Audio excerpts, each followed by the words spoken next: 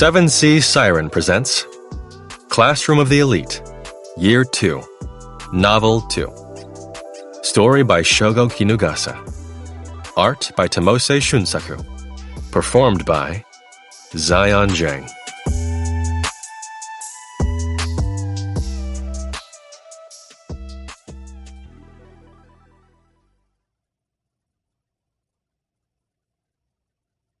One.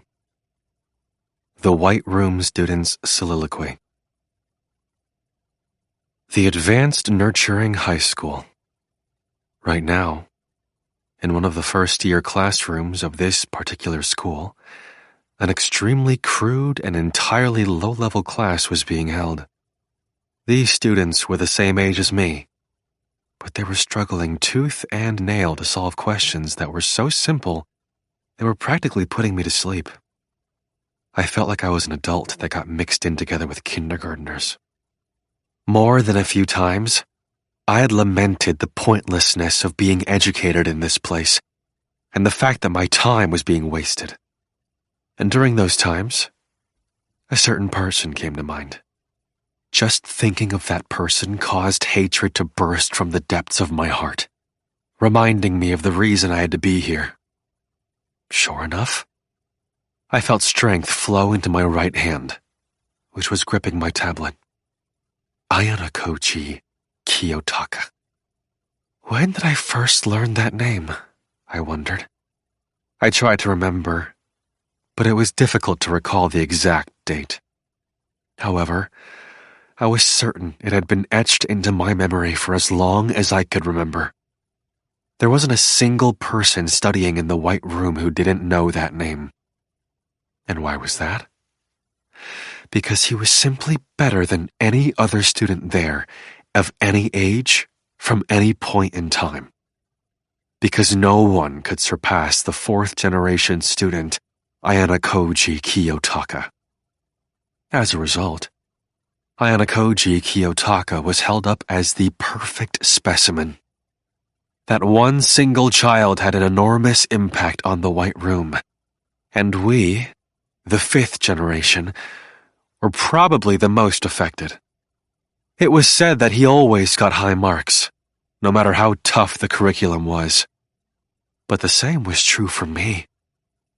I continued to get outstanding results among the fifth generation students. I had continued to prove that I was a genius, superior to everyone else. And yet, I had never once been praised for my genius. I don't think I really need to explain the reason why. The cold-hearted words that came out of my instructors' mouths were always the same. Ayanokouji Kiyotaka from last year was far more remarkable. No matter how much effort I put in, no matter how outstanding my performance, I could never be recognized.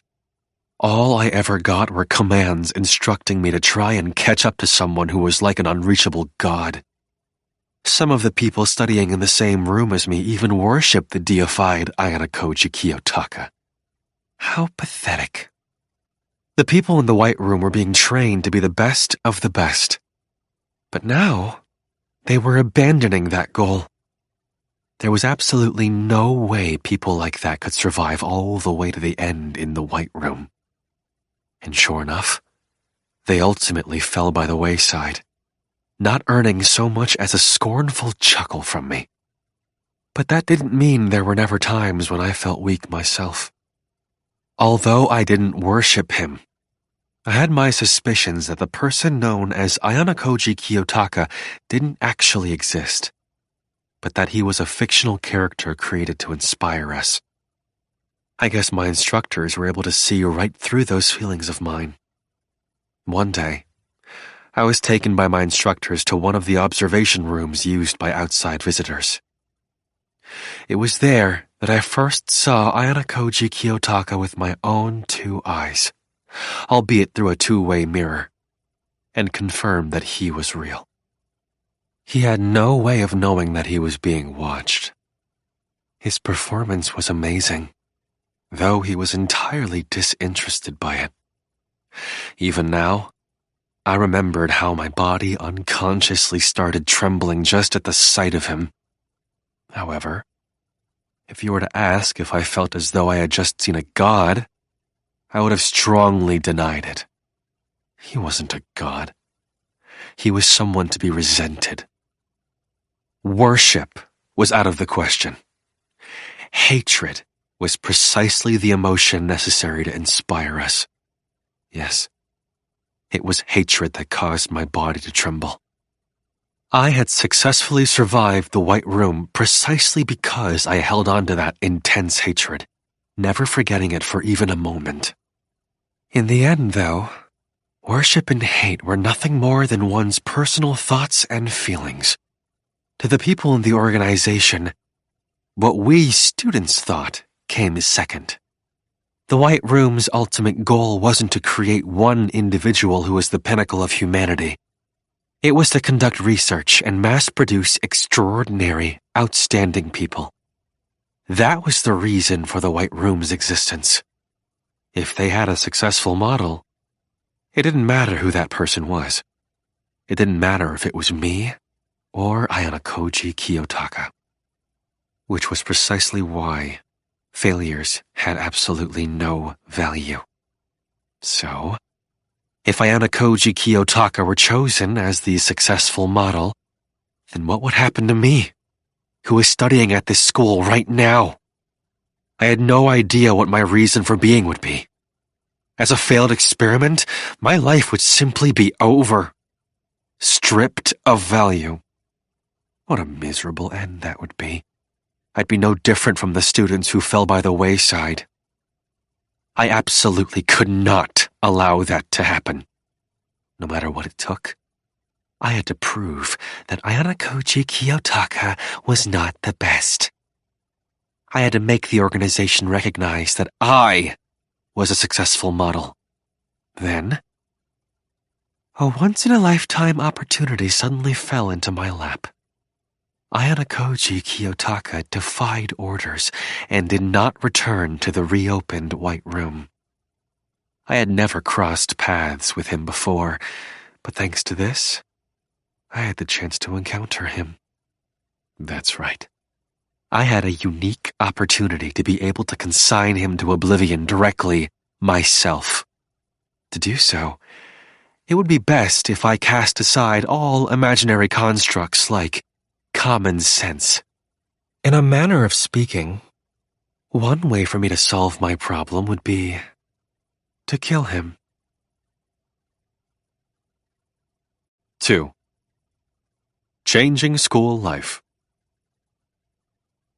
Class 2D was currently in a bizarre situation, the likes of which they had never experienced before. Yukimura Teruhiko repeatedly looked towards the classroom door, his leg jerking unconsciously in short, trembling bursts. Why don't you chill out a little? It hasn't even been 5 minutes since Kyopon left, dude.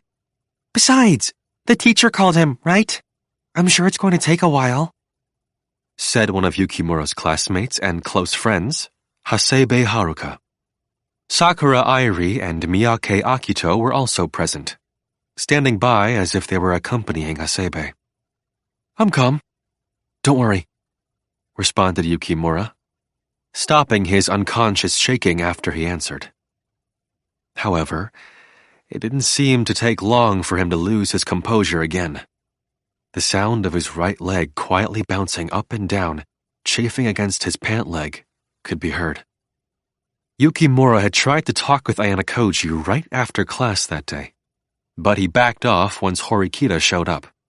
Afterward, Yukimura heard from Horikita that Ayanokouji had been called somewhere by Chabashira, so he was now waiting in the classroom for Ayanokouji to return. Hasebe let out a deep sigh, as if expressing resignation, and looked out the window. Since she knew Yukimura didn't usually unconsciously jerk his leg like that, she quickly understood there was no point in trying to tell him to calm down. A heavy, stifling air hung over Class 2D. Hasebe thought that the May sky, which had brought spring with it, was vibrant and pretty. Then she thought again about how they'd wound up in this situation. It was all because of the special exam in April, where the first and second-year students were partnered up. And her friend, Ayanokouji Kiyotaka, got a perfect score in the mathematics section of the written test, the 5th subject on the exam. If it were a normal test, it wouldn't have been strange to see a student get a perfect score. There were regularly students who attained perfect scores on exams, and Yukimura, who was at the head of the class in terms of academics, led the way. Of course, there were also times when a student you didn't expect managed to get a perfect score, which was especially surprising. It could be the result of intense studying, or just coincidence, with what was covered on the test luckily being something they were especially good at. But this time, things were vastly different. Of course, even though Hasebe wasn't as aware of this fact, she had noticed a few things. Ayanokouji was the sole person to get a perfect score in their class on this special exam, and in any subject. It wasn't something that could be neatly explained away by him simply studying hard beforehand, or by mere coincidence. It's still only been 6 minutes. I don't think he'll be back yet. As Yukimura's friend, Hasebe couldn't just leave him be while he was feeling so restless, so she thought about trying to talk about something completely unrelated. But in the end, she decided to go along with what Yukimura wanted to talk about. The main reason for that was because she thought she'd be able to take his mind off those feelings of anxiousness a little. But it was also because Hasebe herself had wanted to know, since it was so incredible that Ayanokouji had managed to get a perfect score in mathematics. I mean, were the questions that hard? Asked Hasebe. Yukimura nodded in response, without a moment's hesitation. It wasn't just that they were hard. I didn't even understand what some of the questions were trying to say, he replied, explaining that it wasn't like he simply couldn't solve the problems on the test, but rather that the questions themselves were opaque to him. After the test ended, I looked up the questions as best as I could remember, and found that some of them were entirely outside of the scope of what a high school student would know. In other words, they were questions we weren't even supposed to be able to answer. What? What the heck is that about? Have the people running this school lost their dang minds or something? Going that far outside what the test is supposed to cover, that's just on a completely different level, said Hasebe. It certainly is absurd, yes. It's because of that I got dramatically lower scores in every subject. However, many of the other questions on the test weren't as difficult as Chabashira-sensei had said they would be, replied Yukimura. Aside from the extremely difficult questions that had been snuck into the test and caught everyone off guard, there were also several easy questions mixed in too. This meant that the test was designed in such a way that you couldn't get a perfect score, but you wouldn't get too low of a score either. They threw in some of those questions out of consideration for us then? To bump up the average score? Said Hasebe. That's because this test could have gotten students expelled. As far as our class is concerned, it was a very good thing that they did that, said Yukimura. That in itself was something to be happy about. But as far as Yukimura was concerned, it was a trivial matter right now. Ayanokouji got a perfect score, which he shouldn't have been able to do. I feel like I'm seeing some kind of magic trick. Yukimura's anger could be seen in the fact that he had deliberately referred to Ayanokouji by his family name, rather than his first. Kiyotaka-kun is incredible, isn't he? I mean, being able to solve problems like that? Remarked Sakura with a cautious smile, trying to ease the tension in the air. However, it seemed to have the opposite effect. Yukimura's expression grew even sterner, with a deeper look of resignation. I've been working to assess the academic abilities of everyone in our class over the past year, to some degree. I'm shocked by the results of this test precisely because I had determined there was no way anyone could have solved those questions," said Yukimura. "Tell us more," said Shinohara, one of their classmates. She had been listening to the Ayanokouji group's discussion and wanted to jump in. Many of their classmates had noticed their conversation and were listening in on what Yukimura was saying as well. "You can confirm it for yourselves on your tablet. Is there anyone in our class who got a perfect score in even one subject? Well, no, actually, you'll understand even better if you look outside of our class too. Check out our entire grade level. Not a single person got a perfect score. Not Ichinose, and not Sakiyanagi either," explained Yukimura, presenting everyone with the reality of the situation, as if to prove a point. Through their tablets, students could see the results of classes besides Class 2D. I hadn't noticed that. Huh. So, we can see scores from the other classes too. Why? Shinohara, surprised, took the tablet that was handed to her and slid through the displayed pages with a curious look in her eyes. Who knows? Maybe it's because of the introduction of the OAA app, or maybe it's for some other reason. Anyway, whatever the reason may be, the only way we'll find out is if we wait until the next test is announced, said Yukimura. Oh God, this is awful! Lots of people are going to be able to find out my test scores! This sucks! Grumbled Karuizawa Kei, the leader of the girls in the class. Then, she continued speaking, going back to the original point.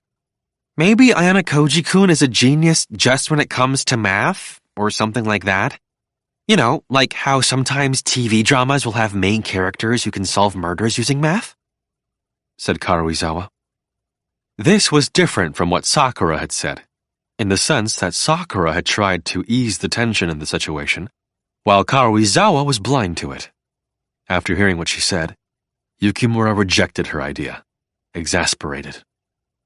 If that were true, though, why didn't he get a perfect score in any of the previous math tests? If he could solve problems like the ones on this test, then it doesn't make sense that he didn't get perfect scores, or close to perfect scores, on all the tests we've had so far, replied Yukimura, raising his voice slightly, as if he was saying that Karuizawa was entirely missing his point. Dude, what's the point in even asking me that? I don't know. Maybe he studied super hard over spring break or something? Reasoned Karuizawa. Yukimura was becoming increasingly frustrated with Karuizawa's off-the-mark responses. We're not talking about something that could be done in a brief period of time.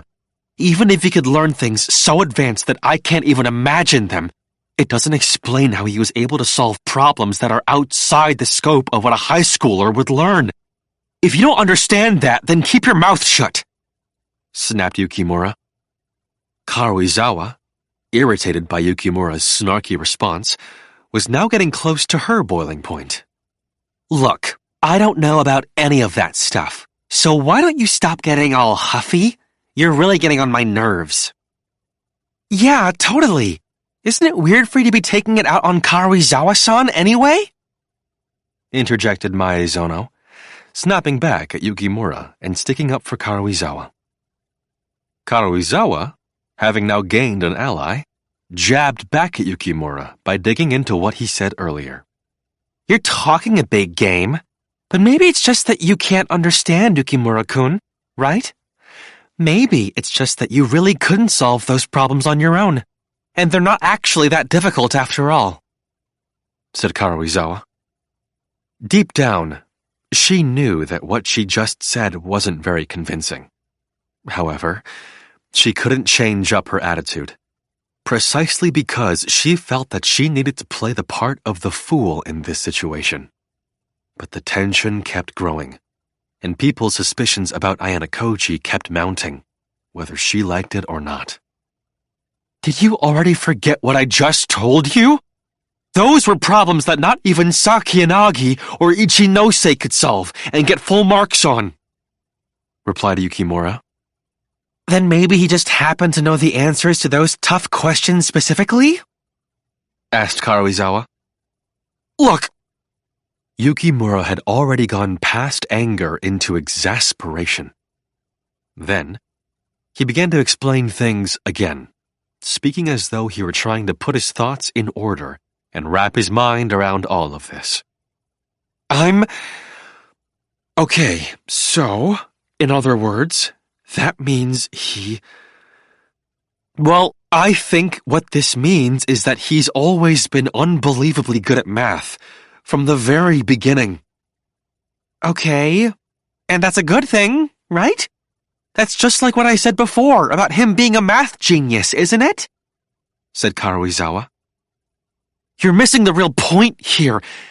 If he really is a genius, then he... Oh, excuse me. I just had a thought. Minami Setsuya interrupted Yukimura, inserting herself into the conversation just as it was beginning to take an unexpected turn. It certainly is incredibly puzzling that Ayanokouji just suddenly got a perfect score. What Yukimura is saying makes sense, too. But doesn't calling him a math genius also feel a little too sudden? I mean, he's never gotten incredible scores like this before, she reasoned, backing up Yukimura's words and going on to raise some new doubts of her own, seen from a different angle. Which is exactly why I was thinking, maybe Ayanokouji did something kind of shady or something? The thought that had begun to form in the minds of Yukimura and many other students was, Ayanokouji is a math genius. Now, there was an opposing possibility that rejected that idea outright. Namely, what if he hadn't solved those problems based on his own ability? Hey, that might be true! Maybe he, saw the answer sheet or something. Wait, didn't something like that happen in our first year? Oh yeah, dude, we had a test before where all the questions were the same as previous years! Shouted Ike Kanji loudly, as if struck by the memory of what happened. In spring of last year, one of his classmates had obtained a test's answers from a third-year student. It was an extremely difficult exam, but anyone could get a high score if they just memorized the answers.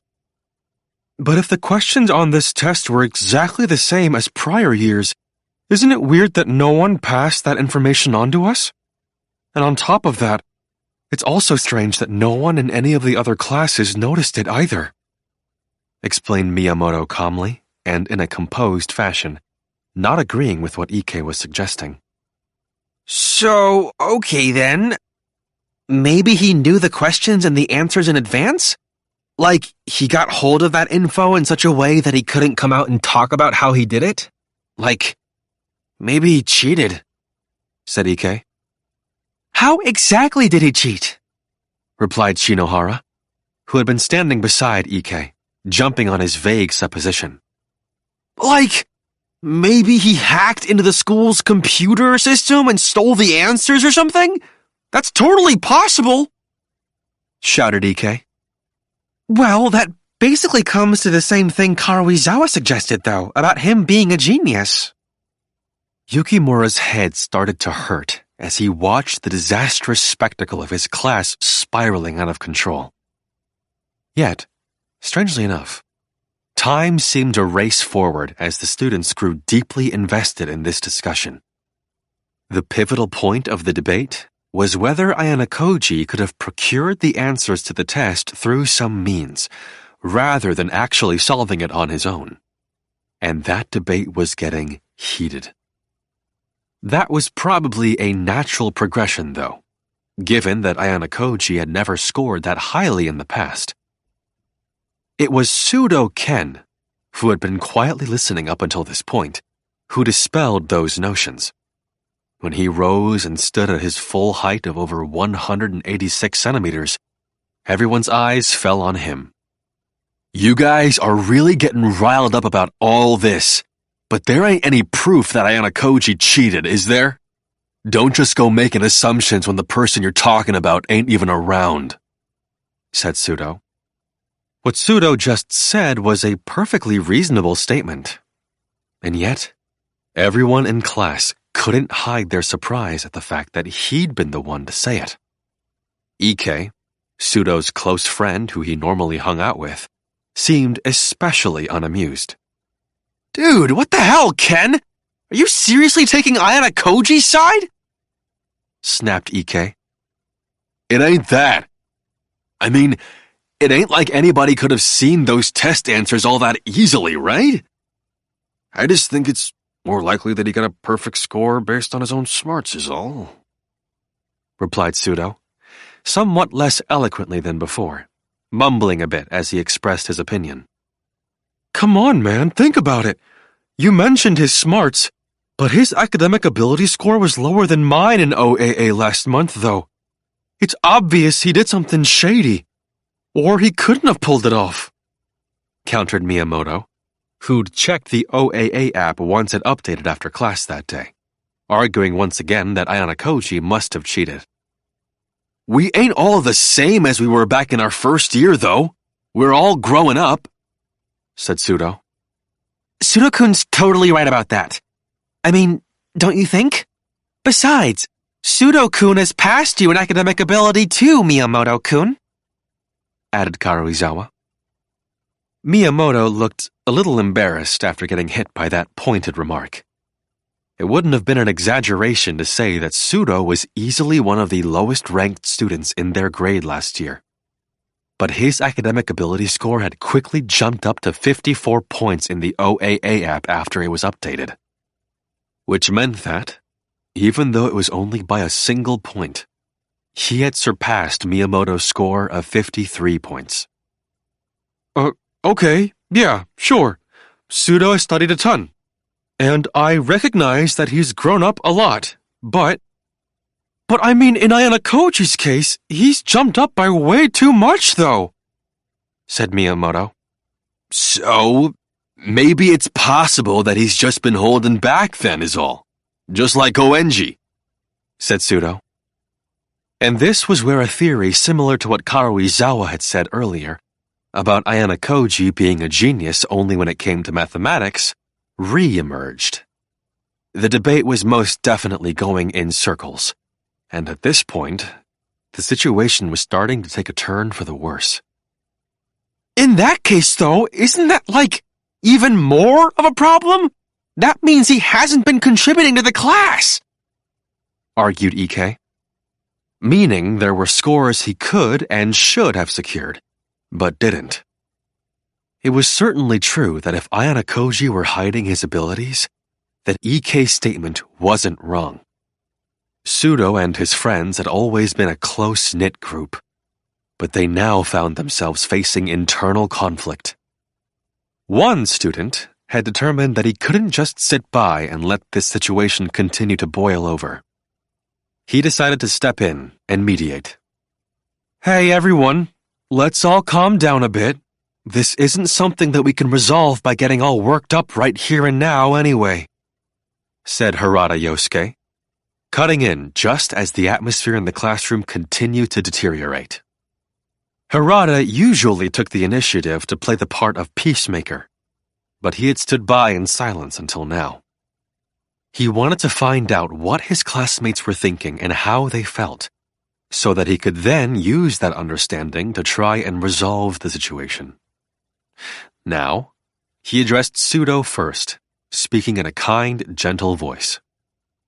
Pseudo-kun, isn't it about time for your club activities? Said Harada. Huh? Oh, now that you mention it, yeah. Pseudo went back to being himself, as if he had just suddenly gotten hit with reality. Anyway, I understand that you're curious about what's going on, but there's a lot we just don't know right now. I don't think it's a good idea to let speculation get so out of hand that it gets in the way of club activities. I'm sure you understand that I'll only be late just this once won't really fly as an excuse, right? Said Harada. Harada had decided that his first priority was to reduce the number of people in the classroom right now. Pseudo and the others, who'd been getting heated and had forgotten their club obligations as a result, quietly regained their composure. With the introduction of the OAA app, The number of students who cared about their own scores had increased dramatically. Sudo was one of those students. Bag in hand, he looked briefly over at Suzune's back before quietly leaving the classroom. She hadn't spoken a single word during that entire spectacle. The rest of the students who had club activities of their own followed suit, leaving the room. I gotta go too. Sorry, but I'll leave handling Keisei to you. Yeah. See you later then, Miyachi, replied Hasebe. Akito, another member of the Ayanokouji group, gathered his things and left the classroom to go to the archery club. Hasebe and Sakura watched him go. The feeling of restlessness still hung in the air. More students started to trickle out of the room here and there, making their way back to the dorms. However, more than half the class remained behind in the classroom. 2.1 We, the students of Class D, had just survived the very first special exam of our second year. I'd wound up with an injured left hand thanks to my little entanglement with Hosen, but successfully managed to eliminate the danger of expulsion. I understood well enough that it would take some time for my wound, which was the price I had paid for my efforts, to heal completely, but there was nothing I could do about that. I left the reception room, with Tsukishiro watching me go, and let out a small sigh as I closed the door behind me. Now, I could go back to my ordinary, carefree, everyday life as a student. Well, no, not really.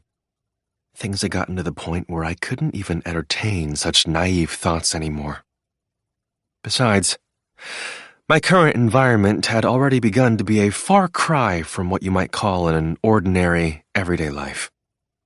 Being summoned by the acting director to have a conversation with him was quite an unusual event, and one that would leave most students scratching their heads in confusion. Even as I thought that, though, I resigned myself to the reality of the situation, recognizing that there was nothing I could do. I had run away to this school. I had no other choice but to accept that things like this were going to follow me forever. The only way I could be released from the chains shackling me would be to get expelled. Looks like the discussion's over. Yeah, seems that way, I replied. Chabashira, who had been waiting for me a short distance outside of the reception room, came up to me as if it was natural to do so. I felt a little bit disappointed to see her, but didn't let it show on my face. Tsukishiro didn't know I was currently working with Chabashira, the teacher in charge of our class, and Mashima-sensei, the teacher in charge of Class 2A. Given that, it was nothing short of unnatural for Chabashira to keep waiting around for me when Tsukishiro had called me.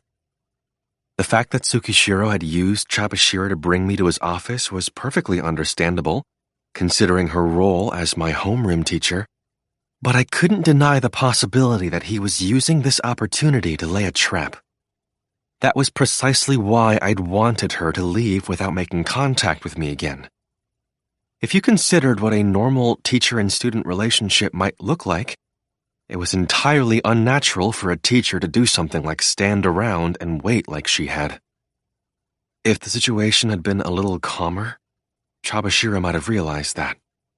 I was sure her decision was influenced by the fact that I had gotten a perfect score on the math section of the exam and made my true abilities known to some of my classmates. I understood why this whole situation made her restless, but this was rash of her. But, well, I suppose if there was one thing that I could say in her defense, it was that we had vastly different opinions of him. From Chabashira's perspective, Tsukishiro simply had a connection with the student's father, a student she was a homeroom instructor for. That wasn't surprising, though, considering she didn't know any background information, like about the White Room. This naturally meant there was a difference in the level of caution we showed Tsukishiro and our attitudes toward him. which was exactly why I wasn't going to say anything now. All I could do right now was leave as quickly as possible, so I put one foot in front of the other and made my way forward. "You've become a bit of a celebrity now," said Chabashira. I was wondering what she was going to say when she opened her mouth. So that was what she decided to go with, huh? I'm not happy about it, but it was a necessary measure. I just have to accept it as something within acceptable limits, I guess. But even putting aside the students from the other classes, how are you planning to explain this to your own classmates? You've been playing the part of the humble, inconspicuous student as much as possible so far. Now that you've gotten a perfect score on the math exam, despite how difficult some of the questions were, your classmates aren't going to leave well enough alone. Have you already made moves to prepare for that? She asked. As I let Chabashira's questions go in one ear and out the other, paying no real attention to her, I thought about what I was going to do from here on out. I had left my bag back in the classroom, so I had to go back. There was no way I could have taken steps to prepare for this beforehand. I'm going to have to start from here, I replied. Besides, it would have been crazy for me to deliberately go out of my way to announce to everyone that I'd be getting a perfect score in the math section of the upcoming special exam. You're going to face some hardships. You'd best prepare yourself for an onslaught of questions, said Chabashira. I know. If you already have some idea of what's going to happen next, I'd really prefer you just let me go as soon as possible, I thought. Is it okay if we part ways right here? If I'm caught walking around alone with my homeroom teacher, I'll end up attracting unwanted attention, I told her. Yes, I get it, mumbled Chabashira, before walking towards the faculty lounge. I was sure she was trying to suppress her emotions as much as possible, but it was easy to see that she was positively bursting with joy.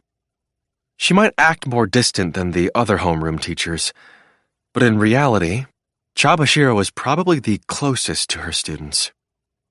It was because she had lingering attachments and regrets from her own time as a student that those uncontainable feelings welled up within her. Her poker face was good enough to cover that up when she was dealing with normal students, but, well, from my perspective, she was an open book. So much so that it was comical. The fact that she was easy for me to manipulate was an advantage, but right now, she was just getting in my way. There was no point in wasting more energy on her for the moment, though, so I decided to forget about her for now.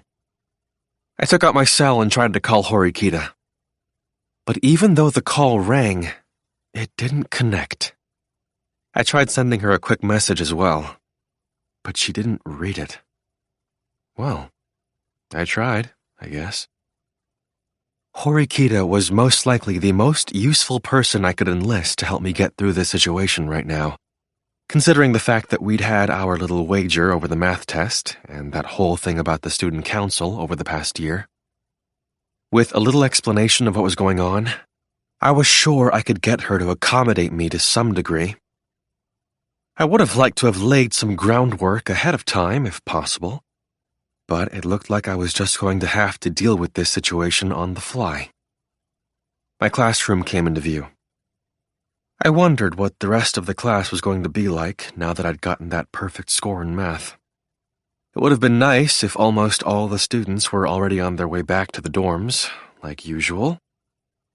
Holding that hope in my heart, I returned to my classroom and found a sight quite different from what I had hoped.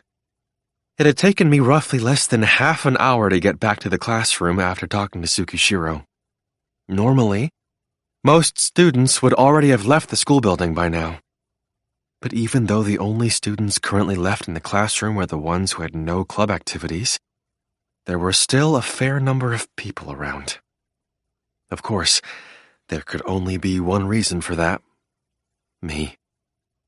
That was as clear as day to anyone who personally experienced both the vibe in the room and the stares of everyone there. Horikita, the person who hadn't answered her phone moments earlier, was there too. It seemed she was more aware of what my situation was like than I had thought. I didn't have time to express my gratitude, though, because the moment I set foot in the classroom, students came up to me, eager to start firing off questions. The very first person to come up and start barraging me with questions was one of the people from the Ayanokouji group, Keisei. In contrast to Chabashira, who seemed positively overjoyed, the look on Keisei's face suggested he was somewhat irritated. Sorry about earlier, when he tried to come up to me to talk, I told him. Keisei had tried to talk to me right after class ended for the day, only to be cut off when Horikita showed up. I had to start by apologizing for that. It's no big deal. More importantly, is now a good time? I have several questions I want to ask you, said Keisei. Haruka and Airi, more members of Ayanokouji group, came up next to us right away as well. Akito wasn't around, probably because of his club activities, which I had made mention of earlier. We had attracted quite an audience, though, and a lot of people were listening in on what we were talking about. What's this about you getting 100 points in math? I checked our entire grade level in OAA. Not even Ichinose nor Sakiyanagi got a perfect score. You were the only person in our grade who did, said Keisei. Getting a perfect score on a test, and in the process, doing just slightly better than other people had, wouldn't normally cause a scene like this. However, this test was something else entirely. The more academically advanced students understood this particularly well. The better a student someone was, the better they understood how bizarre it was to get a perfect score on this test. Even the students who weren't that good at academics were likely starting to catch on and sense something was off, considering how everyone else was reacting. Well, about that, I started, trailing off. As I started speaking, my eyes wandered. I settled my gaze on Horikita, who sat near the front of the classroom, seeking her help. Very well. I can explain, said Horikita. Normally, Horikita would have been making her way back to the dormitory around this time, but she must have decided to stick around after she saw the other students hanging back in the classroom. That was the right decision. Since she was already looking in my direction, I didn't need to bother confirming that she had stayed behind to help me smooth things over. To make sure that everyone's scattered attention was focused on one point, she rose from where she sat, out of sight, and walked up to me to stand by my side. I'm asking Kiyotaka. Keisei seemed displeased by Horikita's presence, apparently deeming her an unneeded outsider who had just cut in. Yes, I know. But Yukimura-kun, I am the one who has the answers you're looking for, replied Horikita. What is that supposed to mean? By deliberately using a rather curious way of expressing herself, Horikita had single-handedly managed to attract the attention of Keisei and the rest of our classmates. This is the kind of score that you and I couldn't get, Yukimura-kun. Actually, no. It was a score that no one in our grade level could achieve. I'm sure you're wondering how Ayanokouji-kun managed to get a perfect score, right? It is puzzling, isn't it? Said Horikita. She had specifically directed her question at Keisei, but it was likely something that everyone in class was wondering about. Yeah. To be honest, I can't wrap my head around it at all. I mean, I mentioned it earlier, but the questions that came up toward the end of the test seemed impossible to solve. I just can't understand how Kiyotaka was able to solve those problems like they were no big deal at all, said Keisei. I did remember surprised comments from some of the people in class immediately after the test was handed to us. Starting with Keisei and Yosuke, The top-scoring students had discussed the extraordinarily difficult questions featured on the exam. The topic had come up in the Ayanokouji group as well. I remembered that when they asked me about it, I'd given a vague response, not indicating whether I had solved the problems or not. Kiyotaka knew that those were the kinds of problems no one in our class could solve, and yet he never bragged about being able to solve them. Isn't that weird? I can't even begin to imagine what that's all about. I feel guilty for even thinking this. But if he knew the answer all along, then that makes me think that it could have only been because, well, said Keisei. So, you're suggesting he cheated? Yes. Well, it's certainly not surprising that anyone would think that, I suppose, said Horikita. Keisei had purposefully phrased his statement ambiguously, but Horikita came right out and expressed what he was suggesting in plain terms. Even though Keisei had turned away, seeming somewhat embarrassed, Horikita didn't let up and pursued the topic further. It's completely understandable to have doubts in this kind of situation. If I were a student who didn't know anything that was going on here, I'm sure I would have suspected Ayanokouji-kun of wrongdoing, just as Yukimura-kun did. However, the truth is that things aren't what they seem, said Horikita. She paused, taking a breath, and briefly glanced over at all our classmates, whose eyes were on her. I intend to give this same explanation to the people who aren't here at a later date. But, at any rate, to solve the mystery of how Ayanokouji-kun got a perfect score, I have to take you back to the beginning of spring, last year, said Horikita. The beginning of spring last year. In other words, immediately after we had started school. We changed seating assignments the other day, but I'm sure you all recall that Ayanokouji-kun and I had been seated next to one another until recently, right? As soon as I came to this school, I began talking with Ayanokouji-kun. This led me to discover, by chance, that he was an exceptionally capable student. Even better than me, said Horikita. Wait, even better than you? Hold on. I remember Kiyotaka's scores were all just about average ever since we started school. I'm sorry, but there really didn't appear to be anything special about him. In fact, in OAA, his academic ability is ranked C, completely average, right? Argued Keisei. Keisei had thought back onto the past and recalled it well. But Horikita was unfazed by his rebuttal. Of course. That's because my strategy was already in motion from our very first test, said Horikita, walking away from me and heading up toward the podium. She was doing it to keep everyone's eyes focused on her, probably so she could draw attention away from me.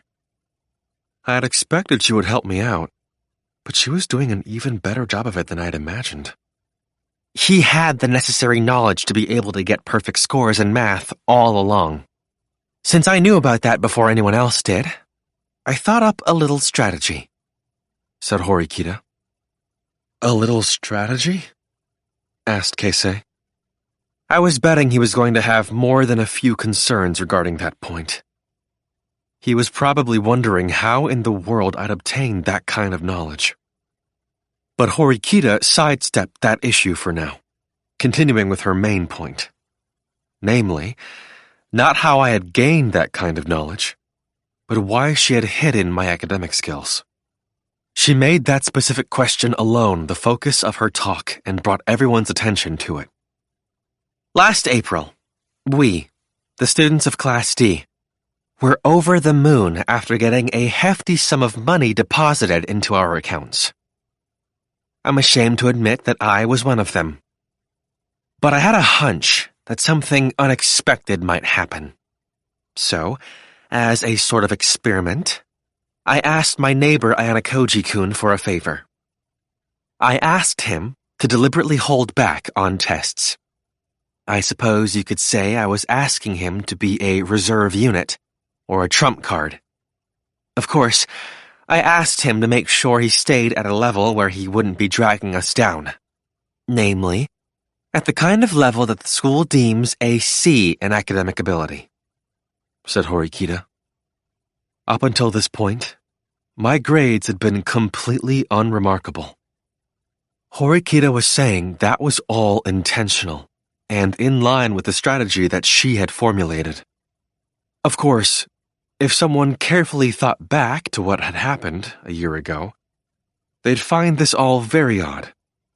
There were several things people could take issue with, such as the fact that Horikita wasn't the kind of person who had a good relationship with others back then, or the question of how and when she noticed my academic skills, and so on. But for many, a year was a long, long time. Those memories were distant.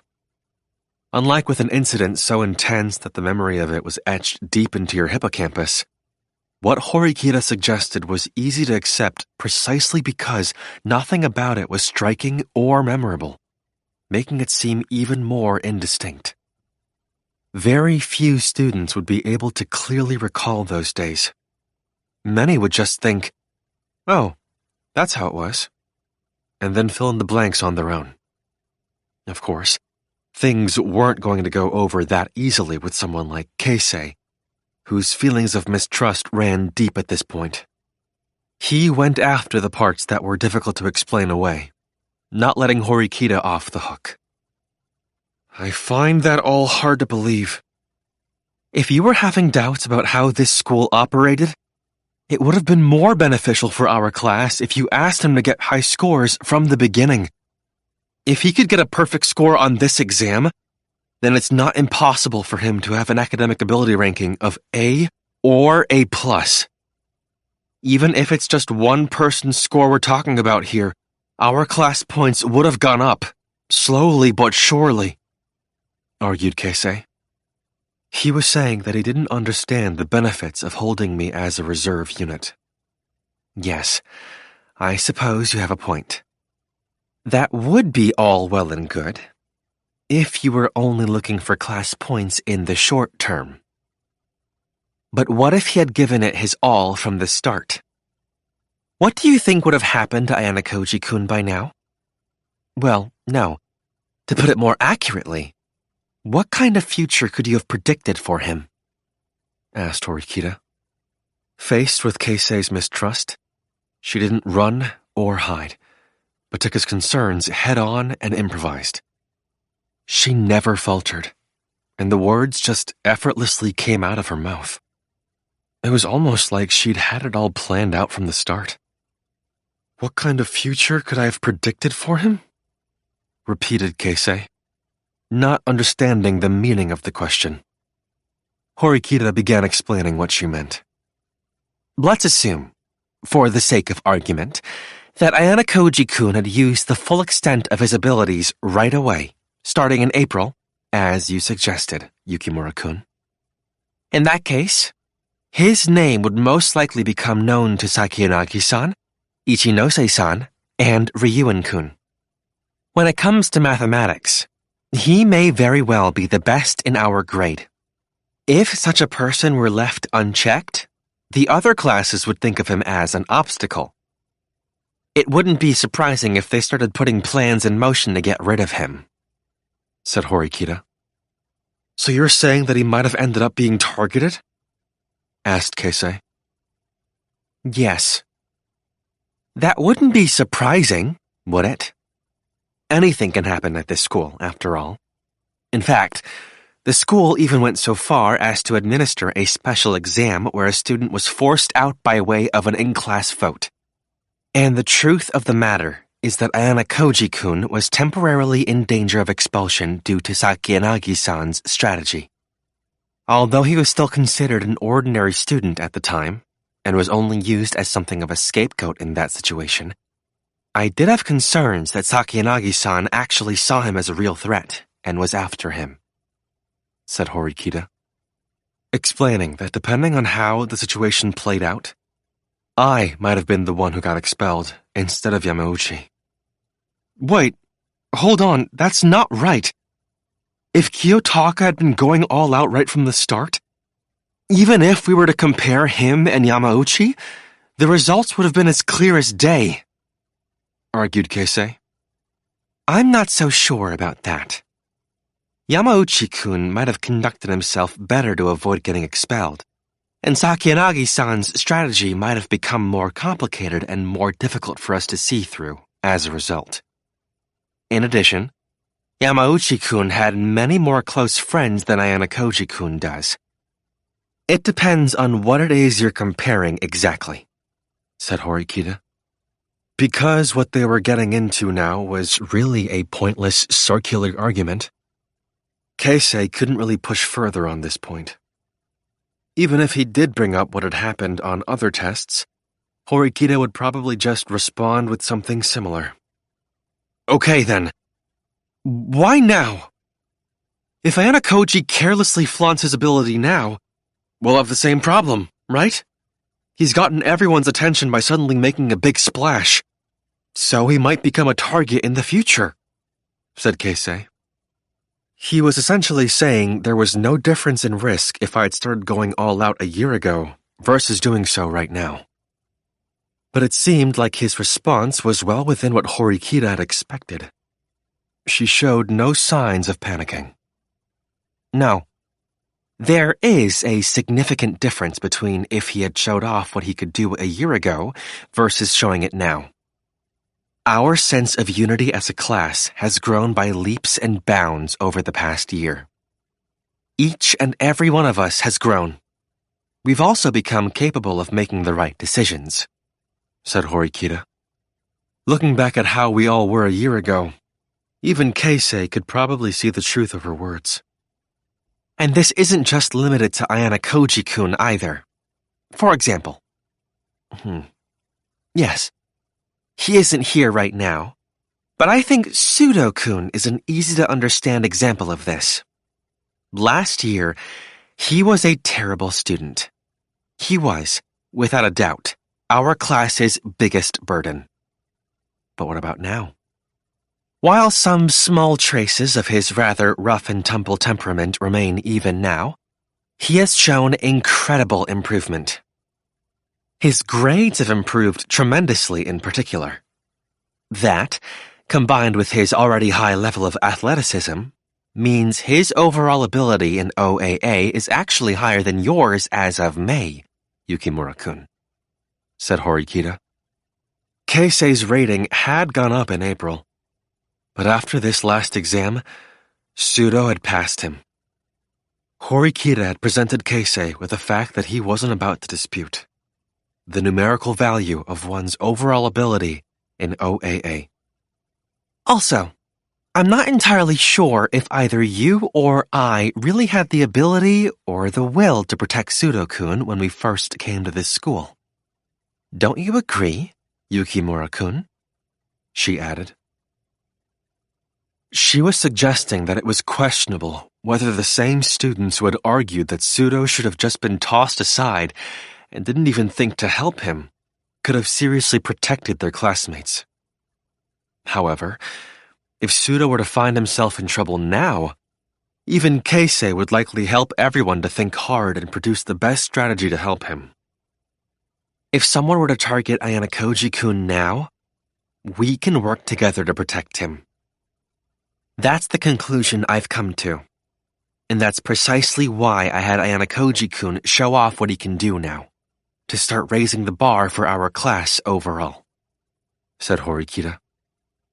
Some of the students here started to look convinced, seemingly saying to themselves, "Oh, okay, that makes sense." However, more than half of the students still had some doubts about the situation. That being said, Horikita probably didn't have enough material to work with to convince everyone of all of it. If her story was already plastered with lies, there would inevitably be some holes in it, no matter what she tried. Of course, she could at least put the matter temporarily to rest. But if she had enough support, it would be a different story.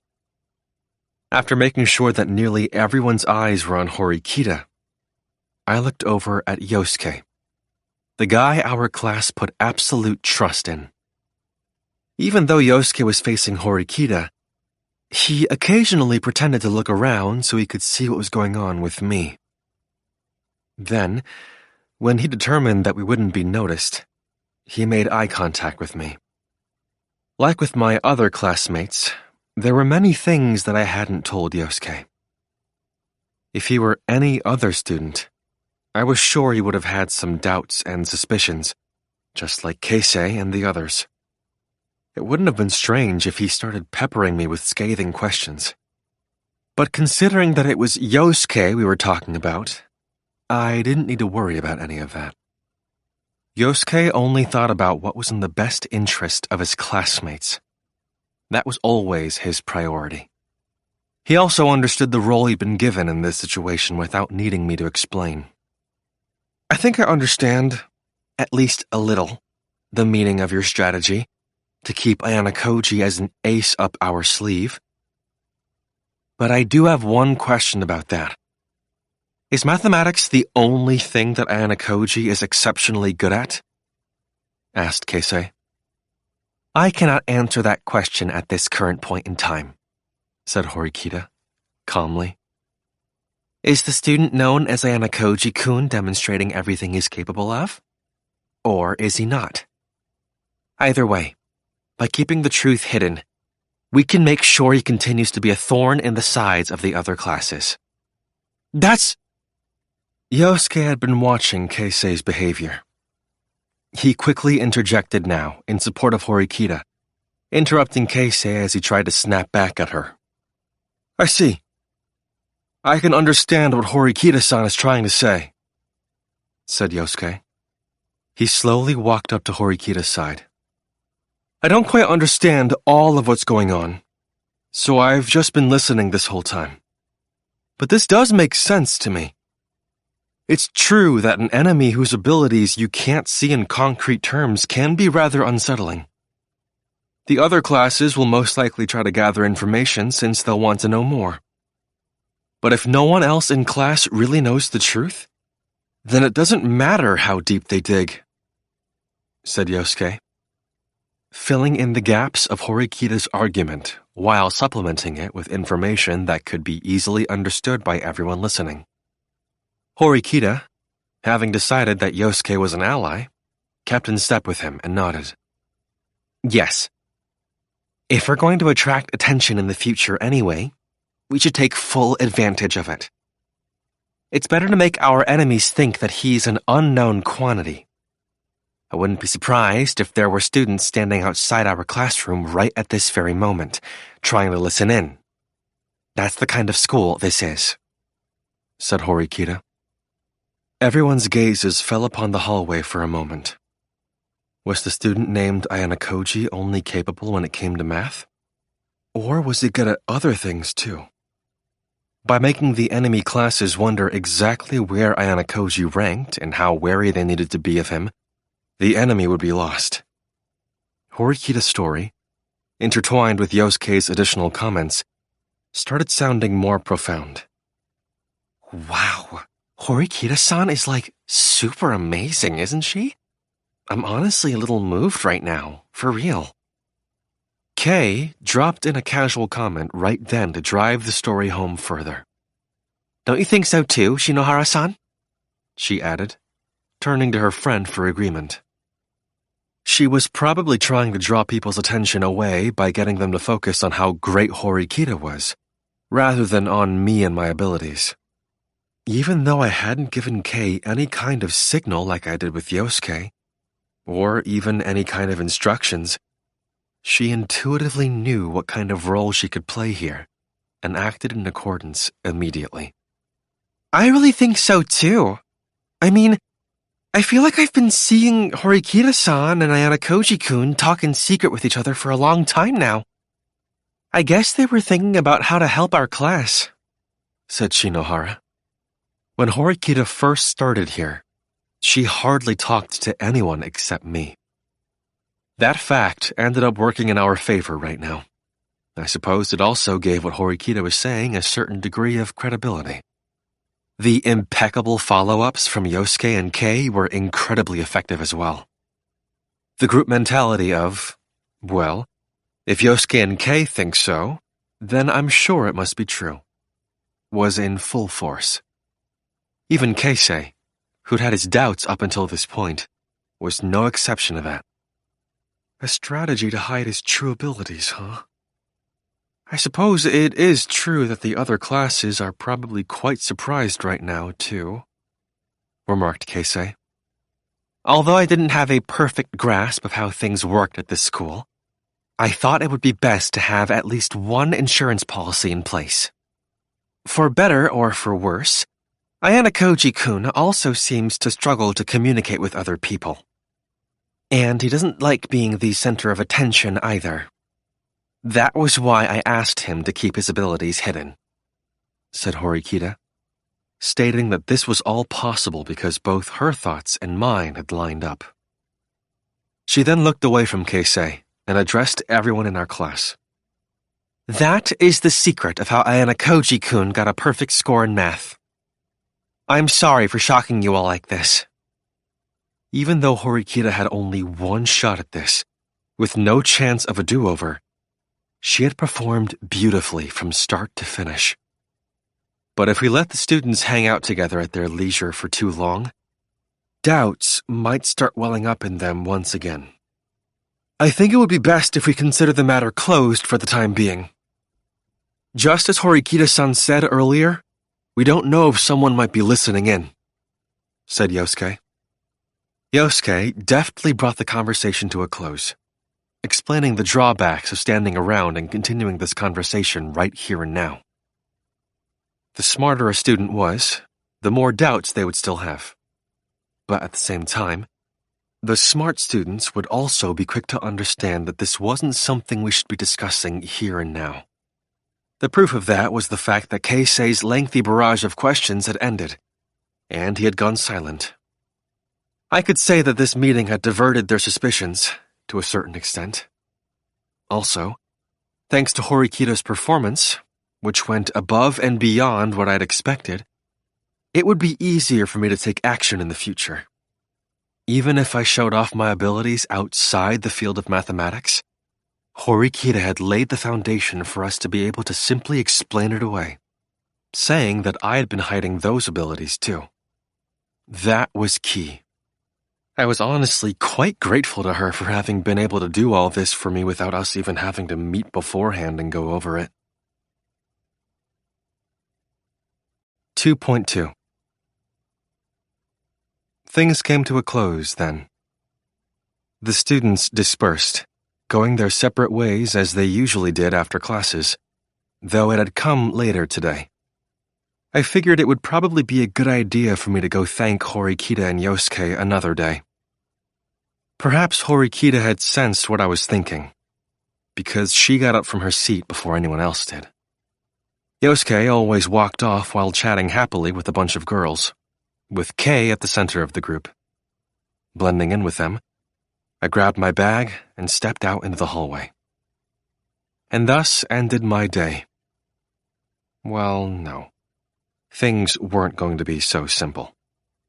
Even though what had just happened was good enough to get the masses to understand the big picture, the personal issues it would cause me were an entirely different story.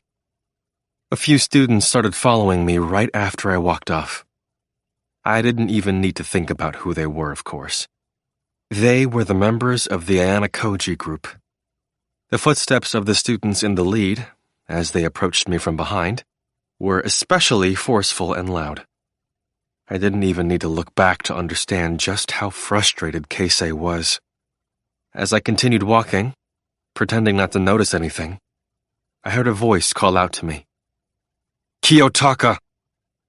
After I heard my name called, I slowly came to a stop. When I turned around and looked at the three of them standing there, I saw they did have rather grim looks on their faces after all. What? You're just heading on back without even talking to us? That's kind of cruel, don't you think? Said Haruka, the most outspoken member of the group, addressing me in a forceful tone of voice. She spoke on behalf of both Keisei, who stood in front of the group with a stern expression on his face, and of Airi, who stood in back, looking worried. Perhaps what Haruka said had some effect on Keisei, because although he had opened his mouth to speak, looking like he was getting heated, he then closed it. He paused, took a breath, then started again. Why didn't you tell us about all of this before? If it was all about hiding information, just like Horikita had said before, does that mean that you can't trust us at all? Asked Keisei. Even though Keisei had seemed somewhat convinced by everything said in the classroom, he still looked dissatisfied. That was only natural, I supposed. I'd basically ridden roughshod over his feelings when he had taken things seriously and been kind enough to tutor me. It was precisely because Haruka and Airi understood that they'd followed him, worried. The uncomplicated way out would be for me to put all of the blame on Horikita. However, I couldn't really bring myself to do something like that, since she'd played a key role in getting me through this situation earlier. Well, no. I supposed there was no need to resort to such emotional arguments. I needed to think about the future here.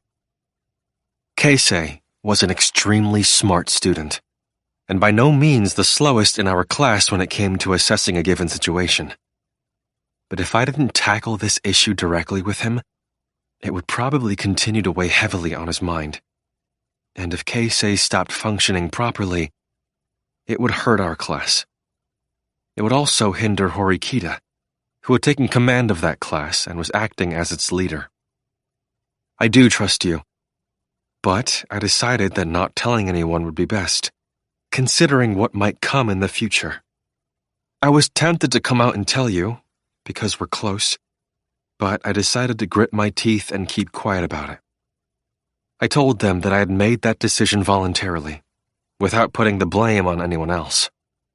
Even though Keisei had approached the matter aggressively, what Haruka said earlier had made him hesitate a bit before coming out with everything he wanted to say. Telling him that it was my own decision essentially forced him to retreat further from those emotions. I can definitely understand why you'd feel so upset with me over this, Keisei.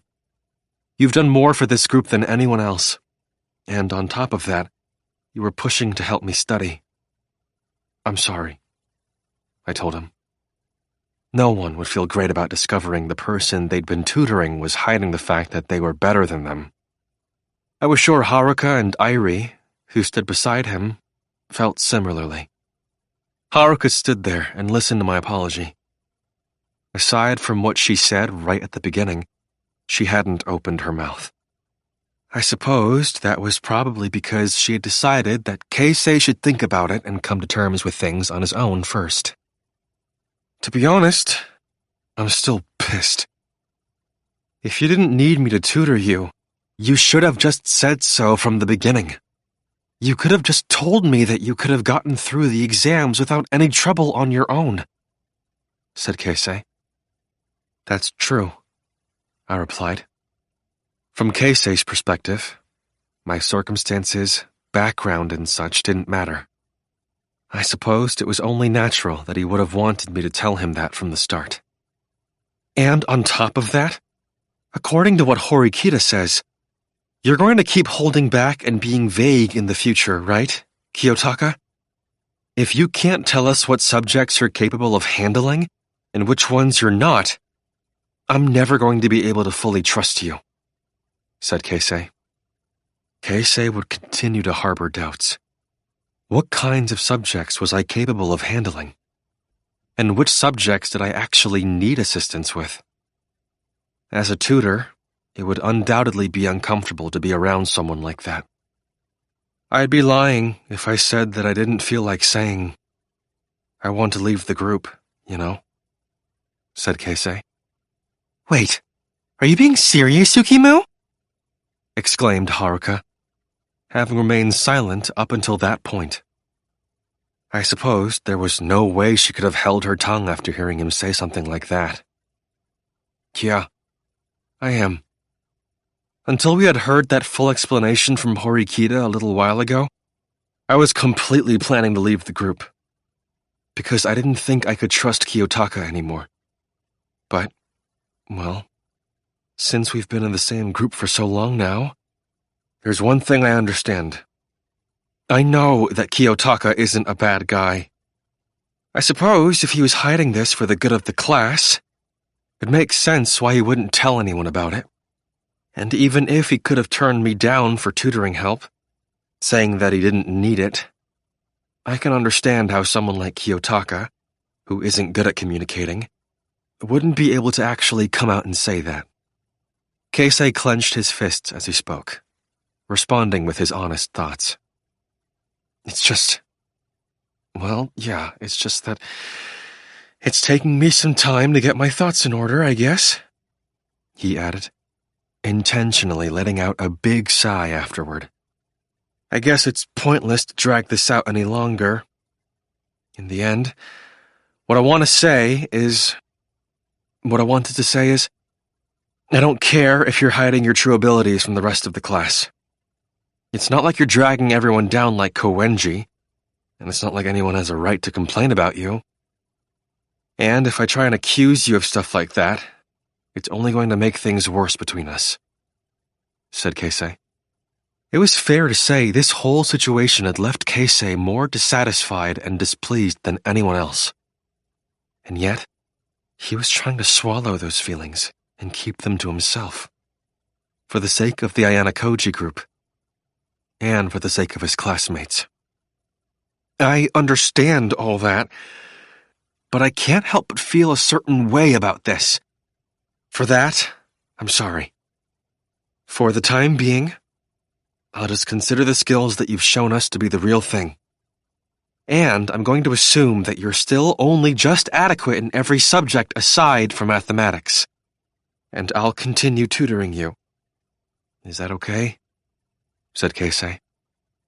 Considering it wouldn't have been surprising if the situation had ended our friendship for good, I was incredibly grateful for his proposal. There was no reason for me to refuse. So, I nodded my head in response, agreeing to his request. Thank you, Keisei, I replied, expressing my gratitude to him. Irie, after having witnessed the entire exchange, summoned up the courage to speak.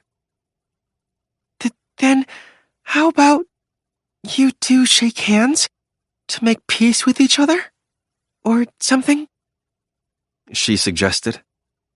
That's great! Yeah, make peace with a handshake, added Haruka, agreeing with Irie's suggestion.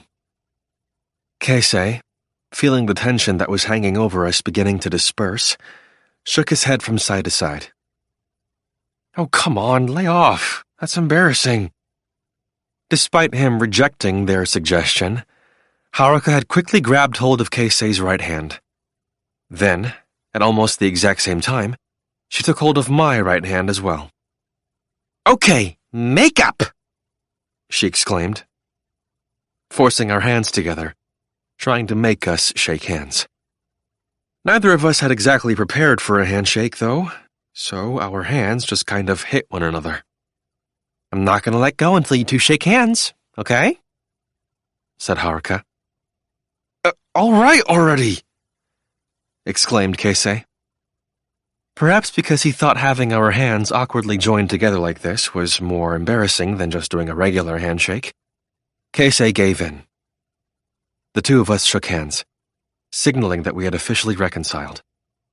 Well, I'm fine now, but Akito still doesn't know anything, said Keisei.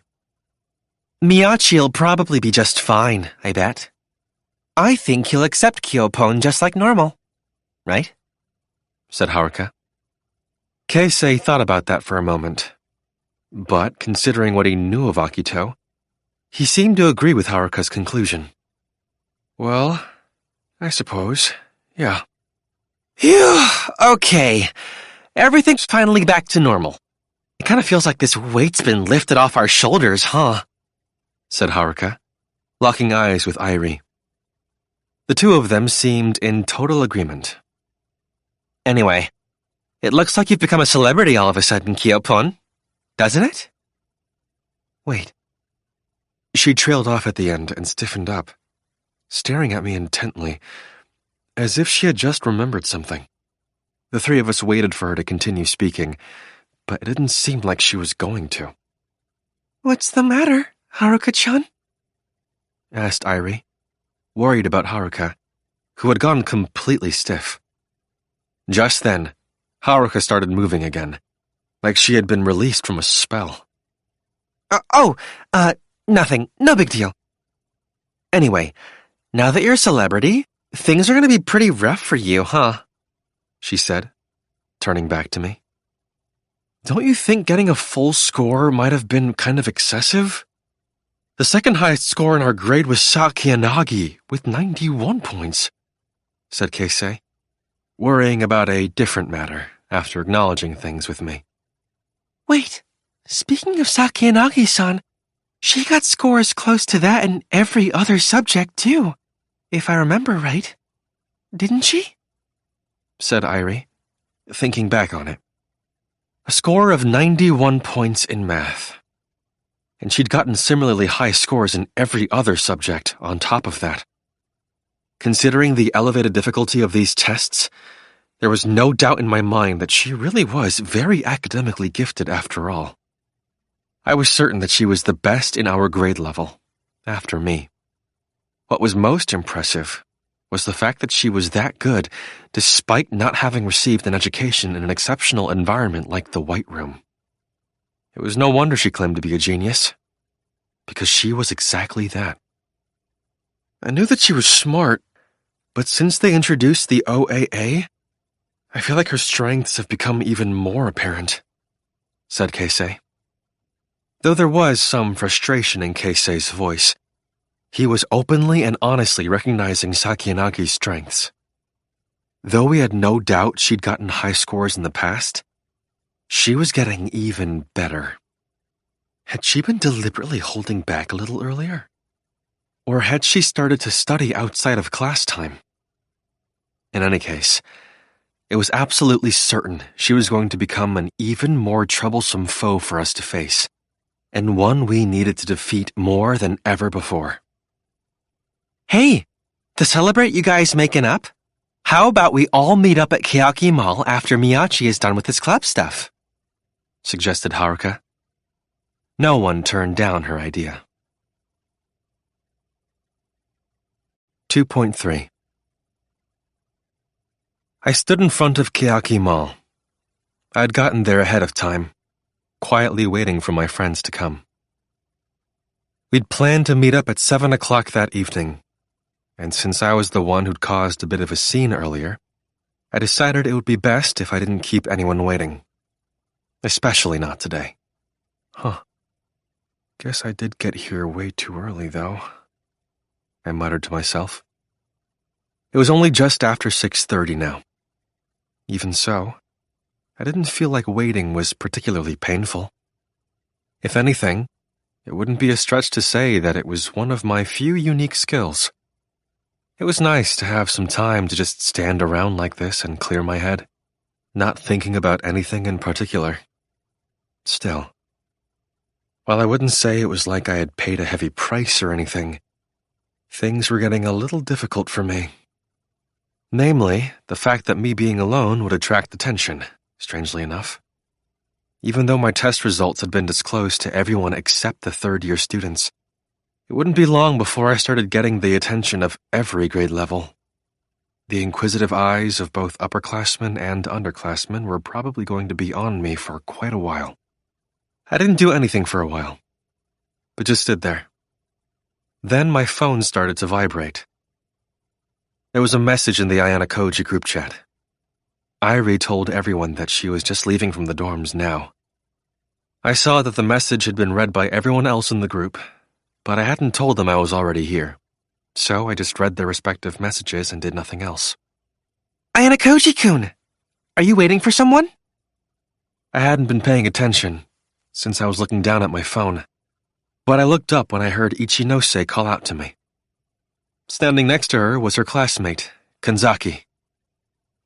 Even though our school boasted quite an expansive campus, the areas that students usually occupied were extremely limited. If a student were hanging around the entrance to Keaki Mall, it was almost a certainty that they'd run into someone they knew. I'm going to be eating with some friends in a little bit. What about you? I replied, answering her honestly, rather than hiding anything.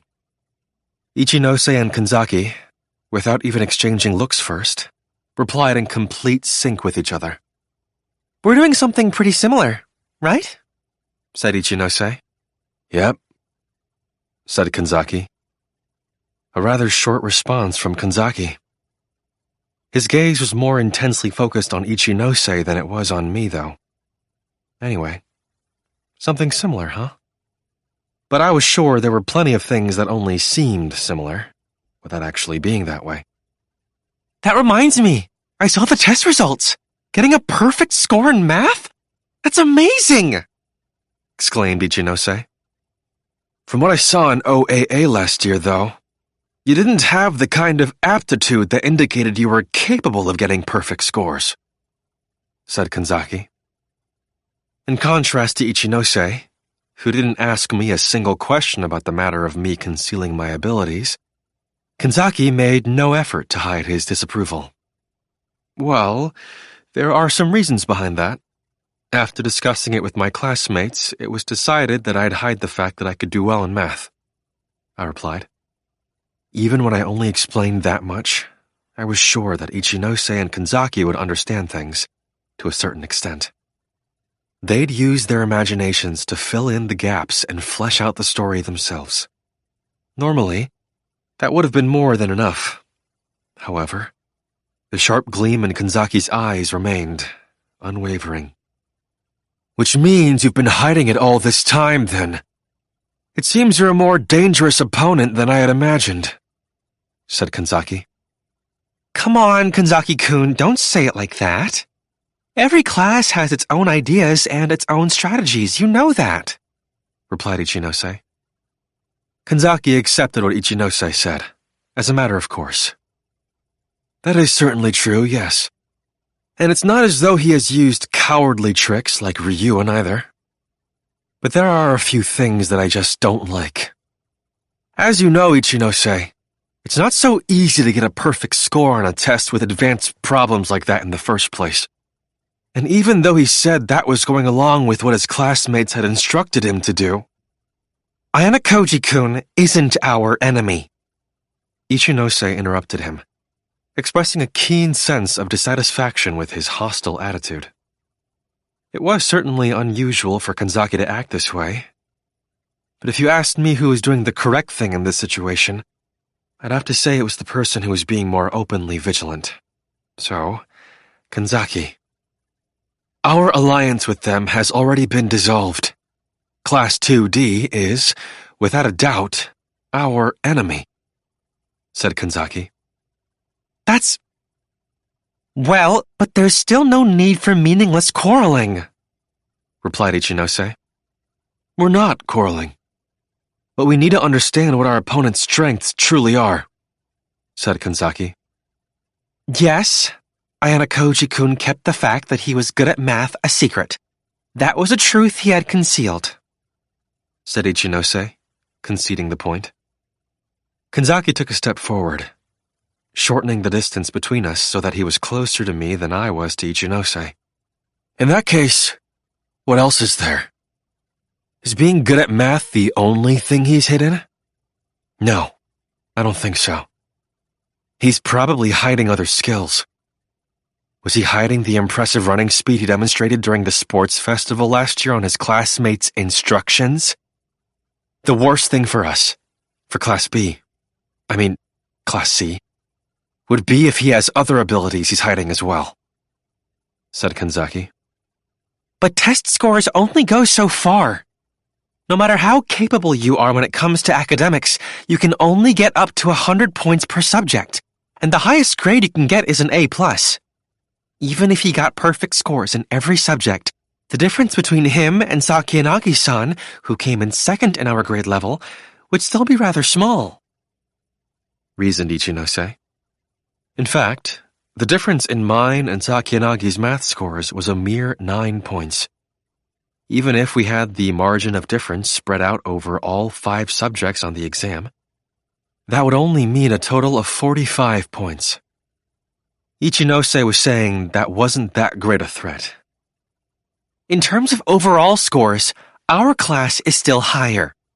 It'll be fine if our entire class works hard to make up the difference, to compensate for the points that Ayanokouji-kun is getting when he tries his hardest, she added. That might be true if you're only talking about written exams, but... Let's not talk about this anymore, Kanzaki-kun. You understand that this isn't the kind of time and place where we should argue so vehemently, right? Said Ichinose, interrupting him once again. Ichinose, who always strove to be a pacifist, feared it would cause a scene if they continued to have a heated discussion out in front of the Keaki Mall in public. Yes, I suppose you're right. I did lose my cool a bit, conceded Kanzaki. Perhaps deciding nothing would be resolved right now, even if they continued arguing, he shut his mouth and averted his gaze resignedly. I'll be going on ahead, said Kanzaki. And with those brief parting words, he quickly disappeared into the mall, leaving Ichinose behind. She and I quietly watched him go. I'm sorry, but, well, considering that the situation being what it is, Kanzaki-kun is feeling some pressure, said Ichinose. They had been holding their position as Class B, but had now been demoted to C. It wasn't hard to see why Kanzaki was feeling pressured, since he was now being forced to change course after seeing that their battle tactics so far were no longer working. On the other hand, you could say that Ichinose, who was showing me kindness even in this situation, wasn't changing course. Kanzaki likely thought Ichinose should abandon that kind of naivete, and he wasn't wrong about that. Am I in the wrong? Said Ichinose.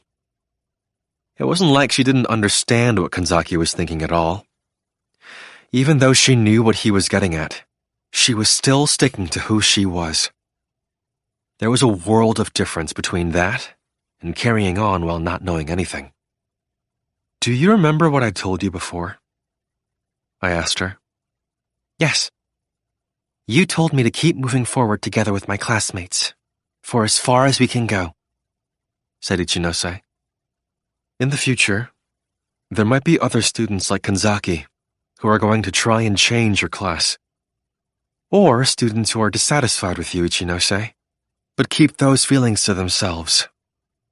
Maybe there will even be students who betray your class. It wouldn't be that surprising, considering the situation. The class you had last year, the one that was safe and protected by you alone, doesn't exist anymore, I told her. What I just said would probably resonate more with Ichinose than with any other student in her class. No matter what might happen from here on out, I want you to keep on fighting while prioritizing trusting in your friends and protecting them, I added. Don't worry. I will definitely protect my classmates. If there ever does come a time when someone in our class must go, then I think I will be the first one to disappear, said Ichinose, resolutely. She wasn't putting on an act. Ichinose would definitely do that if necessary. She would take responsibility for her class's fall and choose to be expelled herself before anyone else. Well, I'm relieved to hear that you're so determined. But I have just one complaint with that, I told her. A complaint? She repeated, cocking her head to the side in confusion, not sure at what I was getting at. I will never allow you to be expelled. I needed to remind Ichinose of the most important thing there was. It was extremely important that she keep running forward, without stopping, over the course of this year. I looked into her eyes and lit a powerful fire inside her, igniting the determination that lay deep within. It wasn't darkness that she should bear. It was a light that would never go out. And if there was a chance that she would point that light in the wrong direction, then I'd pluck it out. That's... Okay. I will definitely stay, she mumbled, looking up at me as she spoke, seemingly embarrassed about something. She averted her eyes, like she was trying to change the subject. You really are amazing, Ayanokouji-kun. I mean, you got a perfect score on such a difficult test and all. Math might be the only thing I've got going for me, though, I answered. Still, you're amazing. That just means that you have a special skill, something no one else will ever beat you in. I could say the same for you, Ichinose. You definitely have a special skill, too. Something no one else will ever beat you in, I told her. I wish that were true, but... It was just that, well, there weren't a lot of people around who could really put this particular skill to good use. This didn't mean that Ichinose wasn't blessed with good classmates. The problem lay in the one disadvantage of her particular special skill, and that was its potential to break down her classmates' individuality. Her tolerance led to a vicious cycle where the other students would rely on Ichinose so much that, as a result, they lost their individuality. Well, I should be going now. I'm sure we'll draw attention if I keep bothering you, and I'd feel bad if I kept Kanzaki-kun waiting any longer, said Ichinose. I responded with a gentle nod and watched her walk off. Thinking that it was probably just about time for me to meet up with the others right about now, I pulled out my phone again to double-check. What were you talking about with Ichinose-san? Asked Haruka, addressing me from some distance away. When I looked over in her direction, I saw Akito, Keisei, and Airi were all with her. It looked as though everyone else in our group had met up while I had been talking with Ichinose. About my perfect score in math, I replied. The second I gave them that sensible explanation, Keisei looked immediately convinced it was the truth. That's no surprise. The smarter someone is, the more likely they'll take notice of something like that, said Keisei. However, Haruka didn't look convinced. She didn't press the matter too deeply, though, and shortly after, her expression returned to normal. Tomorrow, May 2nd, was the start of Golden Week. The student body probably intended to take it easy and relax over the holiday, considering that they had just gotten through a special exam. 2.4 Golden Week seemed to pass in the blink of an eye, sending us back to the usual daily grind at school. The scenery outside remained the same as ever, but little by little, our daily lives were beginning to change. Hey. Pseudo was the very first person I saw that morning, when our break had ended and we returned to school. I had bumped into him near the shoe lockers. It was just a simple run-in with a fellow classmate, but it was also an example of the way our daily lives were starting to change. Sounds like you've had it pretty rough for a while lately. You doing okay now? Asked Pseudo. Yeah, it's all right. Nothing really unusual happened over Golden Week. It was pretty quiet. Okay, gotcha. Though, man, our break really was over in no time, huh? Said Pseudo, walking in step with me, the two of us heading towards the classroom side by side. Pseudo, who had left the classroom to attend club activities before hearing Horikita's explanation, most likely got the details later from people like Ike or Hondo. He should have understood everything well enough without me needing to explain. So, you were hiding the fact that you're real good at math because of Suzune's strategy, right? Said Pseudo. I responded with a gentle nod, signaling that he was right. Pseudo then averted his eyes from me, pouting slightly, before turning and facing forward. Well, I guess you two have been pretty close ever since school started and all, yeah? Even though it might be too late to say it now, I do finally get it. It's not like we were close. If anything, I'd say that we prefer to keep each other at arm's length, I replied. Really? Sorry, but it didn't look like that to me, though, said Syougo. That was probably because Syougo was looking at Horikita through the filter of seeing her as a member of the other sex. It wasn't like pointing that out was going to help matters, though, so I just let it slide. By the way, Yosuke told me afterward that you covered for me, I told him.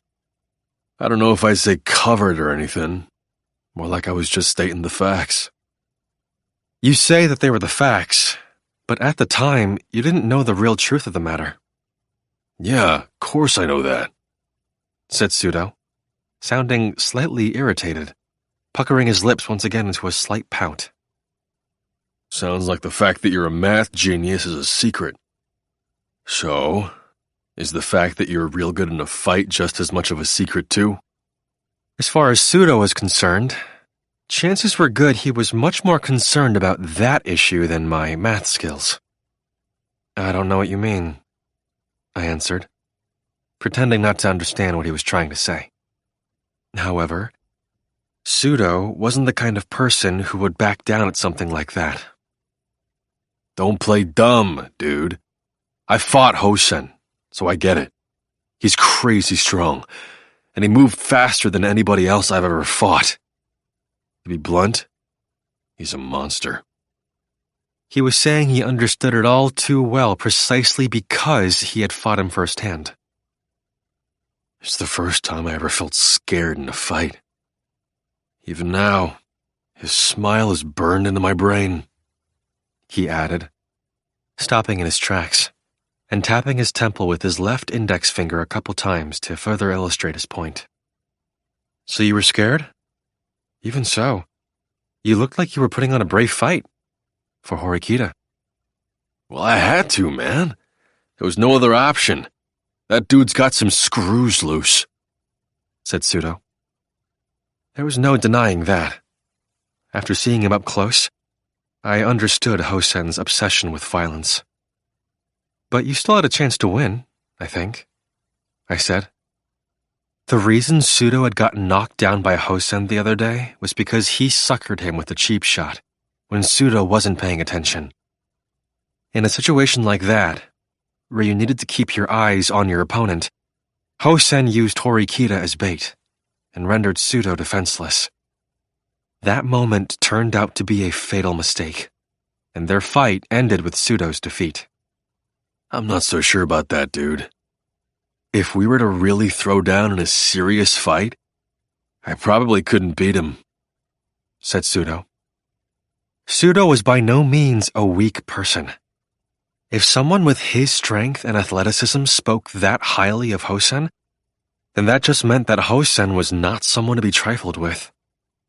Even if I were to handpick the best of the best, like Horikita's older brother Manabu, who trained in martial arts, or Albert, who had been born with an impressive physique, they wouldn't stand a chance against Hosen in a fight. I mean, hold on. That ain't it. I don't want to talk about me right now, said Syougo. He turned to look at me. You were evenly matched with, or maybe even stronger than that monster Hosen, though. You stopped him. I'm right, aren't I? Even if I said something like, I just happened to muster more strength than usual in the heat of the moment, it wouldn't do anything to convince Syougo otherwise. It was only natural that he would connect the dots, reasoning that since I'd gotten a perfect score in math, it wouldn't be surprising for me to be exceptional in other ways too. There were other things he could see as well, precisely because of his fondness for Horikita. Are you sure it's not just a simple misunderstanding, Syougo? Or did you really see it that way? I asked. Yeah, I did. Syougo grabbed my bicep with his right hand and lightly squeezed several times to see for himself what my musculature was like. I had a hunch ever since I saw you in the pool last year. You weren't in any clubs or anything, but you've got a really toned body. It's hard to tell when you're wearing clothes and all, but you have incredibly toned muscles. There's no way you'd be like that unless you worked out a lot. said Pseudo. Pseudo had regularly worked out and trained to improve his physique. It was pointless to try and deceive him any longer. I could claim I just worked out on my own after I rose in the mornings, but there was no way he'd believe that. He wasn't seeing the truth with his eyes. By touching my arm like this, my own body told him the truth. That reminds me, when we got our measurements and stuff taken before the sports festival, your grip strength was around 60, right? He added. Pseudo started gradually remembering the events of last year. I mean, I thought that was already pretty amazing at the time, but you were holding back. What is your grip strength, really? No clue. Honestly, I don't know. You don't know? He repeated. I don't remember ever getting an actual measurement of my grip strength before. Wait, the hell? Dude, we have physical examinations and stuff a bunch of times, both in elementary school and junior high, right? I honestly had no memory of anything like that.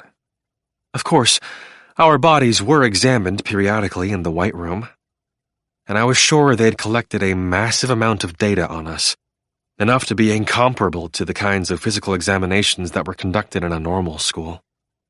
However, that data was known only to the instructors. They didn't bother giving the students details on how they'd performed, and the students weren't especially interested in the numbers, which changed from day to day, either. They saw them only as numbers that went up or down. However, even though I'd been sticking to a daily routine to keep in shape, I was sure my physical abilities were slowly declining from what they'd been in the White Room. You really don't know, said Pseudo, looking into my eyes, probably sensing that I wasn't lying before. Back then, I heard that the average grip strength for a first-year high school student was around 60. So I adjusted my grip to purposefully score around that mark. I was trying to be as inconspicuous as possible, I replied. I had later learned that 60 was higher than average. I remembered being surprised by that. Just how incredible are you? Really? The real you, I mean, asked Pseudo. An inquisitive mind included things such as envy and jealousy. How incredible. Oh, I repeated. The answer to that question, and the angle you chose to approach it from, would depend on what your criteria for incredible were. I thought about it for a little while, but then... Wait, actually, you don't have to answer that. Just forget it. Pseudo withdrew his question, as if refusing my answer. Even if I came out and told him my whole life story, no one would be able to understand it anyway. It wasn't something that could be expressed clearly in only a few short words. Whether you're really incredibly strong or not, it won't mean anything to me unless I see it with my own eyes, I guess, said Pseudo. He let go of my arm. It seemed he, like Keisei, was starting to come to terms with this situation. But, anyway, I do get that you're this really crazy dude. You are seriously just incredible, Ayanokouji, said Pseudo. Does it bother you that I've kept quiet about it? I asked. Well, I mean, at first I thought what the hell? I get how Yukimura feels. It doesn't really feel too great when you think that you're hot shit, only to find out that there's someone way better hiding nearby. But it ain't like I don't understand how you feel too, Ayanokouji. You don't like to stand out for no reason, right? I guess I've come to understand that, more or less, said Pseudo. He followed this with something I hadn't expected.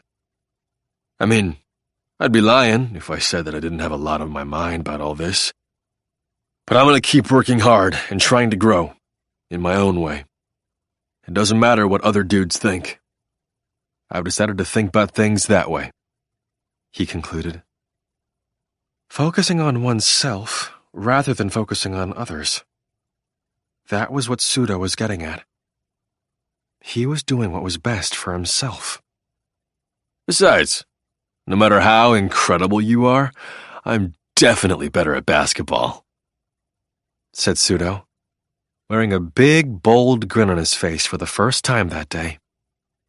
He said it with confidence and without the need for confirmation. Of course, it was an undeniable fact. Even if we played a couple rounds, the results would be as clear as day. There was no way I could beat him. Hey man, if we're talking basketball, I'd be happy to take you to school anytime, he added. I'll pass. I don't really feel like being a punching bag, sorry, I replied. All right then, you get it, huh? It was easy for people to relax and feel at ease when they had something that they excelled in more than others, even if it was just one thing. Anyway, I ain't gonna tell anyone what happened with Hosen. I feel like this whole conversation was kinda a roundabout way of us getting here. But that was the main thing I wanted to tell you today, said Sudo. Gotcha. That was really thoughtful and considerate of him. I honestly felt truly, sincerely grateful.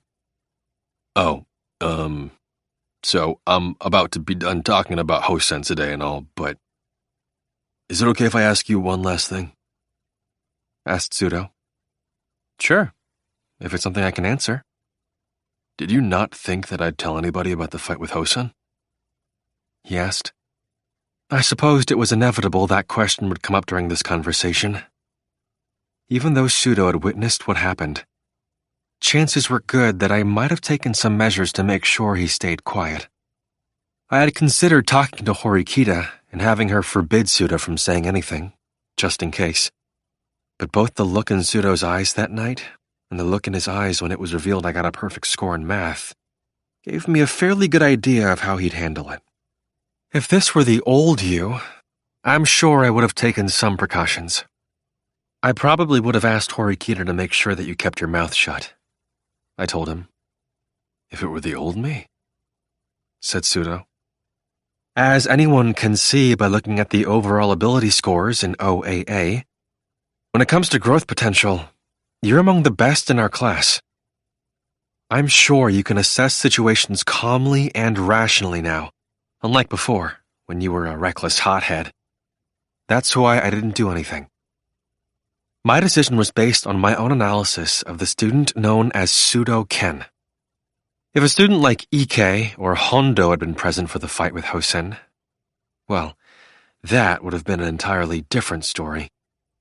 It kind of feels like I'm being talked to by a draft coach or something, said Sudo, sighing partly in exasperation and partly out of admiration. Well, I'm totally convinced. And it sure doesn't feel bad at all if someone like you thinks I'm hot shit. Afterward, Sudo drew in closer, bringing his face near mine. There's one more thing I want to ask you. About you and Suzune, We're not going out, I replied, cutting him off. I responded to him quickly and decisively, emphasizing that what I had said was the truth, while at the same time putting some distance between us, because his face was way too close to mine. Okay. After hearing me come back with that answer, Sudo averted his gaze, looking somewhat embarrassed. Oh, well, that's the thing. I'm not, really telling you not to date or nothing like that. Suzune she's free to go out with whatever guy she wants, whenever she wants. Whether it's you or me or anyone. That's her business. But, it's like, if you were, and you were hiding it, I wouldn't show you any mercy, said Sudo. Yeah, I know. In the unlikely event that that ever happens, I'll tell you immediately. Sound good? Okay, good. Wait, no, not good. Whatever, said Sudo. He let out a deep breath, perhaps because he'd gotten through everything he wanted to hear and say. This might sound cold coming from me, as Haruki's friend, but I'm real glad that you didn't get expelled during the class vote. You're somebody we need if we're going to shoot for Class A, without a doubt. Anyway, see you later, Ayanokouji. He headed toward the classroom, walking slightly faster than he had been. Was he doing that out of consideration for me? So people around us wouldn't notice we had been talking earlier? Somebody we need if we're going to shoot for Class A, huh? I repeated. I never thought the day would come when I'd get such high praise from Syougo. However, I wasn't the kind of person our class needed right now. Rather, I had no doubt that Syougo was the one who was important to our class. 3. Days passing by. April, a month where some head-scratching events had happened, had come to an end. It had already been 2 weeks since the beginning of May. As usual, the student from the White Room didn't show any signs of making any major attempts on me yet. It seems like they had left Tsukishiro's control. But what in the world were they thinking? At any rate, I didn't really have any particular complaints as long as they let me spend my days in peace. One mid-May morning, I met with Horikita in the lobby. The significant amount of attention I had attracted due to my test results was now beginning to quiet back down. Even my classmates passing me by in the lobby didn't give me any strange looks or anything. Of course, I'm sure that there were still many students who had their own private thoughts on the matter. But for the time being, it looked like the situation had mostly been resolved. While I waited for Horikita, I opened the OAA app, which had just been refreshed with new data.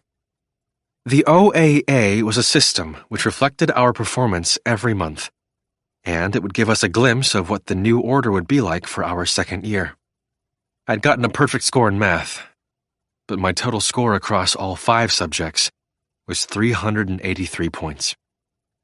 As a result, in terms of overall performance, my academic evaluation was an A-, which was slightly higher than expected. The rest of my scores were similar to what I had in my first year. 2D, Ayanokouji Kiyotaka. Second year results. Academic ability, A-, 81. Physical ability, B-, 61.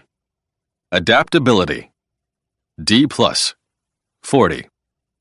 Societal contribution, B, 68.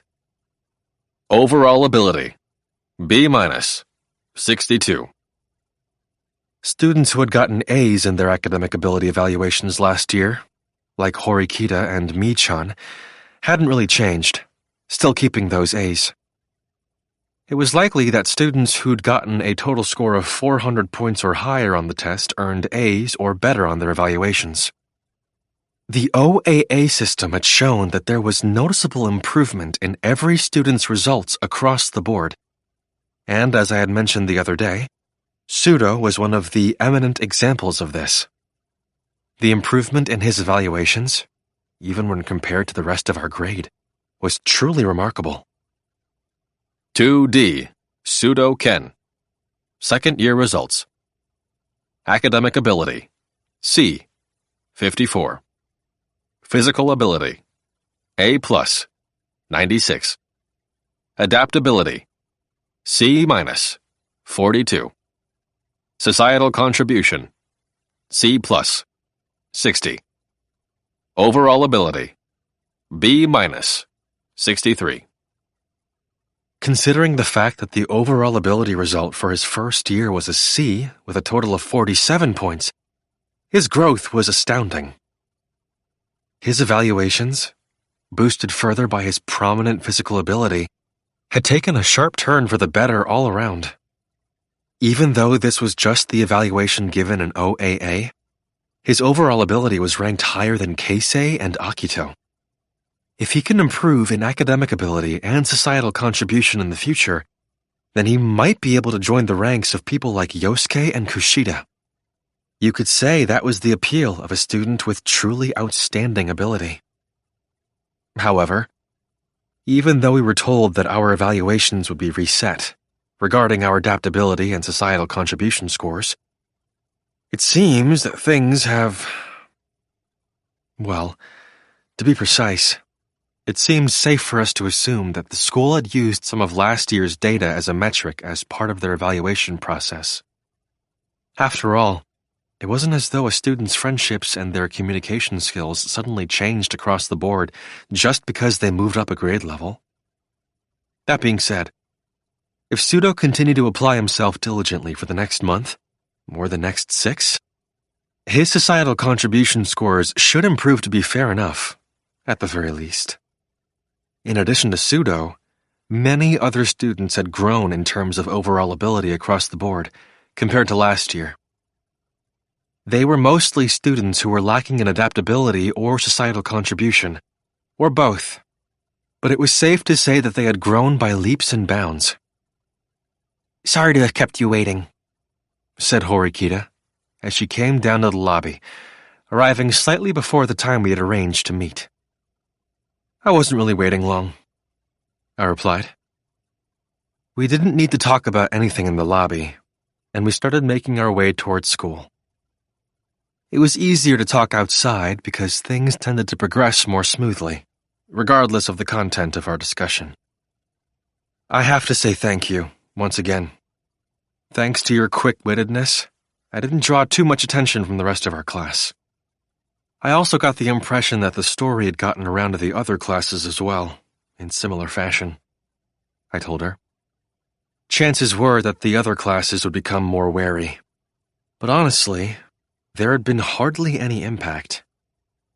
Sakiyanagi from Class A had already known about me for a long time now, and Ryuen has experienced a personal beatdown by my hands, so he knows that math isn't the only thing that I'm good at.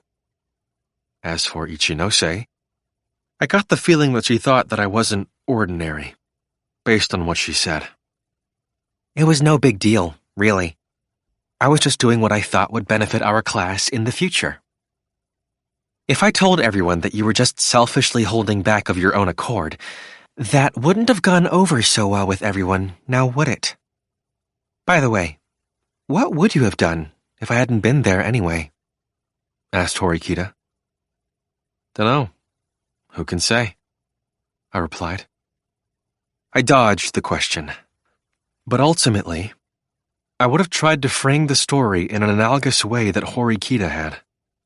I'd give an excuse at first to evade the topic on the day in question, saying that it was one of Horikita's strategies.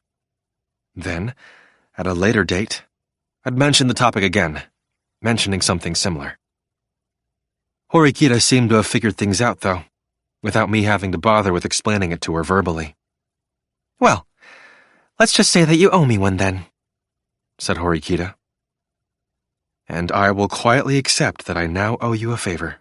Thanks," I replied. Horikita then shot a glance over at my left hand.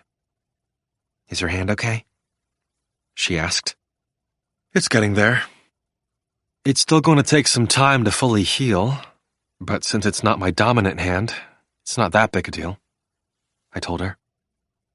"Well, in that case, that's good, but have you had any contact with Hosen-kun since then?" she asked. "Nah, not really. I did pass by Hosen and Nanase once, but we didn't actually talk. Both Hosen and Nanase had looked over at me, but neither one of them had tried to say a word. Even though they didn't actually apologize or anything, I wonder if perhaps they're aware that they did something wrong after all," said Horikita. "Not sure. I didn't really feel like they were." "Neither of them?" "Yeah. Entirely unfazed by the sheer audacity of pulling a stunt like that. Those first years certainly had guts." "I wonder if what they said about getting 20 million points if they have you expelled is true," said Horikita. "We don't have conclusive proof at the moment, But they most likely wouldn't have done something like that without that kind of reward, I reasoned. It was unthinkable to do something so pointless, risking both severe injury and expulsion otherwise. The only possibility in that case would be that they were students sent from the White Room. Whether or not it's true will become clear in time, I added. But that's not a pleasant development at all. Even though it's an entirely absurd idea, if it's some form of special exam, all 4 classes will likely know about it, right? Asked Horikita. Nanase said as much too. She told us that to make us pay attention to all the classes in her grade.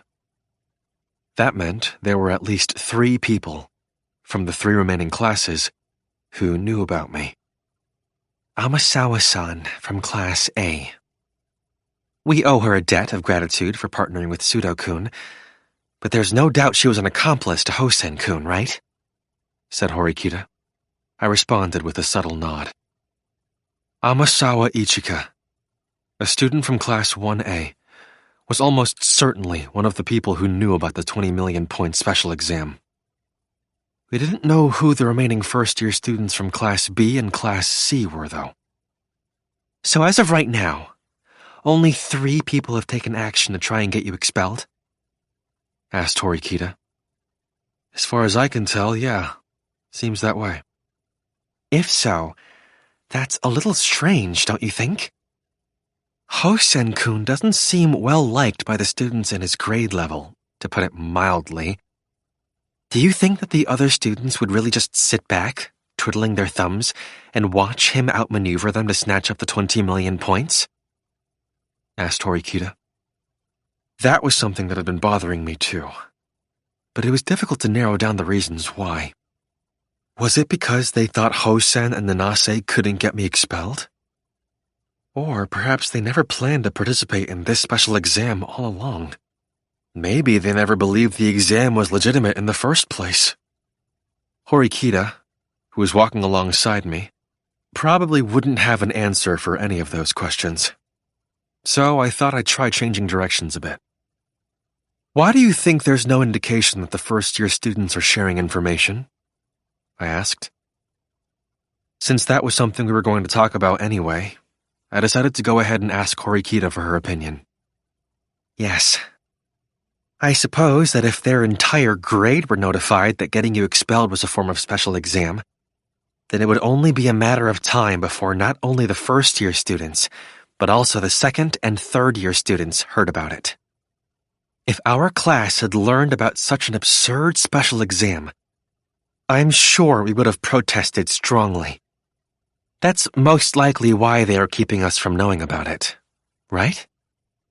Reasoned Horikita. That was most definitely correct.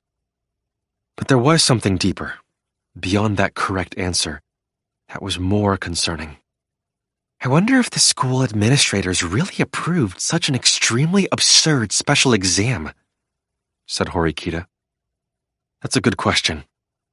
I tried to indirectly confirm whether or not they had with our homeroom teacher, Chabashira-sensei, but there was no sign that she knew about it. I replied. In truth, I hadn't checked with her at all, but I was almost certain that she wasn't informed of it. If we go from there are 2 possibilities we can consider. The first is that what Nanase and Hosen said was actually completely nonsense. In that case, there was no special exam that involved getting me expelled at all.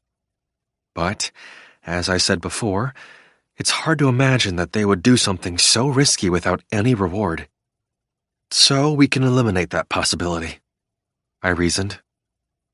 Yes, replied Horikita. The other is that it's possible that this isn't really a special exam at all. To put it in more precise terms, it's possible that someone enticed the first-year students into this by offering to pay them 20 million points if they have me expelled. I see. If someone personally put a bounty on you, then this story starts to make more sense, said Horikita. What these people were doing was questionable, but I was sure it wasn't a violation of school rules. And I was sure that, as Horikita began to work out the situation, she would come to understand something. Horikita continued to process the situation, gradually nearing the truth. So, are you saying that someone in our grade, or someone in a higher grade, posted a generous sum of points for that purpose? Said Horikita. Since Horikita had no point of reference to work from that would lead her to deduce the possibility of Tsukishiro being the perpetrator, the ideas that she could come up with were inevitably limited. Though we can't deny the possibility that this was some sort of game set up by some of the first-year students themselves, it's hard to believe they could have arranged something like this when they've only just started school here. They have no trust or capital to work with. I'd say that the odds of that are slim, I replied. So, we're looking at someone who had both the ability to pay out 20 million points and is trusted by the first-year students. As Horikita worked through this scenario, a certain person likely came to her mind. The student council president, she concluded. The words that came out of her mouth fit surprisingly well into place. Student council president Nagumo couldn't possibly have something to do with this. Could he? Said Horikita. I'm not so sure about that. While I'm sure he doesn't like me at all, I'm skeptical that he'd be willing to come up with 20 million points to get me kicked out of school. And using first-year students when he doesn't know what kind of people they are or what kind of abilities they have? That's odd, too. If he really wanted to use someone to get me expelled, he would have been much better off using one of the third-year students who were under his thumb. It's possible that he's connected somehow, though, I added. I didn't have enough information to state with certainty that he wasn't involved in some way. And since he had the title of student council president, the first-year students wouldn't doubt him at all. It's possible you've made him jealous without even knowing it, actually. Student council president Nagumo was fixated on my big brother. But my brother was always going on about you, Ayanokouji-kun. It wouldn't be surprising if he had some mixed feelings about that, like I do, said Horikita. If Nagumo was involved, that was likely the only connection. Well, even though it's taken a while for us to get to this point, let me get to the main thing I wanted to discuss with you.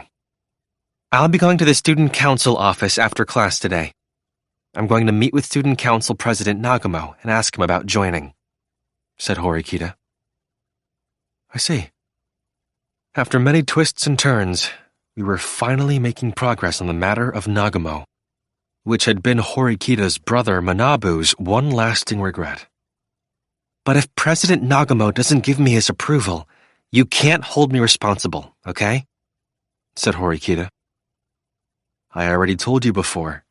The president's stance is that he won't turn down anyone who comes to him, I answered.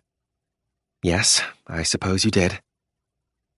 Horikita had been highly emotional at the time Manabu graduated, but she did seem to remember what we had talked about. Although Nagumo had said himself that he wouldn't turn away anyone who came to him, I was sure that wasn't all. She was Horikita Manabu's younger sister, who followed him everywhere. It was unthinkable that he'd ignore a person so precious. The reason you want me to join the student council. You said that it was to monitor student council president Nagumo. But it's not like you just want me to stand around and keep watch on him, right? Said Horikita. She was asking for instructions on what she should do after joining the student council. I'm sure you've noticed this already, at least to some degree. But your brother and Nagumo have completely different ways of thinking. Your brother, precisely because he valued tradition, did not find Nagumo's reforms agreeable. Before he left, he said something to me. He said that the class is a unit, and everyone has a shared destiny, and that he doesn't want that framework to change. I replied. It's certainly true that the current student council president is trying to do the exact opposite of that, said Horikita. But I'm not passing judgment on which one of them is right. What I can say for sure right now is that I'm interested in seeing the reforms Nagumo is trying to pass. That's right. Manabu's way of thinking wasn't wrong. But Nagumo's way of thinking was by no means wrong either. So that's why you didn't give me any specific instructions? Said Horikita. Yep. Then why do you still want me to serve on the student council? If you wanted to watch what he's going to do, there's no need for me to join the council and monitor him in the first place, is there? If Nagumo does steer things in the wrong direction, there's going to be a need for someone to stop him then, won't there? I replied. And the person who should do that wasn't me, but Horikita Suzune, the younger sister of Horikita Manabu. Of course, it was a rather one-sided imposition, which was exactly why I made it my condition for our competition before. There are still some things I don't like, but I'll chalk this up as a net gain, said Horikita. I was sure it had something to do with the topic of the bounty that Horikita herself had mentioned earlier. Joining the student council would improve her chances of being able to obtain information about that. I suppose I'm in no position to impose conditions on you when I had lost our wager. But would you please sit with me? Asked Horikita. Sit with you? I repeated. Yes. I want you to come with me, so I can prove to you that I met with Student Council President Nagumo directly, said Horikita. Meaning, she wanted to prove she wasn't lying in the unlikely event that she was denied entry into the student council. If Student Council President Nagumo is somehow involved with the matter of your bounty, then we might get some kind of reaction out of him, added Horikita. Indeed. We certainly might be able to get some clues regarding the 20 million points. All right. So, after school? I replied. Having made plans with Horikita, our day had begun. 3.1 Class had ended for the day, and Horikita and I set off for the student council office together. Do you have an appointment? I asked. Even if you just dropped by for a surprise visit, there wasn't any proof that Nagumo would be in the office. Of course. I went through Chabashira-sensei and asked her to help us arrange a meeting with Student Council President Nagumo, so there's no problem. That's one more reason why I put this off until today. But it's probably a good thing that I delayed this long. Thanks to that, I feel like my motivation to join the student council has increased a bit, said Horikita. Because of the bounty we talked about? I asked. That's right. The student council is an entity which is supposed to remain absolutely neutral. If they were to do something unfair, which placed a burden on our class alone, then... Well, if that's true, then that's an issue that needs to be fought, and fought hard.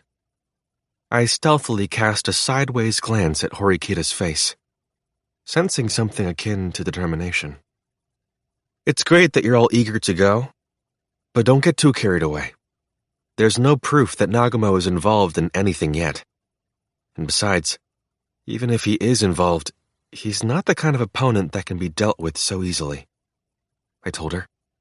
Even if it was true, I doubted Nagumo would withdraw the bounty on my head just because we asked him to. Of course. I'm not going to do anything careless. I'll wait until I'm absolutely certain to make a move, said Horikita. I felt relieved to see that, though fired up, she seemed to still have a great deal of self-control. Shortly after, we had arrived at the student council room and opened the door. Please pardon the intrusion, said Horikita, as we stepped inside the room. Once inside the student council office, we saw that the person sitting in the president's chair was none other than Nagumo, obviously. He crossed his legs, then greeted Horikita like he was a king or something. Nothing felt out of place about it either. The fact that he looked so perfectly suited to the part was proof that he had a certain dignity about him. In addition, I felt like Nagumo was even more calm and composed than before.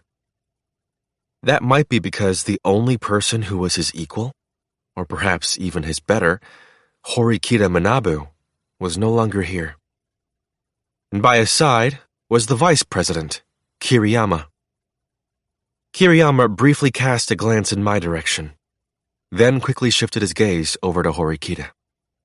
"I hear you want to talk to me about something?" asked Nagumo. "Yes, thank you so much for your time," said Horikita. Kiriyama urged Horikita and I to take a seat, and so we obediently did as he instructed. Don't worry about it.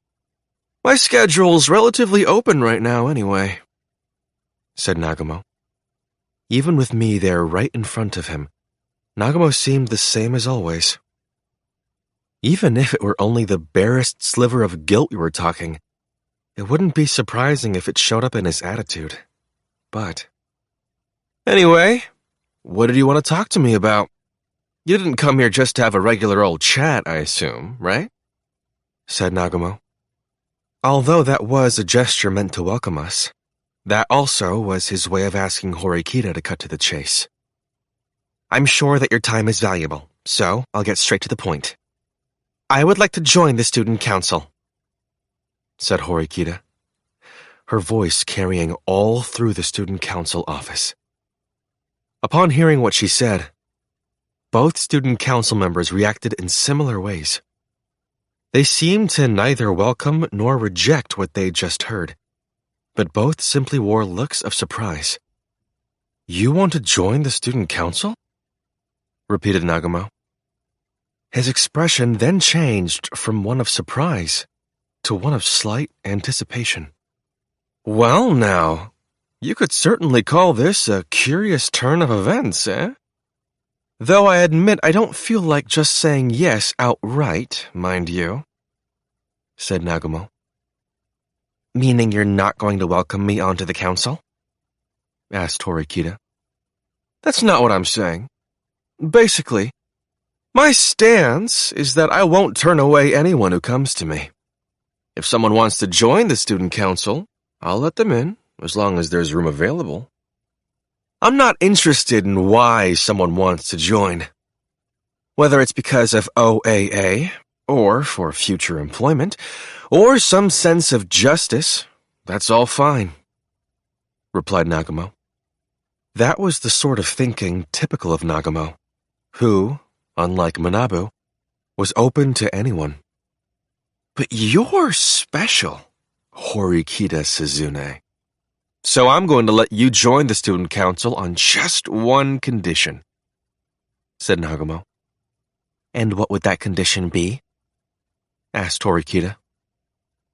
"I want you to tell me the reason why you want to join the student council at this time," said Nagumo.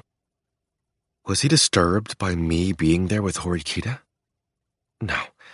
In a good sense, Nagumo wasn't the type of person to worry about the little things. He genuinely wanted to know the reason why Manabu's little sister wanted to join the student council. Of course, Horikita wasn't going to say that it was because she lost a bet with me. Speaking honestly, she'd still be able to join the student council that way, but that would be all. She'd most likely never be able to win Nagumo's trust. Ever. "There is some antagonism between my brother and me. So, I came to this school to settle that conflict.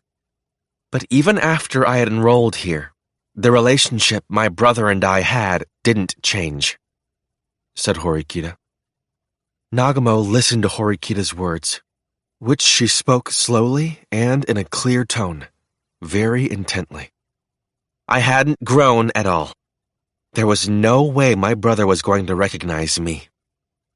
In the end, I spent an entire year unable to even talk to him. All the way up until he was just about to graduate," said Horikita. It seemed like Horikita chose certain truths from her past to tell Nagumo. "So, were you able to make up?" asked Nagumo. "Yes.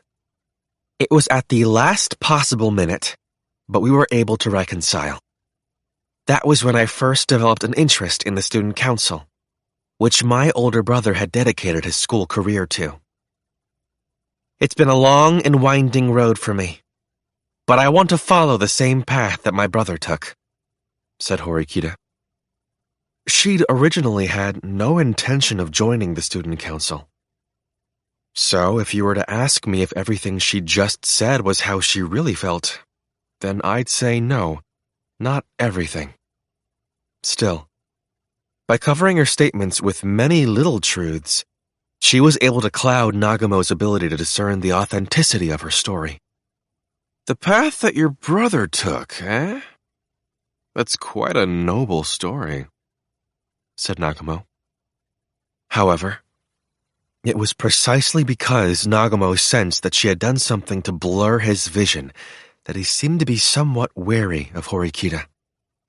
Does that mean I can assume that you're intending to eventually become student council president?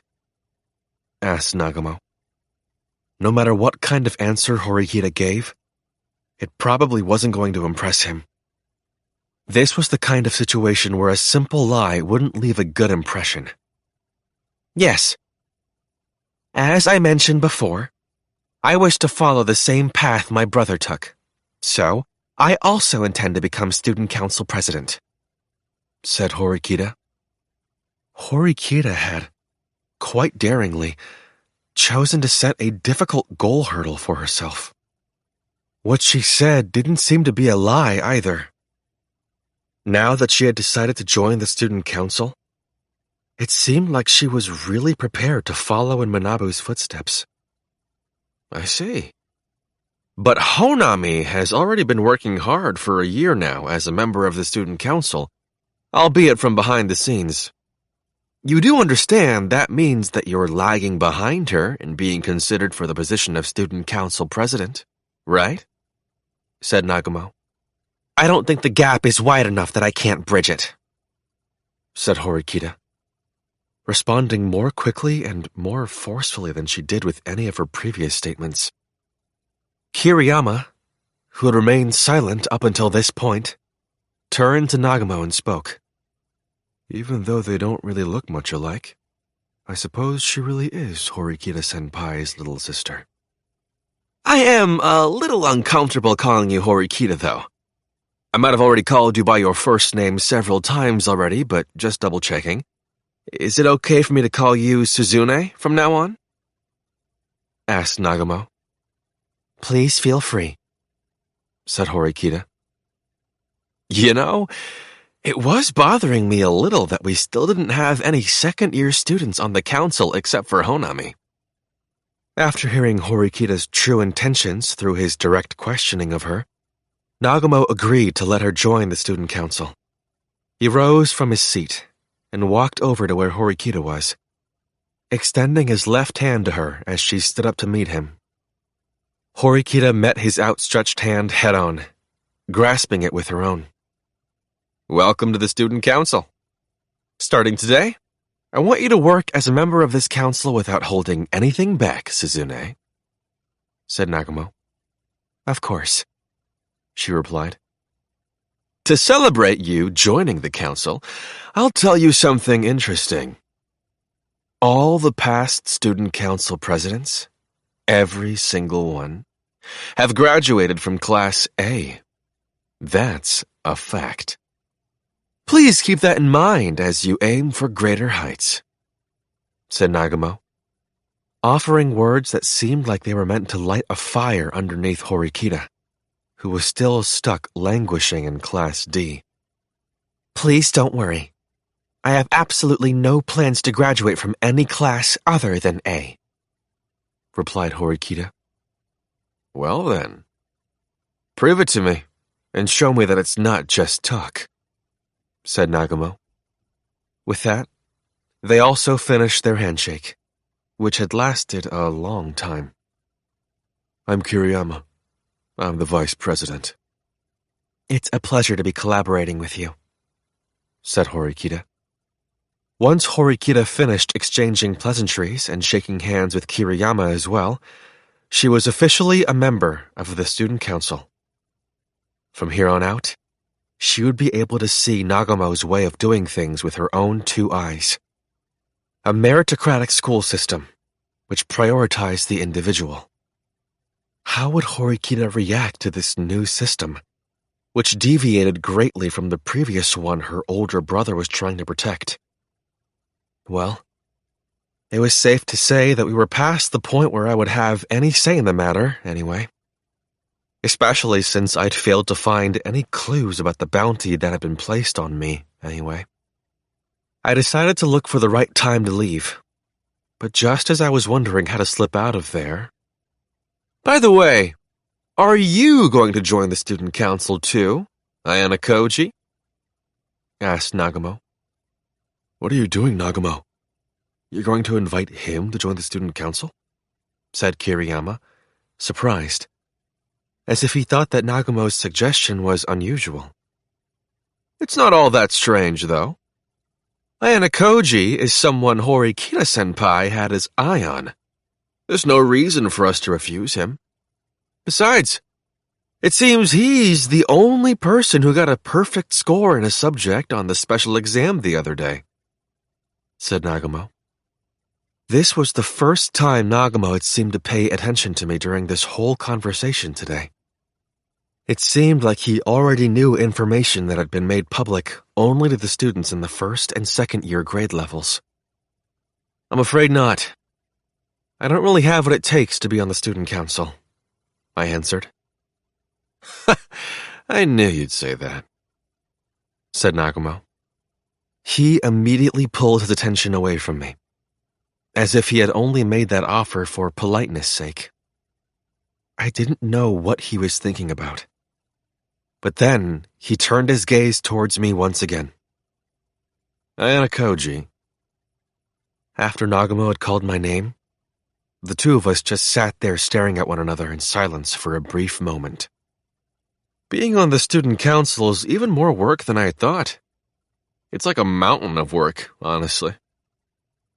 But things are starting to settle down. I'm planning on spending some time with my underclassmen for a while over this summer, said Nagumo. What did that statement mean? Without me even having to press the matter, Nagumo came out and said it himself. I'm going to play with you all, so you'd better be looking forward to it, said Nagumo. This wasn't something along the lines of a declaration of war or anything like that. Rather, it was akin to a lesson, from the strong to the weak. I'm sure that Sakiyanagi, Ichinose, and Ryuen are going to be crying tears of joy, said Nagumo. After saying his piece, Nagumo went back to completely ignoring me, and for real this time.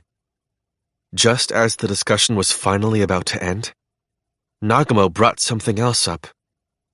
By the way, Kiriyama, why exactly did you decide to get involved for today's rather curious turn of events?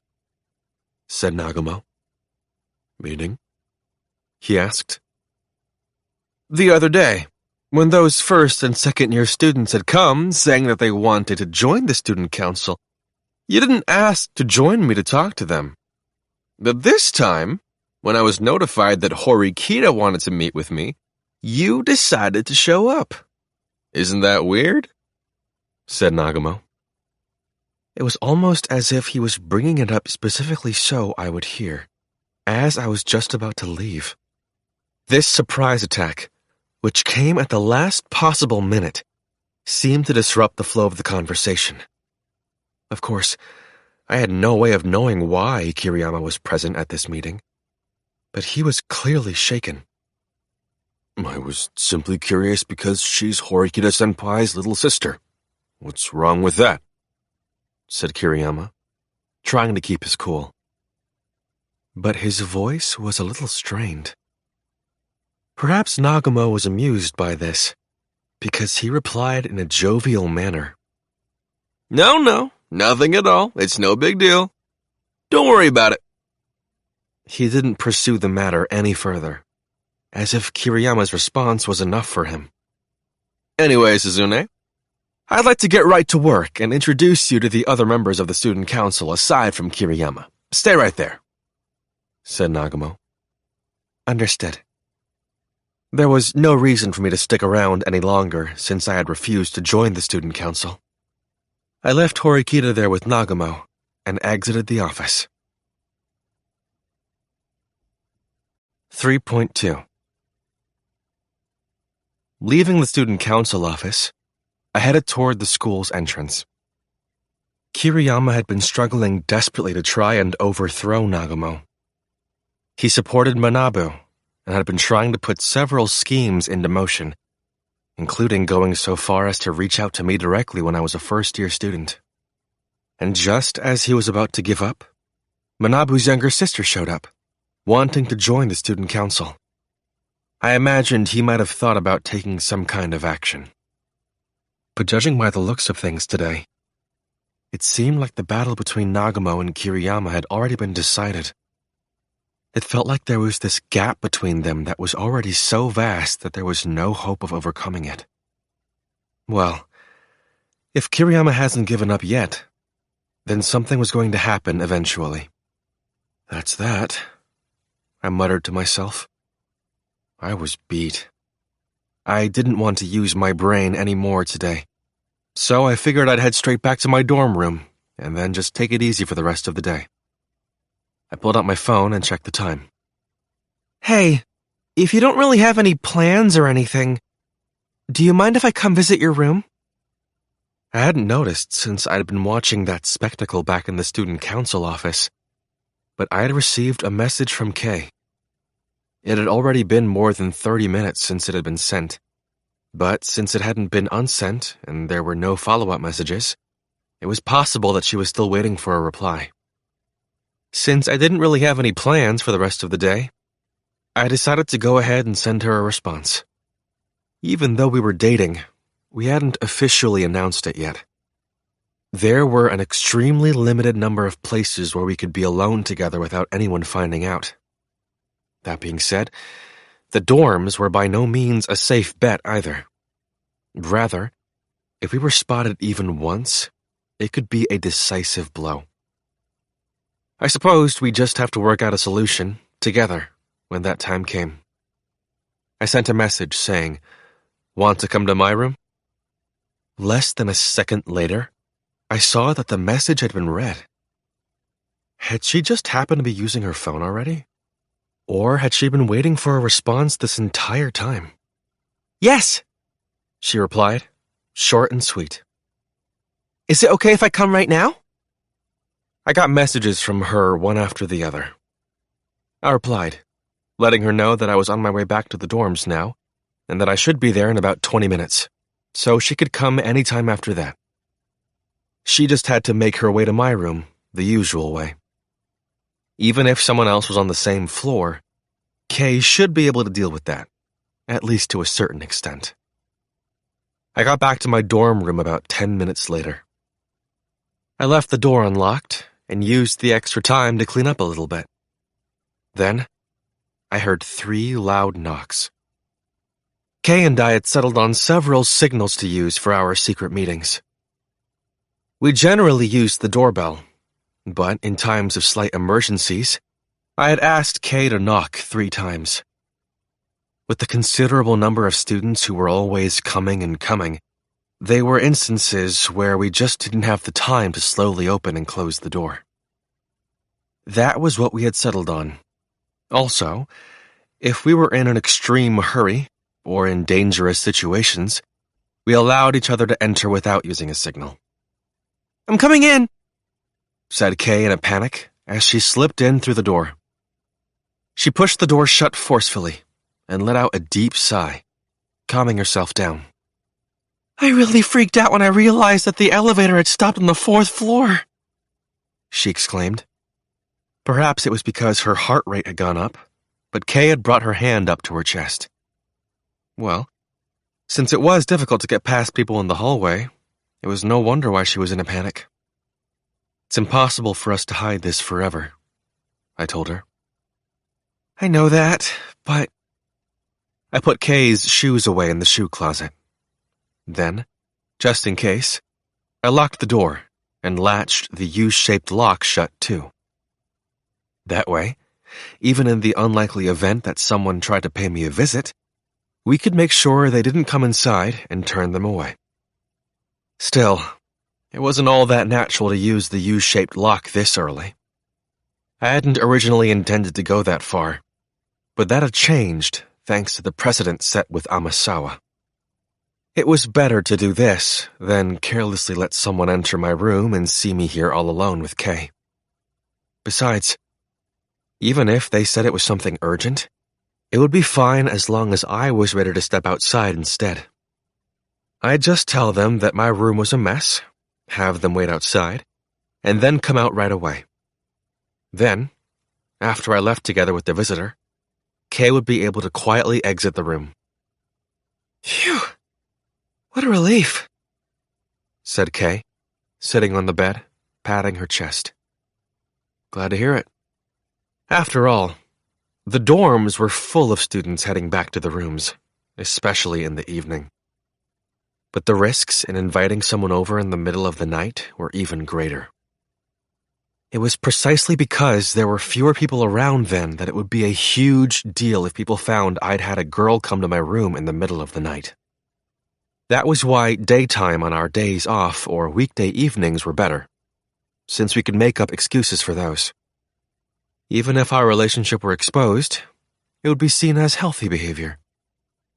Want something to drink? I asked, calling over to Kay after she had calmed back down.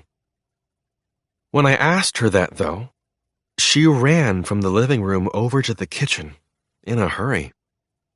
I'll take care of it. Huh. Well, this is curious. You don't normally do this, I told her. Well, I'm sure it's really hard for you right now, with your hand injured. Besides, even I can boil water, at least, said Kay. From the sound of it, she was apparently offering to take care of it out of concern about my injury. Okay then, sure. I'll let you handle it. Okay, good. I'll have black tea. What would you like, Kiyotaka? She asked. Let's see. The same as you would be good, I guess. I decided to have the same thing as her because I thought it'd be less of a burden. But what I did must have backfired because she had a disgruntled look on her face. Do you not have any faith in me? She replied. All right. In that case, I'll have a coffee. Okay, just leave it to me. You keep the stuff on the shelf over here, right? Said Kay, opening up the kitchen cupboards. She must have noticed me looking at her, so she instructed me to go wait in the living room. I'd just be asking for more trouble if I made her angry, so I decided to quietly watch TV and wait. As soon as I took the TV remote in my hand, though, I heard Kay's voice coming from the kitchen. Oh yeah, that reminds me. There was something I was thinking about telling you today. You know, you have a pretty big responsibility now, Kiyotaka, said Kay. What's this about, all of a sudden? I asked. The fact that you got a perfect score in math is going to make it even harder for me to come out and announce that we're dating, said Kay. I was wondering what she was going to say. So that's what this is about, huh? Well, I suppose it is true that if Kay were to reveal anything about us at this stage, there was a good chance that it would cause some controversy. I have no idea what's going to happen if we come out about the fact that we're dating now, she added. Does this mean the current situation is going to continue as is for a while? I asked. Well, there's no other way around it. I don't know. I just feel kind of awkward about it. It's like I'm going out with you because of your status, said Kay. Is it bad to go out with somebody for status? Well, no. I guess I wouldn't say it's bad, but... For example, it's a status thing for a guy to go out with a girl who looks cute, right? Isn't it a little unfair to say that you don't want something like that? I asked. Of course, preferences about looks varied from person to person. There were no absolutes. But even so, I had learned that this was the case for most people. generally speaking. Even though I had expressed a dissenting opinion about the matter of looking for status, Kay didn't answer.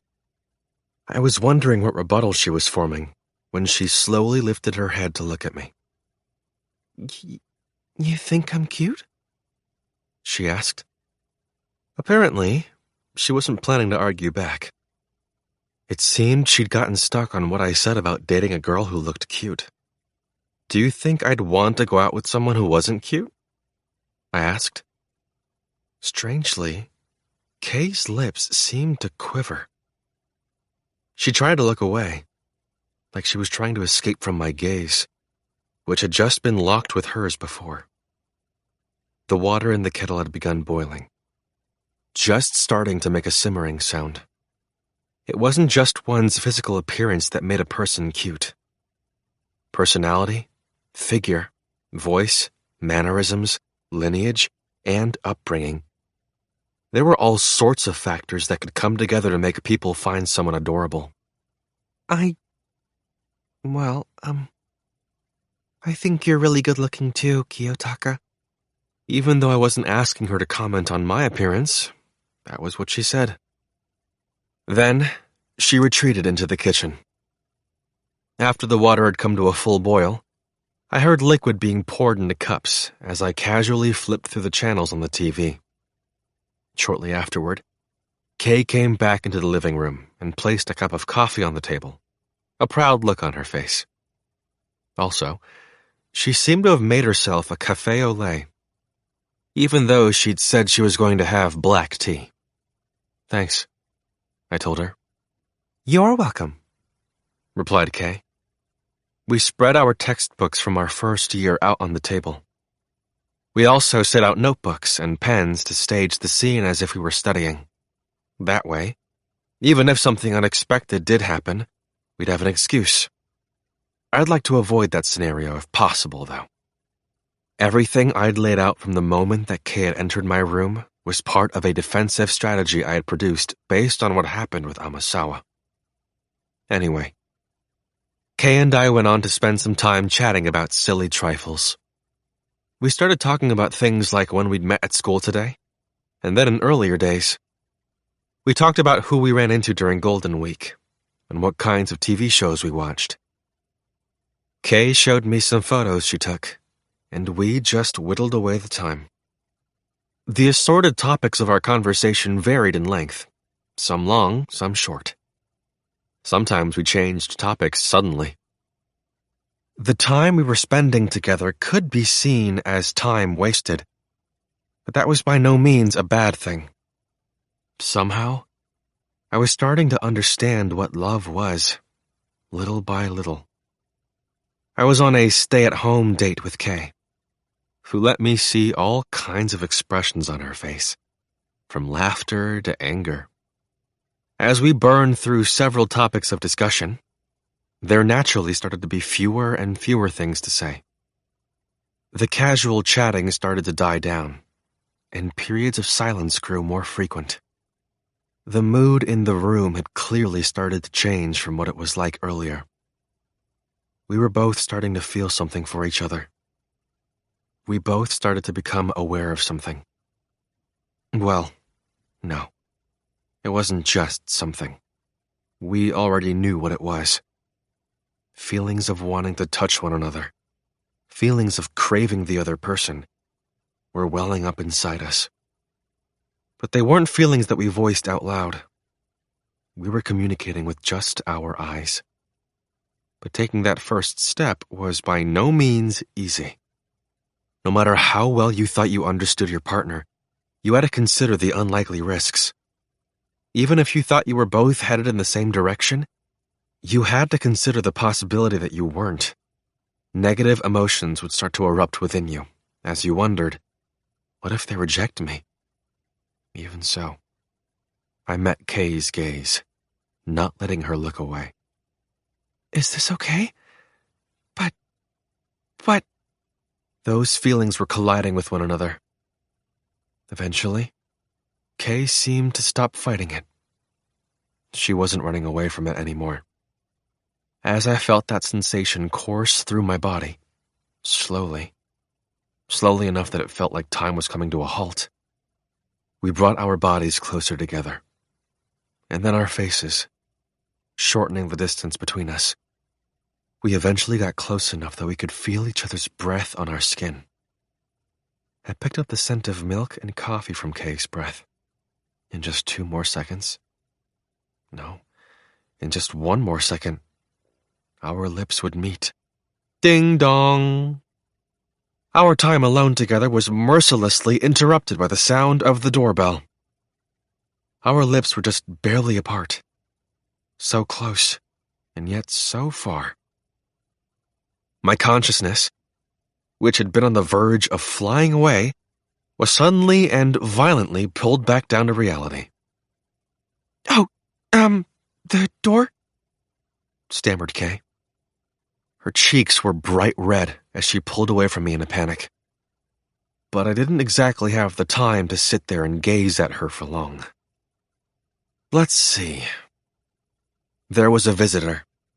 Not one waiting down in the lobby, but already outside my door. The intercom also clearly showed a notification that the ringing was coming from my front door. Unlike in the lobby, there were no cameras on the individual room doors, so it was impossible to know one way or another who was visiting you. I could have just pretended to be out, but if they had seen Kay enter my room, that would be bad. It'd probably be a better idea for me to find out exactly who had come here and for what purposes. Wait right there, I told Kay. Okay, she replied, nodding, looking somewhat nervous. With what happened last time with Amasawa in mind, I had already put Kay's shoes in the shoe closet.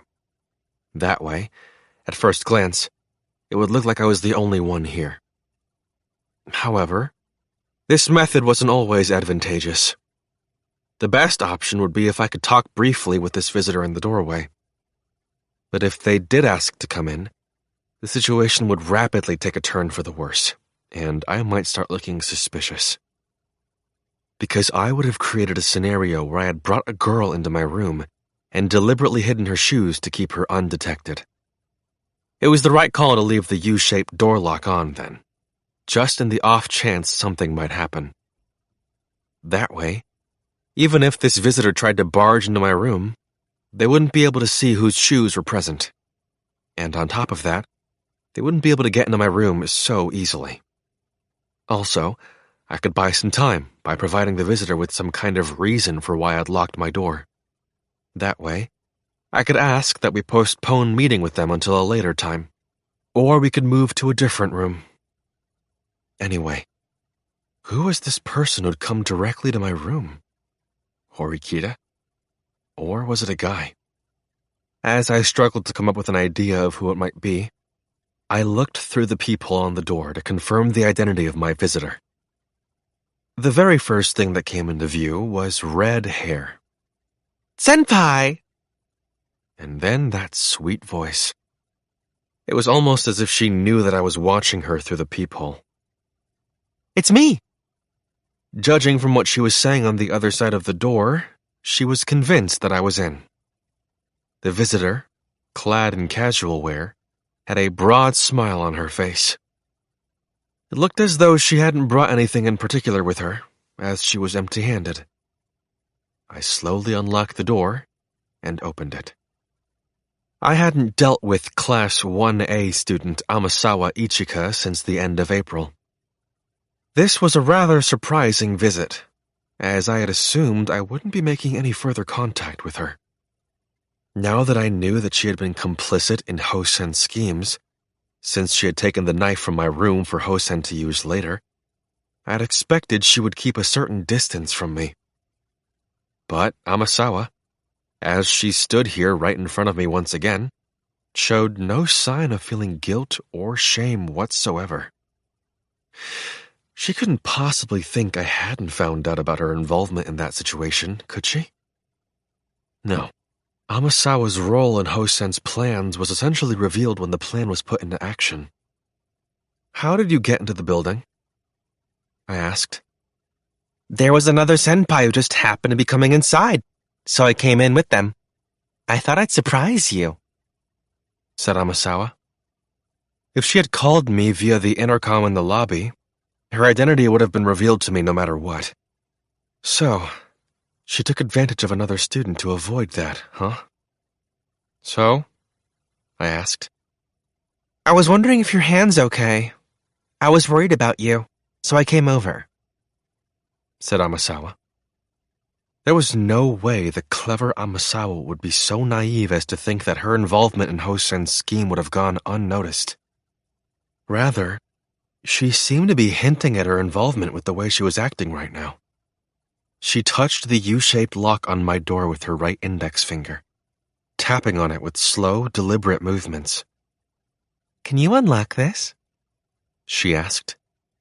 Amasawa, a devilish smile on her face, cast a glance over at the entryway to my room, having a look at what shoes were there.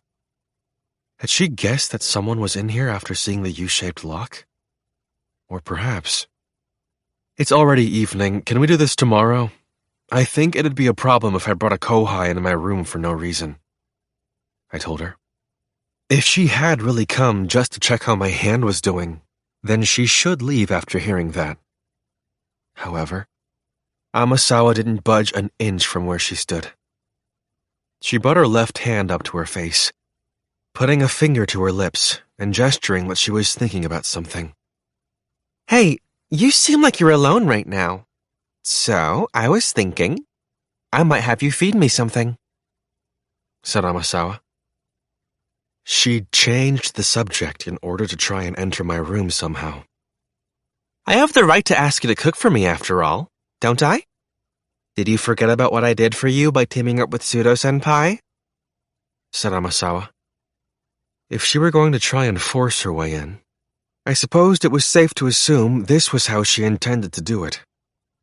In that case, I just needed to go along with it and come up with a sensible comeback.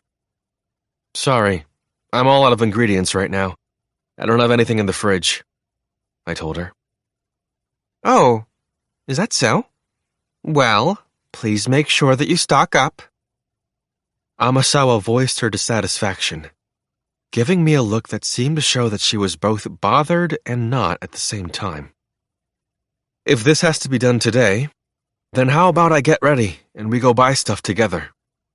I suggested.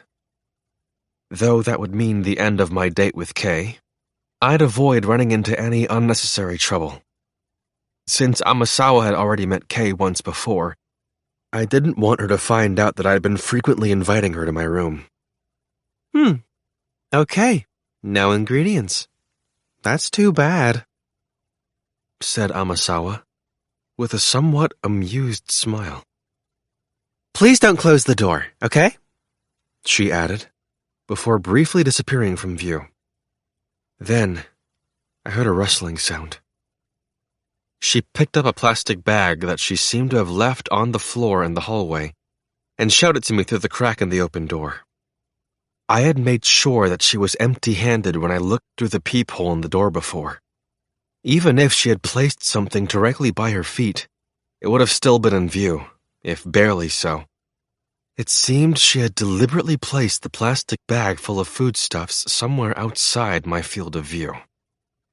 She had figured out exactly what kind of escape route I was trying to use. Now, my reason for not letting her inside because I was short on food wasn't going to work. I had known Amasawa was smart, but it seemed she was cleverer than I had imagined.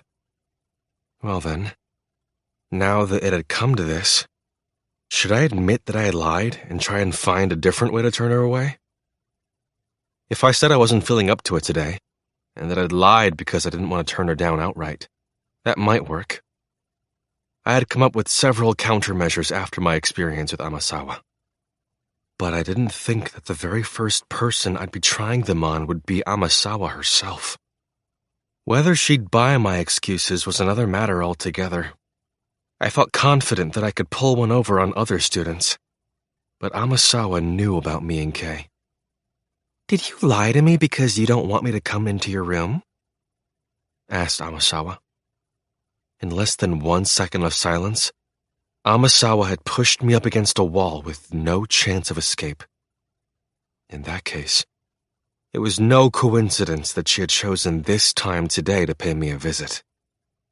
You aren't alone in there, right, senpai? She asked. What makes you think that? I replied. So she was convinced that Kay had come to my room after all, then, and had acted accordingly. I'm sure that Kay had been watched from somewhere. Because I was watching her. I was watching Karuizawa-senpai the whole time. Ever since she got back to the dorms, said Amasawa, confirming that she'd been watching her and proving my suspicions correct. I was guessing she'd gone out to buy food after she secretly confirmed that Kay had come to my room. Even though she had to take on the risk of getting past the auto-locking doors of the building twice, that was the strategy she decided to use. Considering the fact that you've hidden your girlfriend's shoes to make it look like she's not here, does that mean you two are doing something naughty? Said Amasawa. I only hid her shoes as a precaution, because we haven't told anyone about our relationship yet. That's all, I answered. Oh, so you finally admit it, Well, it's not like I don't understand why you'd want to hide it. But I already know all about you two, so you don't have to lie to me, okay? Said Amasawa. She had somewhat of a pouting look on her face, as if to express her dissatisfaction at me hiding it from her. You know, I've been keeping your secret for the time being, out of the goodness of my heart, but I wonder, maybe I should spill the beans, she added. It seemed that Amasawa had done her research, even to the point of finding out that my relationship with Kay wasn't out in the open yet. If she hadn't, she wouldn't be using it as leverage in our negotiations right now. Meaning that this whole conversation was basically a formality. If I refused her, there was a real chance she might tell everyone. If she revealed that Kay and I were dating, it might hurt Kay in the future. It was preferable for us to disclose that information ourselves, voluntarily. In that case, I supposed I should give in. Being on the defensive left me at a disadvantage. And so, I admitted defeat. Wait a minute. I'll unlock the door, I told her. Okie dokie, replied Amasawa.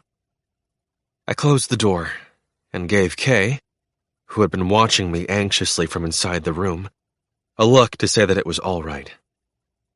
If Amasawa was going to go this far to shamelessly barge into my room, then we had no choice but to meet her head-on.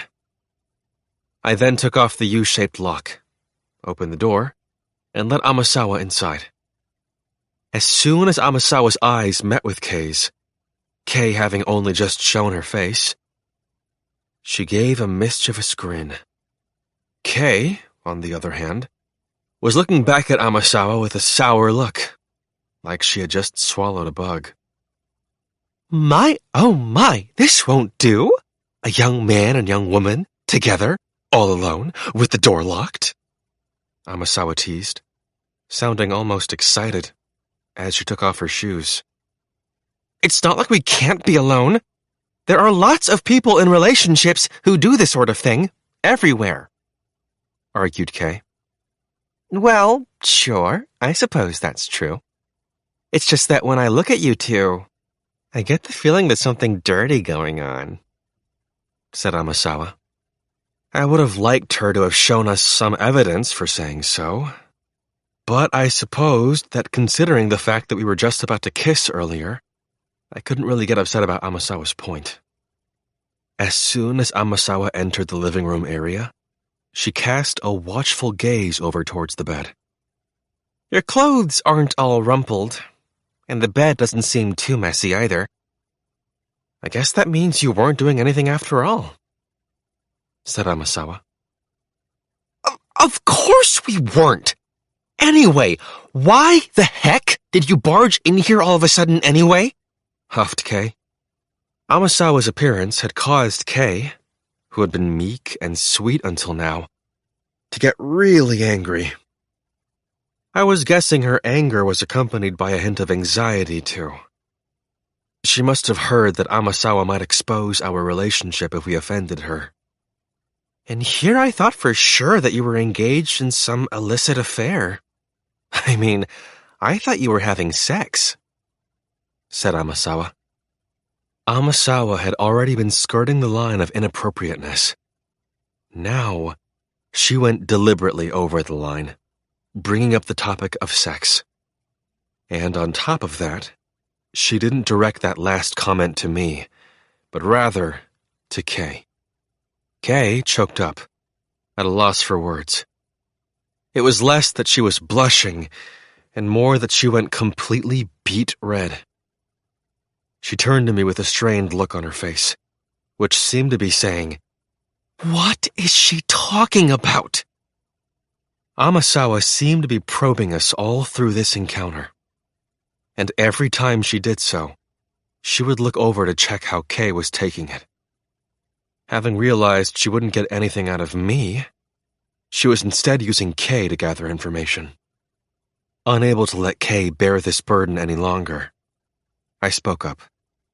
"That's forbidden by the school rules," I told Amasawa. My intention was to try and put Kei at ease after Amasawa had upset her by responding to Amasawa's probing as calmly as possible. However, Amasawa didn't seem to flinch in the slightest after hearing what I said. "School rules? That's just a simple formality, isn't it? Just lines on paper. There are tons of kids all over the school who are obviously in relationships, making out with their SOs and stuff. If you go to the convenience store, you can even find contraceptives. To tell you the truth, I actually tried buying some. And you know what? The clerk just pretended not to see it. I guess in a situation where it's like, this is banned, that's banned, and you have young people all running wild, well, if students ended up getting pregnant, that'd be a big problem, wouldn't it?" said Amasawa. She proceeded to reach inside the plastic bag with her left hand, took out some contraceptives, and placed them on the table. It seemed like she'd done so to prove that she actually did go out and buy some. Well, it was certainly true that if products like these weren't available, the end result of an illicit sexual relationship would be pregnancy. I suppose that it meant that it was a sort of unspoken rule in this school that while having sex was ostensibly forbidden, if you were going to go ahead and do it, you needed to make sure you didn't get caught, and also to use protection. Kei was at a complete loss for words now. Her eyes darted back and forth between Amasawa, me, and the contraceptives on the table. "Here, take these as a gift from me. Well, actually, I suppose they're my way of apologizing," said Amasawa. "I don't remember you doing anything you need to apologize for," I answered. "Oh, come on. The injury on your hand. I was involved in that, remember? I cooperated with Hosen-kun," said Amasawa, without a hint of guilt or shame in her voice. Rather than having me make her come out and say it, she freely admitted it herself, huh? Is that true?" said Kei, who couldn't help but be taken aback by what she just heard. I really hoped that Kei would refrain from making any unnecessary remarks right now. With just one statement of shock, she'd be handing information over to Amasawa. Amasawa would be able to judge how much I told Kei, and whether she was someone worth talking to. "Ayanokouji-senpai, I think that maybe you've got the wrong idea about me," said Amasawa. "The wrong idea?" I repeated. "I'm not your enemy, Ayanokouji-senpai. I'm guessing you've probably noticed how I feel already, but I can't believe that." "Really? Just because I put an idea into Hosen-kun's head?" said Amasawa. If Amasawa hadn't contacted me, things would have gone quite differently. It would have been difficult for anyone to lay the blame for Hosen's self-inflicted injury at my feet, and the whole incident would have ended with his self-destruction. Well, I was sure Hosen would have come up with something else on his own, but regardless, there was no doubt whatsoever that Amasawa's involvement was what turned his idea into a viable strategy. Let me have a guess at what you're thinking right now, Senpai. I modified Hosen-kun's plans to have you expelled, thereby increasing the chances that you would get kicked out of school. A person like that saying that they're not your enemy? I'm sure you're thinking, yeah, right, don't make me laugh. Am I right? You know, I think you've really underestimated me, Ayanokouji-senpai, said Amasawa. I don't remember ever underestimating you. I think I've given you enough credit, I replied. Really? You sure? I don't think so. Kay was still stunned, but she regained some of her composure after hearing what Amasawa and I were talking about. Hey, wait, hold on a second. Someone was trying to have Kiyotaka expelled? Huh? What do you mean? Asked Kay, flustered. She'd been informed about the injury to my hand, but not in detail. After seeing Kay's flustered reaction, Amasawa smiled broadly, deeply interested. Oh? Ayanokouji-senpai, you didn't tell your girlfriend? Does that mean you haven't told her about the 20 million either? What is she talking about? 20 million what? Said Kay.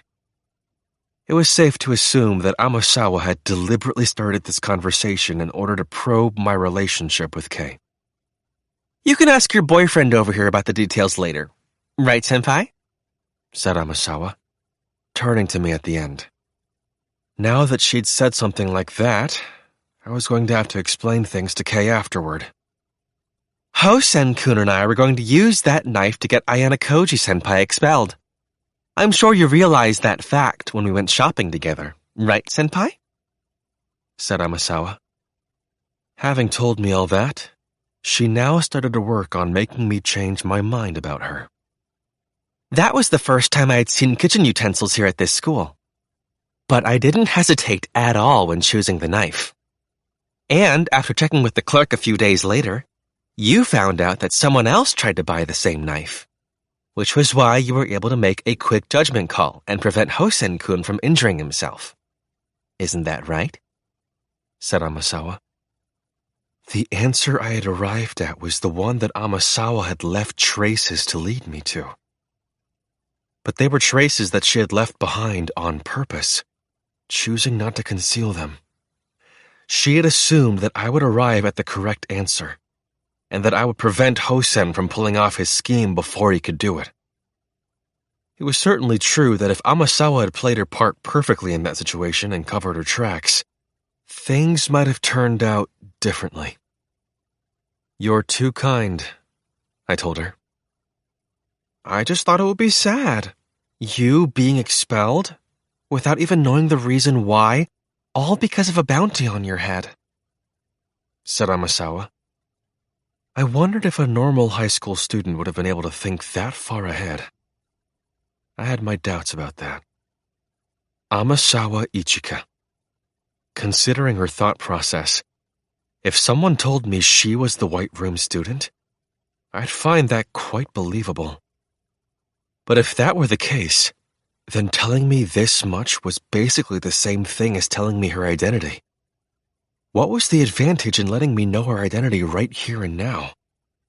Or was she perhaps a genius like Sakiyanagi, refining her skills in a place unrelated to the White Room?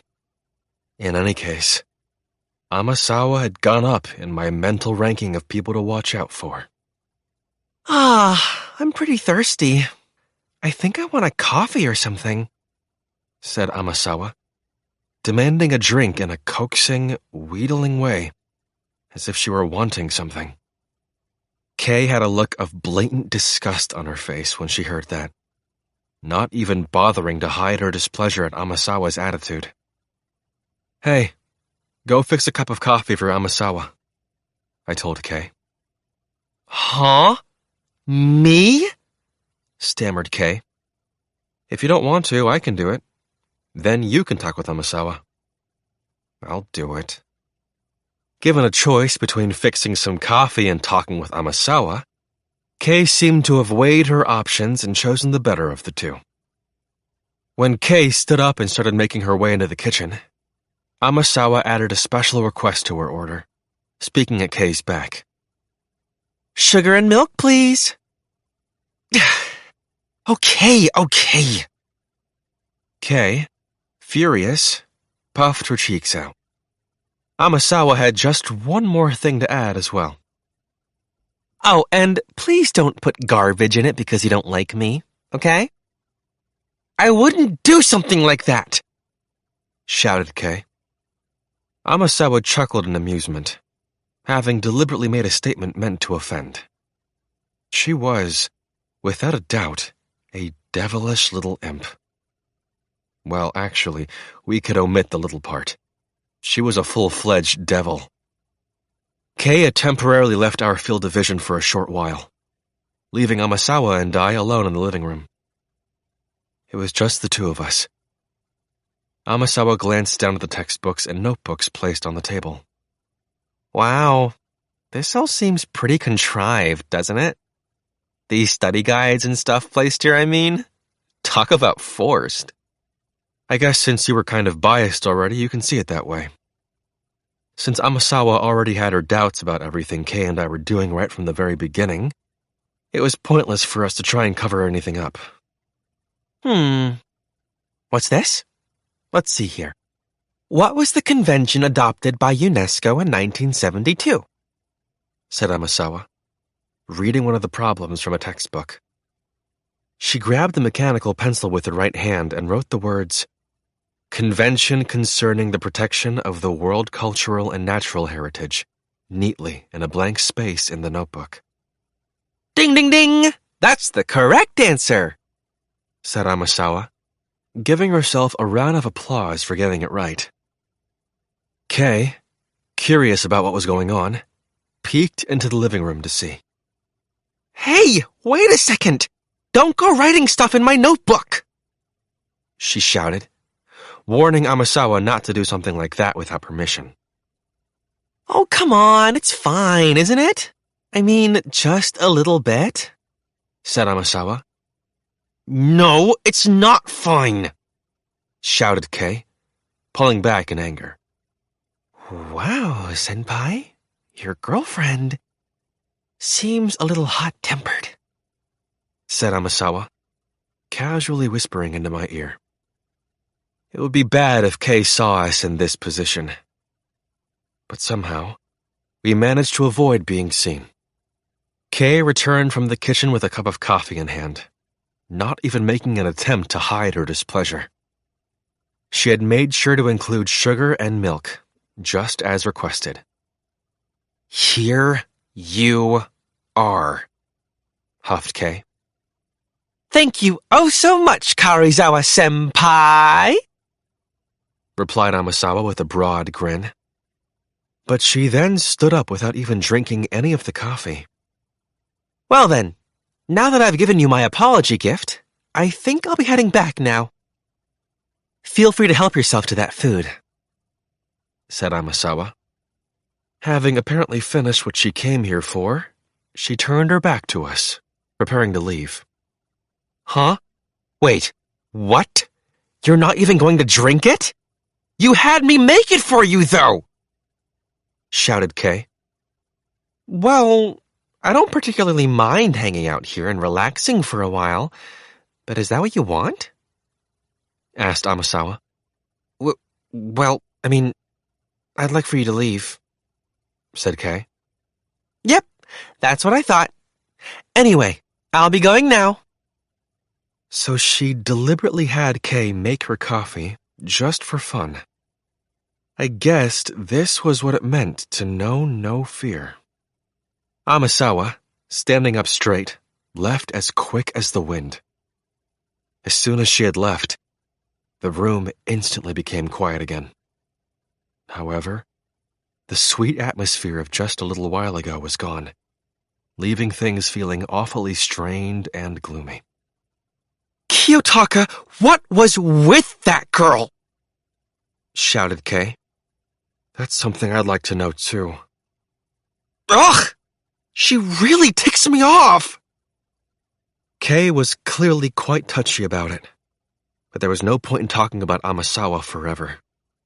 She must have wanted to change the topic herself as quickly as possible, because she came back with something else. Hey, explain it to me. What's this 20 million point reward about? Does it have anything to do with your injury, Kiyotaka? She asked. I wasn't keeping quiet because I wanted to keep this thing a secret or anything like that. Instead, it was because I didn't want to cause Kay any unnecessary heartache by telling her about it. But given the way things were now, there was no way I could say that. And so, I decided to tell Kay what was going on. 4. Approaching summer. Premonition of a fierce battle. Mid-June was almost here. There hadn't been any new special exams since the one held at the end of April, and we had basically gone back to our normal lives here at school. I saw no signs of the White Room agent that was supposed to be after me making a move either.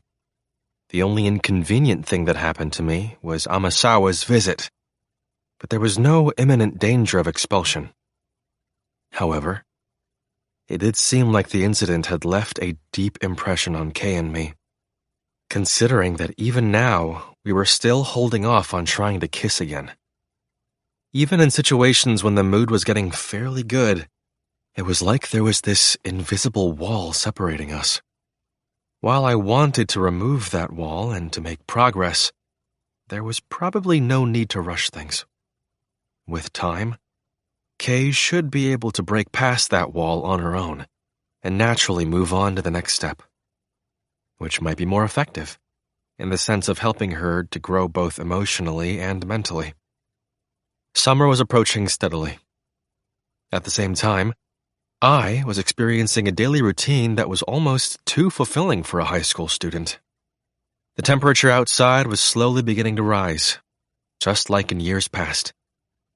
On particularly sunny days, the temperature started reaching as high as 30 degrees.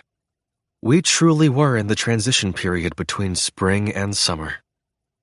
Having spent an extended period of time living the carefree student life now, there were some topics that I heard people talk about quite often. One of these seemed trivial. Which season was your favorite? However, this proved to be a surprisingly deep and interesting topic of conversation. Even people who grew up in the same place and were raised in the same way had different answers to that question. I had experienced all 4 seasons here at this school, and I was looking forward to the hot season coming once again. Now that I thought about it, I recognized that summer was my favorite season. Maybe that was why the blue skies looked so beautiful and dazzling during this time of year. Good morning, Ayanokouji-senpai. As I was walking along, looking up at the bright blue sky, I was greeted by a voice coming from in front of me. It was a student from class 1D, Nanase Tsubasa. She seemed to be going to class by herself, as there were no friends around her. "Oh, morning," I replied. Considering the fact that she had been walking ahead of me, she'd probably just so happened to turn around and see me. Either that, or she had some business with me, and had been waiting for this. "Is there something up in the sky?" she asked. The reason I didn't notice Nanase was because I was concentrating on looking up at the blue sky. She must have been observing me for a while if she had noticed me doing that. "Nothing. I was just looking at the sky," I replied. "At the sky?" she repeated. Nanase, now standing side by side with me, turned her gaze up toward the sky, like me. It was a clear blue day, without a single cloud in sight. It's really nice out, isn't it? said Nanase. Yeah. And by the way, it's been a while. Even though we'd passed each other while out and about, we hadn't actually had a conversation like this in a long time. Yes. We haven't talked for about a month and a half or so now, said Nanase. Nanase had colluded with Hosen in his plan to get me expelled from school. It would be no surprise if, like Amasawa, she'd felt it difficult to approach me under normal circumstances.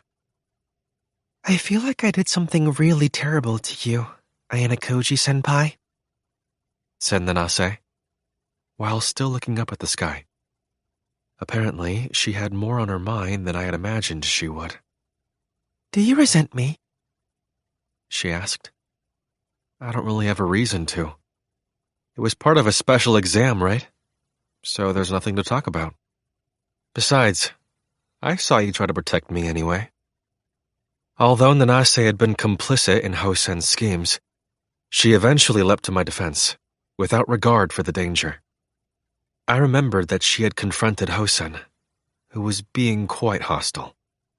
Is that special exam over yet? I didn't hear anything about a deadline, I told her. No, it's still ongoing. The deadline isn't until the start of the second semester, said Nanase. So from the sounds of it, the special exam would be ongoing for a while. However, if that were the case, I found the fact that Nanase and Hosen had been silent for the past month and a half was somewhat curious. Aren't you concerned about the fact that I haven't tried to make contact with you? Asked Nanase. I'd be lying if I said that didn't concern me. It makes me worried that there might be some scheming going on behind the scenes or something. Considering what happened the last time, I was convinced that even if we did devise a new plan, it wouldn't work so easily. Besides, it's extremely difficult for us to try and force you into a corner in the course of your daily life now that you know our objective, Ayanokouji-senpai, said Nanase. So you're waiting for another special exam that'll involve multiple grade levels, huh? What about the other students in your grade, though? I'm not entirely sure, but I think they do already know that Hosen-kun made a move. So, now that Hosen has failed, you've all decided that you can't make any careless moves? I guess that's one benefit of my injury. I don't know if that's worth your left hand, though, said Nanase. Of all the first-year students, Hosen Kazuomi was one who really attracted attention, for better or for worse. The fact that he was the first to act might have been a stroke of good luck, in a way. The question was, who knew about this hidden special exam? It was easy for me to just ask Nanase about that, but I tried looking at her a few times, but she kept averting her gaze. So I gave up on that and faced forward again. Even if I tried asking Nanase that question, it wasn't like she was going to answer. The students in the other 3 classes were still staying hidden so I wouldn't know their identities. I was sure Nanase wasn't going to sell them out to maintain fairness. The only thing Nanase had done was make me aware of the existence of this special exam in general, to offset any disadvantage to Class 1D. I sincerely appreciate your understanding, said Nanase, speaking as though she understood what I was thinking once I had remained silent for a while. Since we were both headed to class anyway, I decided to talk about something completely unrelated. Seems like you've gotten completely used to things here at this school, I told her. From the way she was acting, it looked like she had lost the innocence she had when she first arrived, now blending in with the rest of the students. Yes. I think the students in my class, myself included, are starting to get better at tolerating the special circumstances of this school. I'm not sure how much the upperclassmen know about this, but we first years had our second special exam at the end of May, said Nanase. Just as we second years had our own battles to fight, so too did the first years have their own. I haven't had this information directly confirmed by anyone, but I hear that a student has been expelled, said Nanase. We second-year students had also heard news about someone getting expelled. One student had been expelled from the last special exam. It seems like you were also aware of it then. As I expected. The expulsion was one boy from Class 1C, said Nanase. We'd found out because there was one student's name missing from the list in OAA. He'd had an A in academics, so he must have been hit with some kind of penalty. People are always going to talk when an expulsion occurs, I answered. Friends who were laughing together just the day before can just up and vanish at this school. It's ruthless. What happened made me realize once more that I need to live my life here in a way that leaves me with no regrets, said Nanase. Although her class might consider what happened to everyone else as not their problem, they didn't know when the time would come that they'd have to deal with something similar. It was especially important for them to have some sense of alarm, like in Nanase. That being said, I didn't know anything about the class points situation in the other grade levels, meaning that I had no information at all about who won or who lost. What kind of results did your class get in the special exams? I asked. Unfortunately, we didn't do so well. We came in last place the previous time, and in third place this time. However, this time around, it was an exceptionally close match between us, Class A, and Class B, so the gap in class points is quite narrow, said Nanase. It seemed like Nanase felt that they were capable enough to not get left in the dust by Class A and Class B, but if anything, hold their own against them. On the other hand, Class C sank to the bottom of the rankings, largely because someone from their class had been expelled, most likely. So, is Hosen behaving himself more these days? Or, I began, before being cut off by Nanase. I'd be lying if I said he wasn't exhibiting any problematic behavior. However, he wasn't involved in this most recent expulsion scandal. That's because it seems as though he's obsessed with you, Ayanokouji-senpai. Nanase, who had been looking up at the sky for a long time, turned directly to me for the first time since our conversation began, looking at me with a wry smile. Though this is definitely hindsight talking, I do think that Hosen-kun has calmed down somewhat, thanks to you, Ayanokouji-senpai. I think the strong emotions he'd previously directed solely at the students in our grade are now being directed at our senpai, too. Lately, he's been saying things like, I want to throw down with the second years as soon as I can, which makes me glad. Well, I supposed it was certainly good news for the first-year students, anyway. Hosen and I would occasionally lock eyes when I passed his large, conspicuous form. But if I recalled correctly, the look he gave me felt something like, bring it on already. Sooner or later, there might come a time when we have to fight your grade, I answered. We had only worked together once so far. But if Nagumo's policies were strongly endorsed by the school, the day we'd end up competing with each other wasn't that far off. I intend to live my life here at this school without regrets, said Nanase. That's nice. Just like Nanase had said earlier, a friend who was laughing with you one day might very well be gone the next. This was the sort of school where things like that could happen. That was why we had to cherish each and every day that went by, and not take anything for granted. Because each day that passed could never come back. They would be in the past. Ayanokouji-senpai, please try and live your life here at this school without regrets, too, said Nanase. She said it in a way that implied my days here at this school were numbered. And there seemed to be some kind of powerful conviction in her eyes as she looked at me. Of course. I'll make sure I don't have any regrets, I replied. After she heard my reply, Nanase responded with a nod, seemingly satisfied. Well then, if you'll please excuse me.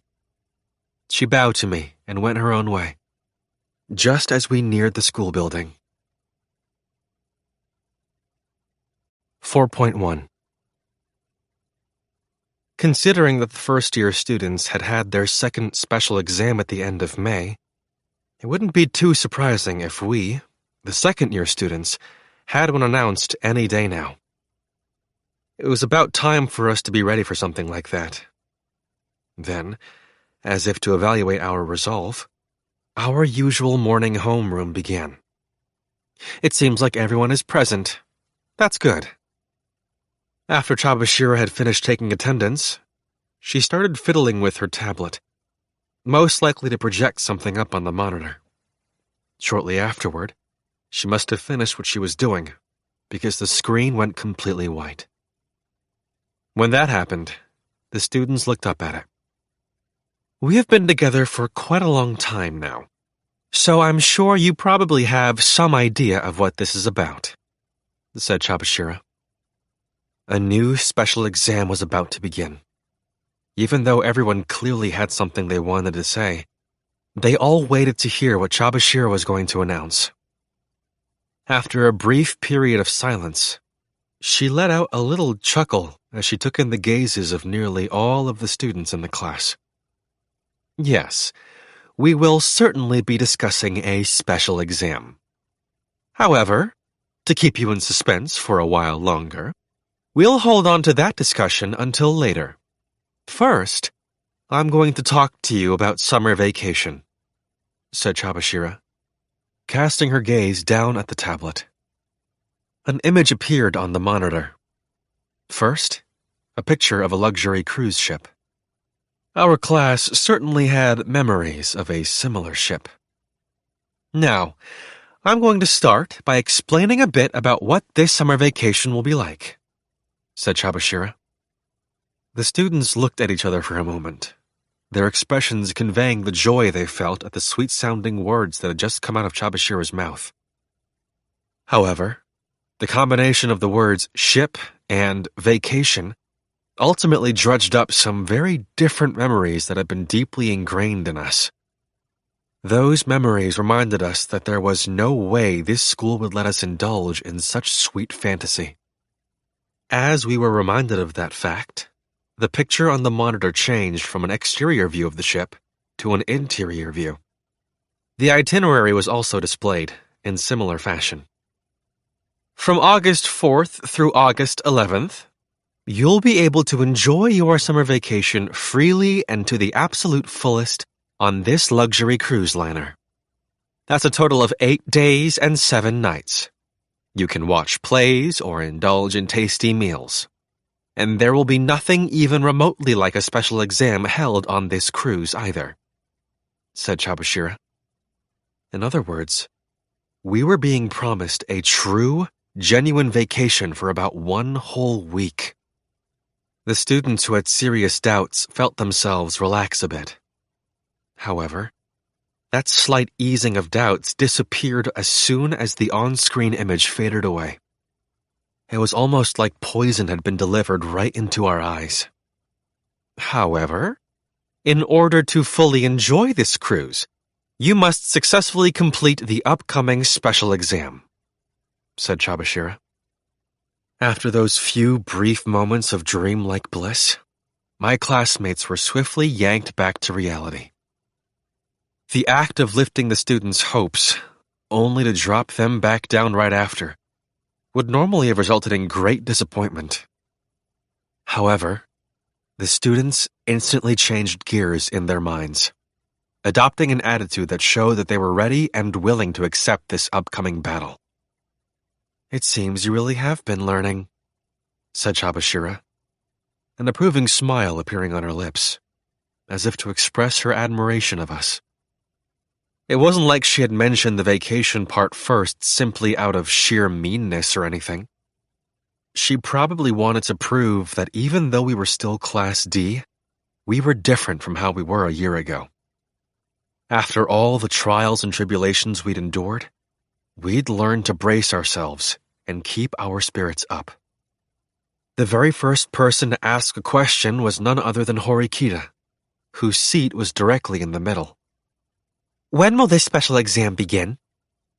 Well, typically when we make these announcements, the special exam would be given that very same day or the next. Unfortunately, in this instance, it's still a ways off. The next special exam is going to be held during the summer break, said Chabashira. So, the school was going to hold the special exam during summer break, after the first semester had finished? If that was the case, what concerned me was the fact that it seemed far too early for the teachers to be explaining the rules right now. What was the purpose of this announcement, if the exam was still more than a month away? At any rate, whether we liked it or not, there was one particular special exam that sprang to the students' minds when they considered what had been said so far. Then, just as everyone seemed to be thinking the exact same thing, Chabashira spoke once more and transformed those thoughts into reality.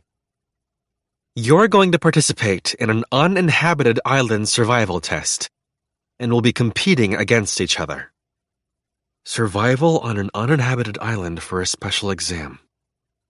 The battle between the classes that took place during summer break during our first year had been deeply etched into our brains.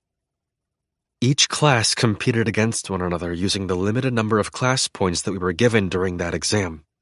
Also, there were additional rules, such as trying to guess who the leader for each class was, and getting points by occupying zones. So, we have to do that again this year, mumbled Keisei, who must have been recalling what had happened then.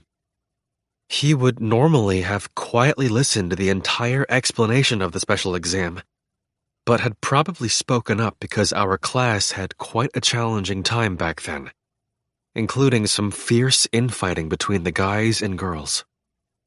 I'm sure you're thinking back to the uninhabited island survival exam that you took last year. However, this year's exam is going to be different from the previous ones. This will be more rigorous, more grueling than any other special exam. Of course, the class points and private points that you can earn in this exam will be significant, though, said Chabashira. We'd been free to fight any way we wanted to in the uninhabited island survival battle last year. If you were determined to win, you needed to be frugal with your assets. But if you were fine with giving up on trying to win, then you were allowed to spend your time relatively freely. That was the kind of exam it was. There were no harsh measures such as expulsion, at least not as long as the students didn't violate any important rules. She said that this exam was going to be more rigorous and more grueling. But what changes would be implemented from last year's exam? I didn't need to worry about getting an answer to that question, though, because I was sure Chabashira was going to tell us right away.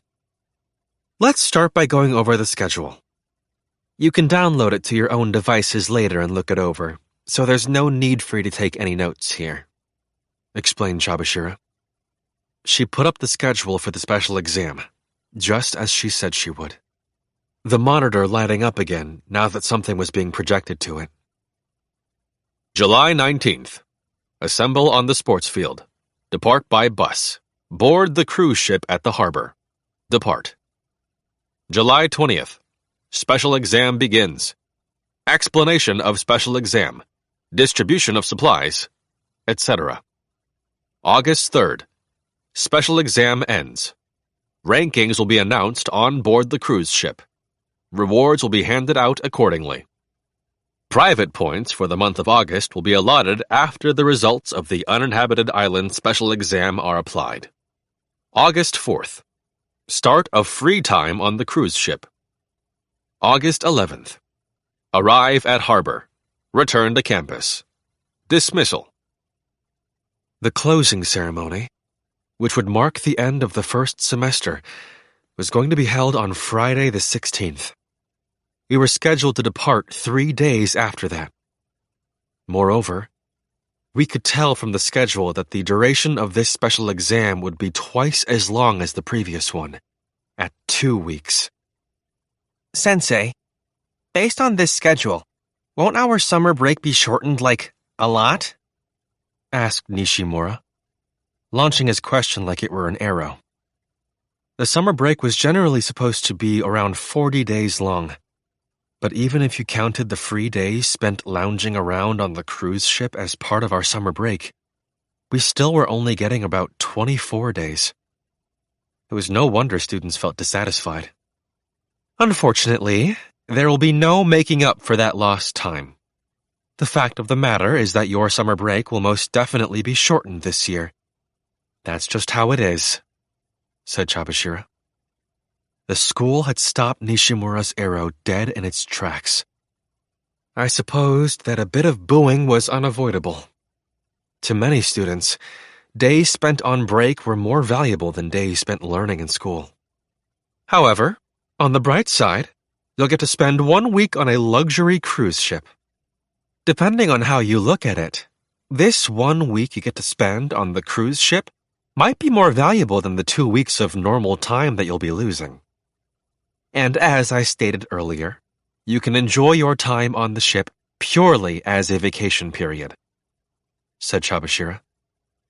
It seemed like Chabashira was trying to encourage us to hang in there by saying all of that. We did get to ride on a cruise ship last year, but we'd had extraordinarily little time to actually enjoy it. After the uninhabited island survival exam ended, I remembered, we'd been thrust into the Zodiac exam.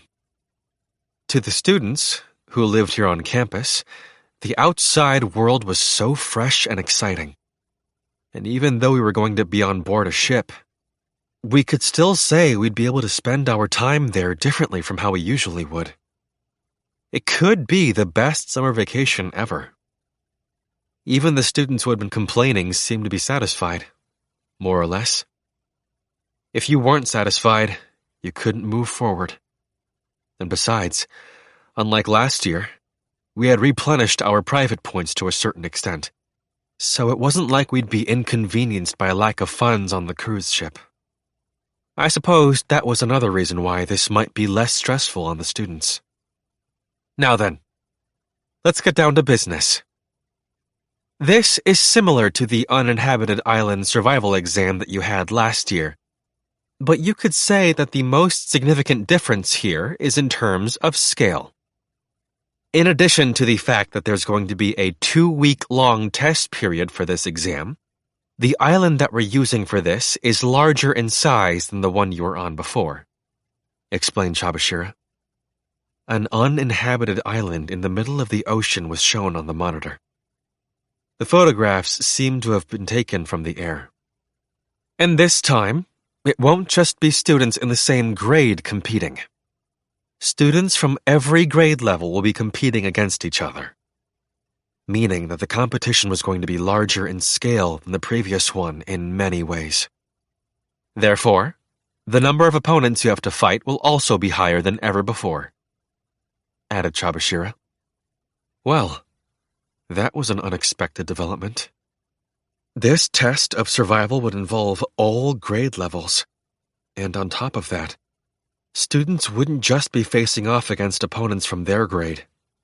That bit was particularly unexpected. So, wait, doesn't that mean that the first-year students will be put at a significant disadvantage, whereas the third-year students will have an advantage? Asked Harada, a student who despised inequality. If this were an exam where we were partnered with students from other grade levels, then everyone would be equal. But that didn't seem to be the case this time. If so, it meant the difference in physical ability and experience that came with age would create a considerable handicap. I understand what it is you're trying to say, but let me just go ahead and say that no exam is ever going to be 100% fair. Even if we're only talking about you second-year students, you'll be competing on the same stage despite the fact that there is nearly a year's difference between those born in April and those born in March of the following year, right? Replied Chabashira.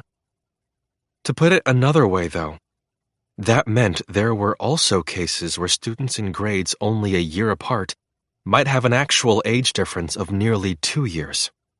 that would be a significant handicap. If a first-year student comes to you asking you for advice, it befits you as their senpai to give them at least some kind of answer. However, the exact nature of what you say to them is entirely up to you. Likewise, you could also ask a third-year student for their opinion, said Chabashira. So, while there didn't seem to be a problem with discussing things as much as you'd like, or if necessary, it would basically be like helping the enemy. There will be a minor handicap applied based on grade level, but you're basically going to be on a level playing field. So how are we going to make up for the difference in grade level, you ask? The answer is that the lower the student's grade level, the more rewards they can receive, and the fewer penalties they have to worry about, said Chabashira. Which in turn meant that the higher your grade level, the fewer rewards you might receive, and the more severe the penalties, huh? This seemed somewhat similar in structure to the special exam that was held in April, where we had to find partners. Though the test contents were the same in that exam, the penalty the second years faced was expulsion, whereas the first years just saw a difference in the number of private points they'd gain. That was a significant difference. Anyway, taking all of that into account, let's move on. I'm now going to explain part of the outline regarding the new rules for the uninhabited island survival exam, said Chabashira. The word part made the students exchange looks. That means not all of the rules are going to be revealed to you today, at this time, she added. Chabashira instructed us to listen quietly to her explanation, and then brought up a new image on the monitor. We looked up at it, seeing the word group stand out prominently. In order for you to understand the rules of the survival battle on the uninhabited island, we must begin with the rules regarding the formation of groups, said Chabashira. It seemed the preliminary part of this particular special exam was going to be much longer than any we'd had before. This also seemed to hint at the intensity of the battle that awaited us. Your next special exam, which is to say, the uninhabited island survival battle, has a rule that allows you to form large groups of up to 6 people and cooperate with one another. The first thing that you must remember is that these large groups can be formed with any student from your grade level, regardless of class, explained Chabashira. So, does that mean the other second-year students are our allies? Muttered Horikita quietly to herself. She'd assumed, until then, that everyone outside our own class was an enemy. Her quiet monologuing echoed throughout the room. I was sure her muttered words had reached Chabashira's ears, but she continued speaking without answering the question. For the next 4 weeks or so, from today until the end of Friday, July 16th, you second-year students will be given the right to form small groups of up to 3 students with any partners of your choosing in your grade level. These groups will be the basis for the large groups. However, even though I said you can team up with partners of your choosing, there are some restrictions involved. One of those is, as I just said, that you can only choose students from your grade. You cannot form a group with first-year students or third-year students, explained Chabashira. We could work with anyone from our grade. In other words, students from Class A could team up with Class C. Apparently, first-year students were allowed to make small groups of up to 4 students, while third-year students could make small groups of up to 3, like we second-years could. I supposed that was one of the handicaps that were being doled out for each grade level. The rule in question was then clearly displayed on the monitor. It might be possible for all 4 second-year classes to work together to form the strongest groups to compete in this test. If we were free to assemble ideal groups, we'd naturally have a chance at winning this thing. On the other hand, if the other grade levels were similarly able to form the best possible groups of people, We'd need to summon all our strength in order to compete with them. Next, we have the gender ratio. In the case of a mixed-gender small group, girls must make up at least 2/3 of the group, said Chabashira. So groups of 2 boys and 1 girl, or just 1 boy and 1 girl, weren't allowed, huh? The possible group combinations were shown up on the monitor. 1 boy, 2 boys, 3 boys, 1 girl, 2 girls, 3 girls, 1 boy and 2 girls. 7 possible configurations. Meaning that group configurations like 2 boys and 1 girl, or 1 boy and 1 girl, would be rejected. What happens if you don't form a group? Or, in the event that you can't form a group, what then? As you can see from the list of possible combinations, groups of just 1 person can be formed. There would be fewer benefits to such an approach, but it's not disallowed. The next special exam can be conducted regardless of the number of people in your group. If anyone does want to try going it alone, they are allowed to, regardless of gender, said Chabashira. Although the fact of the matter was that the more people in your group, the better off you were, it sounded like you could still take this special exam on alone without issues. I'm sure that some students might feel more comfortable being on their own, but the more people in your group, the better. In addition to the advantages you gain by simply having more people, there are also special benefits for having more members. I would strongly recommend you do not choose the option of trying to go it alone in this test, except as a last resort, said Chabashira. I supposed if you could handle yourself well enough, it would be all right to be on your own. But students who couldn't form a group would essentially be forced to take the exam while at a disadvantage, which meant joining a group of 3 was basically the minimum requirement necessary for a normal student to be ready to compete. There are a considerable number of benefits to forming a group, but there is one caveat. Once a group has been established, people cannot transfer to another group for any reason whatsoever, said Chabashira. Once you'd formed your group, it seemed you were stuck together as allies until the special exam was over. I understand that we're unable to change our group. We can form groups of up to 6 people for the special exam, correct? So far, we've only heard about being able to form small groups of up to 3 people. Could we please hear more about that? Asked Harada, addressing Chabashira. Yes, that is a key point. When the actual special exam begins, the small groups will be allowed to form up with each other. You could have 2 groups of 3 people come together, or 3 groups of 2 people, or even 6 individuals. However, there are conditions for the formation of larger groups as well. In large groups of 4 persons or more, the group must be at least 50% girls, explained Chabashira. So the gender ratio rule would change, requiring groups to have a 1-to-2 ratio of girls instead of 2-to-3.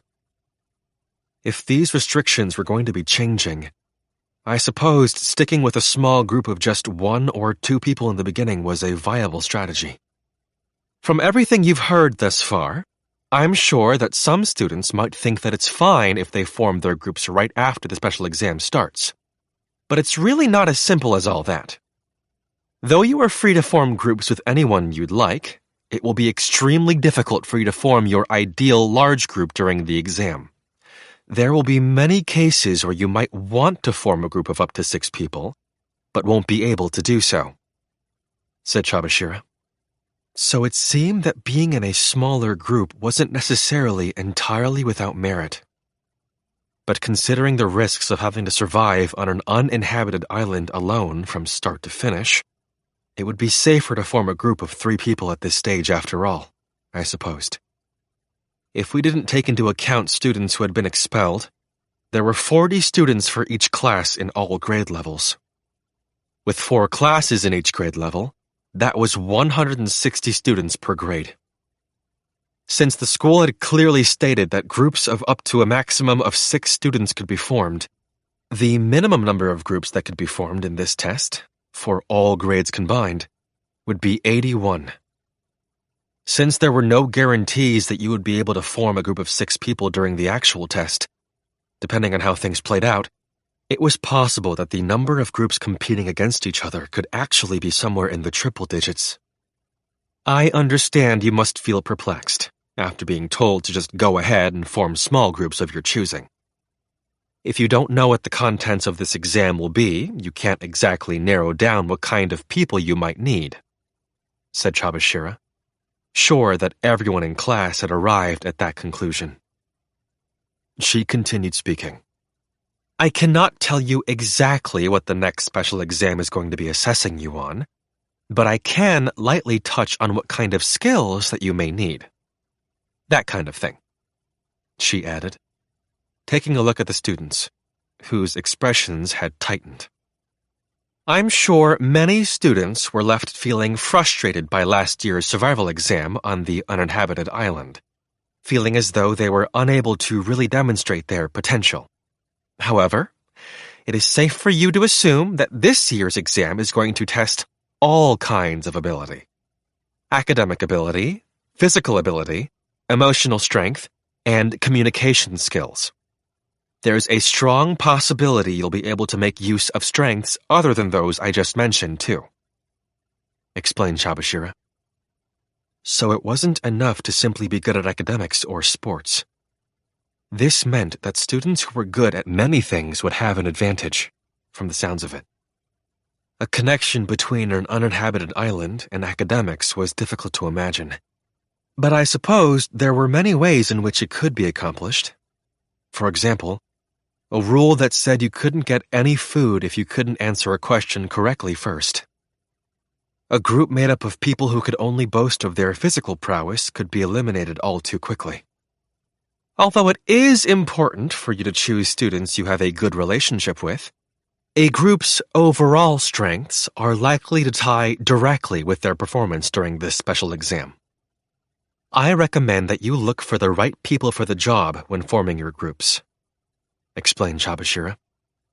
This meant students who were talented all-rounders would simply have better odds if they teamed up with each other. However, as Chabashira had said, choosing students you got along with was an important consideration too.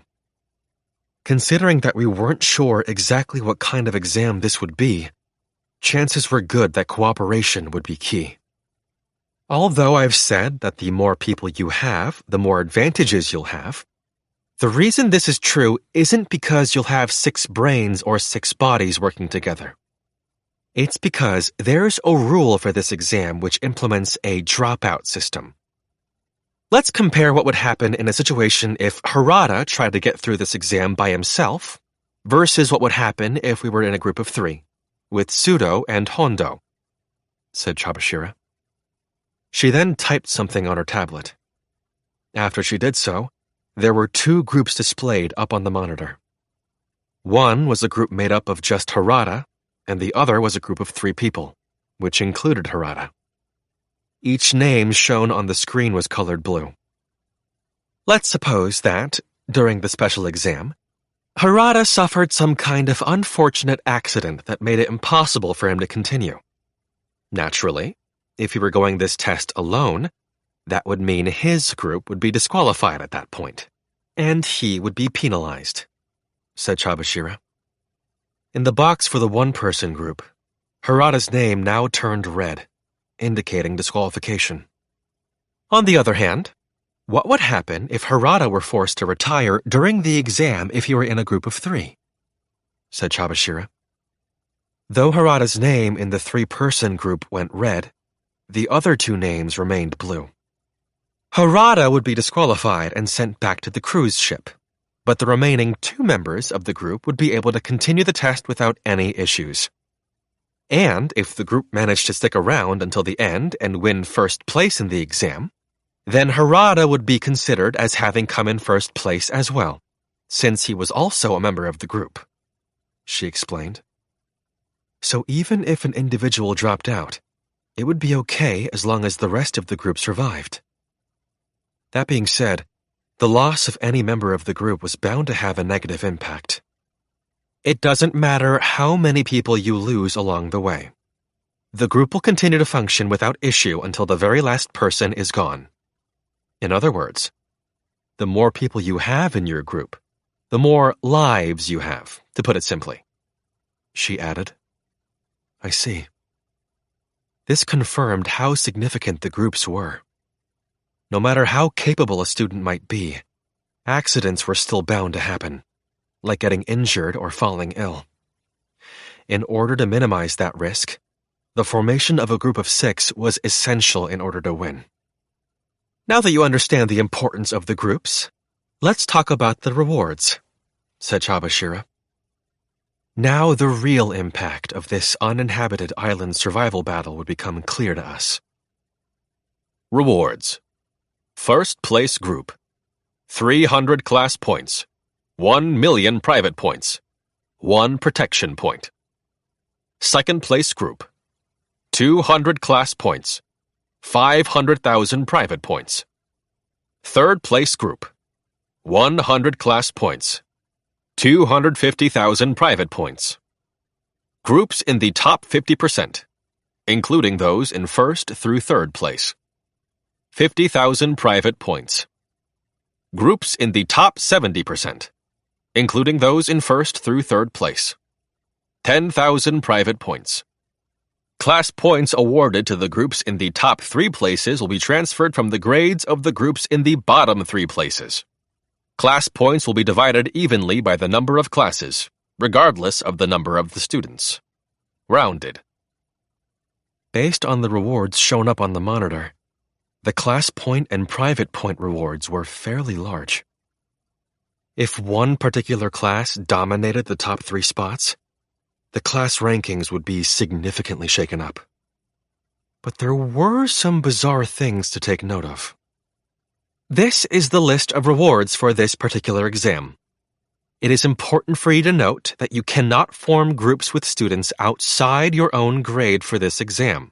So essentially, each grade level will be competing against each other.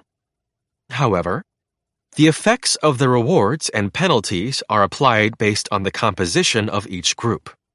In other words, if a group made up of only Class D students takes first place, then the rewards for first place will all belong to Class D. On the other hand, if a group composed of students from all 4 classes wins first place, then the rewards will be divided equally among the 4 classes. So, if you create a group made up of the best, most capable students from each of the 4 classes, you might be able to increase your odds of winning, but your class point standing might not really change all that much, explained Chabashira. And because the number of people in a particular group didn't factor into the equation at all, the 300 points would simply be divided out equally among the 4 classes. Which means that even if you did take first place in that situation, you wouldn't really be able to close the gap in class points. Well, actually, I supposed, given we could only form 3-person groups at this stage, we wouldn't be able to form any with students from all 4 classes in the first place. That would make it impossible for us to have any sort of ideal discussion, most likely. And then, the total class point rewards for the top 3 places, a massive 600 points in total, will be collected equally from the grades that fall into the bottom 3 groups. Say, for example, that the group that comes in first place is made up of second-year students, and the group in last place is made up of first-year students. That means class points will be collected from each of the first-year classes. The rewards for the group that comes in second correspond with the group that comes in second to last, and similarly, the group that comes in third place will get the rewards from the group that comes in third to last, explained Chabashira. So there was a strong possibility that different grade levels would try and rob points from each other, from the sounds of it. Now then, I'll go on to explain what will happen in a situation where groups from the same grade level come in first and last place, respectively, for the sake of comparison. In this instance, it would be a bit of a special case. The classes included in the group that placed in last would have to pay 100 class points to the classes that had come in first place. Second to last place, 66 points. Third to last, 33 points. If a group made up of a single class comes in first place, they will still get the 300 points as usual. However, if another group of students from the same class were to come in last place at the same time, that means 100 points would be deducted. So the winning class would only get 200 points. Explained Chabashira. Which meant that if a group comprised of students from all 4 classes were to win, each class would get 75 class points. No matter how many students your class had in first place, if you happened to have students from your class in a group that placed at the bottom, it was possible that you could lose out. Additionally, in the event that the class points the school has collected is not enough to cover the payout, the school will compensate and pay the remainder. The same rule applies when collecting points from the other grid levels as well, she added. Apparently, even in situations where they didn't have enough class points to pay up, the rewards would still be guaranteed.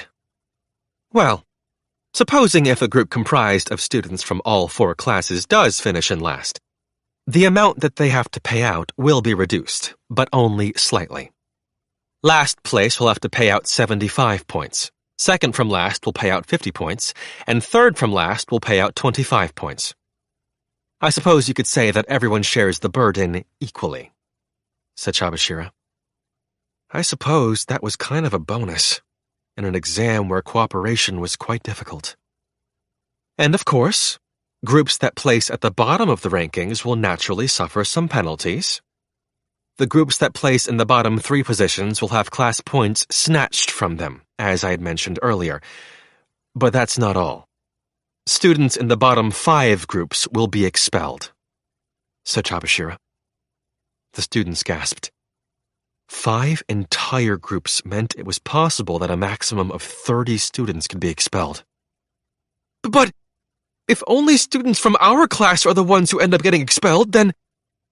In the worst-case scenario, that would leave only 9 of you. But there's no need to worry about that. In the unlikely event that you are penalized, you could pay 6 million private points to save yourselves. That amount is divided by the number of people in a group. So, for a group of 6 people, it would cost 1 million private points per person, explained Chabashira. So, even in the unlikely event that we did get hit with the expulsion penalty, there seemed to be ways that we could save ourselves. There is a condition, though. You must have the requisite number of points to pay out that fee to save someone on hand, on your own phones, before you board the ship. You will not be able to borrow or lend any private points once the exam has begun. Which meant we didn't have the option of helping each other later. We needed to procure those points before the exam. But within the group that is penalized, I'm sure that there will be some students who can pay up and some who can't. What happens if one of the students in the group doesn't have enough points to cover their share? Don't worry about that. Even if 5 out of the 6 people in a group come up short and can't pay their share, the 6th person, the one who does have enough to cover their share, can still save themselves by paying out that 1 million private points, said Chabashira. Basically, if you had enough people, it seemed like you didn't need to worry about having the others dragging you down with them. May I ask a question? Asked Horikita, raising her hand, sitting directly facing where Chabashira was standing. The rules state that if you team up with other classes, each class gets an equal share of the rewards. In the end, wouldn't that rule result in students choosing to form groups only with students from their own class? Horikita was saying that even if you did your best to win, it would be pointless if you had to split the class points multiple ways. If you decide that there's no benefit in doing so, then yes, you can simply decide to team up with your own classmates only. That's all, replied Chabashira, telling us to figure out for ourselves what to do. There wasn't going to be a definite right answer to that question.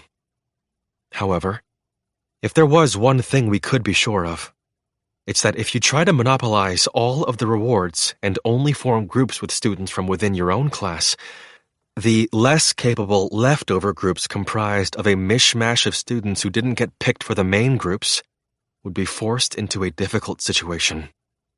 At the same time, you'd be creating groups that would likely run the risk of getting expelled. On the other hand, if you increase the number of classes represented in your group, the rewards would be fewer, but you would be able to create a broader group more easily, and you could control the risk of being penalized. Of course, there were other risks that might come up. As far as forming groups for the survival test on the uninhabited island went, here was a summary of the information that Chabashira had presented to us so far. Survive on an uninhabited island for up to a maximum period of 2 weeks. A wide variety of skills will be needed, and a high level of overall ability will be more advantageous, but cohesion cannot be ignored. Special rewards such as class points, private points, and a protection point will be given to the groups that place at the top. Class points are divided equally based on the number of classes, though. Groups will be formed, with a minimum of 1 person to a maximum of 6, and the more people in your group, the more advantages you'll have. Group rankings are determined by when the last person gets eliminated from the group. The groups that come in last will receive penalties. Expulsion is also a possibility. In accordance with the rules, we can freely form small groups within our grade, up to a maximum of 3 people. Forming a large group during the exam will not be easy. That was a rough breakdown of everything so far, but that explanation alone wasn't enough to give us the entire picture.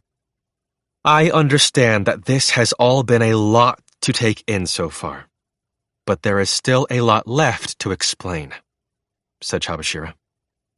She drew a breath, then moved on to the next part of her explanation. Please take a look at this.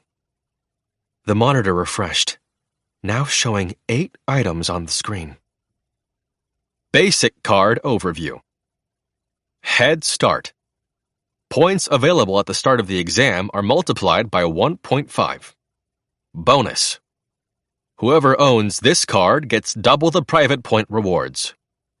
Half off. Halves the number of private points that needs to be paid out for a penalty. Only valid for the student who owns this card. Free ride. At the start of the exam, designate a specific group. You will receive half of the number of private point rewards that the designated group will receive. This effect disappears if you join with the group you've designated. Insurance. If the owner of this card would normally be disqualified from the exam due to poor health, they are instead given 1 full day to recover. Not valid in the event of disqualification due to cheating, etc. Special card overview. 1 more. The owner of this card can join a group as a 7th member. It takes effect once the main portion of the exam has started and is not affected by the gender ratio rule. Nullify. The private points needed to be paid out for a penalty are reduced to 0. Only valid for the student who owns this card. Trials and tribulations. Using this card entitles you to be able to earn 1.5 times the class point rewards for the special exam. However, if your group fails to place in the top 30%, then your group will be penalized. The school will cover the increased reward amounts. What are those all about? These cards are items that will affect the uninhabited island survival exam. Everyone will receive 1 card. With one exception, there is no drawback to having any of these cards. Their efficacy can be roughly understood by looking at the descriptive text on the cards, explained Chabashira. There was a total of 8 kinds of cards in the lineup, ranging from cards that would give you an edge in the special exam to cards that specialized in protection. The latter cards were useful in the sense that you can keep yourself safe, but if you consider that they were basically for when you're prepared for defeat, it was likely that those cards would be evaluated differently. The tricky card out of the lineup would be Trials and Tribulations, the only one that has a disadvantageous aspect to it.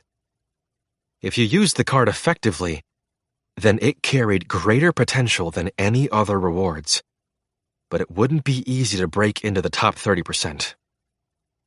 Each student will get one of these 8 cards, selected at random. The cards will be distributed tomorrow morning. The cards that you've obtained can be transferred or traded with students from other classes, so long as they are in your grade level, until the special exam officially begins. Anyone can view who holds which cards in the OAA app. You can sell your cards to anyone who wishes to buy them from you. You can even buy up a bunch of cards and hold on to multiple. However, the same card effects cannot be stacked, so there is absolutely no point in having 2 of the same card, explained Chabashira.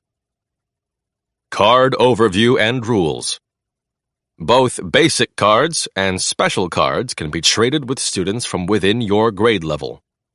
You cannot trade with students from within your own class. Also, once a card has changed hands, it cannot be traded again. Even if multiple copies of the same kind of card are used, card effects do not stack.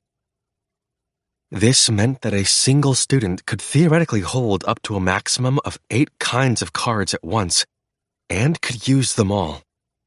However, because the cards had positive and negative applications, it wasn't like you could activate all their effects at once. In the end, you would just have effective options at your disposal that you could use. Also, regarding the special cards, there are 3 kinds of special cards, and they'll be handed out randomly, but only one of each type will be handed out to each grade level. Therefore, there is the possibility that, through sheer coincidence, one class may come to hold all 3 cards. That's all, said Chabashira. An explanation of the uninhabited island special exam, followed by an explanation of the rewards and penalties, and then an explanation about the distribution of items called cards. And thus, we came to the end of the long overview of the uninhabited island survival exam. I'm sure that some of you might not have understood everything that we just went over, but by lunchtime, the special exam manual will be automatically distributed to your tablets, so you can check out the information that way, said Chabashira, having now finished explaining everything to us. The bell rang loud and clear, signaling that it was the end of our first period class. I suggest that you think long and hard about what kind of group strategy you're going to produce. You have time, she added.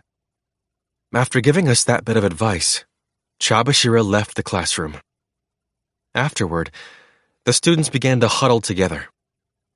Koenji, who was sitting far to the left of me, one empty seat between us, stood up and then went out into the hall. It looked like he was simply acting according to his selfish whims, as we had come to expect. But he was walking at a quicker pace than usual. I felt like there was something off about the way Koenji was behaving, so I decided to follow him. I tried to soften my footsteps and anything else that might cause me to be detected so that I wouldn't be noticed. That being said, there was only so much that I could do. There wasn't an infinite number of things I could hide behind, like I could on the island. However, ordinary people didn't usually go about their day with the consideration of being followed.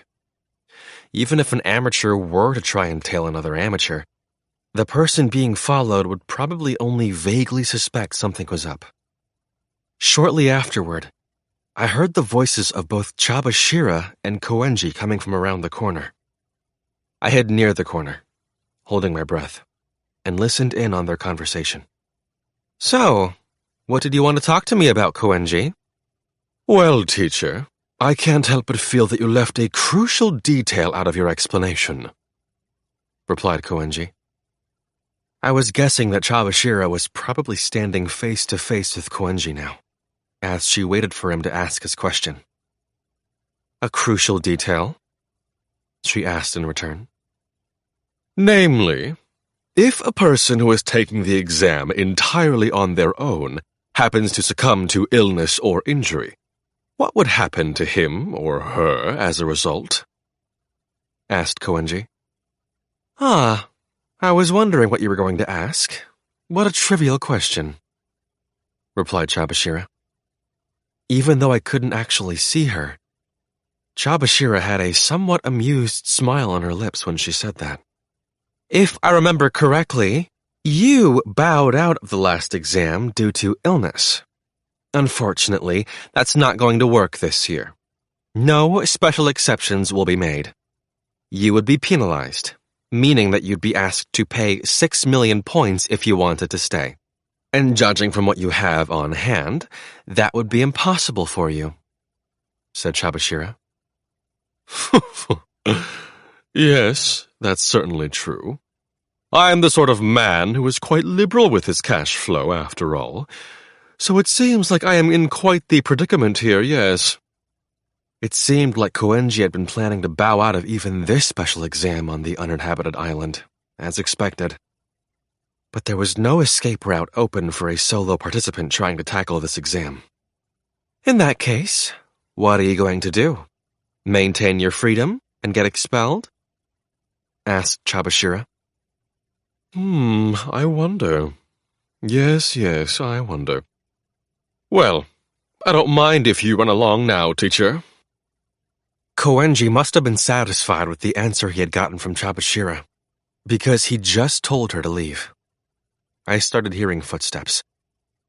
They immediately picked up in speed, and then I couldn't hear them anymore. I'm guessing that Koenji was going to start moving soon, too. In that case, I suppose there wasn't any reason for me to hang around here for long. I decided to leave without making a sound. But then... By the way, who is the person hiding over there, spying on me? Asked Koenji. Koenji had noticed me hiding from him. I could tell from the way his voice carried in the hall that he must have turned around.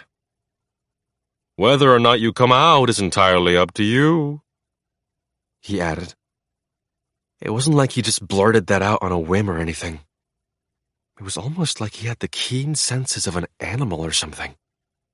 Although I could have returned to the classroom without revealing myself, I decided to face him honestly. Oh, Ayanokouji boy. Do you have some business with me, perchance? He didn't seem surprised at all. If anything, he was indifferent to my presence there, acting nonchalant about it. It wasn't so much like he had been anticipating that I would have been there. It was more like he just didn't care who was there. Horikita told me to keep an eye on you. She said it's because she can't tell what you're going to do, I replied. Koenji looked at me, as though he were sizing me up, and then slowly started walking towards me. You seem to be quite good at coming up with a front to hide what you're up to. But I see neither truth nor lies from you, Ayanokouji boy. I won't trust the words of a person like that, said Koenji.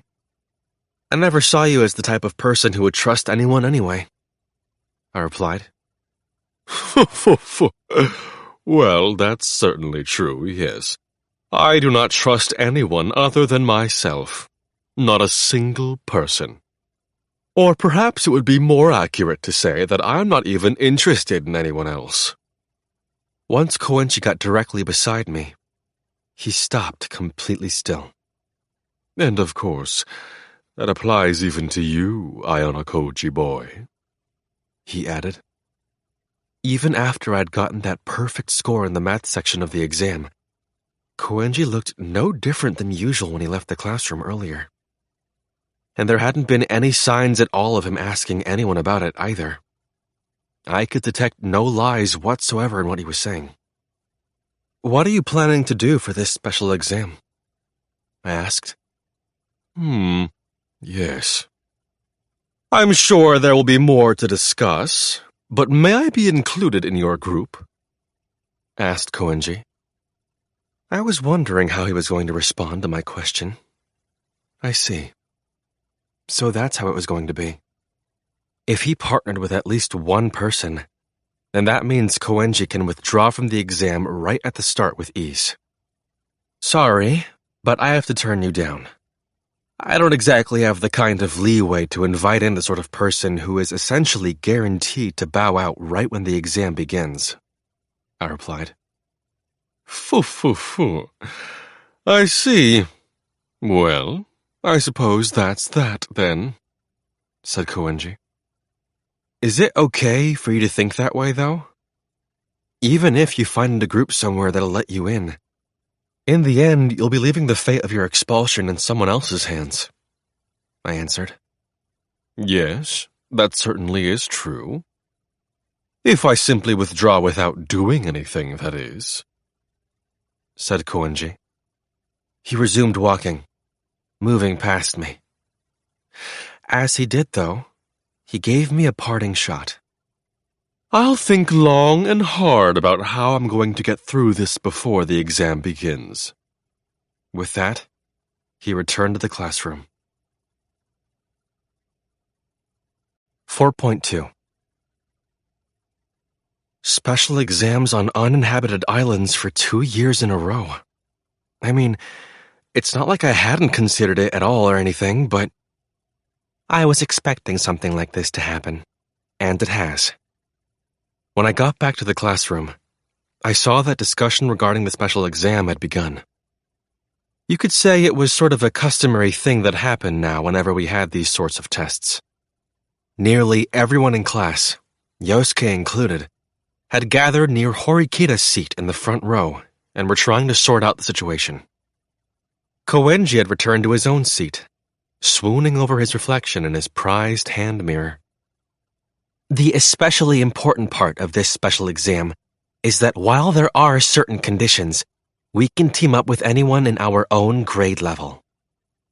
That was most definitely a new rule that we hadn't seen in any of the special exams until now. Besides, such a rule being implemented should have been outside of the realm of what was expected at this school, in the first place. But what about how the class points are going to be handed out when you win, though? I mean, I more or less get the idea behind it all, because we've basically gone through something kinda like it, but I don't see the benefit in teaming up with other classes, said Pseudo. I supposed it was quite natural that Pseudo would have brought that point up right away. This special exam is a battle between grade levels, but also between different classes in the same grade level. The only way to finish this exam in an efficient and effective manner was for a group consisting of only students from your own class to take first place. Even still, the school really had come up with some interesting rules. It was much easier to aim for the top spots if your group was made up of many students from within your same year. You'd minimize the risks, but there weren't many rewards. Low risk, low return, I suppose they'd say. On the other hand, if you narrowed your group's focus, that meant you'd have a high-risk, high-return opportunity. The most ideal solution would be to form 2 groups with 3 people in the same class, and then have them combine into a group of 6 later. However, Chabashir had mentioned earlier that it wasn't going to be easy to bring groups together how we wanted once the exam began. If we didn't get any guarantees that we would be able to form groups freely beforehand, the damage would be great if we tried something and failed. However, it was also a fact that this particular special exam had tremendous destructive power. Supposing if the top 3 spots were dominated by a single class, the total number of class points gained would be as high as 600.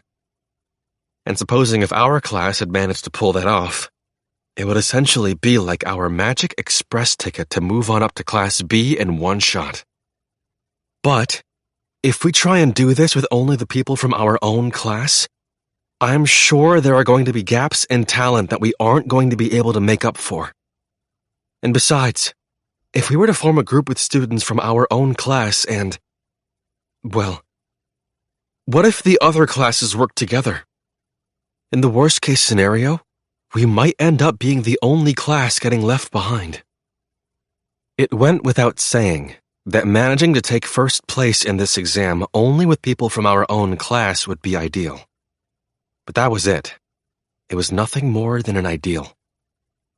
If any one class chooses to fight alone, they create the risk of being ganged up on by the other 3 classes. And if that solitary class were to lose, well, there'd be no high return in that situation whatsoever.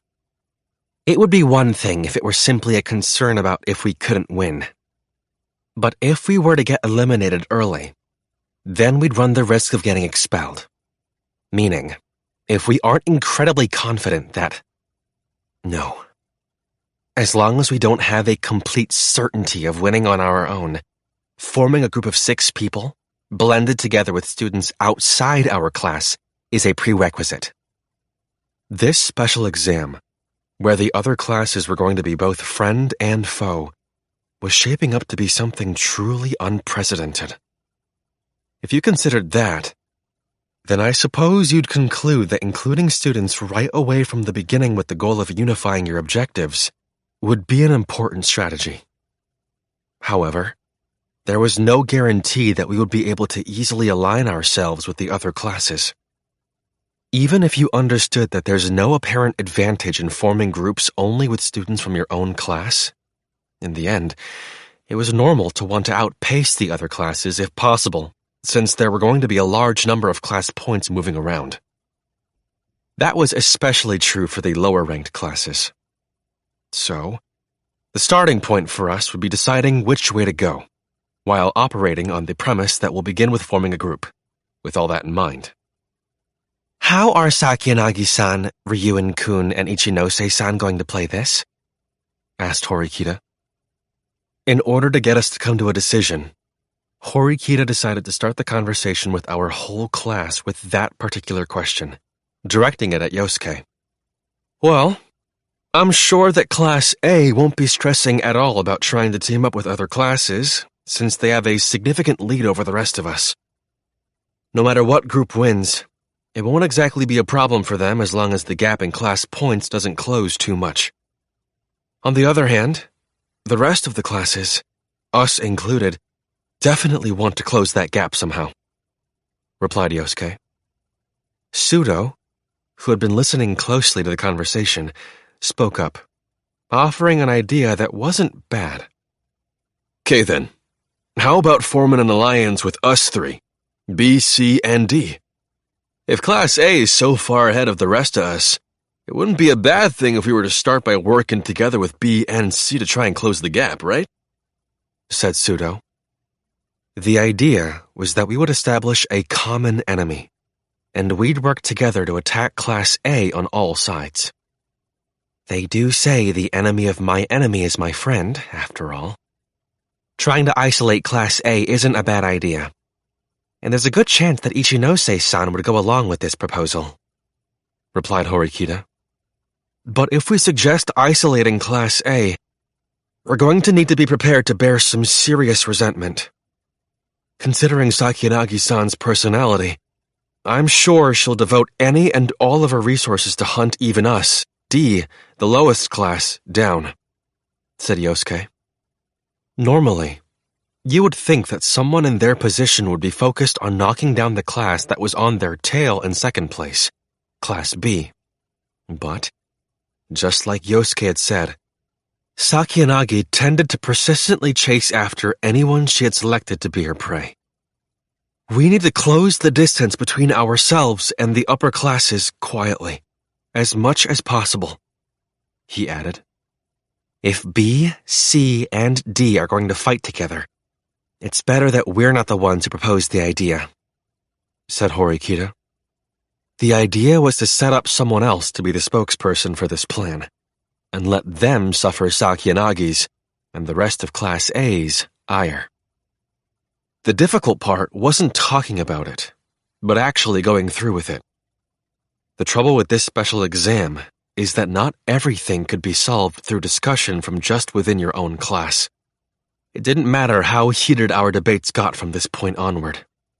Nothing was going to move forward. If we didn't understand what Class B and Class C were thinking, And if we couldn't unify our intentions and put plans into action, then we ended up with nothing more than armchair theory. It wasn't going to be easy for our 3 classes to simply come together and hold a discussion. Ichinose wouldn't be an issue, but it was hard to imagine that Ryuan would be willing to agree to it so easily. Besides, if Sakiyanagi got wind of this information, then she would naturally act. Seems like we're going to have to make a real difficult decision. Even though we had a grace period of more than a month to form groups, if we went about things slowly, the other classes would be making their own moves, trying to form their own groups, one after another. We couldn't sit around and not take a firm stance. It'd sure be a huge help if one of the other classes proposed a similar plan themselves, said Yosuke. The students of Class D were racking their brains. Just figuring out how we should make a group is proving to be quite a headache, said Horikita. In addition to the important task of forming a group, there were still other things that needed to be done too. There was the matter of the cards, which had various effects. Tomorrow morning, each and every student was going to be given one of these unique cards, which cannot be transferred between classmates. Moreover, once an item had been transferred once, its possession becomes fixed and couldn't be returned. Meaning the only way to get a card for sure is to simply trade with a student from another class, or by buying and selling. It seems highly likely that everyone will start making their moves tomorrow. Yeah, and gathering up effective cards for your group is also going to be a point that we'll need to think about. Today was the day when the school gave us the go-ahead to start making groups for the upcoming special exam. Naturally, the situation was going to take a major turn. That included our class, D, as well. 4.3 After class had ended, the phones of students who were classified as exceptional in terms of academic ability or physical ability started ringing. Horikita approached me, while keeping an eye on the situation. Seems like they've started making their move right away. I suppose it's only natural for them to try and pull in the most talented students to their side, said Horikita. Regardless of whatever policy the class you're in had adopted, there wasn't any harm in kicking things off with some tentative reservations. Have you gotten any calls or texts? I asked. None. I see. Well, the number of people who actually have your contact information is extremely limited, I replied. You knew that, and yet you deliberately went ahead and said something meant to agitate me. That goes to show that you really are inconsiderate. So, did anyone try to contact you, Ayanokouji-kun, Mr. I got a perfect score in math? Your phone seems surprisingly quiet, doesn't it? Snapped Horikita. Horikita had come back at me with some harsh words of her own. I decided to look at my phone, which wasn't ringing. Unfortunately, my battery's dead. I haven't charged it for about 2 or 3 days now, I replied. If you don't use your phone so often, you won't need to charge it as often, said Horikita. As much as I'd like to deny that and say it wasn't the case, she wasn't wrong. If you didn't use your phone that much, you'd usually forget about charging it. Shouldn't you go ahead and give warnings to our classmates? If they carelessly start forming groups on their own, it might spell trouble later, I cautioned. I don't need to explain anything to them. I've already given my instructions. I summed things up in a very easy-to-understand message and sent it to everyone.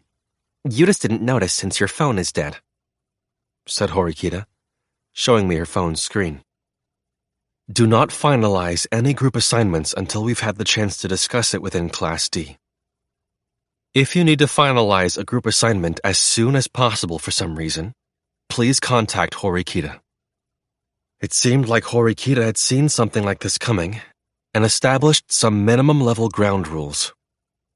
It's not like these rules are binding, though. Ultimately, it's up to the individual to decide, based on their discretion. said Horikita. It was certainly true that it was up to the individual to decide who to partner up with and to whom not.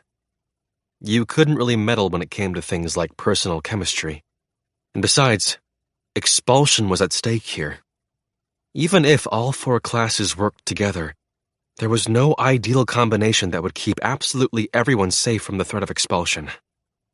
With that in mind, all you could really do was offer some advice.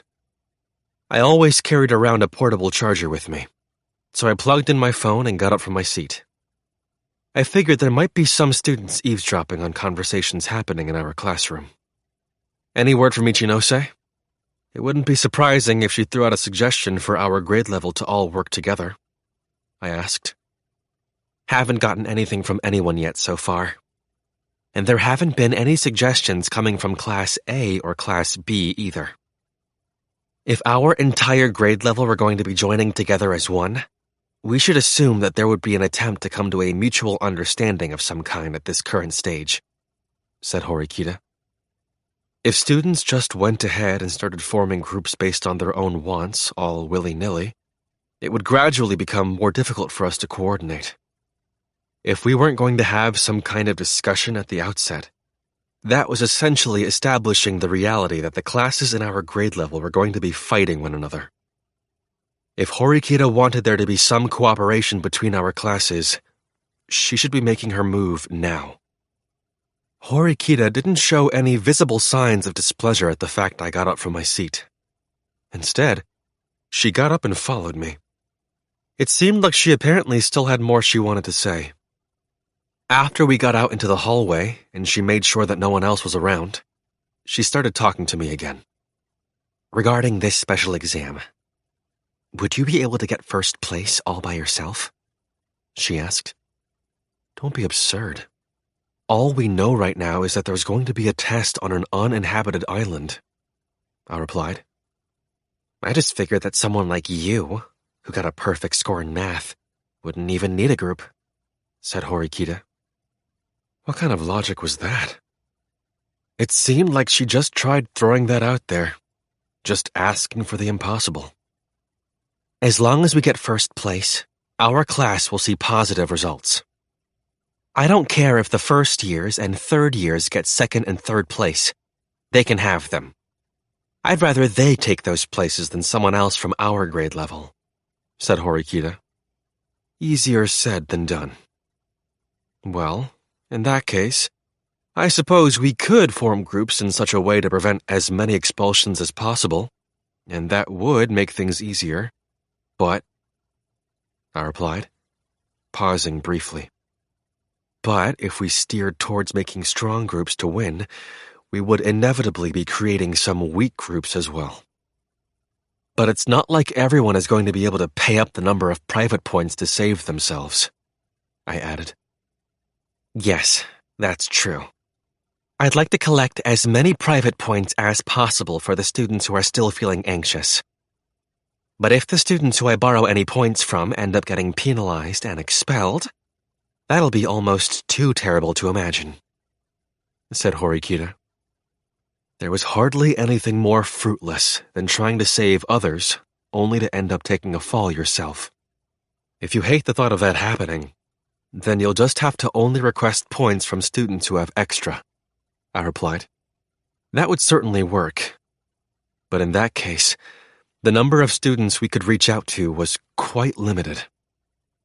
There are ways to do this without letting anyone get expelled, though I doubt anyone would want to do it, I added. You mean the idea of having people bow out right at the start, deliberately? Asked Horikita. Apparently, Horikita had also noticed the few holes in this exam. According to the rules, only the first 5 groups that are taken out are expelled. In that case, if we set up 5 groups specifically to be sacrificed and deliberately let them get taken out, we wouldn't have to worry about any students after them getting expelled. However, to carry that idea out, a total of 30 million private points would need to be prepared. And, more importantly, Whatever grade levels made up those bottom 3 spots in the exam would be handing over class points to whoever placed in the top 3. And even if people from the same grade level took both the top and bottom ranks, the rewards would be decreased a little bit. So it was inevitable that by taking on the role of deliberately getting out, there were going to be some losses. I supposed that the reason the top 3 places were tied to the bottom 3 could be considered the school's way of preventing anyone from cheating all that easily. I guess we just need to survive on our own power somehow, I told her. Yes, it really does seem that way. May I consult with you again later? Asked Horikita, stopping in her tracks. As long as it's something I can help with, sure. That'll be plenty. Thank you. Horikita seemed like she must have had something to talk about with someone else, because she went back inside the classroom. After I watched Horikita go back inside, I decided to head for the exit. 4.4 While I was walking in the hallway, making my way to the main entrance, Sup? as I stood there looking at my phone's pitch-black blank screen before it powered on, the student who called out to me was none other than Ishizaki Daiichi from Class 2B. He had a wide grin plastered on his face. I guessed that something good must have happened to him. Hey, dude. I tried sending you a text, but I didn't get an answer, so I figured I'd just come over. Sorry, my battery ran out. No worries, man. Hey, I'm just gonna borrow you for a sec, okay?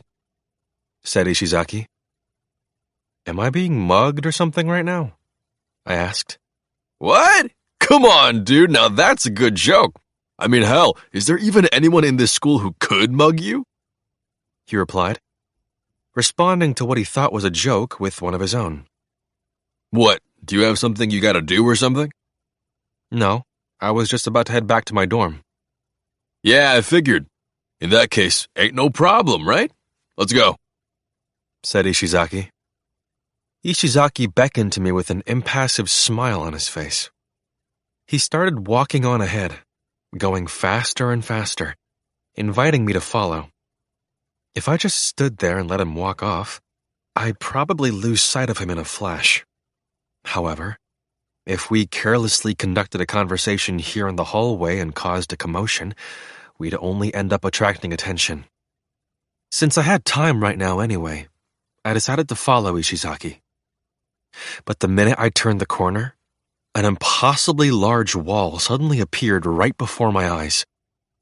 No, wait, that's not what it was. It was Yamada Albert, Ishizaki's classmate. He was wearing sunglasses. Then, with an air of intimidation about him, he placed his right hand on my shoulder. Hey, he said in English. Hey, I replied similarly. I didn't really understand what was going on right now, so I figured I'd just respond to him with the same thing he said to me. But what was happening here? This mugging that was supposedly just a joke now seemed to be a little more real. Hello, Ayanokouji-kun. Right there, besides the gigantic Albert whom I had earlier thought was a wall, stood Hiyori. It's kind of unusual seeing you 3 together, I told her. You might be right about that, she replied. I had thought for sure that Ryuan would show up too, but that didn't seem like it was going to happen. Anyway, probably not so great to hang around here. Let's move, said Ishizaki. Move? Where to? I asked. Yeah. I actually haven't really given that any thought, said Ishizaki, rubbing underneath his nose with his left index finger, chuckling sheepishly. Hey, I've got a bad feeling about all this, so can you please just let me leave now? I asked. I had the feeling that this was in no way going to be a good turn of events, so I asked for their permission to make my exit. Hey, the hell, man? You're free, ain't you? We ain't letting you go. You're not letting me go? I repeated. Albert, who was standing behind me, used the strength from his massive frame to hold me, binding my arms behind my back. Then Hiyori grabbed hold of my arm as well, pulling herself close. The two of them had captured me. I'm sorry, Ayanokouji-kun. We can't let you escape. Huh? Finally, my mugging theory was starting to look increasingly plausible. Okay, that's enough of me making that joke. Anyway, the three of them seemed like they were planning to bring me to some other location. We'll draw attention here. Let's go somewhere else, Ishizaki-kun. Yeah, but where? He asked. That is a good question. Well, how about your room, Ishizaki-kun? She asked, making a casual suggestion. Huh? My room? No, that's, kinda... I mean, no way! We can't! Cried Ishizaki, in a panic, after she had suggested we move to his room. Why? Is it inconvenient or something? Asked Hiyori. Well, there's, lots of reasons.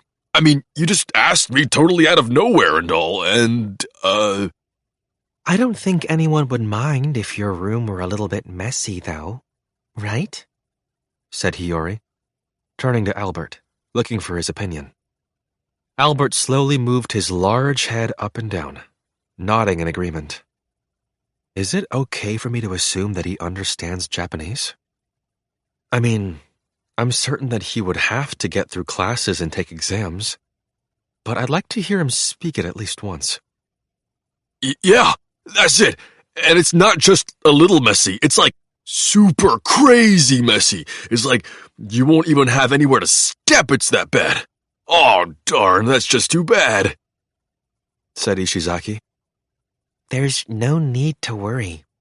If necessary, we can help clean up. Said Hiyori. No. There's like tissues and stuff. Definitely not the kind of stuff I want a girl to help clean up. Wailed Ishizaki. Ishizaki couldn't help but blurt out exactly what was littered around his room. Tissues and stuff? What's that supposed to mean?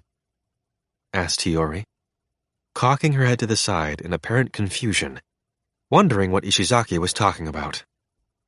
Anyway, my room is a no-go. So, hey, let's go to Albert's room, said Ishizaki, changing the topic while still panicking.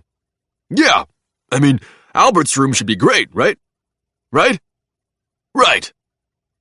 Ishizaki threw that suggestion out like he was trying to run away from something. Okay. So Albert did understand Japanese after all. He gave Ishizaki a brief response, indicating that he accepted his proposal. Then, we started to move, with Albert carrying me in his arms. So, am I just going to be carried there like this? I asked. It's all right. Yamada-kun is quite strong, said Hiyori. Yeah, that's not exactly the problem here. If anything, I felt like we were unusually conspicuous looking like this. It's all right. I suppose that in a way, this is kind of like sending a message, said Hiyori, the same kind-hearted smile she usually had on her face as she led on the way. Yeah, all right. You go, Shina. Great idea, shouted Ishizaki. What in the world were they planning to do, dragging me along like this? With that question in mind, I was brought over to the dorms. 4.5. This was the first time I had visited Albert's room. Even though he was much larger than the rest of the students in terms of physique, his room's layout and structure were naturally the same.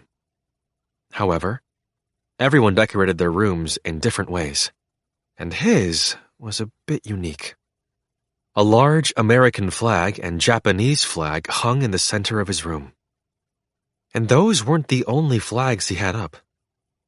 He also had countless others, including the Chinese flag, Italian flag, and flags of some African countries, and more.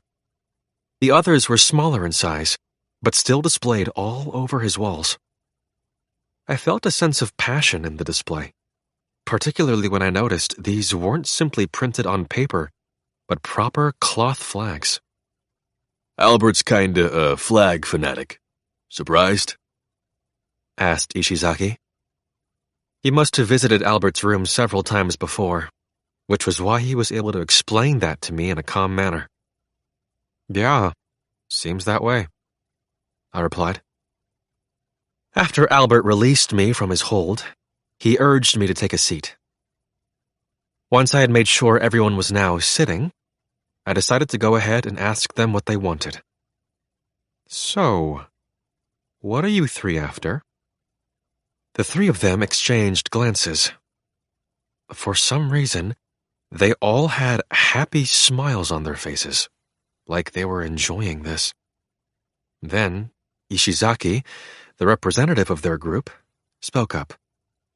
I'm just gonna come right out and say it.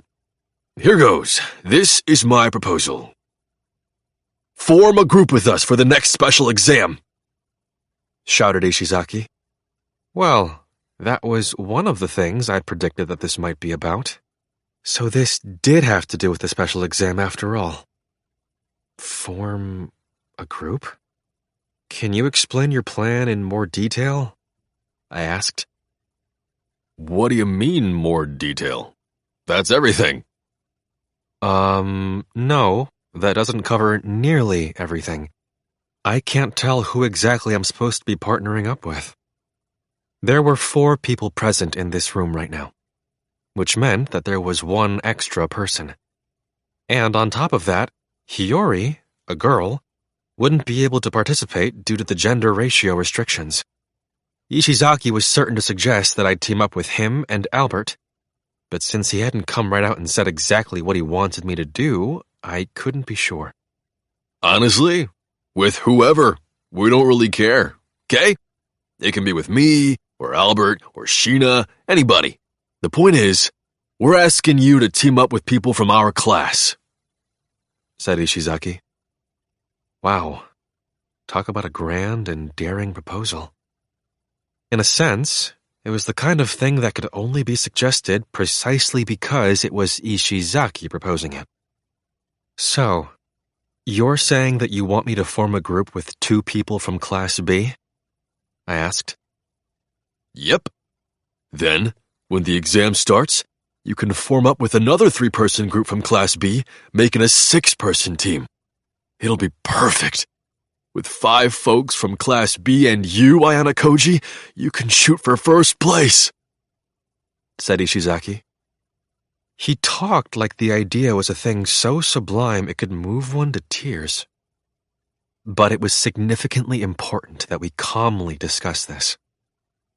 Hiyori, did you explain the rules of the special exam to Ishizaki properly, in the simplest terms possible? I asked. No, she replied immediately.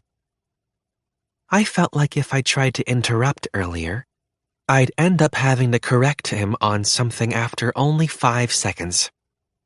I thought it would be better to just let him carry on till he was done. Yeah, I had to wonder about that. I didn't think it was better. Well, it certainly was true that even just 5 seconds into his suggestion, it was clear that there were things that he didn't understand about the exam. Okay, even though there are many points I'd like to bring up, I'll narrow it down to 3 questions for the time being. First, when the special exam begins, there's no guarantee you'll be able to form the large group you want so easily, I explained. In fact, our homeroom instructor had already told us that it wasn't going to be easy. If teaming up was as simple as, hey, let's make a group. Yeah, let's. There would be no point in forcing us to create 3-person groups at this stage. If anything, it would only put us at a disadvantage.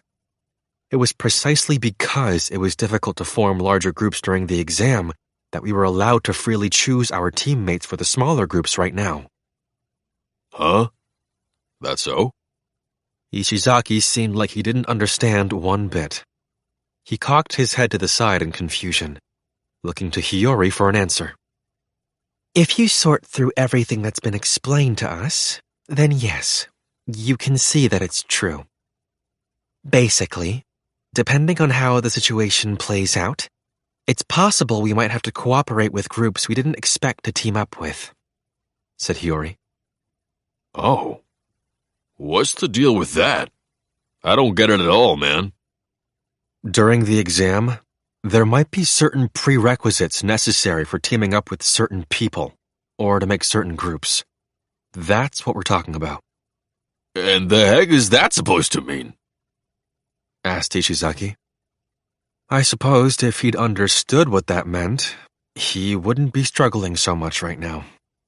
The details are unclear, but judging by what the school has explained to us, we can be sure it's not going to be easy, said Hiyori. But even if there are conditions, we gotta get ready. We gotta start acting on the idea of making groups, right? Asked Ishizaki. Well, if you put it that way, yes, that's true. Then we're all good, right? We just gotta go ahead and prepare for the exam like I suggested, and then we'll be golden. The fact that he could break things down in such simple terms was honestly something I kind of respected. Hiyori was also listening to Ishizaki's suggestion with an amused look. I mean, ain't no reason to worry about stuff I don't really understand, you know? Said Ishizaki. Was it safe for me to say that this was one of Ishizaki Daiichi's charms? Well, anyway, on to my second point, I continued. Figuring I couldn't really get him to understand my first point, I decided to just move on to the next. Who else have you talked to, other than me? Or are you planning to talk to anyone else? I asked. Ain't really talked to anybody else, no. And not planning on it either. Right? Said Ishizaki, looking to his two companions for approval. They both nodded, indicating their agreement. Meaning you've only talked to me, then. And the reason for that is? Well, ain't that obvious? I mean, you're just as amazing as Ryuen-san. Well, no, if I had to say, I think you're even more amazing than Ryuen-san is right now. It's like, you're crazy strong in a fight, and your quick thinking has even gotten Ryuen-san's seal of approval.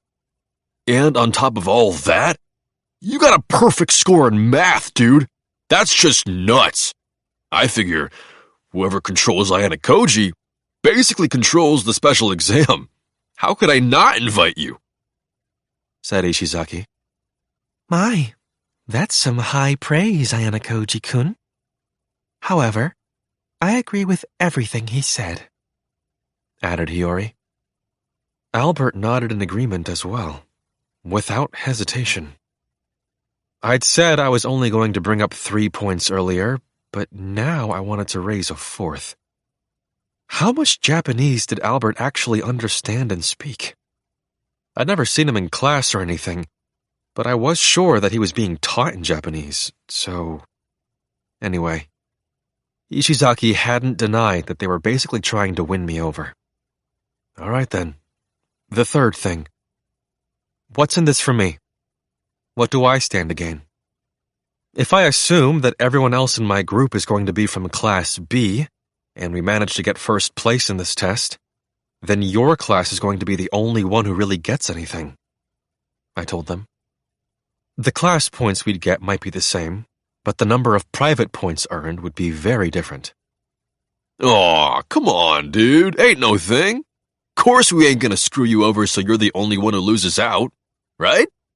When we move on up to Class A, we'll pay up 20 million points to welcome you into our class, Ayanokouji. What do you think? Said Ishizaki, answering my question in a confident, cocksure manner. So basically, Either you get your own class up to A, or our class gets up to A. Don't matter either way. There's a 50% chance that you're going to graduate from Class A. The proud smile on his face seemed to be saying, well, how about that? His reasoning would certainly hold true if all 4 classes had an equal chance of getting up to Class A. In that case, my chances of getting there via either his class or mine would be 50%. But that wasn't how this worked. Each class had a different level of skill, making it difficult to precisely calculate their chances of making it to Class A. Of course, there was no denying the fact that even having one more class I could potentially move into would be an advantage for me. Hiyori and Albert agreed too, right? Said Ishizaki. Yes, we would welcome you with open arms, said Hiyori. Yes, said Albert, but in English. Both of them went along with Ishizaki's proposal happily, even though they understood it was nuts. What was going on here? Anyway, if I were going to go ahead and accept this absurd proposal for the time being, there was an especially important point I had to bring up before I could commit. I decided to go ahead and ask another question. Was Ryuen the one who decided to invite me? Or was this Ishizaki's sole decision? I asked. Ishizaki had been answering all my questions in a casual manner so far, but he now wore a tense look for the first time in our conversation. It was my decision. Ryuen-san doesn't know a thing about it. So apparently Ishizaki had thought up this plan and made this decision all by himself. I had thought that might be the case, but wow, that really was reckless of him. If that were the case, though, I now understood why Ibuki, who usually hung around Ishizaki, wasn't here right now. Did that mean that Albert and Hiyori were Ishizaki's advocates then? Have you thought about what might happen if Ryuen were to find out about this? I asked. Nope, I haven't. I mean, don't even need to. Besides, I'm ready for it. Even though Ishizaki was shaking in his boots, he desperately tried to put up a brave front. The rules say there ain't any problem with forming groups with people in other classes anyway, so I figure, even if I decide that we need you and invite you, what's so weird about that, you know? That was true. If their class's policy stated they were to only form groups with people from their own class, I supposed Ryuen would have no reason to be dissatisfied with Ishizaki's decision here. The key to this special exam is to make sure that class points stay with our grade and aren't taken by anyone else. Naturally, this means we need to aim for the top in the overall rankings. And Ayanokouji-kun is indispensable to achieving that goal, said Hiyori. Right. Well, even though there are still many aspects of this plan of yours that concern me, I'd like to say that I do understand where you're coming from, I told him. So will you join up with us? Asked Ishizaki. Although I don't think you did anything wrong by inviting me, I can't say yes to you right now. But why? That's because Ayanokouji-kun has his own class to consider, right? Said Hiyori. Even though she'd endorsed Ishizaki's plan, she still understood my reasons for refusal without needing to ask. Besides, I think the terms we've offered Ayanokouji-kun aren't enough anyway, she added. Not enough? What, you saying that 20 million points ain't enough? Said Ishizaki. That's not what I'm saying. If we're talking strictly in terms of the number of points, then yes, it is an exceptional amount. However, in reality, all we're really offering to him is the right to move into our class, correct? Said Hiyori. But we can't just, hand over 20 million and let him transfer to Sakiyanagi's class or something. If Ishizaki and company said I was free to use the points they gave me however I wanted, then of course I'd go to the class that was sure to be Class A in the end. Obviously. Ishizaki's class wouldn't be able to bulk up their own power by bringing me into the fold then. On top of that, you told Ayanokouji-kun it was fine for him to team up with anyone from Class B, Ishizaki-kun. But that's a problem too. Surviving on an uninhabited island isn't a task for a single person. If you really intend to strive for first place, your chances of successfully doing so are much higher with capable teammates. Hiyori, who had simply sat back and listened to Ishizaki lay out his proposal so far, now viciously pointed out each flaw in his plan in turn.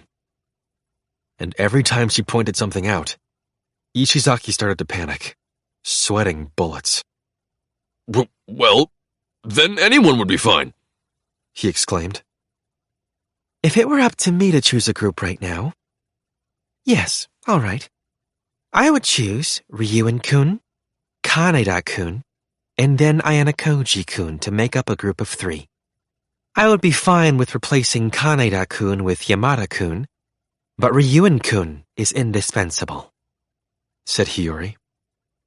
In terms of leadership capability, he was one of the best in our grade. And he had the guts to break the rules with his schemes. Last year, he'd been the only person left standing in his class on the uninhabited island.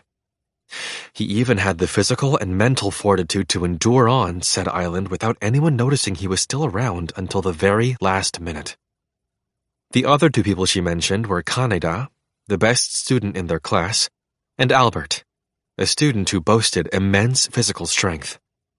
It was true that having 2 of those 3 would be essential to maximize the odds of winning. Don't talk crazy! Do you seriously think Ryuen-san will agree to my plan? Wailed Ishizaki.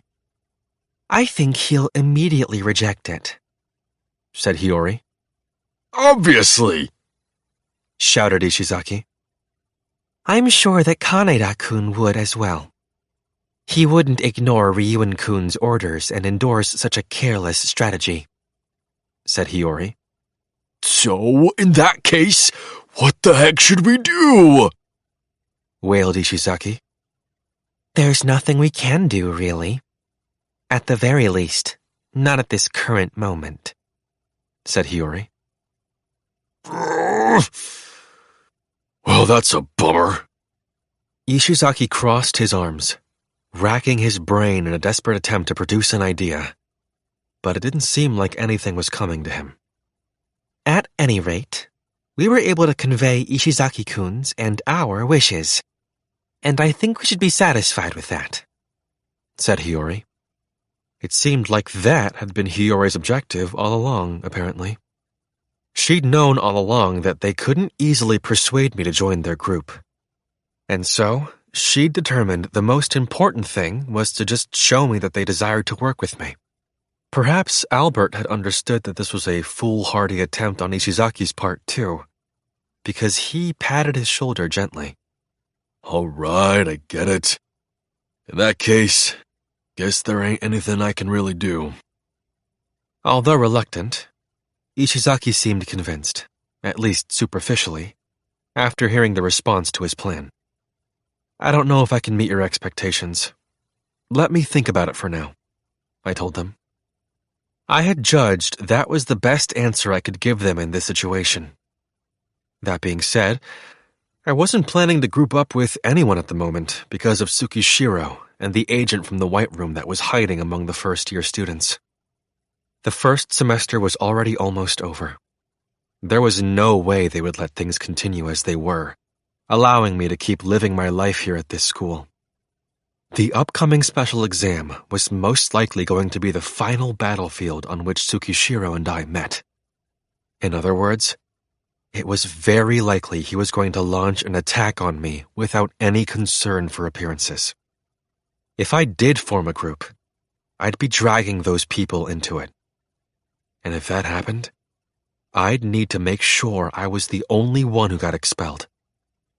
That would be the least I could do, as a courtesy if nothing else. Thus, I reaffirmed the situation in my mind.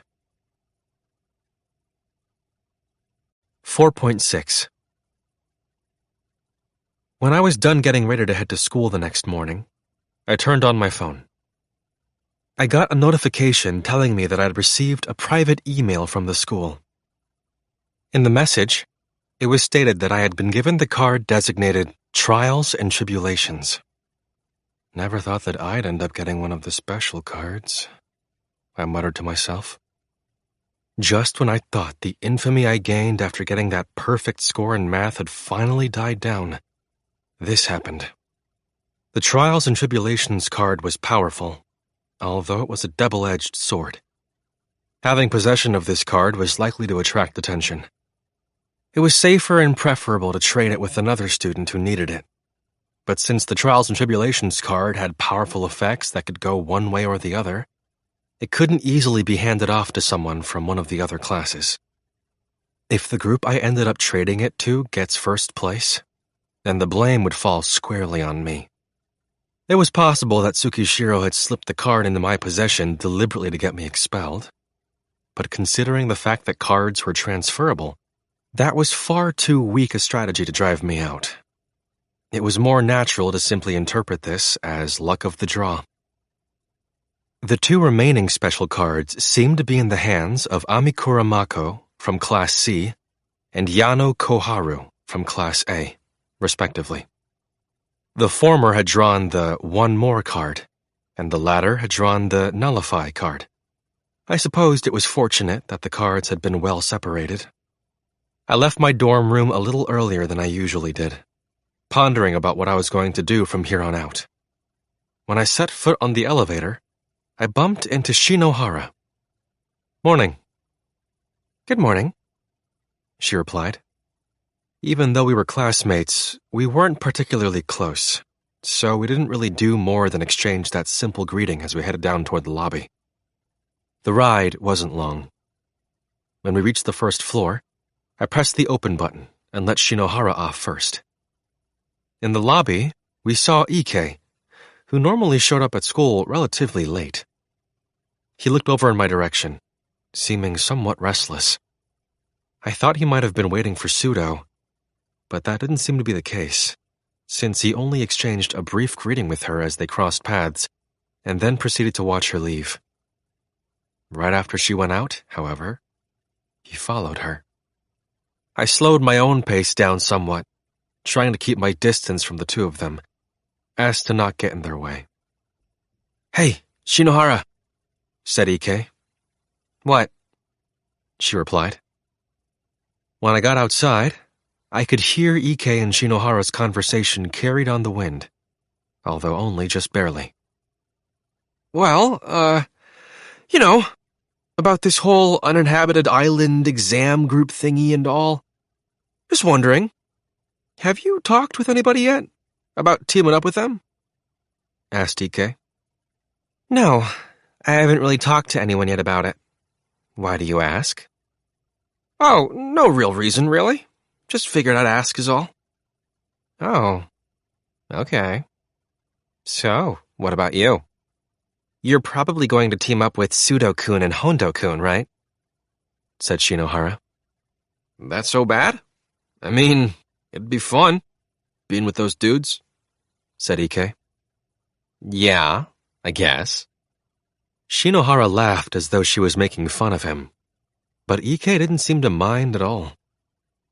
It seemed he had something he wanted to say, but he was desperately struggling to get the words out. "But, I mean, dudes can make it on their own, more or less, anyway, I think.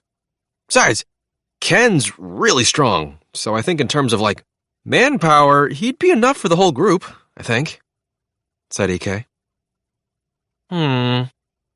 Although Shinohara's reaction was a little cold, it didn't seem like she disliked talking to Ike at all. "Okay, not sure how to put this, but, I should be able to lend you a hand where you need it. So, if you're feeling like you're in trouble, you can, you can form a group with me, okay?" said Ike. What's that all about? Look at you, being all high and mighty, said Shinohara. Hey, you saw me in action last year, didn't you? I'm pretty good at the kind of stuff this exam needs, said Ike. He was trying to sell Shinohara on the fact that she could capitalize on his skills. Basically, though, the reason Ike was doing this seemed to be that he just wanted to partner up with Shinohara. Well, I suppose I can think about it. You want to be in the same group as me? Asked Shinohara. Oh, hey, don't get any weird ideas or anything, okay? Look, you're like one of the people who's in danger of getting expelled, right? That's why I'm saying that I, kind-hearted guy that I am, will sacrifice myself to protect you.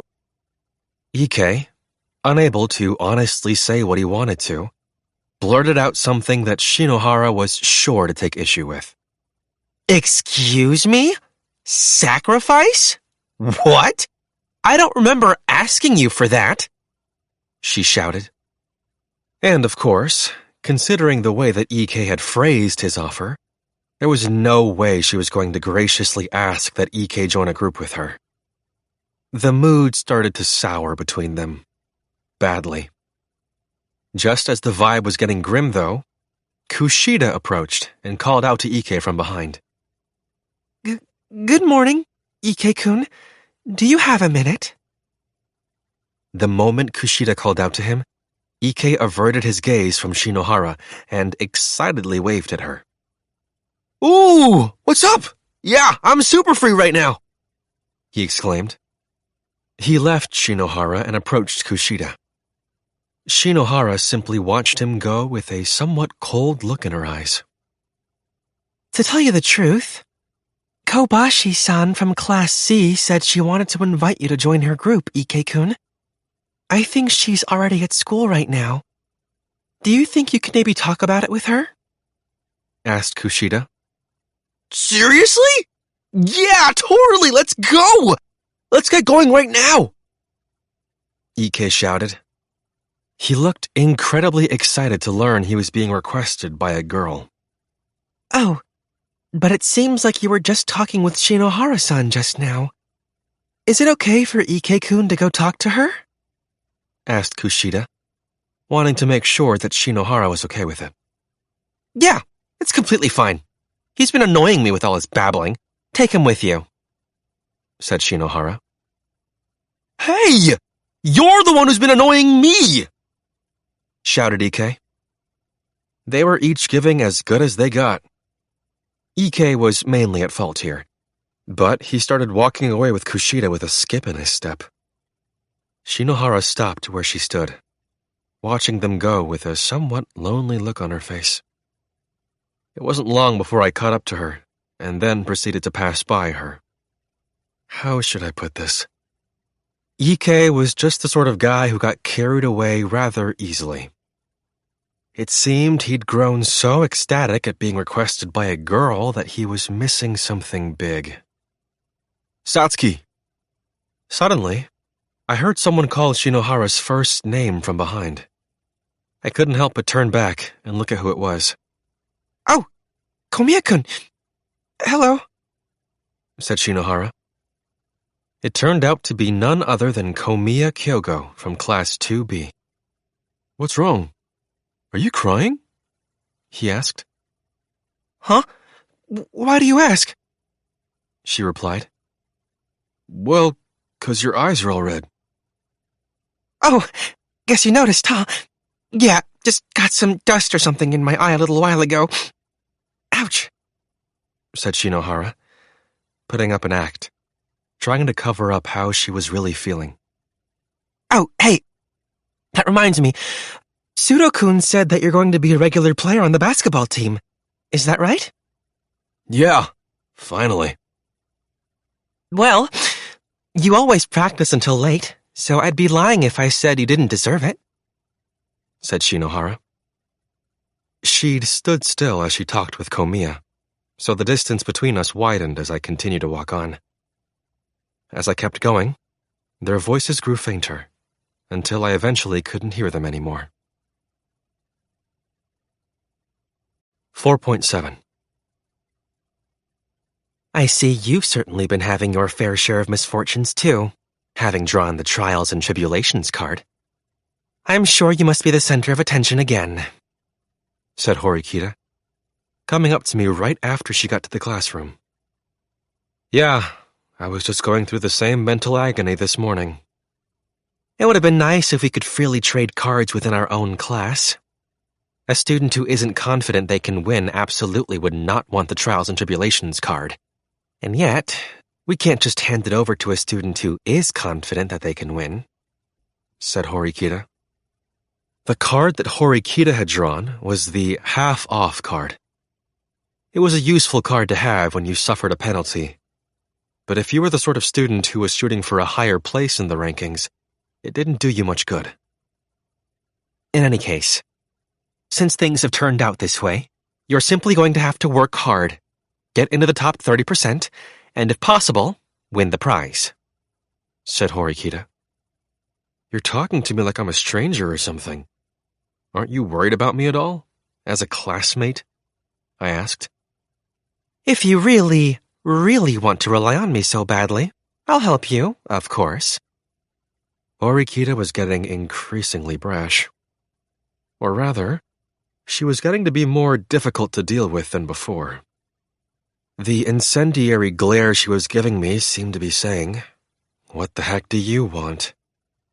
It made me not want to rely on her. "Sorry, but if I find someone who wants it, then I might hand it over to them," I replied. What you choose to do is entirely up to you. I hope it'll be easy for you to find someone who'll take it, for sure. The trials and tribulations card affects not just the person who owns it, but the entire group. It's a dangerous risk to take on, said Horikita. It was nice that she'd explained all that so politely, but to me, it simply sounded like sarcasm. In case you were wondering, I was being sarcastic, she added. I figured. It's payback for the many times that you've tormented me, said Horikita. I don't really remember ever tormenting you, though. While the trials and tribulations card was a burden to bear, it could also be a bit of a protective charm. I could expect the number of students who might offer to partner with me to decrease without me needing to do anything. In the worst-case scenario, I'd have to consider the possibility of starting the uninhabited island test alone, while holding onto this card. Since this is you we're talking about, is it safe to assume that you can handle things? Asked Horikita. I could rely on Horikita, as she was the class's leader. But there were bound to be students that needed her support. It would be best if I placed as little burden on her as possible. Yeah, well, I'll try my best, I replied. I told Horikita that I'd get through this on my own, and then took my seat.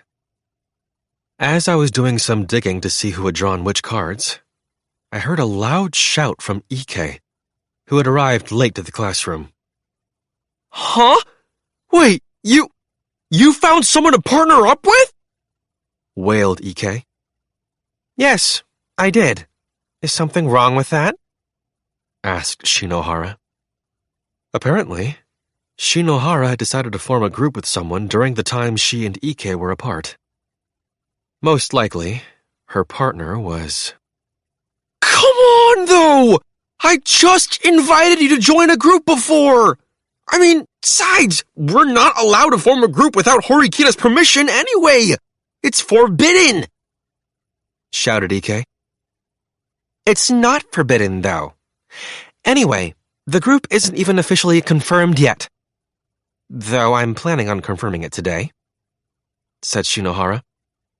What? And besides, what are you even talking about? What invitation? Who was the one who started drooling over another girl and ignored me? Said Shinohara. Hey, come on! It wasn't even like that! I even turned her down for you, you know? Shouted Ike. Oh, you turned her down now, huh? Ugh, you're getting on my last nerve. You really are the worst person in the world, said Shinohara. Who did you form a group with, anyway? Asked Ike. What's that got to do with you? She snapped. Nothing, really. Just kinda curious, said Ike. Komiya-kun, from Class B. He invited me to join his group right after the special exam started yesterday, said Shinohara. So, it was Komiya after all. Huh. I'm guessing that either Shinohara or Komiya must have mentioned the idea while they were walking to school together. Huh? Komiya? Wait, Komiya? That flashy show-off from the basketball team? No way! Deep down, Ike had probably thought that Shinohara would have joined his group. I'm sure he had been holding on to that arrogant assumption. He isn't a show-off. He promised to meet me at the cafe after class so we could discuss it, said Shinohara. After Shinohara had said her piece, she turned her back to Ike. I'm sure that from our classmates' perspective, who had been overhearing their argument in the classroom, what they just heard sounded like an extension of their usual fights. After class had ended, Shinohara had left the classroom right away, just as she said she was going to do. Ike quietly watched Shinohara leave, but then he left the classroom himself right after, looking as though he had just made up his mind about something. Yosuke, having seen what happened, approached me after Ike had left the room. Hey, do you have a minute? He asked. Maybe it was because he wanted to avoid anyone else hearing our conversation, but he said he wanted to talk to me in the hallway, so I went along. Hey, so, about what's going on with Ike-kun. I don't think it's a good idea to just leave him be right now, said Yosuke. Yeah, even though he's pretty self-centered, it's clear that his knowledge and experiences will be useful during the uninhabited island exam. It's possible that this incident with Shinohara might make him unable to utilize his full potential, I answered. Yes, I agree. And considering how he looked, I'm worried about what will happen if he sees Shinohara-san and Komiya-kun's discussion. I could certainly understand why Yosuke was feeling uneasy about this. It wasn't a good idea for us to get into a dispute with Class B at this current point in time. I think I'd like to go check things out. I was wondering if you wouldn't mind coming along, if you were okay with it. Ike-kun doesn't really like me very much, after all, said Yosuke. If you asked me, I wasn't so sure that Ike liked me either, really. That being said, it was understandable why Yosuke felt discouraged. Shinohara-san said that she was going to meet up with Komiya-kun at the cafe, right? Said Yosuke. Yeah. Maybe we should head over there and check things out for the time being, I replied. Sure, said Yosuke. I decided to head over to the cafe in Kayaki Mall together with Yosuke. While we were on the way there, we talked a little bit about group formation plans. I had wanted to recommend a plan where our entire grade level would work together to fight against the first years and third years, but from the looks of things, it doesn't seem like the rest of the classes are intending to collaborate. If we got just the second-year students to come together and agree to not let anyone from our grade level get expelled, then it wouldn't be impossible for us to make it through without losing anyone. Though I suppose there'd be no shortage of suffering if we went along with that plan, mused Yosuke. I had discussed as much with Horikita yesterday. We could make sure that no one got expelled by deliberately losing the exam. However, the grade that actually executed that kind of plan would inevitably suffer particularly severe damage. I suppose it would be unrealistic to expect our entire grade level to share that pain. That was exactly why, even after an entire day had passed, not a single student had come forward to make such an idealistic, pie-in-the-sky suggestion like that. I guess all we can do is form groups that won't leave us with any regrets, I told him. Guess so, he replied. I'm sure you've probably been invited by quite a few people, haven't you, Yosuke? I asked. It was impossible that Yosuke wouldn't have been approached by people. He was popular both with men and women, and his abilities were impressive all around. Personally, I think that I'd like to pick 2 people from Class D. Rather than aiming for the top spot, I'd like to try and tackle this exam in a way to avoid penalties, said Yosuke. If he were going to protect anyone, it would be the students of Class D, not people from the other classes. That was a natural way of thinking about things. If you're a talented and popular student, you'll have no trouble at all finding someone to partner up with. However, students who were less capable weren't going to be able to ask for help from anyone, not even people in their own class. Is Sakura-san okay? Asked Yosuke. Yosuke was worried about Airi, who was part of my circle of friends, and who was the most lacking in terms of ability. As of now, she's looking at making a group with Akito and Haruka, I replied. Miyake-kun is athletic and has great motor coordination, so that group doesn't seem badly balanced at all, said Yosuke. Although Keisei had been left out of their group, he had been approached several times by students from other classes who had wanted to scout him because of his brains. I supposed that if Keisei chose a student who could compensate for physical ability, an area that remained a concern for him, then he'd make a formidable group. However, one problem had emerged while we were in pursuit of Ike. There was someone tailing us. Whoever it was, they had done their utmost to avoid being noticed before, but it seemed like now they were willingly allowing me to spot them, like they were prepared for it. Ike headed straight into Keaki Mall. So now it was just me, Yosuke, and the person following behind us.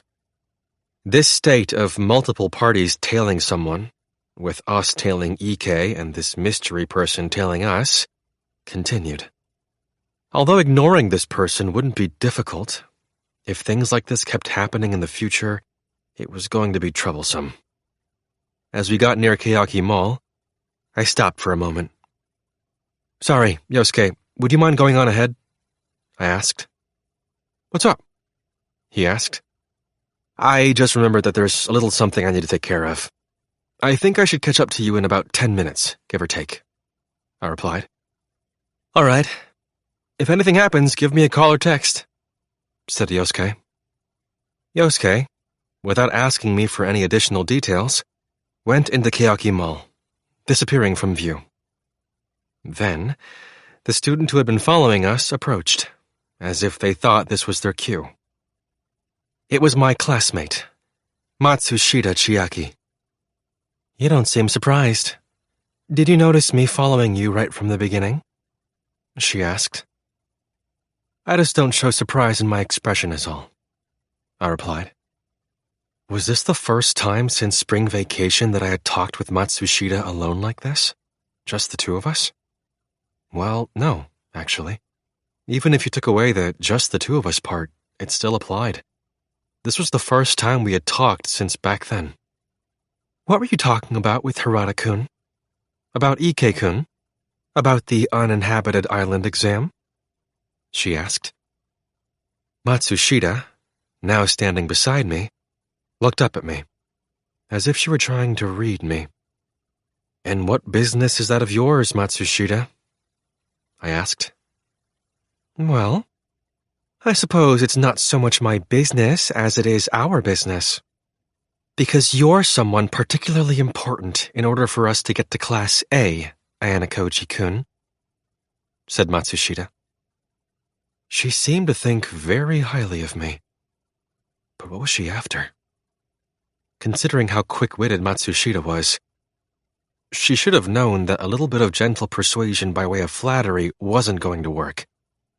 But I couldn't imagine that she was approaching me right now for no reason at all. Don't be so alarmed. I came up to you today because I have something I needed to tell you, and as soon as possible. Something to tell me? I repeated. The Trials and Tribulations card is an item with powerful effects, but it's difficult to handle. If you're having trouble, I think I'd like to offer you my help, Ayanokouji-kun. What do you think? She asked. Putting aside my own thoughts and intentions, she had shown a willingness to help me any time because we were on the same side. When I didn't open my mouth to respond to that, she looked a little bit distressed by it. I guess you're not going to give me an answer unless I tell you straight out, huh? Said Matsushita. I wasn't trying to be mean to her or anything, but I didn't want to get thrust into a conversation like this while there were so many people coming and going. It was after class, and you could start to see all kinds of students around. It wasn't like Matsushita hadn't noticed that herself. Then, without waiting for an answer from me, she started talking once again.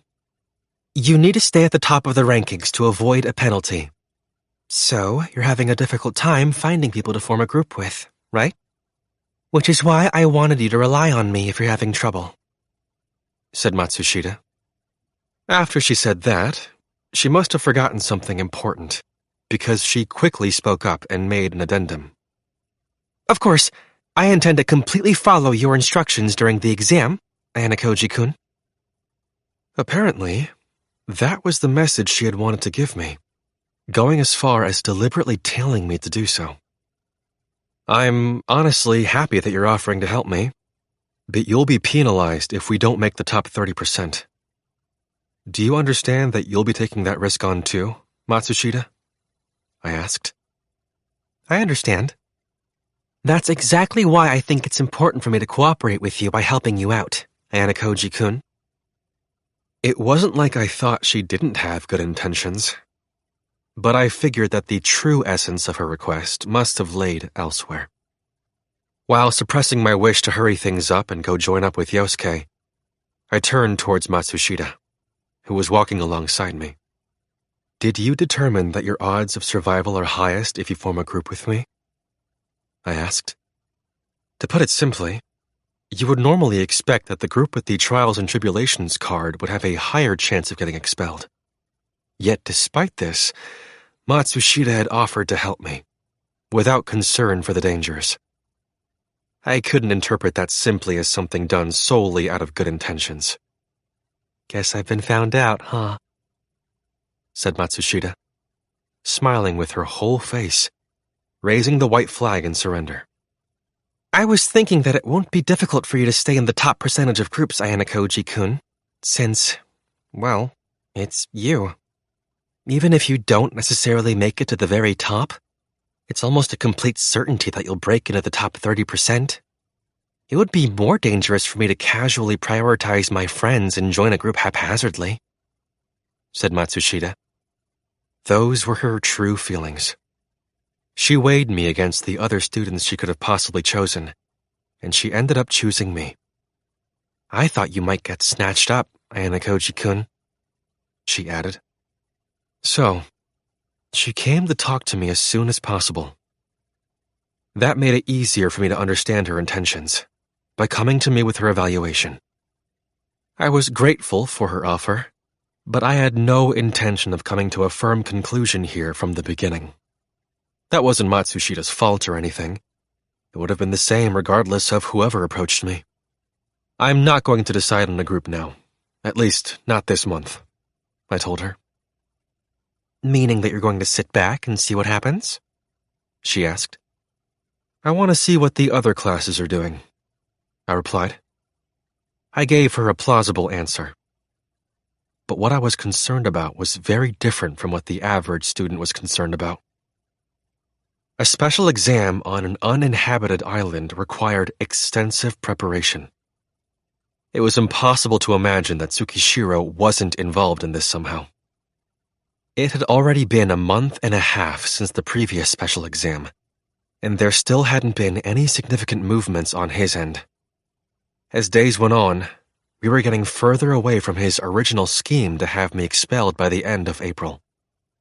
Because of the fact that the White Room agent had been acting at their own discretion, Tsukishiro's plans had gotten off track. Something was likely going to happen at this stage while we were forming groups. This period of time could be called the preliminary battle. There was an element of danger that not even Matsushita could read. If she got involved, she wouldn't be able to get out that easily.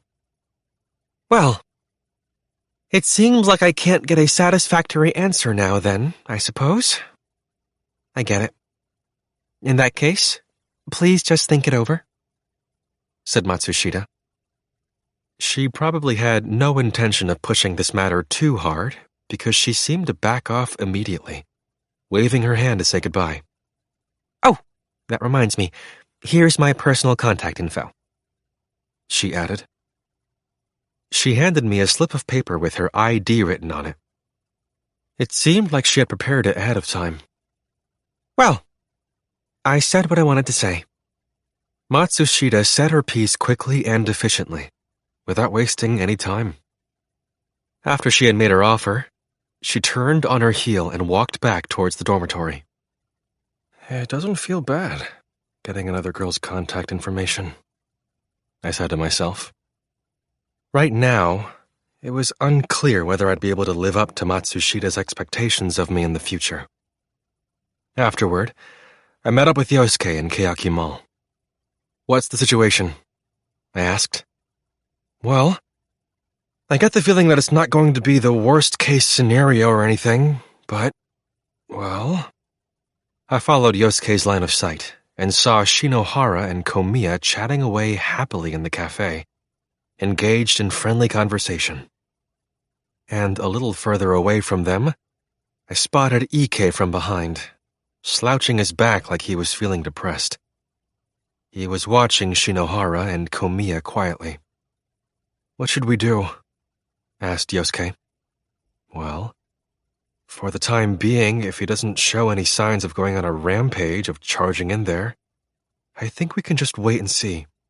Just carelessly calling out to him might not lead us to a solution anyway, I replied. Yosuke nodded in agreement. In the meantime, I think we should find out more about Komiya. I'm not sure what Komiya's intentions are in inviting Shinohara to join a group, but we can't make a move until we make sure what those intentions are, I replied. I'll think about who the best person for Ike-kun to partner up with would be, in the event that he can't partner with Shinohara-san, just in case, said Yosuke. Please do, I replied. We both agreed to split up and gather information separately. 4.8 After I separated from Yosuke, I gave Ishizaki, who was in Komiya's class, a call and asked him to come out. He told me that he was still at school, so I decided to walk on over to where he was. As soon as I met up with Ishizaki, he immediately ran up to me with a huge smile on his face. Hey, dude! You're ready to pair up with us? He shouted. No, the jury is still out on that one, sorry. I actually wanted to talk to you about a different matter today, I replied. When I told him that, Ishizaki looked a little bit disappointed, but he quickly recovered. What's up, dude? Come on, talk to me, said Ishizaki. I was about to launch right into what I wanted to talk to him about, but then I turned my attention to a girl that was approaching Ishizaki. It was Nishino Takeko, from Class 2B. What's this? So, your business you had to take care of was meeting up with Ayanokouji-kun? Said Nishino. Hey! I told you not to follow me, didn't I, Nishino?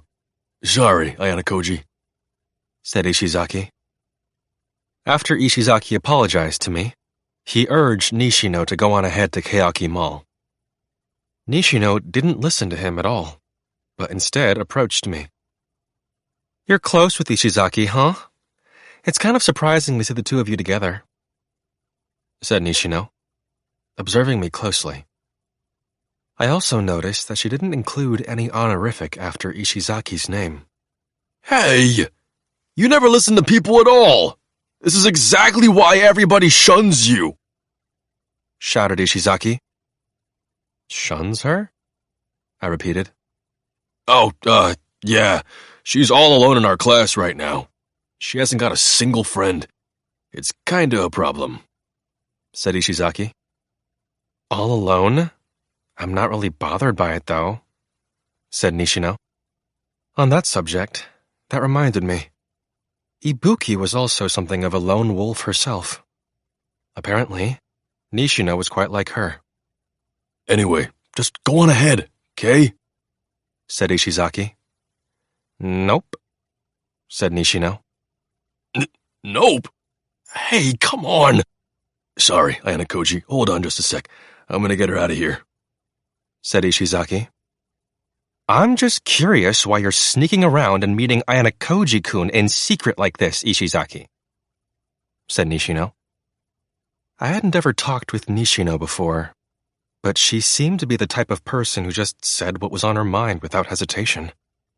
It was certainly true that a person like that tended to make a lot of enemies. However, I suppose that since Ishizaki and I were meeting together, it was understandable that she would find it curious. It might be counterproductive to just turn her away without telling her anything. I decided to tell Nishino about what I was going to talk to Ishizaki about. First, though, I wanted to give her some background context before going on to the matter at hand. Ishizaki and I were in a group together during the camp thing last year. We became friends there, I told her. I contacted Ishizaki because I want to know a few things about Komiya from Class B. And since this isn't something that we wanted people to overhear, I asked him to meet me here. About Komiya-kun? What do you mean? Asked Nishino. She didn't drop the honorific in Komiya's case, apparently. With that thought in mind, I went ahead and explained what was going on. I heard that he promised to make a group with Shinohara from my class. Did you know about that? I asked. Nope. First I've heard about it. But, it ain't all that weird, is it? Said Ishizaki. Partnering up with someone from another class was certainly by no means strange, no. So, it wasn't unreasonable that Ishizaki was curious why I'd ask about it. So, what about it? He added.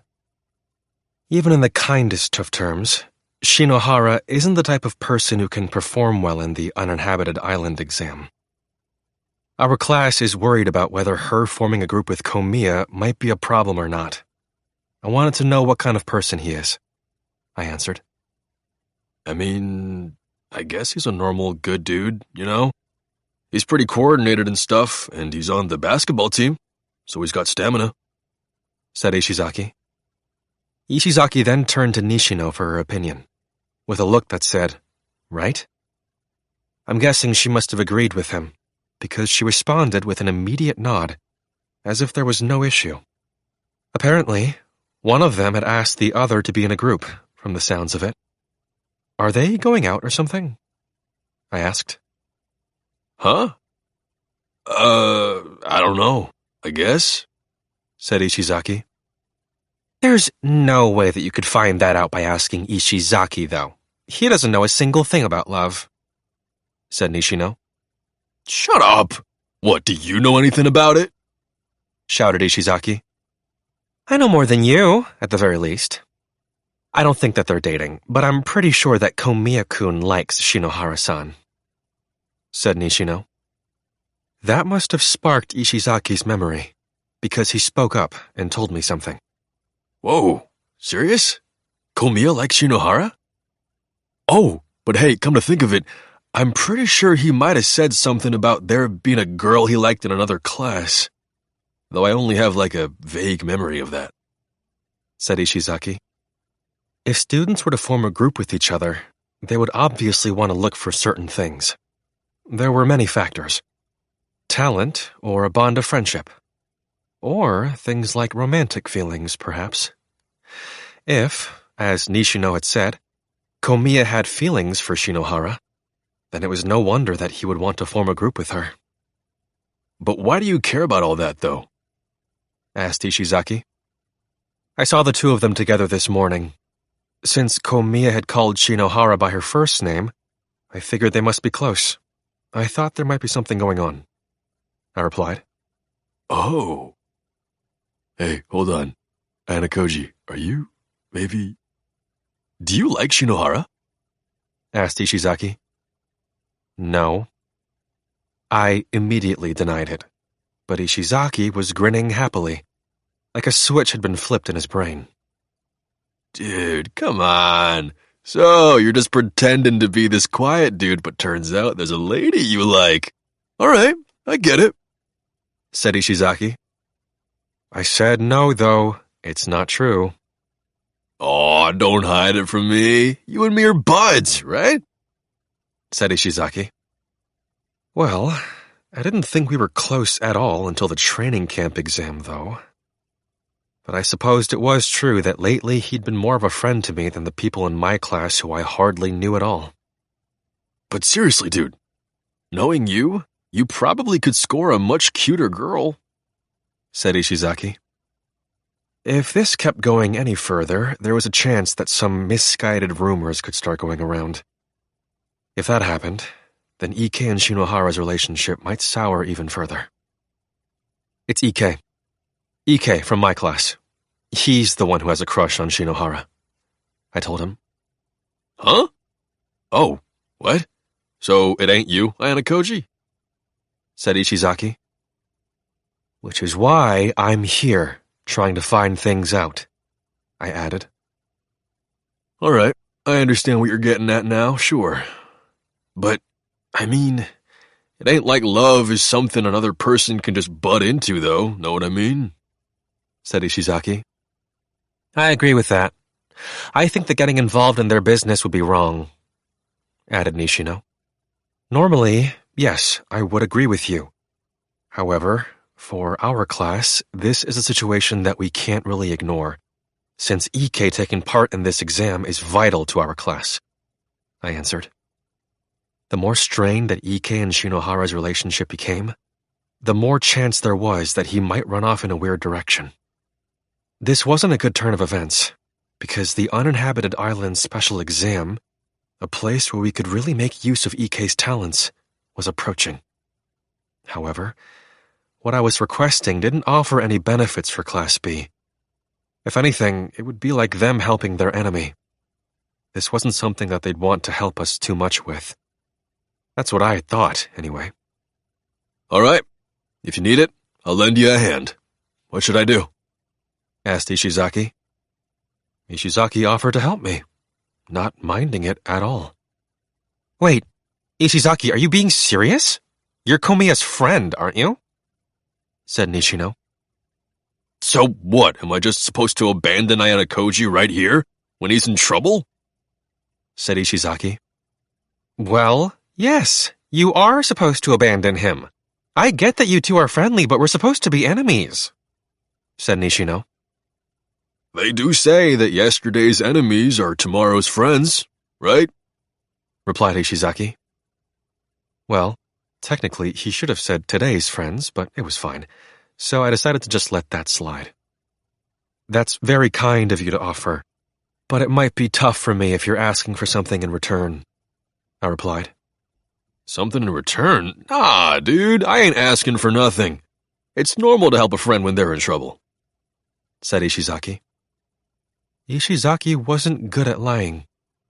He seemed to be willing to give me some advice without asking for any kind of payment. I was grateful for that. But considering that he was Komiya's friend, I couldn't make an unreasonable proposal. Besides, if I carelessly tried to separate Komiya and Shinohara, it would probably be frowned upon, especially by Nishino. Okay then. In that case, could you try to get Komiya to tell you how he really feels? I asked. So, you just want to know if he really likes Shinohara? Asked Ishizaki. Yeah, but please make sure to keep quiet about the fact that there's someone who wants to know about it, I answered. Yeah, of course I'll do that. But how am I supposed to actually ask him? Any ideas? Asked Ishizaki. Ishizaki was struggling because he didn't have any motive to ask Komiya how he felt. But Nishino stepped in to throw him a lifeline. Ayanokouji-kun, you saw the two of them together having fun, didn't you? In that case, why don't you guys pretend like it was Ishizaki who actually witnessed them? And then Ishizaki can use that to ask if they're dating. Wouldn't that work? Besides, since Ishizaki is a guy who isn't very popular, it would bother him when one of his friends beat him to the punch, right? Said Nishino. Ishizaki immediately accepted Nishino's proposal, since he didn't really have many ideas of his own to work with. Well, it definitely feels pretty flimsy as a reason and all, but... all right, I'll do it. Just wait a sec. Club stuff still hasn't started yet, and... Ishizaki had added that he thought the plan would probably work, and then proceeded to call Komiya. Oh, hey, Komiya. Sorry for hitting you up before your club stuff. No, yeah, just something I wanted to ask you. Were you talking with Shinohara from Class D this morning? Dude, I knew it. Aw, man. And here I thought we were like brothers in arms, since we didn't have girlfriends and all. Here you go, leaving me in the dust, said Ishizaki. He asked Komiya about Shinohara, handling it better than I'd expected he would. Oh, wait, so you guys aren't really going out? Guess that must be true, yeah. If I find out later that you're lying, though, we're gonna have a problem, you know? Said Ishizaki. He confirmed that the two of them were not dating, and then made an okay gesture to me with his right hand. Just then, though, his expression changed slightly. Huh? Seriously? Oh. Alright, I getcha. Huh. Ishizaki had been asking questions in a way that I could follow along with so far, but the amount of information I could pick up from the conversation suddenly diminished. He began to listen intently to Komiya, who was speaking on the other end of the line. That's so. Huh. Okay. Yeah, dude, I get it. Guess that means the time has come for you to become a man. I'm pulling for you, dude. Of course. Let me know how it goes, okay? Said Ishizaki. Based on how the conversation had gone, I was able to understand what Komiya had told Ishizaki, more or less. When Ishizaki finished his call, he looked at me with a somewhat awkward expression on his face.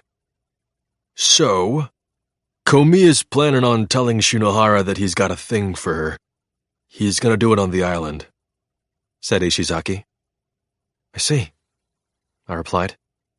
If they formed a group, that meant they'd be together on the island for 24 hours a day.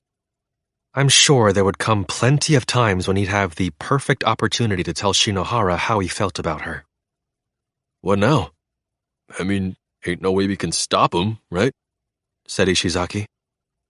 He was right, of course. Komiya had the unassailable right to tell her how he felt. Besides, even though Ike and Shinohara both liked each other, neither one of them had taken that first step in the first place. So if someone else were to cut in before Ike were to get there himself, well, that just meant that was the way things were meant to be. Or maybe after Komiya told her how he felt, Ike could eventually win her back.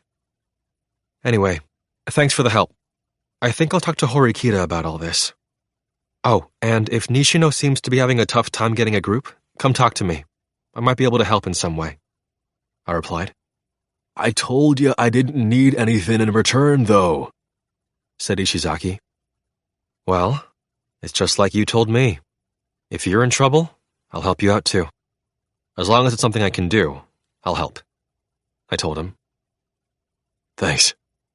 I know you've got a lot you're dealing with too, so hang in there, said Ishizaki, offering me some words of appreciation. I decided to go ahead and report back to Horikita on the matter. 4.9 That evening, I called Horikita to the cafeteria. Since there were so many people around, it would be difficult for anyone to pick up on our specific conversation, even if they were trying to listen in. I told Horikita about how Ike had a crush on Shinohara, but was unable to take that first step. I also told her that Komiya had a crush on her as well, and that he was planning to tell her how he felt. I also told Horikita about how deeply I think it might affect the upcoming exam. And Horikita's reaction to all of that was, wouldn't it be fine to just leave them alone? I had halfway expected as much, but her reaction was one of cold indifference. You said you wanted to talk to me about something, and I was wondering what it could have been about. But this really isn't something that other people should get involved in. Besides, I do value Ike's camping skills as well. We should place him in a group to make the best use of his abilities, leaving personal feelings out of the equation," said Horikita. "I'm not so sure about that. It seems like Ike can't get his mind off Shinohara. Depending on how things play out, it's possible that he might not be able to perform as well as he did last year. If that's all there is to it, then that would be fine, but we should consider the possibility that he'll be so preoccupied thinking about Shinohara that he'll drag his group down," I answered. "You're saying that he'll get all weird about it and end up getting expelled?" said Horikita. "Well, I can't say for sure that it's impossible." "In that case, that could be a problem. This is absolutely stupid," replied Horikita, letting out a bitter sigh, seeming to be at her wit's end. "It seems like Komiya and Shinohara have promised to be in a group together, but they haven't made it official yet because of your instructions. But if you do give them your permission, it is almost a guarantee that they will form a group together. You are the leader of Class D now. If you tell Shinohara that teaming up with Komiya is, strategically speaking, a bad move, then Shinohara couldn't go against it," I told her. "So, you're saying that we need to stop them. But if we prevent them from being in a group together, wouldn't Komiya-kun just pick a different time to tell her how he feels? Depending on how things play out, he might even decide to tell her that very same day," said Horikita. "We can't discount that possibility," I conceded. "This issue is more trouble than it's worth. It's impossible for us to see what's going on before they officially become boyfriend and girlfriend," said Horikita. "In that case, what do you think we should do?" I asked. "Why don't we just make Ike-kun come out with it and tell Shinohara-san how he feels about her? If she responds well to it, then Ike-kun will give his utmost so that he won't be expelled, no matter what group he's placed in, right? On the other hand, if she turns him down, Ike-kun can forget about her and concentrate on the exam," said Horikita. While I agreed that the former scenario was likely, I wasn't sure if the latter would happen that way if Ike did get rejected. There was a possibility that he'd fall into despair and just give up. But we could keep talking back and forth about this topic all day long. It was certainly true that getting Ike to make his feelings with Shinohara clear at this stage would be the simplest, least time-consuming solution. "You're good at quite a lot of things, but when it comes to love, you're really hopeless, aren't you?" said Horikita. "I'm studying hard right now," I replied. "For the love of..." "All right, I'll see what I can do. In the meantime, should I go ahead and lead Ike-kun and Shinohara-san to try and form a group together?" said Horikita. Even though we were still in the middle of eating, Horikita took out her phone and launched the OAA app. However, when she did so, an unexpected fact came to light. "Unfortunately, it seems like we're too late," said Horikita. Horikita slid her phone across the table over to me and showed me the screen. In the OAA app, I could see that groups had been formed. I saw both Shinohara and Komiya's names listed together already, as two people in the same group. They were in a group of 3 people, together with Kinoshita Minori from Class B. "Since it's come to this, we're going to need to take steps to make sure that Ike-kun doesn't lose motivation," said Horikita. "Let's talk about this with Yosuke, too. He's been thinking about ideas for the best group to put Ike into right now," I replied. Completing the task of forming groups for the uninhabited island special exam was fraught with difficulties. 4.10 That evening, my stay-home date with Kay started, something that had become a regular happening for us. The topic of our conversation today mostly centered around groups, starting with Ike and Shinohara's breakup due to their fight earlier. "So, hey, Kiyotaka, who are you planning to group with for this exam?" asked Kay, looking up at me as she asked that question with a somewhat bashful look on her face. "I'm not planning on joining a group with anyone right now," I told her. Huh? Well, why? I could sense that Kay had wanted to be in a group with me, but even if we did team up, it wouldn't work out in my favor. It wasn't like she was lacking in ability or anything. It was more that, considering we would be going up against Tsukishiro, she'd be unfit for the task. There are definitely advantages in forming a group. However, that doesn't necessarily mean that you can't win on your own. In fact, if anything, there are advantages in being able to stand freely without being influenced by others. In addition, depending on how things go, you might be able to save other groups. If a group is about to get eliminated, you could step in and cover for them. I told her. So, you're saying that, in general, you could be more resourceful and adaptable if you're going it alone, answered Kay. Whether you are a boy or a girl, you are still allowed to take part in this exam by yourself. In other words, there was a chance for students who prided themselves on their versatility to be able to win on their own. If a student were to take first place and they were acting alone, that would mean only their class would be getting 300 class points, I told her. Do you think you could get first place, Kiyotaka? I mean, considering the fact it's you. What do you think? I asked. After I turned the question back at her, our eyes had met. We stared at each other for a while, as Kay stiffened, lost in thought. I feel like you would get first place without even breaking a sweat. Huh? But wait, hold on. If you get first place, it'll get even harder for me to tell people that we're going out, won't it? She wailed, immediately starting to imagine what the future would be like, panicking. If you get first place all by yourself, Kiyotaka, I think I'd be so happy that I'd swoon. I would think that you're super cool. But, I don't know what the best thing to do is. She added. You're getting overly excited. Don't worry about it. It's not like getting first place is that easy, I answered. So, hold on. Does that mean that you don't think you can win? She asked.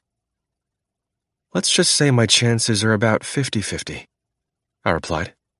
Just saying that you have a 50% chance is still absolutely incredible, said Kay. Anyway, the thing you should be concerned with right now isn't who you'll be partnering with, Kay. Huh? Wait, isn't that really important, though? If I slip up, I might get expelled, said Kay. That's right. There is the threat of expulsion in this special exam. If you slip into the bottom 5, then you'll get penalized. However, you can't just freely choose someone to partner up with, I told her. Okay. To be honest, I wanted to partner with you, Kiyotaka. I want you to protect me, said Kay. Kay had basically asked me as much before, albeit in an indirect way. But now she had come out and honestly said how she felt. There are ways to save you without me having to protect you, though, right? By that I mean you can hold on to the number of private points that you need to save yourself. Well, yeah, that's true. But, said Kay, trailing off and pausing for a moment. Although it required a substantial number of private points, if you put it another way, that meant that as long as you held on to that number of points, you'd never get expelled. So, yes, it is true. But even if you form a group of 6 people during the exam, you'd still need 1,000,000 points to avoid getting expelled, right? I don't have that many, said Kay. How many points do you have left now? I asked. Let's see. 240,000, I think. Anyway, though, I have been saving points pretty well lately, said Kay. I didn't really say anything that indicated I was blaming her for her lack of points, though. Since I was in a comparable situation financially, I couldn't really criticize her. So, you're short 760,000 then, I replied. I had about 250,000 points on hand.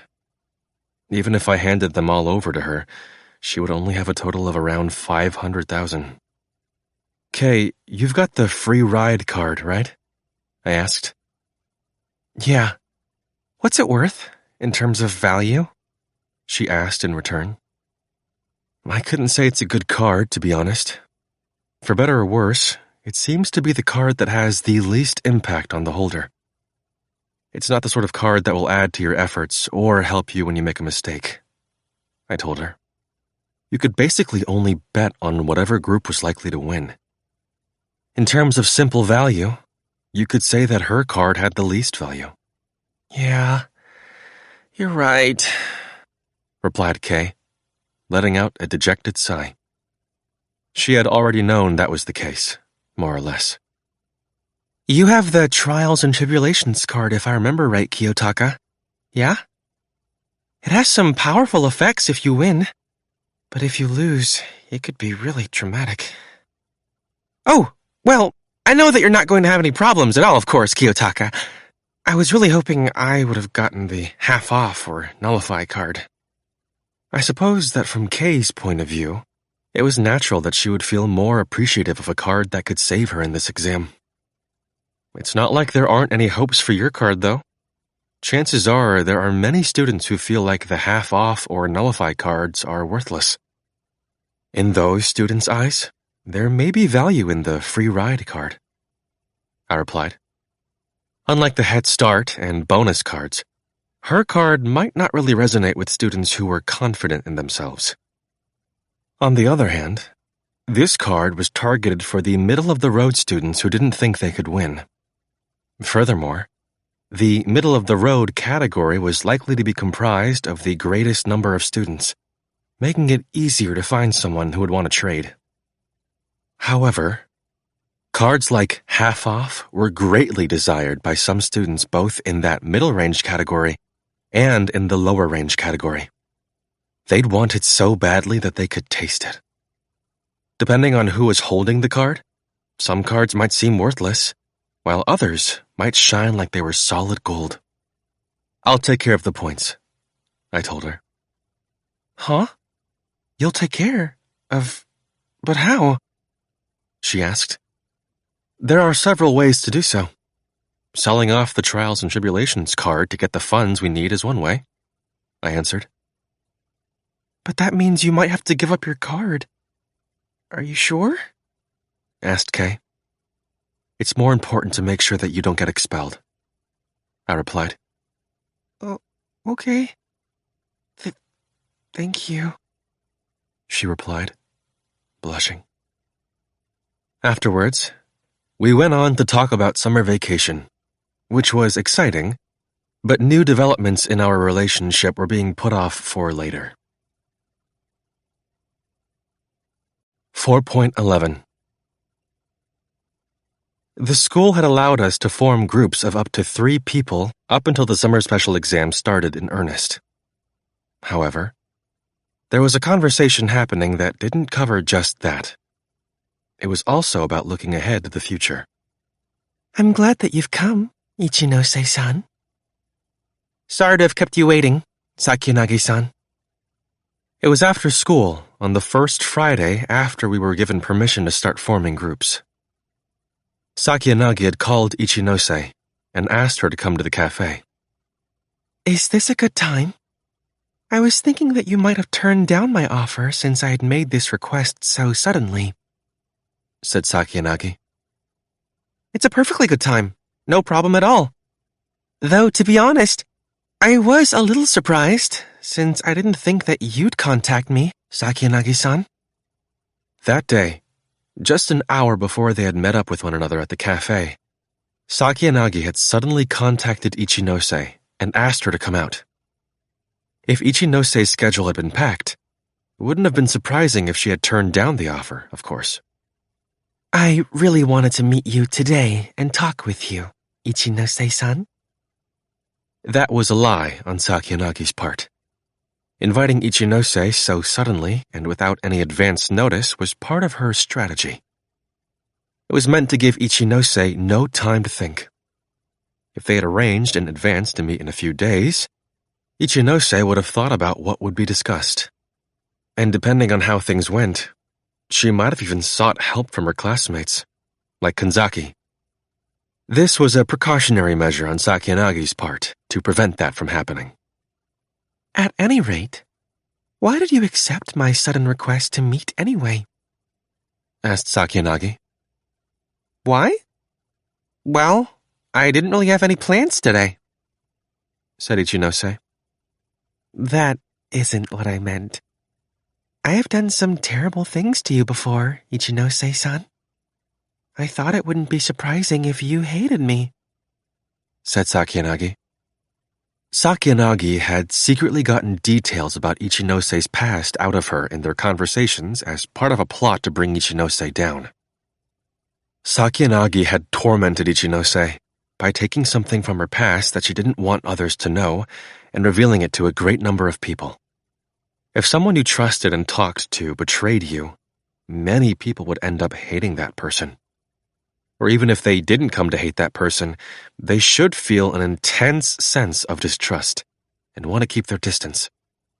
However, not only did Ichinose immediately respond to Sakiyanagi's sudden request, but she didn't give the slightest impression that she held anything resembling a grudge.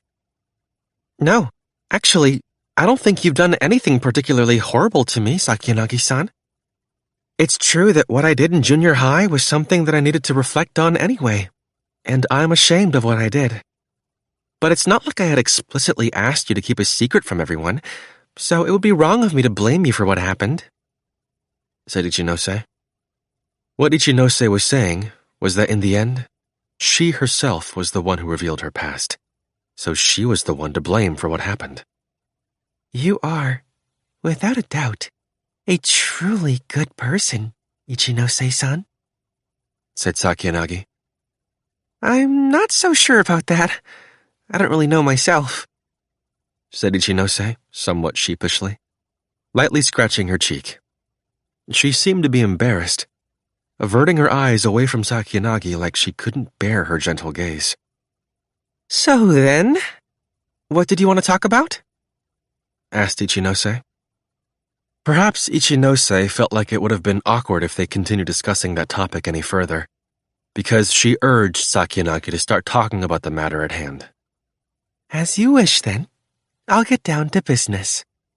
However, I suspect that you might feel uncomfortable about what I wish to discuss with you, said Sakiyanagi. After Sakiyanagi had prefaced what she was going to say with that warning, Ichinose quietly muttered to herself, I hope she goes easy on me. Please pardon my bluntness, but I'm not so sure that you'll even be able to make it back to Class B, let alone in Class A. I would like to know your thoughts on the matter. Would you care to share them with me?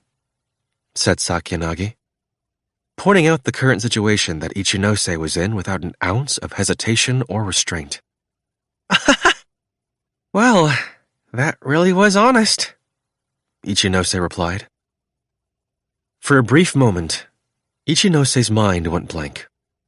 Then, with a bitter smile on her face, she started to fan herself with her hand. Sakiyanagi, with a deliberate smile plastered on her face, simply watched and waited for an answer. It's certainly true that the situation we're in now isn't good, by any means, said Ichinose. As of the 1st of May, there was only a 26-point gap in class points between Ichinose's class and Ryuen's class, with Ichinose trying to play catch-up.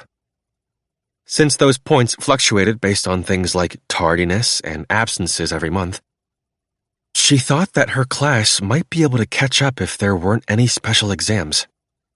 In fact, the class points that her class had accumulated over the past year had largely come from smaller amounts of points being gained from those kinds of daily activities and evaluations building up over time.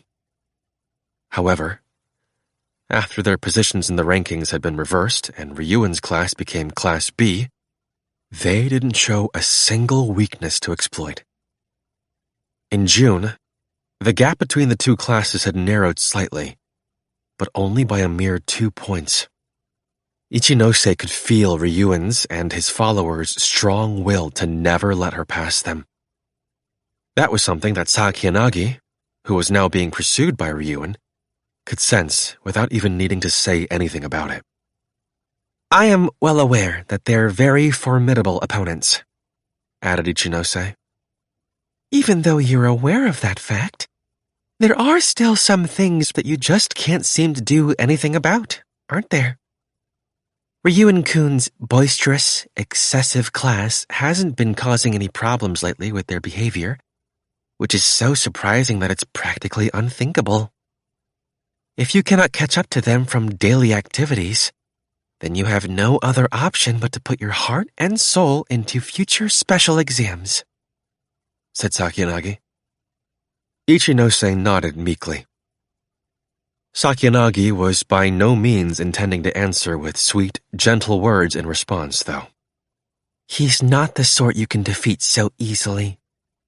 It is no exaggeration to say that he would be the most difficult kind of opponent for you, Ichinose-san, as someone who takes a very honest, straightforward approach, said Sakiyanagi. That point was something that Ichinose understood quite well herself, having faced Ryuen directly at the year-end special exam. Ryuen was coercive, abnormal, and certainly wasn't loath to break the rules. Ichinose's true intention was probably to avoid fighting him, if possible. But, well, that's something that I can't avoid running into on the path to get to the top. And while it's true that Ryuen-kun is a difficult opponent to face, it's not as though you're someone who could be defeated so easily either, Sakiyanagi-san, said Ichinose. Even though there had been a brief struggle with Katsuragi, who was also in Class A, they had nearly double the points that Ryuen's class had, creating a strong lead. Class A was undeniably far, far ahead of everyone else in the running. Even if Class A were to be defeated once or twice, it would be difficult to shake them out of first place. Even though there is a more than 200-point gap between your class and Class D, what do you think might happen, considering their momentum? Are you confident that they won't overtake you? Asked Sakiyanagi. Horikita-san's class is also rapidly gaining strength by leaps and bounds. In terms of individual abilities, they have people who can stand toe-to-toe with those from any other class. When I look at things that way, I can say that I definitely do not have that much room for error, said Ichinose. Indeed. There are certainly several interesting and exceptionally gifted individuals in Class D. First, you have Harada-kun and Kushida-san, both of whom have excellent communication skills and well-balanced grades. Then there's Sudo-kun, who is the sole student to have earned an A+ rating in physical ability. And you have Ayanokouji-kun, who made a surprise attack like a soldier lying in wait by getting a perfect score on the mathematics section of the exam, which was an exceptionally difficult subject. And then we have Koenji-kun, someone whose true abilities still can't be discerned fully, making him yet another dangerous person, said Sakiyanagi. Sakiyanagi had made Ichinose once again feel the depths of what Class 2D had to offer by deliberately making mention of their strengths. Lastly, there's the leader that they rally around, Horikita-san. She is quite gifted both academically and physically, and I even heard that she had joined the student council the other day, she added. Sakiyanagi had once again confirmed the situation that Ichinose was in. I am terribly sorry to keep saying such harsh things, but I think that it's only a matter of time before your class is demoted to being Class D, Ichinose-san. Well, I think there's no arguing that we do warrant that kind of evaluation right now, but, said Ichinose, before being interrupted. Are you going to say something abstract, like you'll make it through hard work and friendship? Said Sakiyanagi, cutting her off. Ichinose had been made to swallow her words when Sakiyanagi had precisely taken them right out of her mouth beforehand. It is impossible for you to win with such vague ideas. Every class has clearly grown in power over the past year. But I don't see any significant growth coming from your class, Ichinose-san. That's not true, though. Everyone has been really coming along. I didn't say that you haven't grown. The problem is by how much, said Sakiyanagi. You might not believe this, but I don't think we'll lose, Sakiyanagi-san, said Ichinose. Sakiyanagi, with a faint smile on her lips, simply shook her head from side to side, slowly. If you look at OAA, the answer is obvious. If you compare the overall ability that all 4 classes have this year versus where we were at last year, you can see that your class is undoubtedly the one that has demonstrated the smallest degree of growth among them. I had thought you would have at least checked into it that much, Ichinose-san. But perhaps you already knew that and pretended not to notice anything. Or maybe you were too afraid to check for yourself, said Sakiyanagi. Ichinose firmly recalled a time before when she had been alone with Sakiyanagi. It was almost like an adult with a child. It was only natural that Ichinose felt like she was being talked down to, driven further and further into a corner. She was unable to say anything back to Sakiyanagi, who was accurately exploiting her weakness. You are a smart student. In an honest and equal tete-a-tete, I don't think you would fall behind me by any means. However, you're unable to demonstrate your abilities when put in a disadvantageous position. Both then and now, you could only stay silent as your weakness was exploited. However, both I and Ryuin-kun, who you are facing off against now, are able to bear our fangs when placed at a disadvantage. Do you understand? Said Sakiyanagi. Yes, I do. Those two would not doubt their strength, regardless of whatever situation they were in. I think it's safe to say that as you are now, Ichinose-san, you have no chance of winning. Is that what you called me here to talk about? Asked Ichinose. If I were simply trying to harass you, I could do that any time, anywhere. I wouldn't waste precious time, said Sakiyanagi. Then, Sakiyanagi decided to tell Ichinose the real reason she had called her here today. Why not join forces with me, Ichinose-san? Huh? Sakiyanagi's shocking proposal came as such a surprise to Ichinose that she was at a loss for words. Wait, but that's... A cooperative relationship between classes isn't a terrible thing. In fact, if I remember correctly, you had a similar relationship with Horikita-san from Class D during our first year, didn't you? Asked Sakiyanagi. It wasn't strange that Sakiyanagi had heard about their alliance. Now, this is merely speculation on my part, but I believe that Class D might have already nullified their partnership with you. Even though they are at the bottom of the class rankings, they have accumulated more class points than any other class has in 1 year, and they are gaining momentum. In comparison, Ichinose-san, your class has fallen a step behind and has been demoted to Class C. From the perspective of Horikita-san and her peers, continuing to collaborate with you would have no benefit whatsoever, said Sakiyanagi. Sakiyanagi had perfectly and succinctly summed up what had happened, almost as if she had witnessed the conversation that Ichinose and Horikita had firsthand. Ichinose couldn't deny any of that. She responded in a way that halfway sounded like she was openly admitting to it. Yes, I suppose so. Partnerships can't last forever. said Ichinose. Yes. For a collaborative partnership to be maintained, a certain condition must be met. Your class and Horikita-san's class had fulfilled that condition last year. And it was precisely because of that you were able to successfully establish a good relationship without fighting each other in vain, said Sakiyanagi. Ichinose nodded meekly in agreement. And that certain condition was the difference in class points, added Sakiyanagi.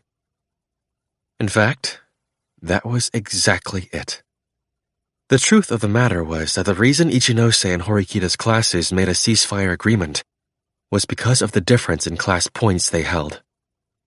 Although I don't think this was intentional, there is now quite a substantial difference between my class A and your class C, Ichinose-san.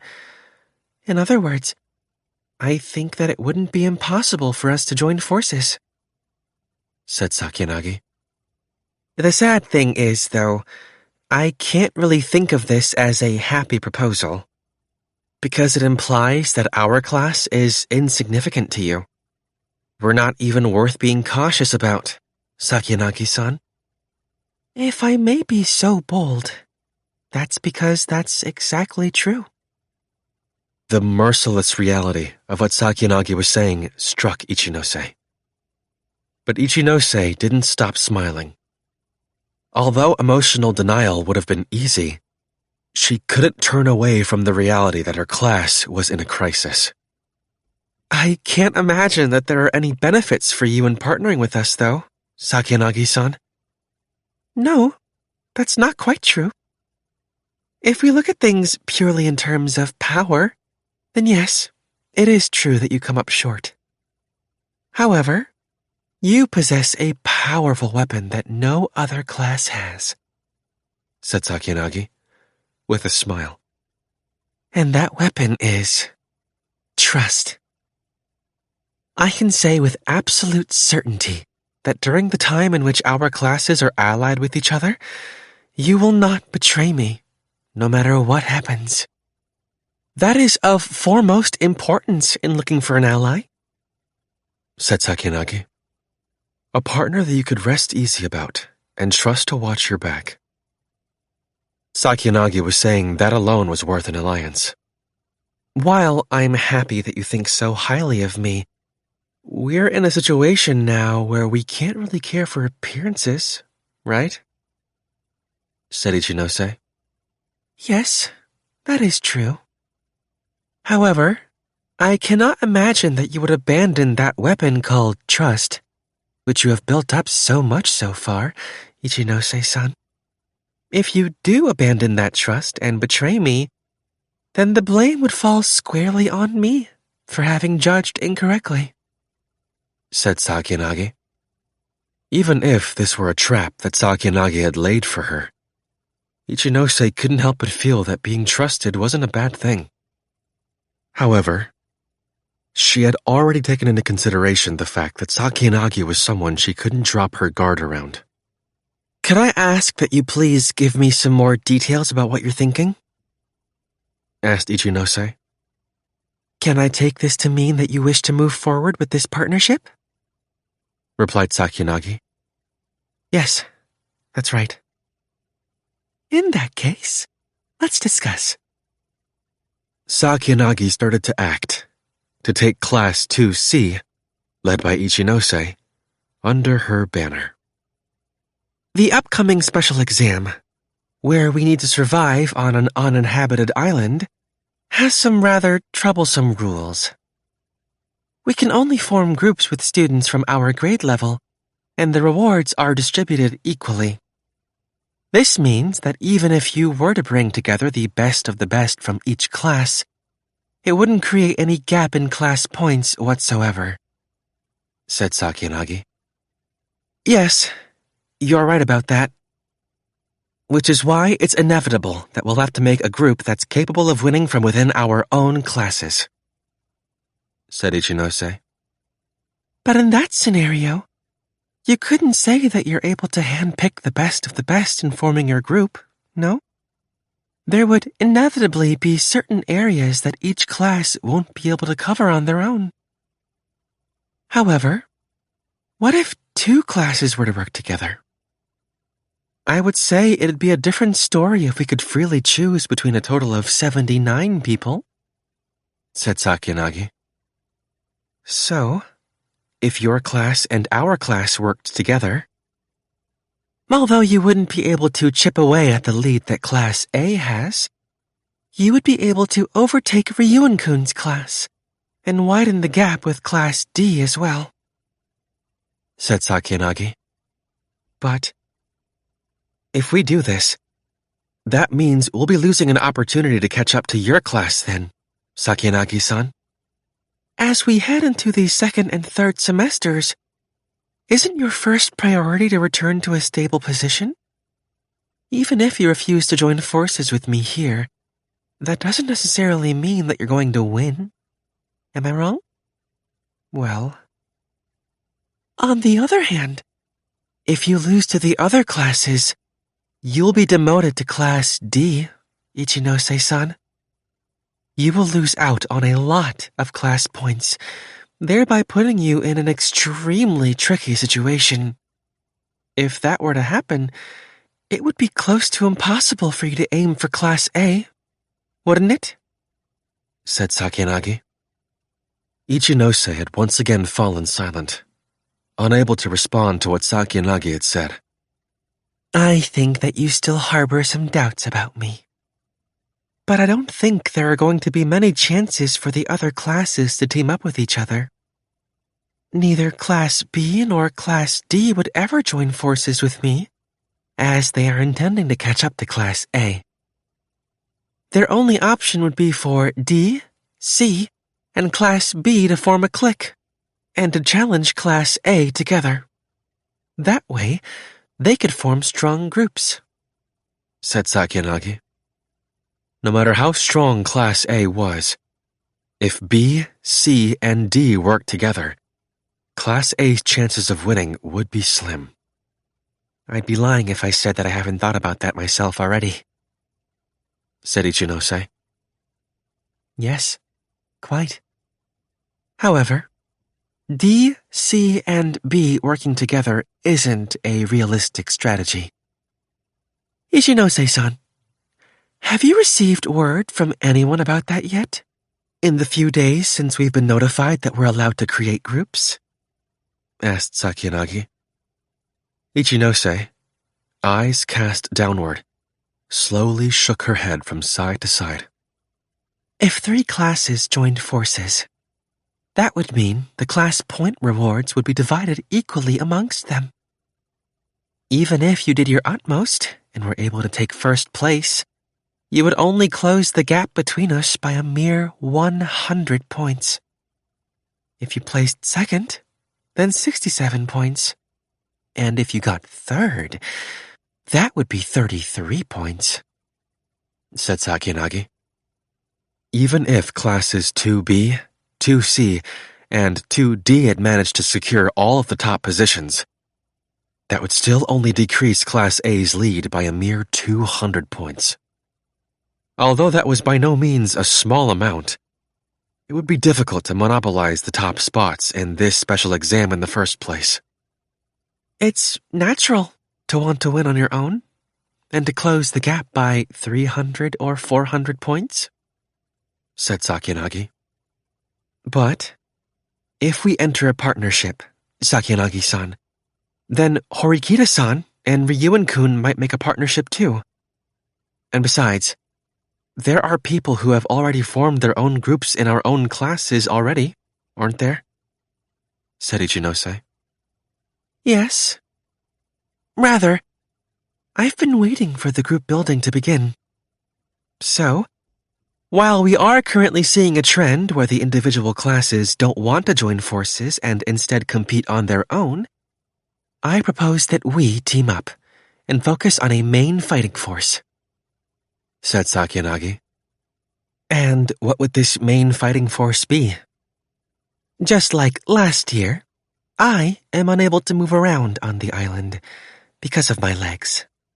However, I am allowed to participate. Albeit in a somewhat special position, though. Special?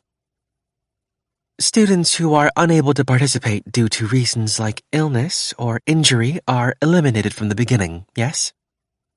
However, I will be participating in this exam as a partially eliminated student. Partially eliminated? I cannot walk around freely on the island because of the state of my legs.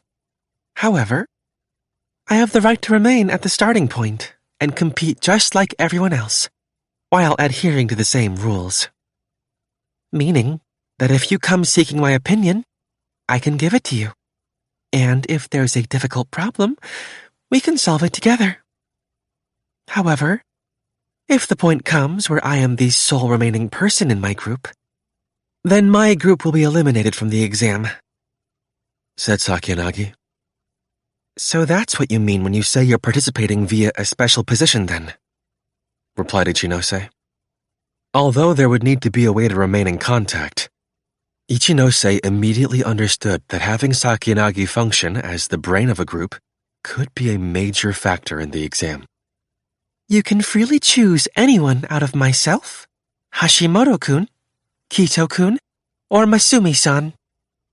We are undeniably the main fighting force of Class A. And from Class C, I suppose that would be you, Ichinose-san, Kanzaki-kun, and then Shibata-kun. All the students that Sakiyanagi had just listed then had not yet formed a group and were monitoring the situation. At this current stage, there were no inconveniences for either side. That's right. If you consider that physical strength will be required on the island, I think that's true. However, there's no guarantee that we'll be able to merge groups as we'd wish once the actual special exam begins, right? Asked Ichinose. Although it will be difficult to merge groups, it's not exactly impossible, replied Sakiyanagi, smiling broadly. Her smile showed that she was confident that they could form groups no matter what difficulties there were. Sakiyanagi-san, may I tell you my honest thoughts? Asked Ichinose. Of course. Sakiyanagi-san, you really don't want B, C, and D to fight together. Even more so than I had originally thought. Actually, if anything, you're afraid of that happening, aren't you? Said Ichinose. What makes you say that? Asked Sakiyanagi. You said that I and my class are partners that you can trust. And I think that you really do mean that. However, the most important thing for you is that you want to avoid a situation where B, C, and Class D were to work together and get on Class A's tail. It's certainly true that the amount of class points we could earn if we won would decrease, but there's no guarantee that the three classes below you won't continue to work together in the future, should that happen, said Ichinose. Ichinose, who had been relentlessly pushed around during this whole conversation so far by Sakiyanagi, struck back with the feelings she had been holding on to. If we successfully managed to pull it off, the idea of the three classes banding together and chasing after Class A, then that would mean you'd be forced into fighting an uphill battle from this point onward, Sakiyanagi-san. Am I wrong about that? Said Ichinose. Sakiyanagi looked surprised, albeit only a little. After witnessing Ichinose's counterattack, since she had only been on the defensive this whole time. Apparently, it looks as though I've underestimated you a little, Ichinose-san. Sakiyanagi didn't care at all if any of the classes below her happened to win this particular special exam on their own and gain the 300 class points. The most important thing to Sakiyanagi, whose Class A was so substantially far ahead, the thing that she wanted to avoid the most, was the three lower classes banding together and gaining a sense of solidarity. What Sakiyanagi was doing here was making a preemptive move in anticipation of more tests like this that may come in the future. If there were someone who could rally the 3 other classes together, it was highly likely that person was Ichinose Honami. Which is exactly why Sakyanagi decided to take Ichinose into her hands first. So, regarding my proposal to form a partnership, does this mean you will not accept? Or will you? Asked Sakyanagi.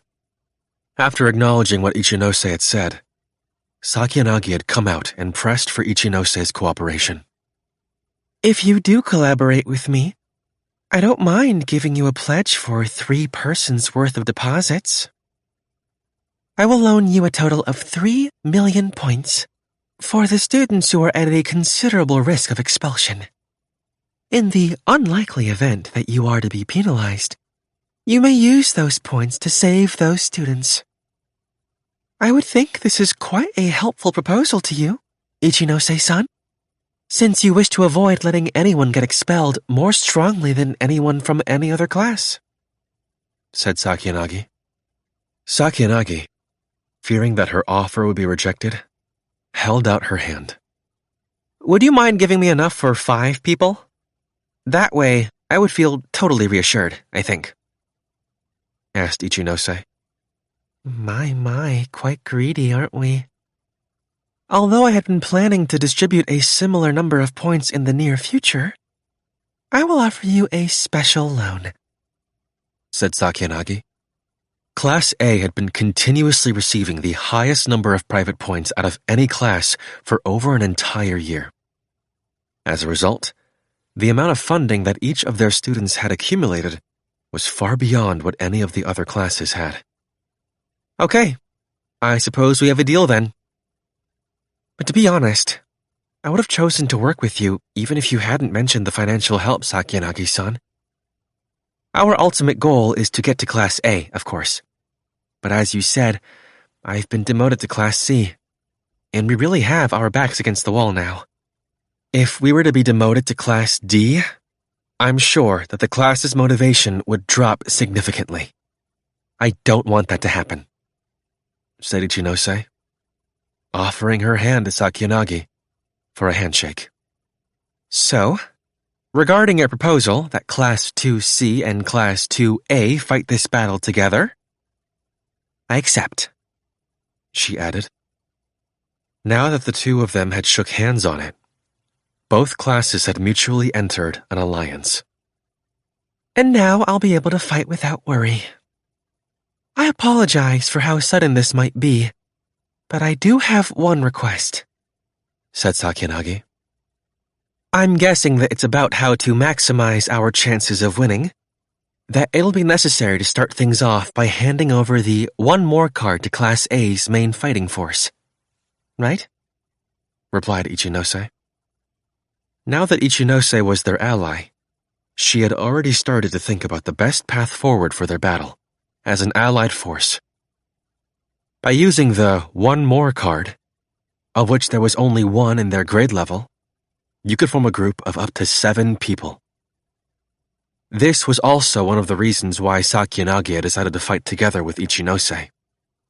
I sincerely appreciate that you understood what I meant so quickly, said Sakyanagi. But even still, Ryuen-kun and Horikita-san are both formidable opponents, said Ichinose. Sakyanagi also was absolutely not going to underestimate those 2, by any means.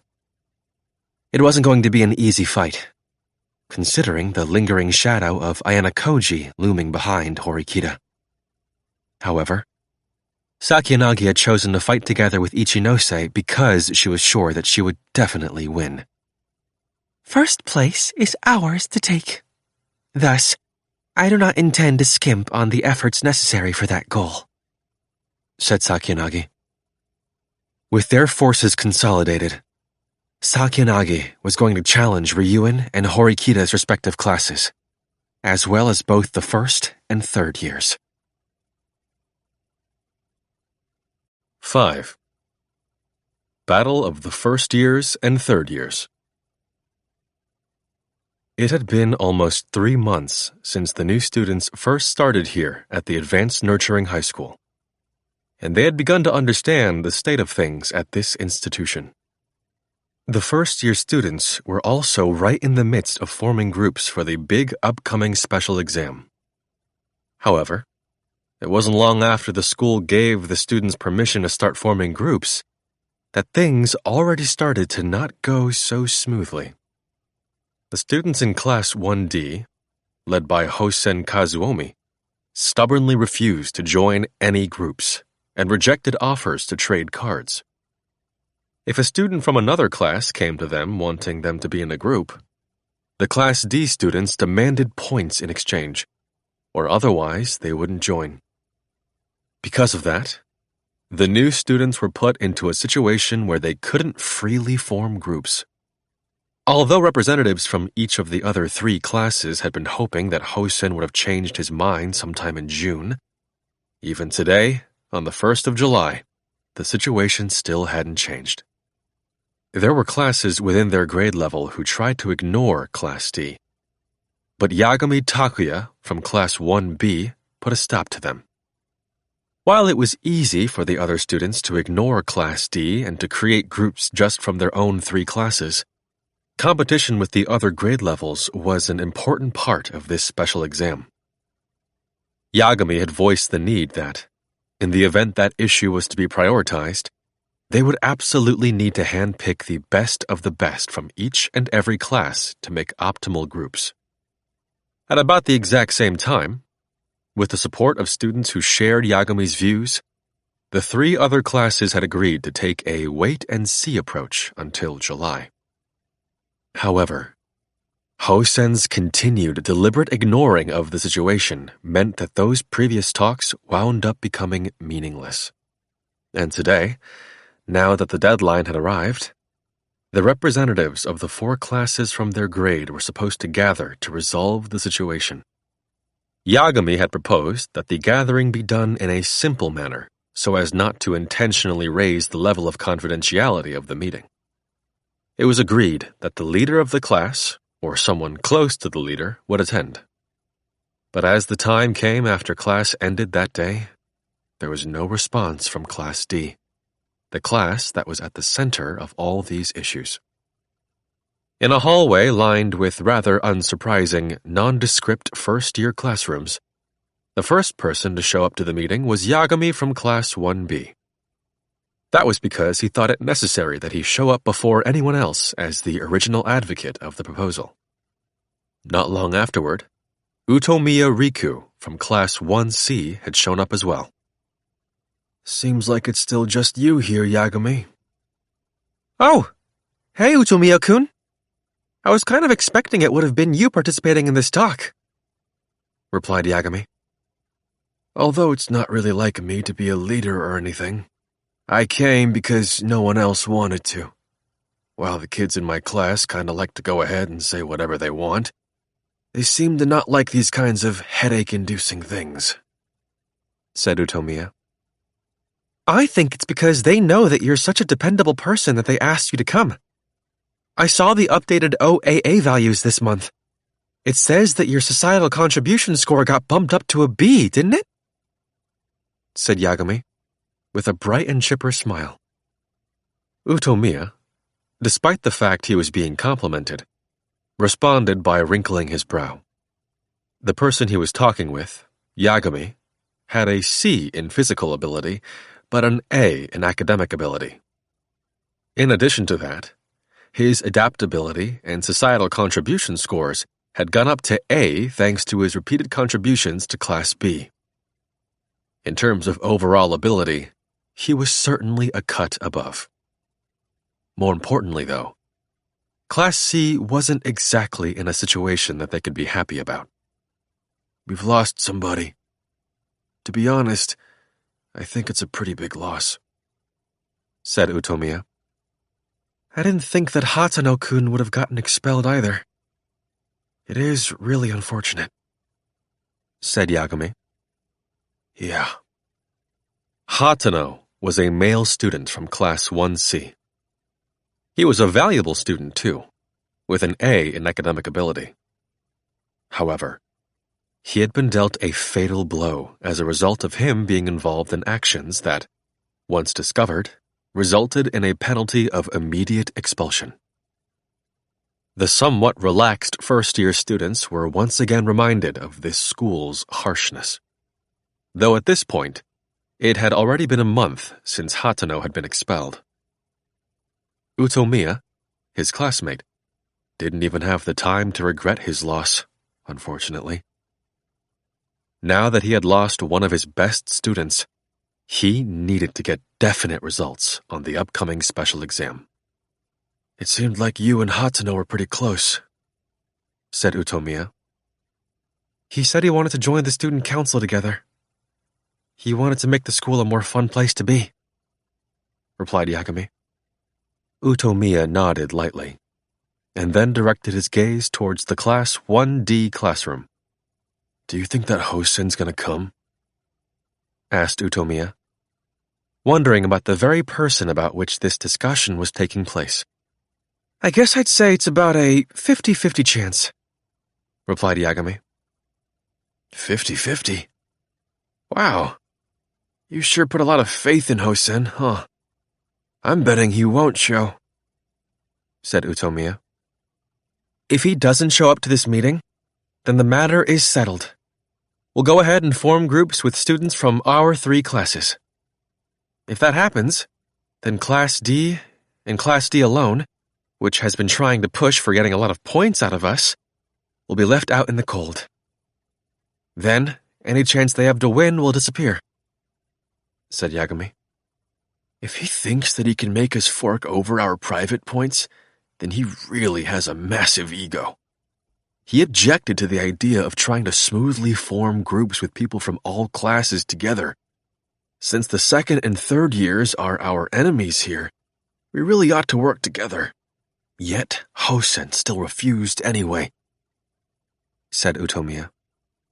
Even though they were all in the same grade level, Hosen wanted to compete in areas where they didn't even have to. "It seems that way, at least on the surface. But I can't imagine that's what Hosen-kun's actually planning, deep down." "I can understand that it's a bargaining tactic on his part, but it's one that's not going to pay off for him." "If he really intends on playing that game, though, then I have to wonder if that might actually be a blessing in disguise for us. Because that means that Hosen-kun isn't that much of a threat to us then," said Yagami. "Yeah, you're right," replied Utomiya. Yagami explained that he had arranged this meeting to gauge what Hosen was thinking. As the 2 of them were in the midst of their debate, a 3rd person showed up. "Oh, hey! Riku! Takuya! I figured it'd be you 2, shouted Takahashi Osamu from Class 1A, greeting them in a loud voice and waving as he came closer. Though he had a low academic ability ranking, just a C+, he was particularly good at getting to know people no matter who they were. He was often called up to participate in discussions. He had many friends in other classes and other grade levels too. "Osamu-kun, did you come because you were forced into handling things for your class again?" asked Yagami. "Well, the leader of our class is the kind of person who hates dealing with this sort of hassle, you know? So that's where I come in," replied Takahashi. "Well, this discussion is going to move a lot more smoothly now that you're here, Osamu," added Utomiya. Just like in Utomiya's case, the leader of the class didn't have to come to this discussion. On the contrary, it would have been more appreciated by the other classes if the students who came for these talks were the ones who excelled in conversation. "All that's left is Kazuomi, huh?" said Takahashi. There were only about 3 minutes left until the appointed meeting time. If he didn't show up, the 3 other speakers would proceed with their meeting without hesitation.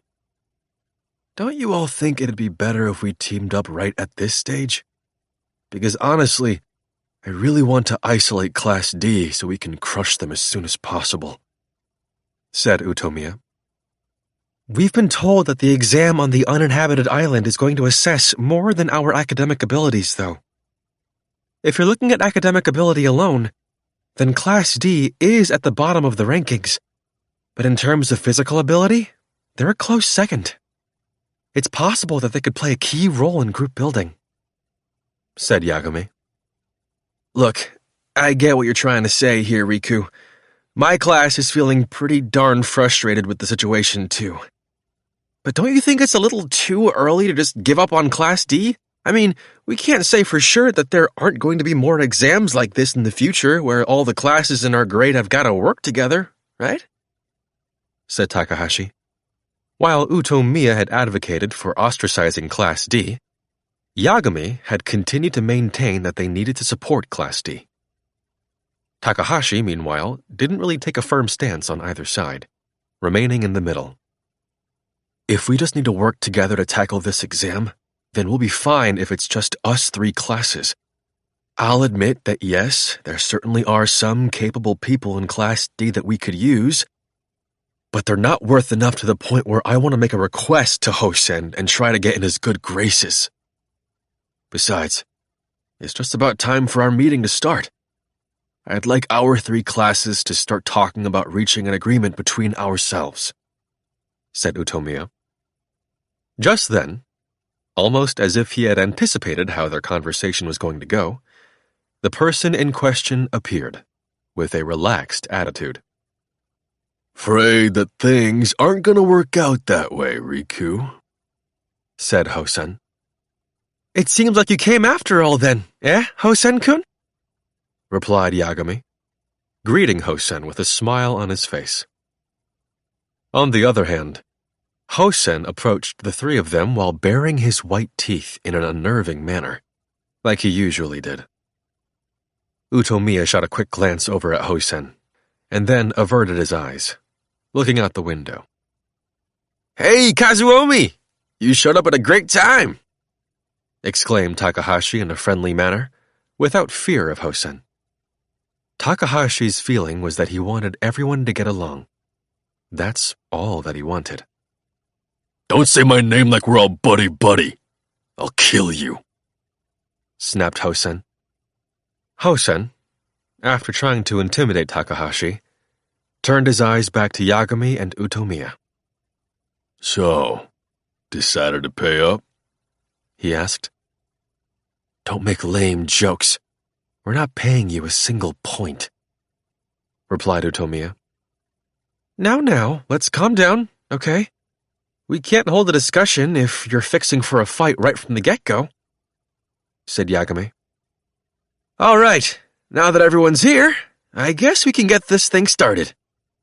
For the groups, Don't just start yammering out of nowhere, snapped Hosen, shoving Takahashi by his shoulder, causing him to fall down hard on his bottom. Utomiya, displeased by Hosen's actions, shot him an intense glare. Hosen, don't bring your violent attitude here. Oh? What? You planning on getting in my way? Replied Hosen. If necessary, yeah, said Utomiya. Ain't that interesting? If you feel like you can bring it, then go ahead and try, said Hosen. When Hosen raised his left hand in the air, Takahashi scrambled back to his feet. Wait, hold on! Look, I just slipped and fell, that's all, man! Come on, calm down, Riku! Shouted Takahashi in a panic. See? That's all it was, yeah? Said Hosen. Unfortunately for you, I'm not as nice as Takahashi, replied Utomiya. In that case, why don't you show me what you got? Just when Hosen made a fist, Utomiya reached out and grabbed his arm. Oh? Hosen smiled happily upon feeling the strength of Utomiya's grip being applied to his arm. The look in Utomiya's eyes showed that what he was doing wasn't just for show. He had the determination to fight right then and there if necessary. Hosen had thought it'd be fun to have a fist fight right there. But then he reconsidered it. Hosen certainly craved fighting against the other grade levels more than anyone else, although he did things in a unique way. Well, seems like I'm gonna have fun playing with you. I'll save the fun for later, though, said Hosen. You think violence is a game, do you? Replied Utomiya. Sure it is, answered Hosen. How stupid. But if that's what you want, then I'll give it to you right now. You don't have to wait until next time, but only on the condition that you never lay a hand on any of my classmates ever again. During this situation where things seemed like they could go off at any moment, both sides glared at each other, unyieldingly. Hey, what do you mean by that, huh? Said Hosen. It means that I'm guessing you were the one who got Hatano expelled. He wasn't the kind of student who would have broken school rules so easily, said Utomiya. Come on, that little small fry just got all scared of getting expelled, and he blew himself up. That's all it was, right? Said Hosen.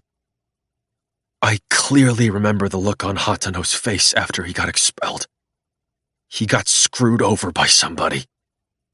And you're saying that's me? Said Hosen. Who else could it be but you, jerk? Snapped Utomiya. Although Hosen had backed off a little earlier, sparks started flying once again. Hey, come on, calm down, both of you. Riku, if you just start throwing down right here, you'll just be doing exactly what Kazuomi wants, man, said Takahashi. Takahashi-kun is exactly right. The important thing right now is focusing our efforts on the upcoming uninhabited island survival exam, added Yagami. Oh, right. We can make groups with peeps from other classes. That upcoming special exam, said Hosen, speaking as though the thought hadn't occurred to him at all until just now. So what? You refuse to work with the other classes. This is none of your business then, isn't it? Said Utomiya. Hey now, if you really insist, and I mean like really insist, I'll work with you. See? Said Hosen. Enough jokes. I wouldn't team up with you even if you were the last person standing, replied Utomiya. Talk about ice cold, said Hosen. Utomiya slowly released his grip on Hosen's arm. Yagami, who had been watching the situation unfold, cut in right then, determining this moment to be the right time. We're wasting time. Shall we get started? Said Yagami. Wait, who said I'm joining your little conversation here? I ain't starting anything, said Hosen. Then why did you even come here? Just to kill time? Said Utomiya. And if I said yeah? Replied Hosen. I wouldn't believe you. You're not that stupid, mocked Utomiya. Even though he was speaking with Hosen, Yagami smiled unabashedly. This whole uninhabited island survival thing certainly sounds like a far-fetched idea, but the second and third year students have already experienced it before. We first years have to take this test while at a significant disadvantage, explained Yagami. But we're also going to get a handicap in our favor too, though, right? Said Takahashi. In the face of the optimistic Takahashi's comment, Yagami continued to explain his stance in a calm and gentle manner. The second and third year students have an advance in both academic ability and physical ability because they're older. That fact remains unchanged. If we can't work together, the upperclassmen might eat us alive. You see? Said Yagami. That was exactly why Yagami was stressing that cooperation amongst their four classes was essential. Spare me your weak sauce nonsense, Yagami. second year or third year, I'm confident I can crush him," said Hosen. Yes, there are some students who are more exceptionally talented than others, of course. But there's no hiding the fact that in terms of overall ability, our grade level is inferior.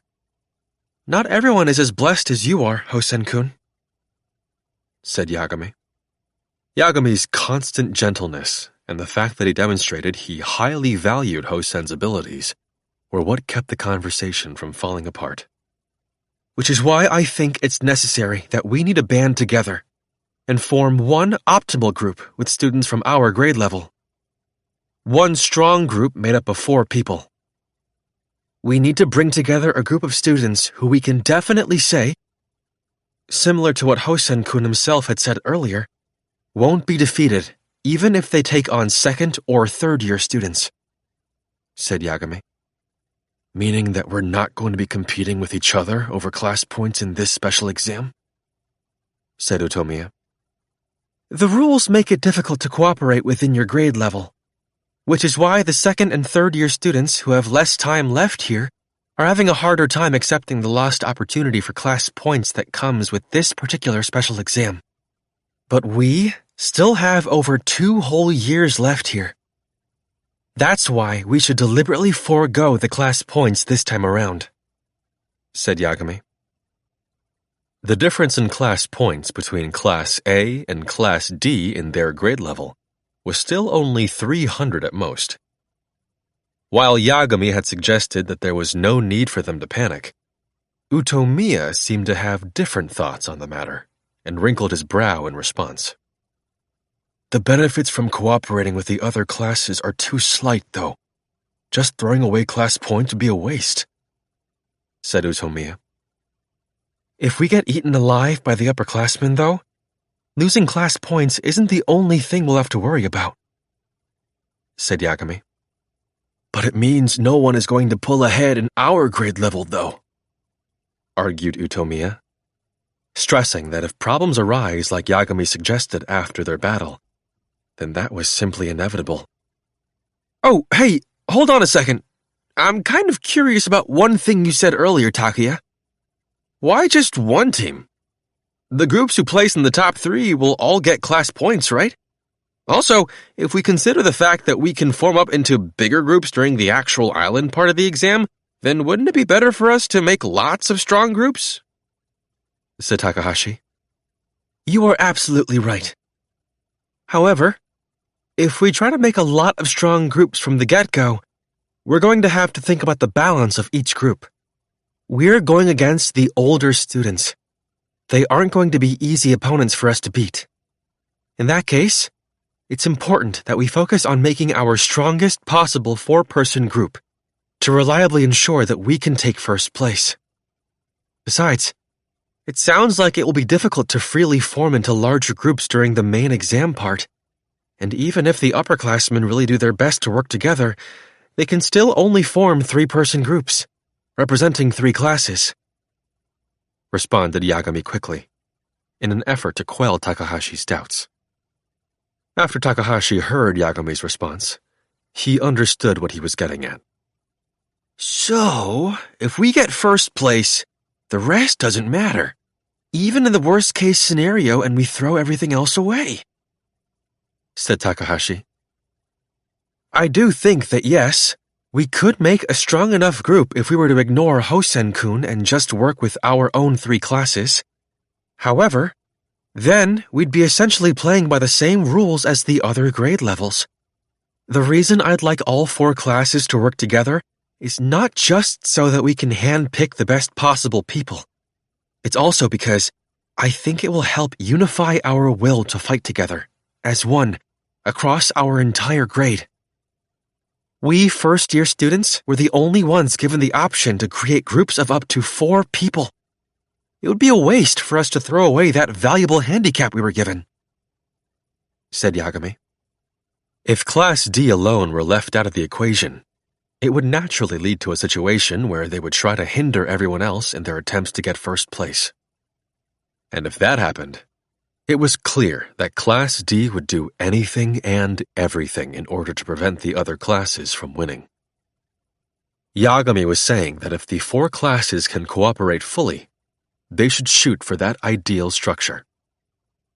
Then, Yagami turned to Hosen once more. I understand that you and you alone can hold your own in a fight against the older students. So, I hope that you'll lend us a hand, said Yagami, appealing to Hosen that they needed all 4 classes. Utomiya, though, eyed Hosen suspiciously. He didn't think that the person who had refused to even discuss the matter for more than 2 weeks would agree to such a thing. All right, I'll work with you, said Hosen. However, Hosen had readily accepted Yagami's proposal. What are you plotting, Hosen? Asked Utomiya. What do you mean, what am I plotting? You said you wanted my help, and how can I not listen to such an adorable little request? Replied Hosen. All right then, let's hear your conditions, said Yagami. After considering how quickly Hosen changed his stance on the matter, Yagami quickly urged him to speak, as not to waste any time. 2 spots in the main big group gotta be reserved for Class D students. That is an ironclad requirement, said Hosen. What? Balked Utomiya, naturally disgusted by Hosen's proposal, which had the possibility of benefiting only his own class. But what happens if we can't form the kind of big groups we want on the island? What then? Said Yagami. I already told you. My conditions are that Class D students are included in the main group. No buts, said Hosen. I see.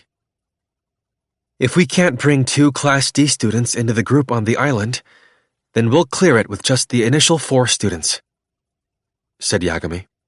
Besides, if we got the 4 best of the best in the group to begin with, it shouldn't really matter, right? Ain't gonna mess with our chances of winning. That's enough of your crap, Hosen, said Utomiya. I ain't bullshitting. If you don't like it, then you can screw off. Look here, jerk. Utomiya was about to get up in Hosen's face because of the absurd demands he was making, but Yagami quickly slid in between them, separating them from each other. Please calm down, Utomiya-kun. I'm okay with this condition, said Yagami. You're just going to hand them the chance to get all the benefits on a silver platter? Asked Utomiya. Our priority right now is for our grade level to come together as a unified front. We absolutely cannot lose to the other grades, said Yagami. If we just let Hosen get what he wants right now by acting this way, he's gonna do it again, said Utomiya. If we abandon Hosen-kun's class right here and now, will anything be any different? Asked Yagami. Well, What matters is that our grade wins the upcoming exam. Anything else isn't that big a deal, said Yagami. I gotta say, I agree with him on this one, Riku. I understand how you feel, but first we have to work together as a grade, said Takahashi. Utomiya clicked his tongue defiantly, but gave in thanks to Yagami and Takahashi's efforts to persuade him. Fine then. No other demands on top of that, though. You get that, Hosen? Said Utomiya. Hosen didn't respond to Utomiya's statement, though. He simply turned his back to him, as if to say that this was the end of the conversation.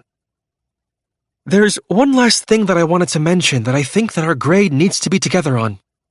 I think that the item cards should be carefully redistributed throughout our entire grade level to avoid any infighting, and so that we can use them to their maximum effectiveness.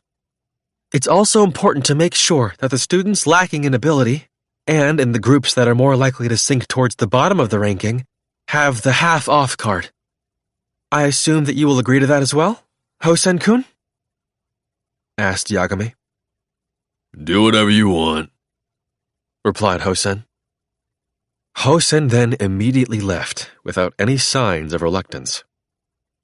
While the three others watched him go, Takahashi leaned over to speak to Yagami. Hey, by the way, Takuya, who are you planning on picking from Class B? He asked. Suffice to say, I think that the four of us who came to this meeting here today would be the best people for making our strongest group. That includes Hosen-kun, of course. Do you think I'm wrong about that? Said Yagami. Yagami looked at Takahashi, Utomiya, and then at Hosen as he walked away, with his gentle but piercing gaze. Even if we admit that Hosen is capable, it's wrong to bring him into the fold. He's... said Utomiya, before getting cut off. Well, we can take our time and carefully decide who will be in the group later. Don't you feel like it's enough that we managed to find a unified direction for the time being? Said Yagami. All right, said Utomiya. If we work together, we can get first place. Let's shoot for that, for right now, said Yagami. Although Utomiya was reluctant, he still found himself convinced and agreed to what Yagami had suggested. Afterward, they each went their separate ways. 5.1 After class the next day, at the cafe in Keiaki Mall. I hate that kind of watch. The way the second hand on the clock moves is so irritating, like tick-tock, tick-tock, said Amasawa, expressing her dislike for the wristwatch that Hosen had on his left arm as he sat directly across from her. Ugh, shut the hell up. Do you even have any clue how much this thing is worth? He snapped. Worth? Is that like a premium one or something? I don't have time to learn about stuff I hate, said Amasawa. This is why chicks are so stupid, said Hosen with a smile, briefly stroking his watch. Hey, look here, you... Well, whatever, forget it. So, what did you want? Asked Amasawa. I called you here to talk about the upcoming island exam thing. Team up with me, Amasawa, said Hosen. Oh, you want my help again, huh? And on the island, too. You thinking about something naughty? Said Amasawa. What? Replied Hosen. Even though Hosen furrowed his brow and glared at Amasawa, she responded by flashing him a devilish grin, without an ounce of fear. Then, after slowly lowering her crossed legs, Amasawa quietly spread them wide. You want to see my panties? You can peek from under the table if you want, okay? Said Amasawa. If he crawled under the table, he could see right between her spread legs. In the face of this temptation, though, Hosen leaned forward, placing his right elbow on the table. You seriously think I won't raise my hand against a girl? Said Hosen. Oh no, I do think you would. Absolutely. Don't worry. I figure you're the type who would have no problem beating on a girl without a second thought, said Amasawa. In that case, stop spouting stupid crap. It's a waste of time, said Hosen. Oh, a waste of time, Well, all right then. Let's hear it. Your plan. Why are you inviting me? Asked Amasawa. 'Cause you got the kind of guts not to hesitate when it comes to getting Ayanokouji expelled, said Hosen. Well, sure. I mean, there are lots of people who know about the bounty and aren't doing anything about it. Or they're willing to take a shot, but only half-heartedly. I figure that if there's 2 million at stake, you would do everything in your power to crush it. Isn't that normal? Said Amasawa, without showing any signs of shame or guilt whatsoever. So, what am I going to get in return for helping you? I'm not cheap, you know. Just then, After Amasawa had asked Hosen what she could get for this, a stern voice came from behind her. We will all be equal. I believe I said as much before. That voice belonged to none other than Nanase, who had arrived at this gathering slightly late. Equal? Wow. You've got such a cute face, but your words sure aren't that sweet. You just came right out and said it. So, does Hosen-kun appreciate the fact that you're not timid at all? Said Amasawa. The three of them were now seated around the table. All right. So, Hosen-kun was thinking of having us three together in a group. Who's the fourth person, though? Said Amasawa. Don't need a fourth. The winner of this island exam thing ain't gonna be anyone from the second years or third years. It's gonna be us three, said Hosen. Wow, aren't you the confident one? But it does seem like there are lots of senior students who are tougher than the first years, don't you think? Said Amasawa. Doesn't matter. I'm gonna crush them all, said Hosen. Well, supposing even if you're number one in terms of ability, Hosen-kun, didn't we first years talk about cooperating? You know, all 4 classes together? If we're talking about the heavy hitters in Class D, then I'm pretty sure that you two would be the top picks for that, right? Said Amasawa. I'm the one in charge of Class D. That's for me to decide. You get what I mean? Said Hosen. Yeah, you mean that you're going to unashamedly send in a couple of small fries from Class D to represent us as our main forces for the group. You're going to be making enemies in all directions, teased Amasawa. That all depends on what you consider the criteria for our main forces to be. If we send in students who have high academic or physical ability at the very least, then there won't be that much risk. Besides, if we place Hosen-kun in that supposed strongest group, there will be problems, said Nanase. Yeah, sure seems like he doesn't exactly play well with others, that's for sure. In that sense, it's safer that we leave him out of that group. Anyway, back to the topic at hand.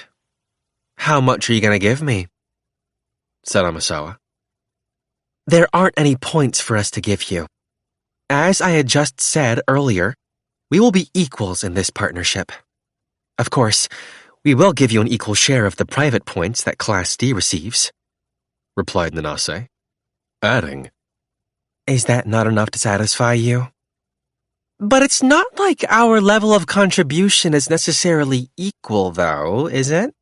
After all, I'm confident that I can contribute more than anyone else on the uninhabited island or wherever. Seems like this exam is going to take an awful lot of stamina. Nanase-chan, you're a little cutie. Can you keep up with me? Said Amasawa. Shall we test that? Replied Nanase, responding to Amasawa's provocations with one of her own. Amasawa turned her gaze onto Hosen for a moment. But then, without warning, Amasawa extended her arm, reaching for Nanase's face. She was intending to catch Nanase off guard and surprise her with a slap to the face to rattle her. However, Nanase didn't show any hesitation either, and quickly grabbed hold of Amasawa's arm as she extended it towards her. You're pretty bold, aren't you? Thinking you can test me right here? Snapped Nanase in a harsh tone. Oh, wow! You can hold your own pretty good, huh? I just love strong girls, said Amasawa. You're not exactly normal either, said Nanase. Maybe? Want to test things a little more? Said Amasawa. While one of them was smiling, the other was stone-faced. It was as if they were spending that time assessing each other's strength. You, me, and Nanase are gonna make a group of 3. Got it? Said Hosen. Well, I get that Nanase-chan can hold her own more or less. but I still can't think that we're really on equal terms, you know? Why? Is that because the two of us are from Class D? Asked Nanase. I don't care about that. I mean, sure, it seems like the private points will be evenly split between everyone, sure.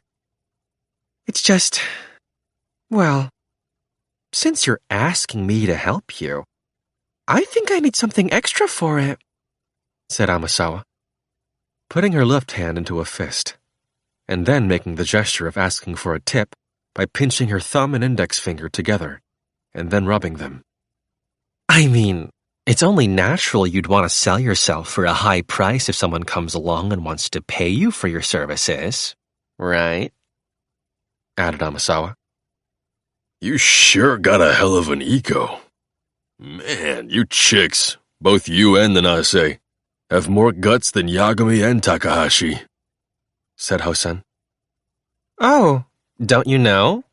Girls these days are stronger than boys, said Amasawa.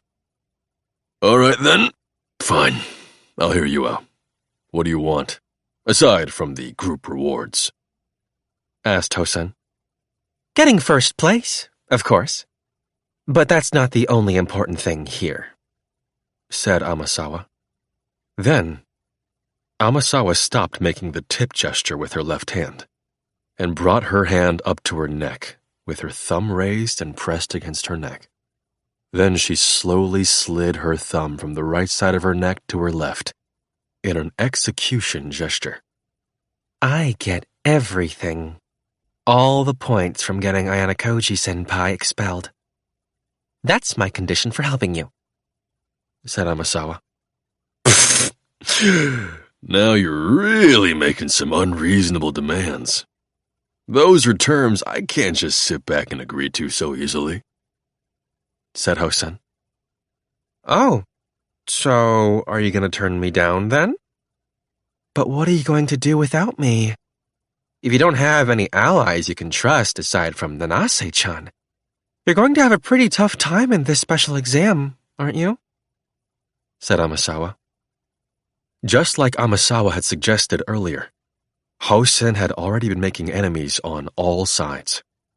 Moreover, since the four classes were planning to work together, if Hosen went ahead and just formed his own group aside from them, there was no way other students would be willing to give him a hand. At least, no one besides an odd duck like Amasawa, that is. And besides, if I team up with Hosen-kun, I'll be even more isolated in Class A than I already am. Isn't it only natural that I'd ask for appropriate compensation in exchange before I could say yes to you? Said Amasawa. Hosen and Amasawa exchanged long, hard looks. It's true that if you hand over the entire bounty to me for getting him expelled, that means you won't be getting a single point yourself. But you'll get all the credit for being the one who got Ayanokouji-senpai expelled, Hosen-kun. Isn't that good enough? Said Amasawa. There's no need to accept her conditions. If you think about our future, if Class A were to get an extra 20 million points, then... Shut up, Nanase, said Hosen, cutting Nanase off before she could finish giving her advice, as he continued to stare intently into Amasawa's eyes. I'll give you the bounty, said Hosen. Thanks. You know, I think the fact you're not a stingy tightwad is actually pretty lovely, said Amasawa, getting up from her seat in a smooth motion. Looking forward to the exam, she added. Now that negotiations had been concluded, Amasawa had decided there wasn't any reason to stick around much longer, and she left without batting an eye. Are you really okay with this? Asked Nanase. It's fine, replied Hosen. I understand. It is your decision to make. But are you sure it's okay to trust Amasawa-san? I think she's the type of person who would betray her partners without losing any sleep over it, said Nanase. Trust? Don't just assume I'm trusting her. I don't trust her or you, said Hosen. Then why did you decide to make a group with her? Asked Nanase. 'Cause she's different than the rest of the trash out there.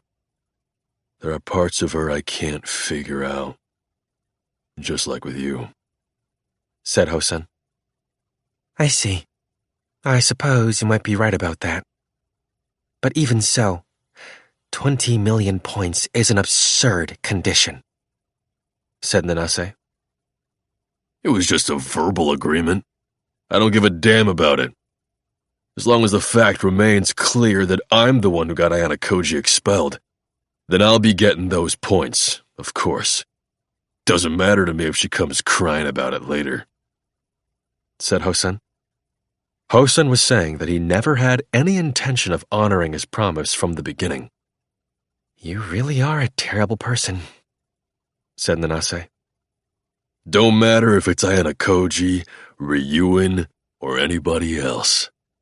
Anybody comes bearing their fangs at me, I'll crush them. I'm getting fed up being all caught up in the crazy, stupid rules at this school," said Hosen, looking like he was having so much fun that he could hardly contain his laughter. 5.2 Summer vacation was approaching. It was now July 6th. With the exception of Akito, who was headed over to his club activities, everyone in our group was gathered around my seat near the entrance to the classroom. That was because we had promised to meet up at Keisei's room later. As soon as we had left the classroom, though, I was approached by Kushida, who called out to me. Ayanokouji-kun, may I have a moment? Asked Kushida. What's up? I asked. This was a bit unusual, though, as I had been approached by Kushida less and less frequently as of late. Even though I sent her points once a month as per our agreement, all we did was make an exchange. We didn't engage in conversation. And since the number of private points each person in class received would normally be the same, there wasn't any need for students to thoroughly check every person's account for anything. To tell you the truth, a first-year student says that they want to meet with you, Ayanokouji-kun. Would right now be a bad time? Asked Kushida. Kushida gave an apologetic glance to Haruka and the others in the group, and then continued speaking. I think that it'll probably take about an hour or so. They asked me to help set up a meeting between you, she added. What's up, Kyopon? Maybe some first-year girl is gonna tell you she's got the hots for you or something? Teased Haruka, her joke causing Irie to panic. Huh? What? Really? Wailed Irie. If it is true, then I feel like we can't allow him to go, concluded Haruka. She was the one who arbitrarily suggested it was about a girl, and now she was arbitrarily telling me that she was not giving me permission. Is that true? I asked, deciding that I ought to check with Kushida if it actually was the case, just to be on the safe side. Huh? Well, it was a boy who said that he wanted to meet with you. Sorry, said Kushida, apologizing to me with a somewhat uncomfortable look on her face. Well, she really didn't need to apologize to me for that at all, though. Even though I didn't think it was something like what Haruka suggested in the first place anyway, I was relieved to hear Kushida tell me that. Well, it's fine for you to go, don't you think? I mean, I think it's a good thing to have a little tete-a-tete with the new kids, right? Said Haruka. Yeah, I agree. Our circle of friends isn't particularly good at relationships with people, so it wouldn't be a bad idea for Kiyotaka to get to know some more first years, replied Keisei. Putting aside whatever this student's intentions were, Haruka and Keisei were saying it would be a good thing to at least have some FaceTime, if only a little. Irie felt relieved that it wasn't anything romantic and appeared happy and willing to send me off. In that case, I suppose there wasn't any reason for me to refuse the offer. Okay, what am I supposed to do? I asked. Oh, thank you. Well, I'll go ahead and tell him that you said it was okay, Ayanokouji-kun, replied Kushida. Kushida then took out her phone and started dialing someone's number. Well, we'll be heading out then already. We'll meet up with you later, said Haruka. And with that brief exchange, the other members of the Ayanokouji group went on back to the dormitory ahead of me. Sorry about that, said Kushida. I'm guessing that the call must not have connected yet, because Kushida had apologized to me, with the phone still up against her ear. It's no big deal. Nobody in my group is going to complain about something like this anyway, I replied.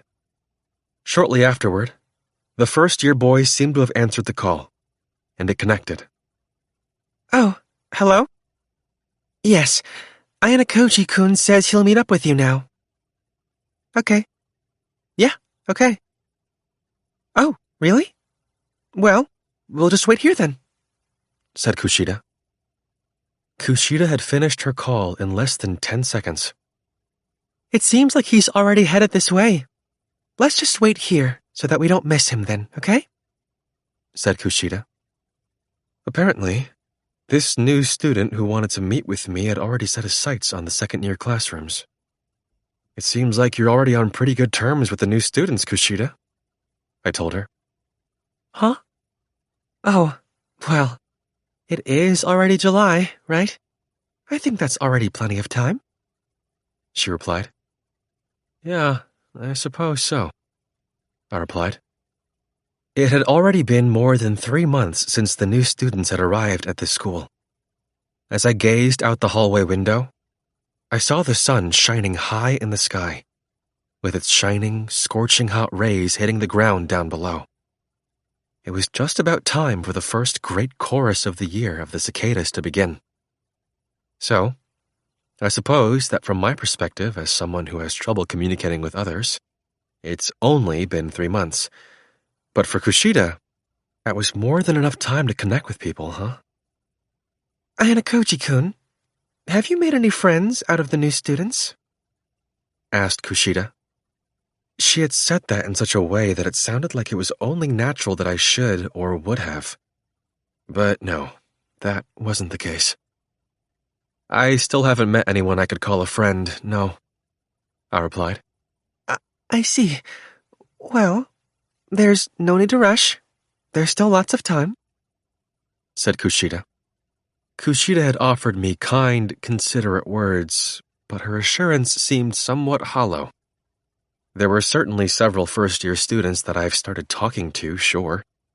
However, we hadn't developed any kind of relationship where we'd be contacting each other privately. My conversation with Kushida came to a sudden stop once the mood got awkward.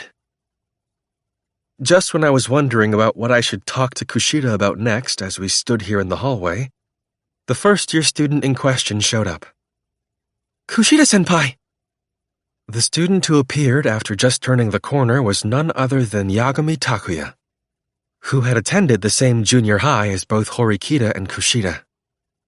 Seeing Yagami's appearance as a chance for her to dispel the awkwardness hanging in the air, Kushida flashed a smile. Yagami-kun is the boy who said that he wanted to meet with you, Ayanokouji-kun, said Kushida. Hello, it's nice to meet you, Ayanokouji-senpai. Thank you for making the time to meet with me today, said Yagami.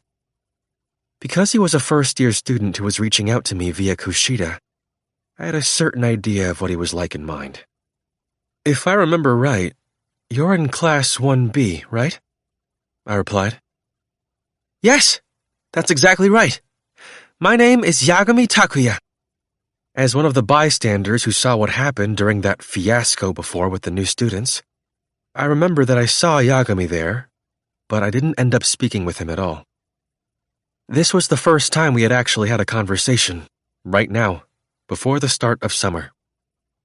It was said that he had emerged as the leader of Class 1B, but I had to wonder how far his influence has reached. He was affable, friendly, and had a cute look. That, combined with his prominent level of academic ability, made it seem like he was quite popular. Well, I suppose it might not be appropriate for us to have our conversation standing around here, But how would you feel about heading to my room? I actually have just gotten my hands on some rather rare black tea leaves that I had ordered. It takes a while to brew, but it is quite delicious," said Yagami, adding that if I would like some, he would love for me to partake. I didn't normally drink black tea, so I was a little curious. But if we did that, then we might not be able to get this meeting completely wrapped up within the hour.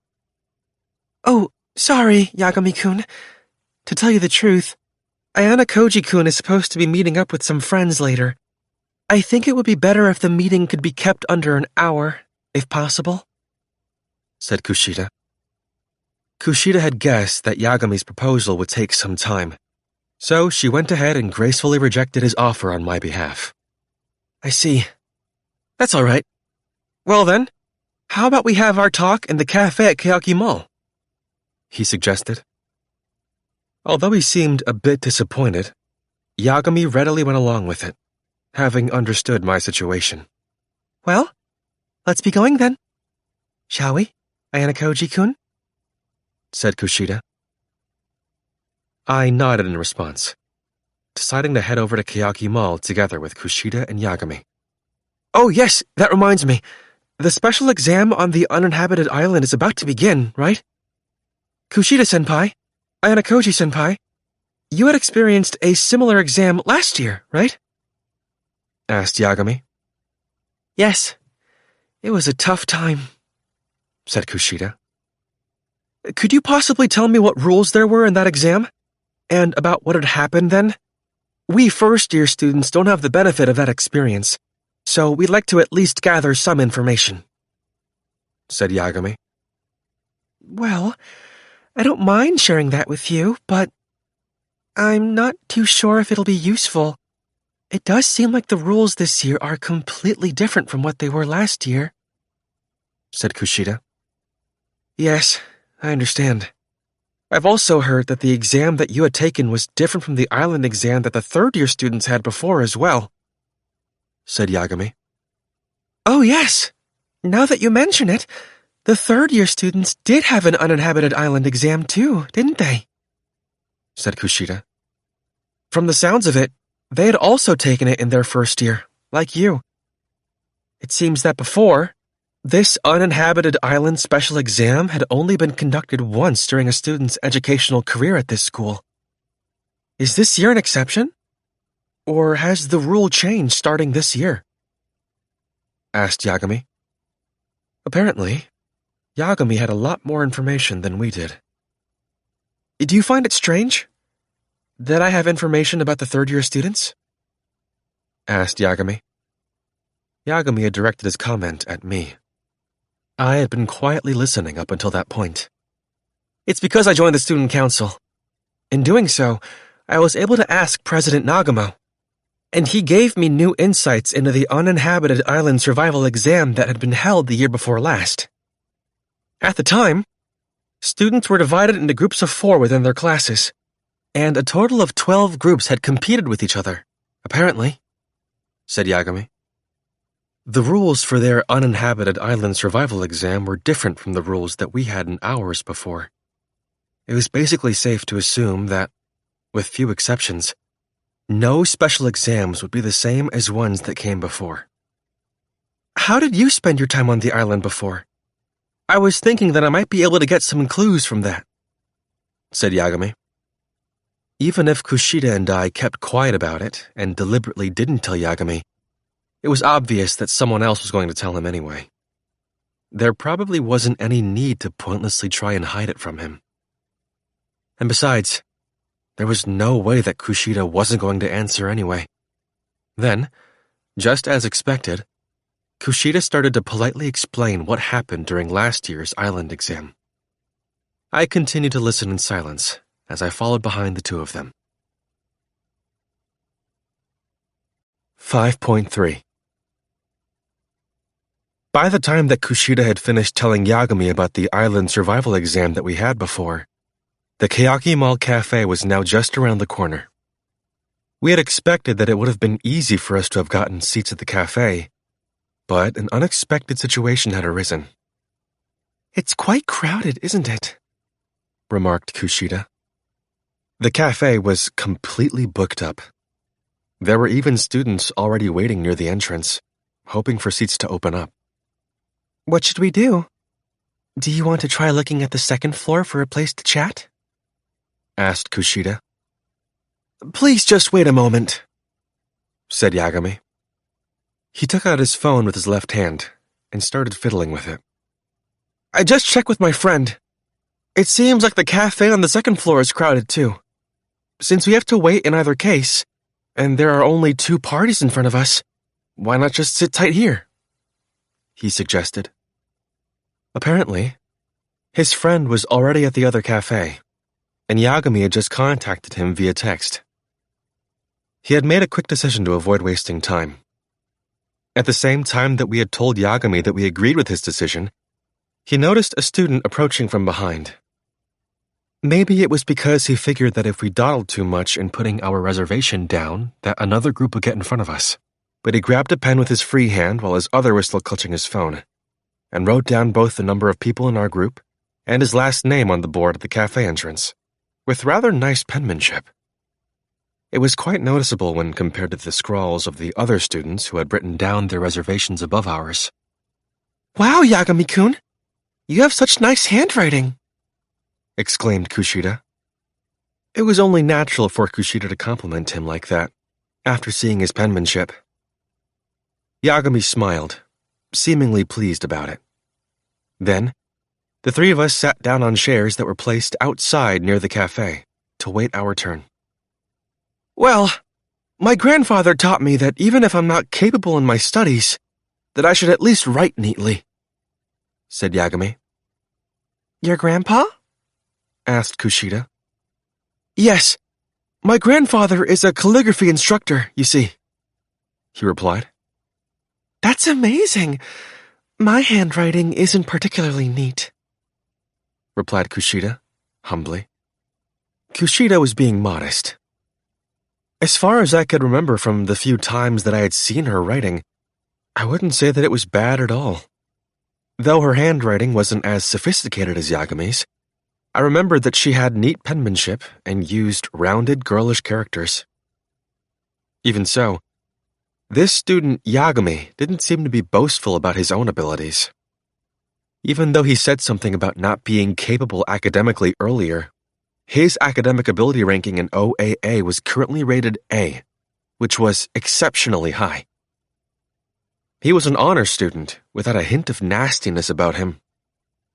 That impression made me think that he was practically Yosuke's double. After a while, a table for 4 became available, so we put in our orders and took our seats. To tell you the truth, well, you might be thinking that it's rather late for me to be mentioning this, but there's something I wanted to tell you, Ayanokouji-senpai. You already know about the special exam that had been given only to an extremely limited number of first-year students, right? Said Yagami.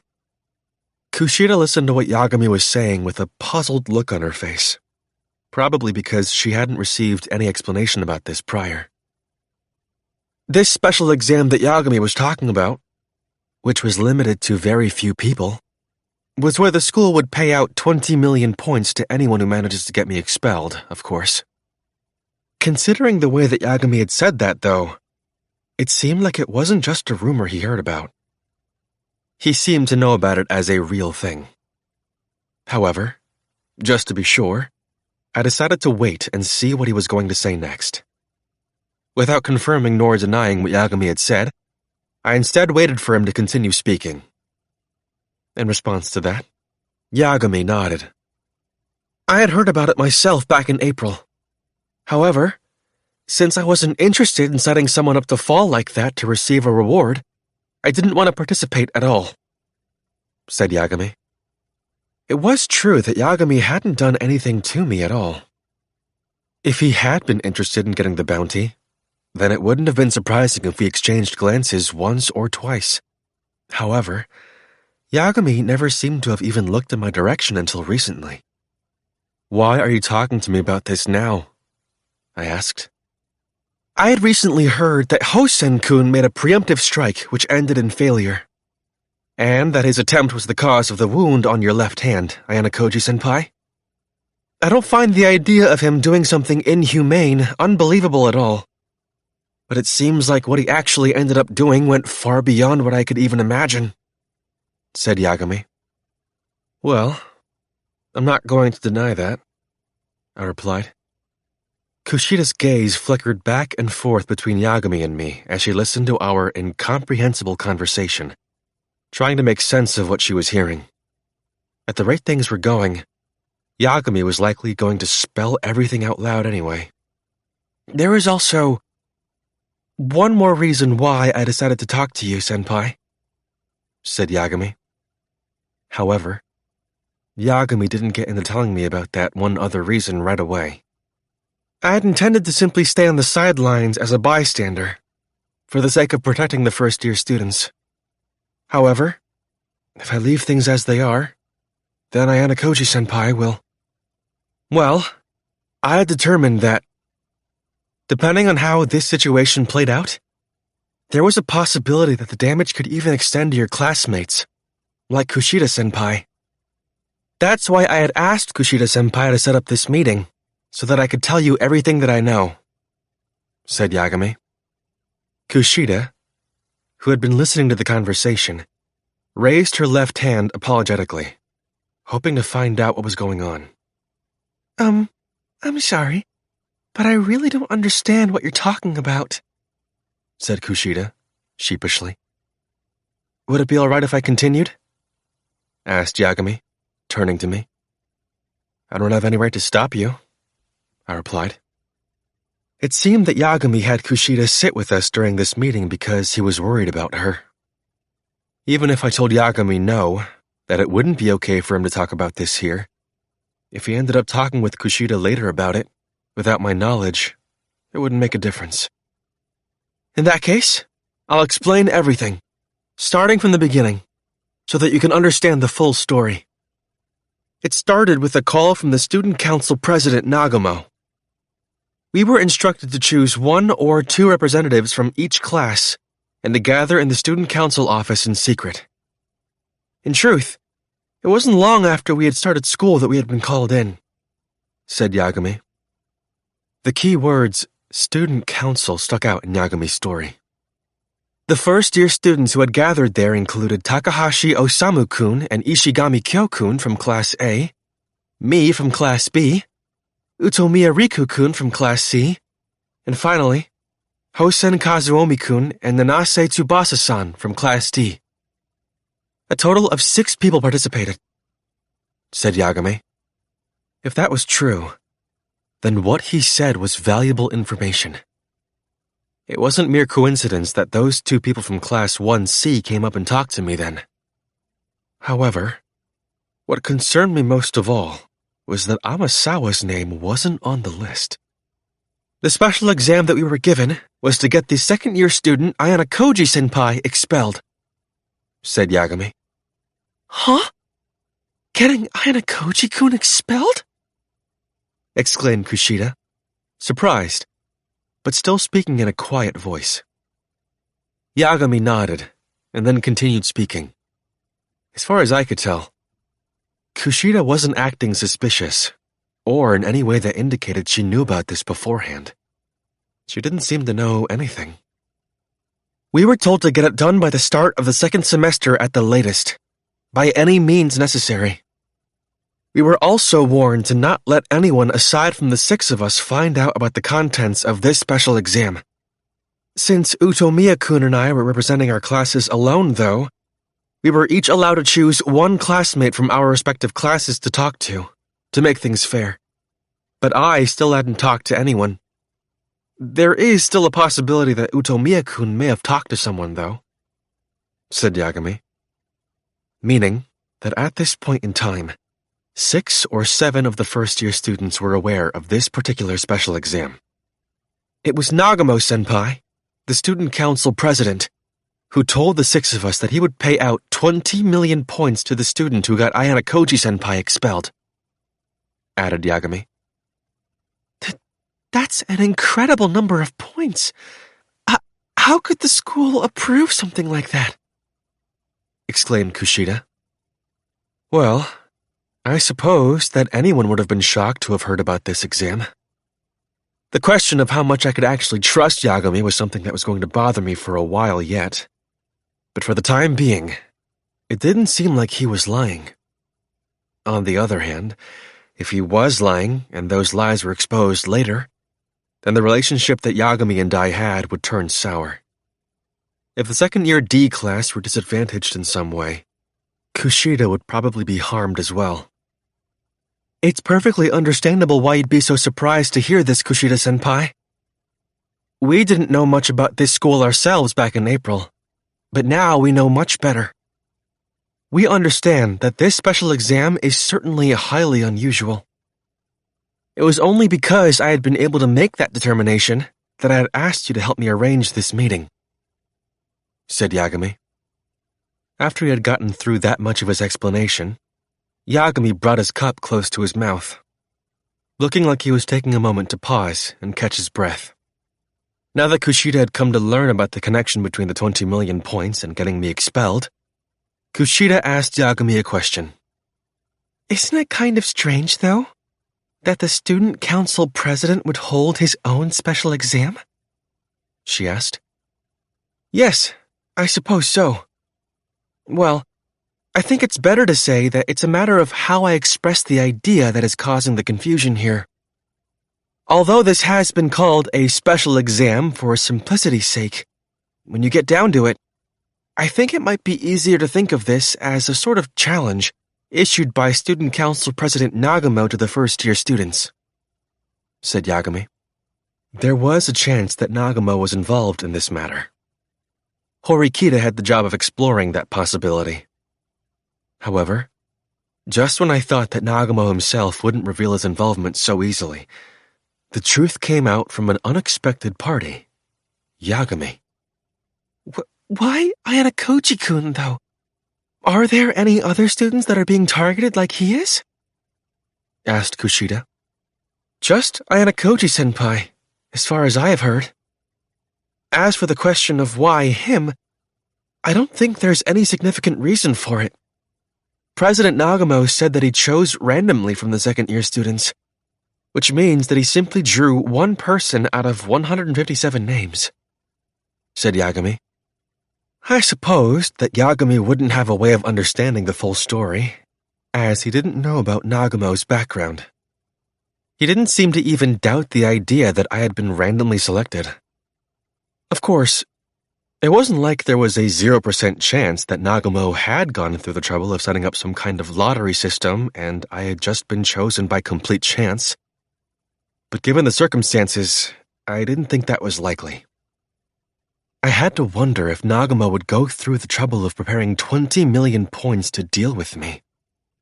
From what I had seen of him through now, I couldn't imagine that he was the type of guy to go that far.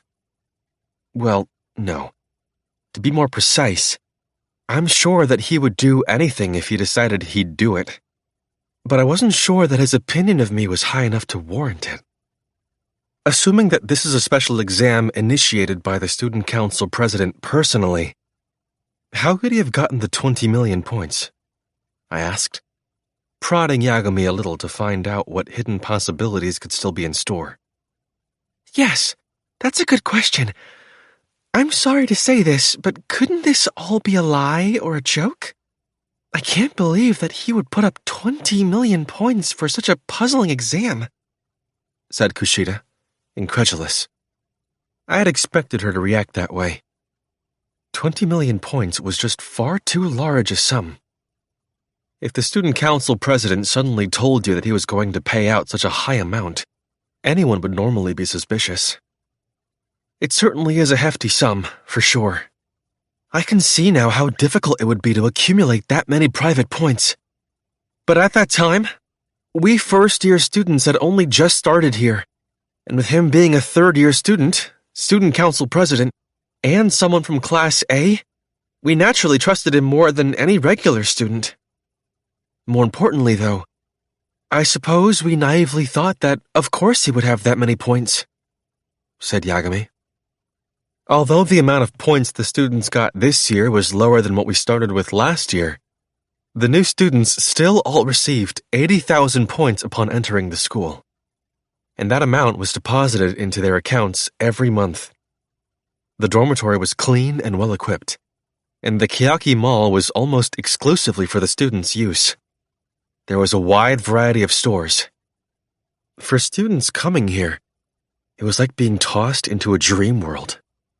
We had experienced firsthand the sensation of losing our idea of what money was worth ourselves after first coming here last year. And the truth of the matter is, I had confirmed with my own eyes that he does have the 20 million points, said Yagami. It wasn't strange at all that a man like Nagumo would have amassed such a vast sum.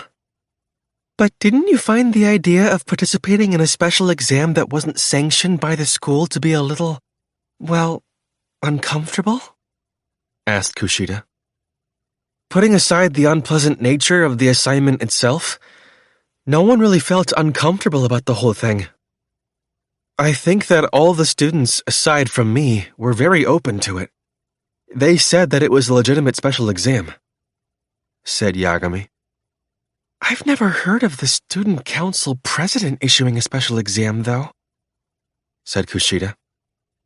Well, it wasn't because we trusted President Nagumo that we accepted the idea of the exam, though, said Yagami. Huh? Replied Kushida. When the student council president told us about the exam, the acting director was present, as a witness, said Yagami. And so, Tsukishiro, the person who I had suspected was most likely to have been involved in this matter, had now come into play. The fact that Tsukishiro and Nagumo were working together and behind the 20 million points being put up had now been confirmed. In a situation like that, it would be entirely reasonable to accept what was said as a special exam without question, don't you think? Said Yagami. Yes, if the acting director was there. Yes, you're absolutely right, said Kushida. A special exam to get a student expelled. Some students would find that idea outrageous and suspect something was up after hearing something like that. However, the fact that the acting director was present had drowned out those suspicions. That is all the information I have on the matter, said Yagami. Although I'm grateful that you told me all of this, you might have brought some danger on yourself by telling me, I told him. This was immensely helpful advice for me. But there wasn't any benefit for Yagami. Will you be all right, Yagami-kun? If the fact you told us about this happened to get out, then, said Kushida, trailing off. I'll be all right, Kushida-senpai. I didn't hear anything about any sort of penalty for telling other people about it, said Yagami, flashing a smile, ignoring the concerns. Besides, I'm already prepared for the hate that I'll be getting from the other first years. We were destined to clash with each other sooner or later anyway, he added. It seemed like he was fully prepared to meet the challenge, from the sound of it. Yagami Takuya of Class 1B was most likely, fundamentally speaking, the type of person who adopted a non-aggressive defense policy. However, he might also make a preemptive strike based on the principle of self-defense if the situation called for it. However, the extent to which Yagami was able to see the situation was unclear. In a corner of the cafe, among the many students there, a female student occasionally glanced over in my direction repeatedly. She was seated directly behind Yagami, so he probably hadn't noticed her there. It was Tsubaki Sakurako, from Class 1C. Not too long after we started our conversation, she showed up at the cafe and positioned herself perfectly amongst the crowd, observing us from her seat. She had her cell phone in her hand and appeared to be talking to someone. Was she after me? Or perhaps her intention was to monitor Yagami, who had been casually chatting with me at length.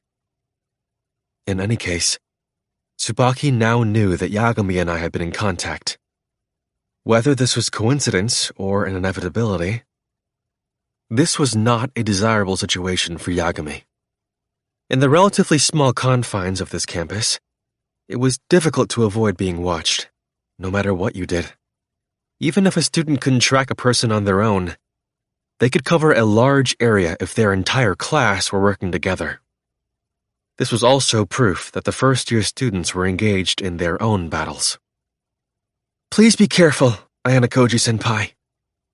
It's quite possible that there are other students who, like me, broke the rules by telling their friends about this special exam, said Yagami. Okay. With that in mind, who do you think I should watch out for then, Yagami? I asked. Let's see. I suppose that if you really think about it, Hosen-kun from Class 1D is definitely someone you should be wary of. An opponent who completely disregards the rules when he comes after you can be quite troubling, said Yagami. So, it sounded like Hosen was perceived to be a dangerous person, even among the first-year students after all. However, if I had to name just one person to watch out for, then Yagami was just about to say someone's name. But he seemed hesitant to finish his sentence. No, I think I'll stop here, actually, said Yagami. Huh? Why? I'm kind of curious, said Kushida. Yagami let out a slight chuckle, and then responded. I feel like this isn't something I should talk about with you or the other students in your grade. If I mention the name of the person that I'm wary of, then you'll naturally take notice of that person, right?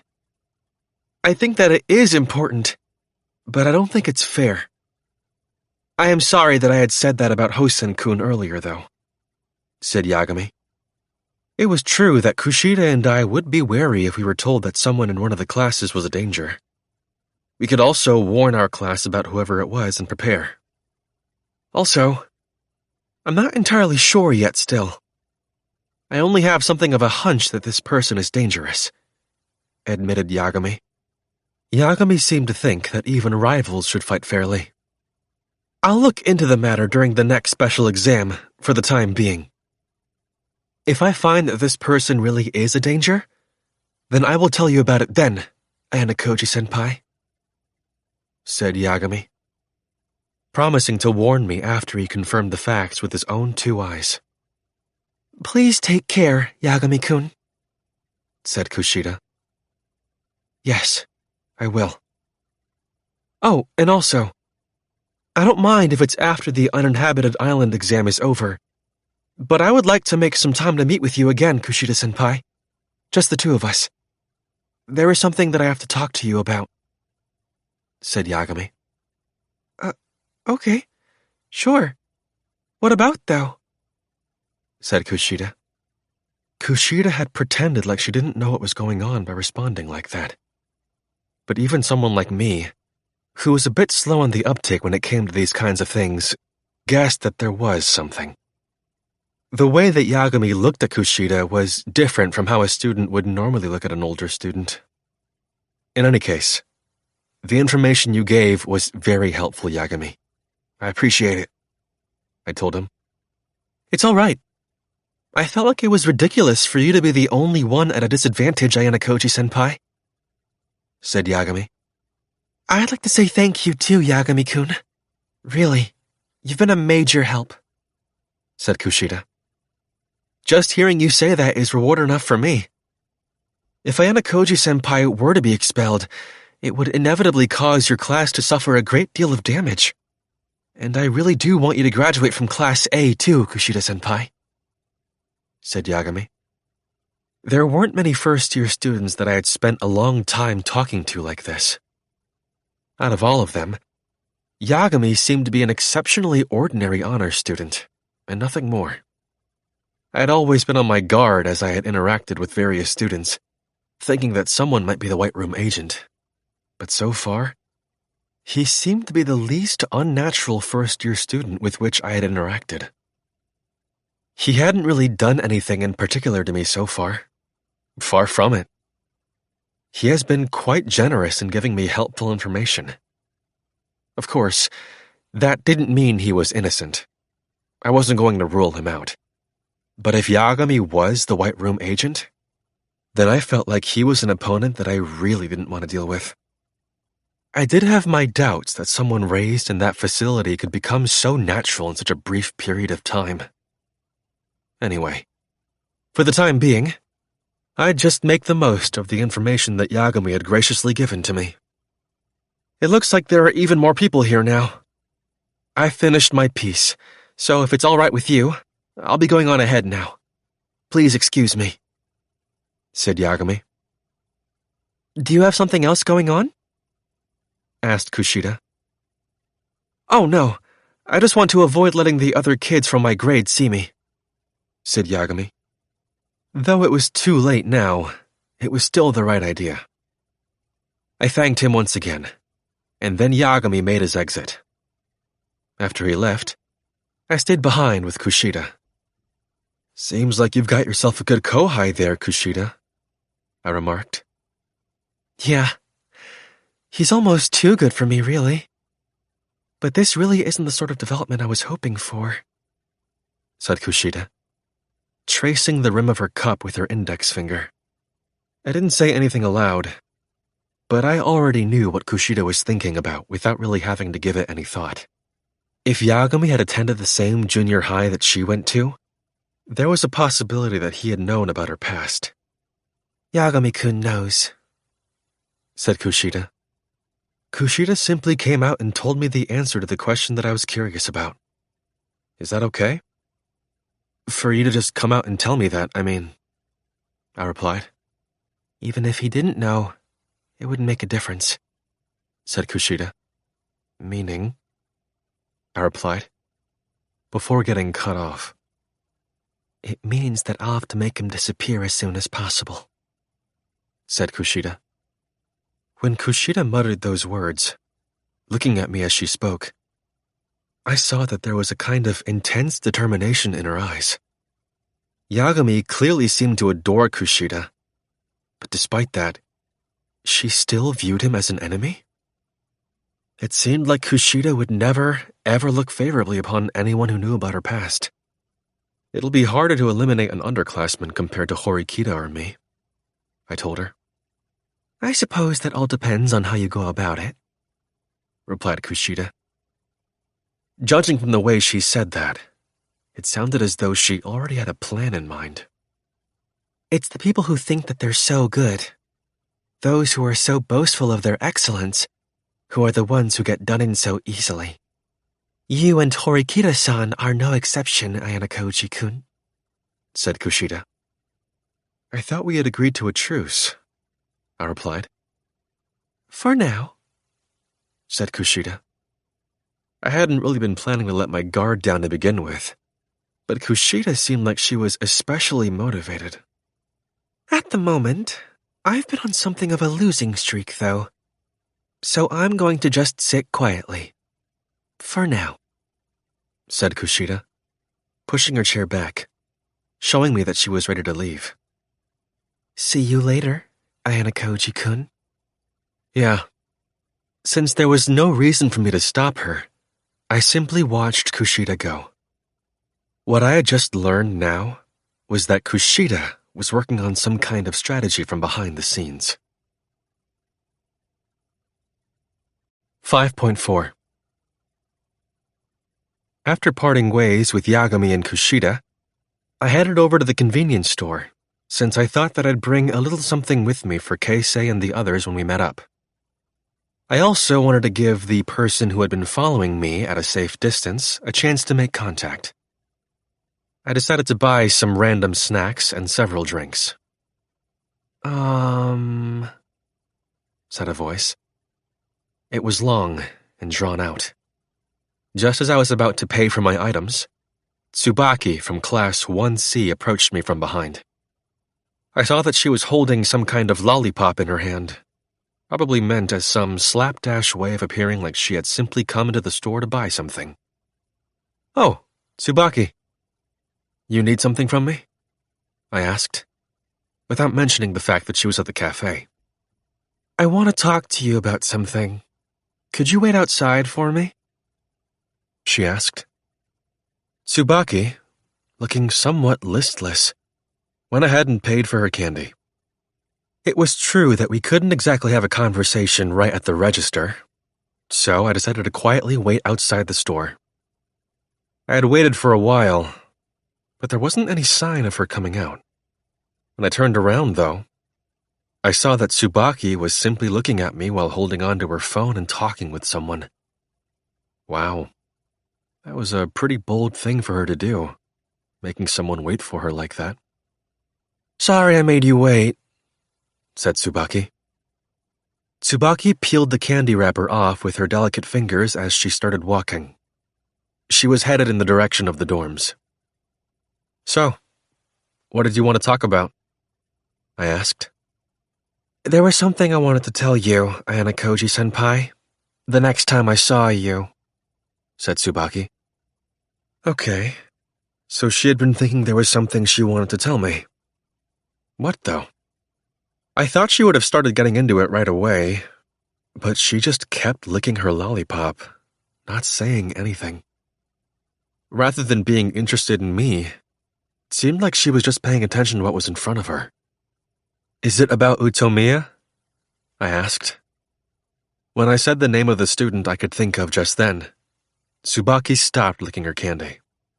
Seems like I was right, I added. He said that he'd be right over, said Tsubaki. So, the person she'd been speaking to on the phone back in the cafe was her classmate Utomiya after all, huh? A brief time after Tsubaki had called him, Utomiya came walking this way. Utomiya gave a gentle nod as he met up with us. Sorry for calling you out to talk like this, said Utomiya. What in the world is this about? I asked. Was this about Yagami? Or was this perhaps about the special exam I've heard about? It's about Hosen Kazuomi, said Utomiya. What came out of his mouth, though, was the name of a student that I hadn't been expecting. Ayanokouji-senpai, you had partnered up with Hosen during the special exam in April, right? Said Utomiya. Back then, Tsubaki had been looking for a second-year student to partner up with. Utomiya had approached me to ask if I could partner up with her, but I had turned them down. I never imagined that your prior engagement was Hosen, said Utomiya. Is it that surprising? I asked. I'm sure that you're already well aware that Class D doesn't cooperate with others that easily. Even in this uninhabited island survival exam we have now, they've been entirely uncooperative, even up until the last minute, said Utomiya. Hosen should already know that there's no advantage in being isolated. Hosen seemed like he was going to keep acting bullheadedly without backing down. And? I asked. We want to catch him off guard and hit him with a surprise attack in this exam, said Utomiya.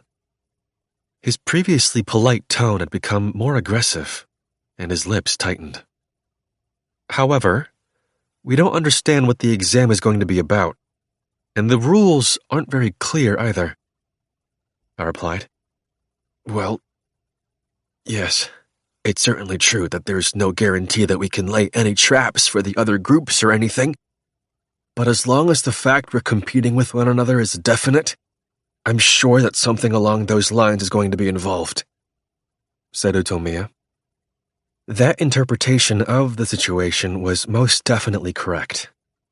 The idea that groups would be fighting against other groups was a given. Hosen doesn't have that many private points right now. Meaning, if he were to be eliminated during this exam, even considering the lighter penalties that first-year students get, Hosen won't be able to pay up, said Utomiya.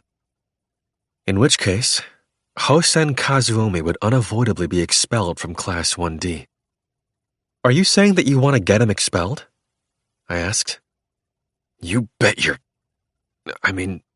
yes, I do, said Utomiya. Although he kept dropping his more polite tone and his word choices got more casual throughout our conversation, He answered without hesitation. Can I start by asking why? I asked. A boy from Class 1C got expelled. His name was Hatano.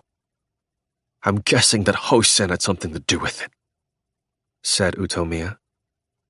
I supposed if he was willing to throw out a name, then that meant he had collected a fair number of clues. So, this is payback then? I asked. I'd be lying if I said that I didn't hold a grudge, of course.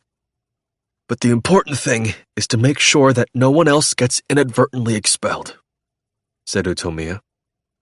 Yeah, thanks to that, we lost 100 class points, mumbled Tsubaki dryly, popping her candy back into her mouth. All right, I get the reason why, but what does this have to do with me? I asked. Hosen, fundamentally speaking, does not work together with anyone outside of his group. However, he worked with you, Ayanokouji-senpai, said Utomiya. So, he thought that by reaching out and contacting me, he might find some kind of weakness of Hosen's that he could exploit. Judging from Utomiya's attitude, it seemed like he really did want to defeat Hosen. Tsubaki didn't seem to feel the same way, but I supposed that she was willing to cooperate with Utomiya. Otherwise, she wouldn't have functioned as a go-between to connect me with Utomiya. Please help me, said Utomiya. I can't really just say yes to that when I don't know what exactly we're going to be evaluated on in this exam, I replied. In that case, would you please at least consider the offer and keep it in mind? If you do help us to eliminate Hosen at an early stage of the test and manage to get him expelled, then, when that happens, we will reward you handsomely, said Utomiya. He seemed to be offering to buy my services, but there were more than a few things about this that I found difficult to swallow. Didn't you consider the possibility that maybe I'm on Hosen's side? We might even have a decent relationship, considering that we were partners before. Didn't you think that there could have been a risk in telling me what you just did? I asked. In any case, he was divulging way too much information, without trying to protect himself at all. Well, that's... said Utomiya, before suddenly stopping. Utomiya then directed his attention over to Tsubaki for the first time during the course of our conversation. I followed suit, looking over in her direction as well. Her lollipop was starting to get smaller, and Tsubaki looked somewhat forlorn. Perhaps she hadn't realized that she had attracted the attention of both of us, but she just stared at her candy. Not too long afterward, though, she opened her mouth to speak. Didn't you get the injury on your left hand during your altercation with Hosen-kun, though? She remarked, proceeding to lick her candy again with the tip of her tongue. What makes you think that? I asked. Because we were after the 20 million point reward, too, she replied, openly admitting to it without seeming to feel any guilt over it. I see. So, you were taking part in that special exam too, then? I'm guessing that means when you approached me before, you were pretending to look for a partner? I asked. Even though Yagami had already given me information about their involvement, I pretended that I didn't know they had taken part. On the other hand, though, Tsubaki didn't mention anything at all about the fact that I had been in contact with Yagami. Yep, exactly, she answered.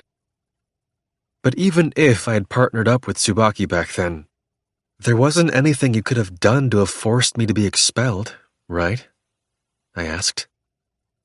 While it was true that they could have gotten me expelled if Tsubaki had given up on the exam herself, that would have meant she would have been expelled too. Probably can't answer that, said Tsubaki. Up until this point, I had thought that out of the two of them, Utomiya had been the brains of the operation. However, judging from how things looked now, I could see something that suggested that wasn't the case. I do apologize for that. However, we're no longer participating in that exam, said Otomiya. Why? I asked. Even if we were able to get you expelled, Ayanokouji-senpai, word about it would spread throughout the school in the blink of an eye. And it would obviously make us and Class 2D enemies then. It's only natural that your classmates would resent us for having pushed you out of the school, said Otomiya. He was essentially saying that he had realized that fact now, precisely because his own ally was expelled due to Hosen's actions. Okay then. In that case, wouldn't it be the same thing if you got Hosen expelled? I asked. I don't believe so. Hosen's own class is afraid of him. In fact, I believe that many of his own classmates would rather see him gone, said Otomiya. If you weren't worried about people holding a grudge against you, you could do whatever you wanted without hesitation, I supposed. Anyway, please keep my offer in mind. All we want is to defeat Hosen, said Otomiya. After he had reiterated that part specifically, Otomiya and Tsubaki left, heading towards the first-year students' dormitory. These students from Class 1C didn't let me on to what they were thinking. Neither this time they had reached out to me, nor the last time. Even so, the question of their relevance to the White Room agent was still unclear. For the time being, I would stay on my guard and keep in mind what they had told me about Hosen. 5.5 Horikita had joined the student council, but even after officially becoming a member, I wasn't getting any new information. Personal opinions about Nagumo aside, it seemed like the student council operated smoothly. Things got set in motion over the weekend, when we were about to finish with the task of forming groups after the first week. I'd gotten a call from Vice President Kiriyama. That was how this got started. Kiriyama had originally supported the previous student council president, Horikita Manabu, who had graduated last year. He had intended to stop Nagumo from running amok.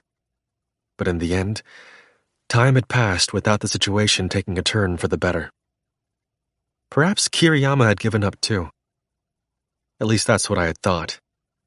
But then he came up and said he wanted to meet with me personally, setting up an appointment. Still, what in the world was he thinking? Calling me out to talk in broad daylight after class on a weekday? If he wanted to keep this meeting a secret from Nagumo, he could have chosen to meet late at night or early in the morning. That wouldn't have been out of the ordinary. If he had been planning to act with caution, then he should have done that. I didn't bother to point that out to him, though. I just agreed to his request. After class, I went over to Keaki Mall to meet up with Kiriyama. So, you came, said Kiriyama. What on earth does the vice president want with me? I asked. Don't be in such a hurry to wrap this up.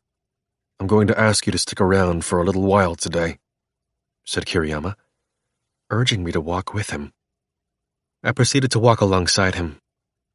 The large-scale uninhabited island survival special exam is going to start at the end of this month. Are you prepared for it? He asked. I was expecting him to talk about the student council, but what he brought up instead was the special exam.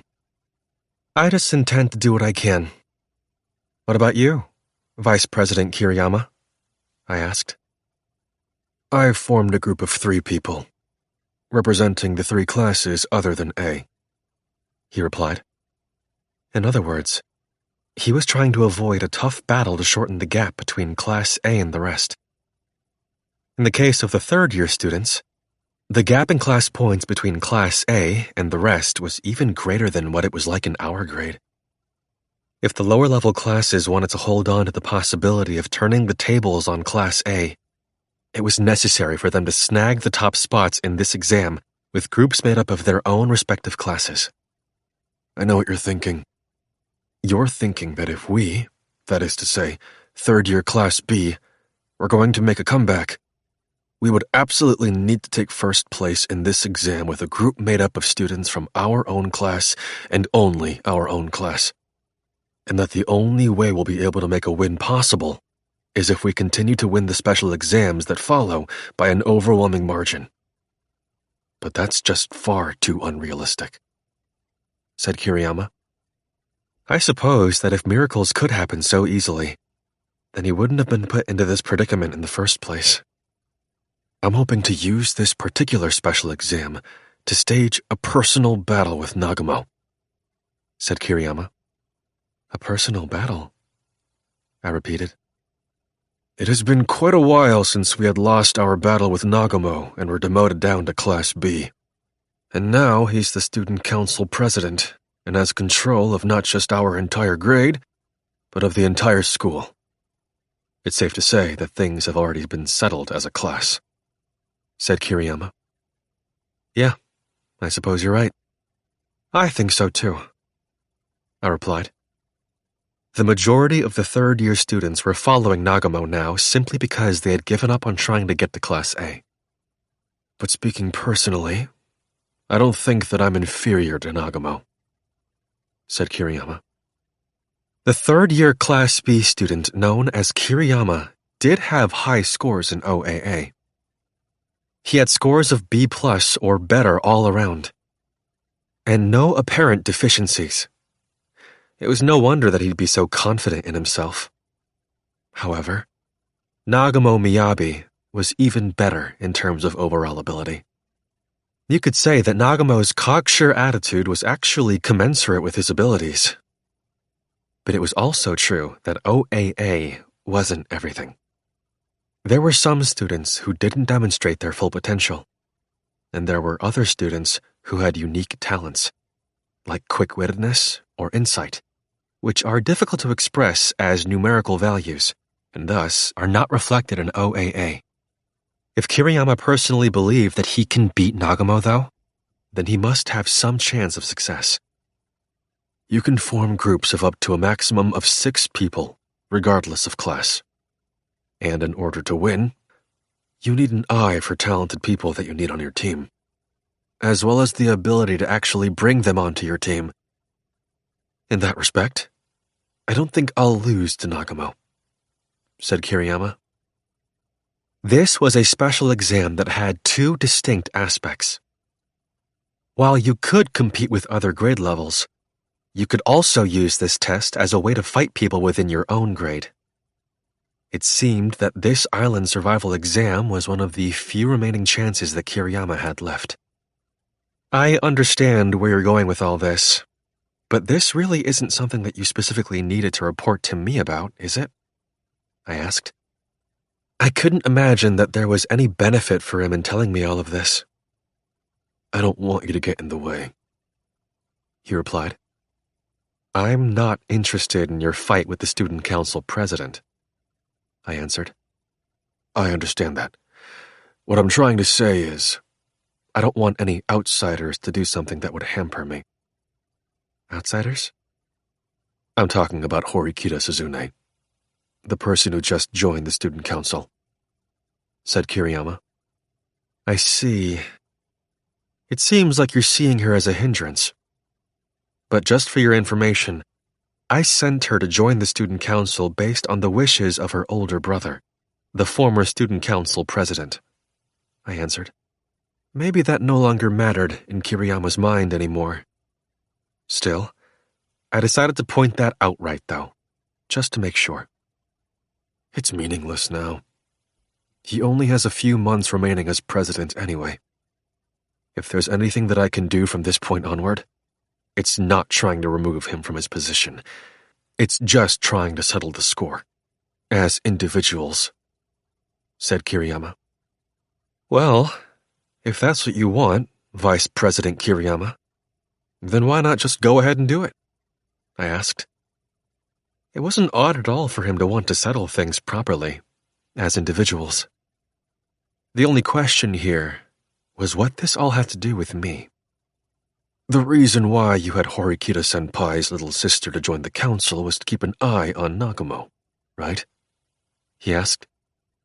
I'd be lying if I said that wasn't part of it at all, but the main reason for it was something else entirely. Just as Horikita herself said in front of President Nagumo before, it's so she could follow the same path that her older brother took, I replied. In that case, she's not going to try and get in Nagumo's way? He asked. As long as Horikita doesn't think that Nagumo is an obstacle, no, I replied. That's not good enough. I want her to abandon any and all thoughts of trying to deal with Nagumo. Anything more will only lead to unnecessary conflict, said Kiriyama. So, he was basically taking back what he said to me before and asking that things go back to how they were. Originally, I couldn't have cared less. But now, I just had a desire to see what Nagumo was going to do up close. If Horikita determined that what Nagumo was doing was wrong, she would most likely stand up to him. But it was a bit odd that Kiriyama was telling me not to let her do that, saying that it would be meaningless. I listened to his warning and thought I'd give him a vague response just to keep things moving. I'll keep what you said in mind, Vice President Kiriyama, I replied. Perhaps Kiriyama didn't like hearing such a non-committal answer because there were signs of disapproval in his eyes. I meant that as a polite, indirect way of saying, don't do anything, said Kiriyama. I thought I was responding in a roundabout way too, saying that I understood what you meant, I replied. In that case, you're swearing to me right here and now that you are not going to do anything. Can I interpret what you said as such? He asked. You can interpret what I said however you like, but I'm not saying anything, I answered. As this pointless back and forth continued, the typically calm, collected Kiriyama now started to raise his tone a bit in anger. Nagumo had known, more or less, that I had been working with Horikita-senpai, but because I've been Nagumo's yes man and doing everything he asks, he's just been keeping a low profile, quietly watching. Even something as simple as Horikita-senpai's little sister joining the council could be troublesome, and if she were to do something unnecessary, then it would put you in danger, Vice President Kiriyama? I asked, finishing his sentence for him. Yes, that's right. So, that was the reason he had specifically called me up and given me this stern warning. On the face of it, what he was doing was out of concern for us. But in reality, it seemed to be coming more from a place of self-preservation. Of course, I wasn't saying that was a bad thing. I had no intention of voicing any complaints about the relationship between Nagumo and Kiriyama, a relationship in which a winner and a loser had already been decided. Do you want that chance for anyone to graduate from Class A? What Nagumo had proposed? I asked. He stammered. The former student council president, Horikita Manabu, held onto a policy based on the premise that students would win as an entire class. Well, no. That was actually the school's policy as a whole. Until just this year. Going with that policy, though, makes it impossible to win against the third-year Class A, led by Nagumo. In truth, it was basically as though it had already been decided that Kiriyama would be graduating from Class B. However, if he followed Nagumo and won based on his own personal strengths, then this situation might change.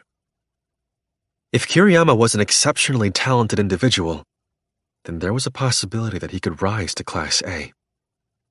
He said that he wanted to have a personal battle with Nagumo on the island, but in the end, he just wants to get to the top so that he can collect private points. He was just using this whole thing as a pretext so that Horikita and I wouldn't get in his way. That was all. In fact, he probably wasn't planning to do anything like throwing down the gauntlet at Nagumo's feet and issuing him a challenge. Is it so strange to want to graduate from a class? He asked. There was nothing strange about it. Kiriyama continued speaking. I supposed he was saying this for the sake of protecting his own pride. What is the point of even coming to this school if you're going to graduate from a class other than A? I don't want to end up like those who had the talent but gave up the fight. I don't want to go down that road. And I absolutely do not want to go down with the rest of the incompetent losers and freaks in Class B, said Kiriyama. I wondered if Manabu would have been disappointed if he heard what Kiriyama was saying right now. Or would Manabu simply say that he had already known that Kiriyama had this weak side all along, from the beginning? At any rate, I think you understand what I'm trying to get at, said Kiriyama. Yes, I do. Very well. I also understand why only you were present aside from Nagumo, Vice President, when Horikita had joined the student council, while the other student council members were introduced to her later, I replied. He had been worried that I, or Horikita, might have said something unnecessary. You can say anything you... Kiriyama, while we were in the midst of our conversation, a voice called to Vice President Kiriyama from nearby. Although Kiriyama's name was called specifically, he didn't seem to react to it right away. Kiriyama, don't you hear me? Said the voice, slightly louder than before. Ugh, speak of the devil, muttered Kiriyama in a faint voice before turning to who had been calling him, somewhat begrudgingly. When I looked myself, I saw that there was a female third-year student sitting down on the bench. She seemed to be relaxing, sitting with her back against the bench, legs crossed, and arms outstretched. I compared the face of the person I saw there against the records in OAA to see what her name and abilities were. So, looks like this was Kiryuin from third-year Class B. What do you want? Asked Kiriyama. They were supposed to be classmates, but Kiriyama's disgruntled look on his face wasn't changing when he turned towards her. These two didn't seem to be very compatible, from the looks of things. Phew. Well, it just looks like you're together with an interesting kohai, so I thought I'd say hello, said Kiryuin, directing her gaze over at me. Your name's Ayanokouji Kiyotaka, right? I've heard that you've become a bit of a celebrity after you got a perfect score on that tough math test, she added. Before I could respond to her, though, Kiriyama butted in, speaking in a raised tone. This has nothing to do with you, Kiryuin, snapped Kiriyama. He started to walk away, seemingly trying to put some distance between us and Kiryuin. What are you doing, Ayanokouji? Let's go, he said, calling out to me when he noticed that I wasn't moving. You know, you're not going to get anything from spending time with a guy like him, said Kiryuin. It was like I was stuck between a rock and a hard place, with the rock and a hard place being two third-year students. Which side was the correct one to listen to? Well, to be completely honest, I didn't want to listen to either of them. It's far more meaningful for him to spend time with me rather than you, said Kiriyama. That's for Ayanokouji to decide, isn't it?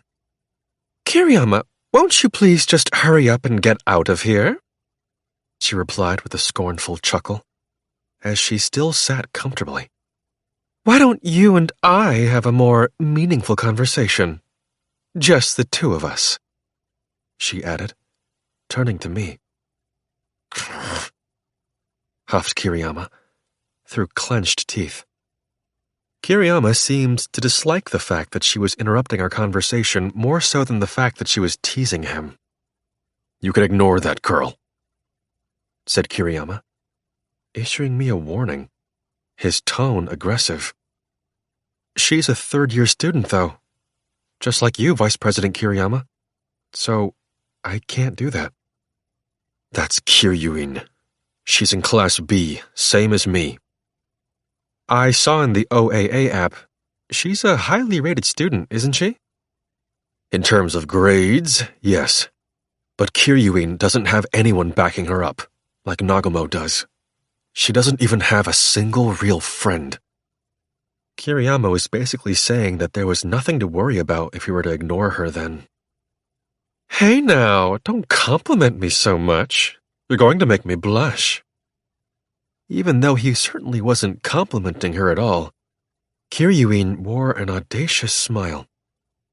If we were to compare her to somebody from your grade level, I'd say she's like Koenji. Whatever you say, whatever you do, it's just a waste of time to try and engage with her, said Kiriyama. Well, that was a name that I never expected to be heard as a point of comparison for someone. Koenji had a peculiar personality, the likes of which you could say was 1 in a million. But here was someone else just like him. Anyway, she did certainly seem to have a unique personality too. My curiosity had been piqued, but at the same time, I felt like it would be better for me to not get involved. I did notice, however, that Kiryuin's grades of academic ability and physical ability were both A+. She was the only student in our entire school, male or female, who had an A+ in both of those categories. Her societal contribution score wasn't necessarily that low at a C+. Her sole flaw was her adaptability score, which was rated D. If you simply looked at the scores, then you could say she was the best in our school. What's up? Aren't you coming? She asked. Are you talking to me? I replied. If you don't come with me, I'll just go with you instead. But are you okay with that, Kiriyama? Asked Kiryuin. This is exactly why I'm cursed to be stuck in Class B, because of people like you, said Kiriyama in a low voice. With exceptional classmates like her, though, aren't you able to resist President Nagumo? I asked. I just told you that she's exactly like Koenji, didn't I? As a human being, she's a lost cause. She has not contributed to the class in the past 3 years in any way, other than focusing on her own performance. She's always only ever acted alone. She's like some foreign contamination in our class who just selfishly butts in when she wants to, said Kiriyama. It was certainly true that looking solely at OAA, she had maintained an outstanding record. But I had never once heard her name from a third party before. If she were someone that Nagumo or the recently graduated Horikita Manabu had been keeping an eye on, it wouldn't have been surprising if I had heard about her from then. Aw, thank you for the compliments, Kiriyama, said Kiryuin, whispering directly into Kiriyama's ear. Now that she had gotten up from the bench and was standing, I saw that she was unexpectedly tall. I think she was over 170 centimeters tall. Her extreme athleticism was also evident from her graceful, well-built body. I couldn't believe that there was a third-year student who gave off this sort of impression. It reminded me of something that Kiriyama had said in our conversation earlier. Something about how he was not wanting to go down with the rest of Class B, which was full of incompetent losers and freaks. I suppose that Kiryuin was one of those freaks that he had referred to earlier. If you've got something to say, come out and say it, snapped Kiriyama. I intend to, of course. But you're in the way, Kiriyama, said Kiryuin. Fine. Do whatever you want. I'm leaving, he replied in a huff. It seemed like he had no intention of being around Kiryuin, so Kiriyama decided to make his exit. Don't forget what I was just telling you, Ayanokouji.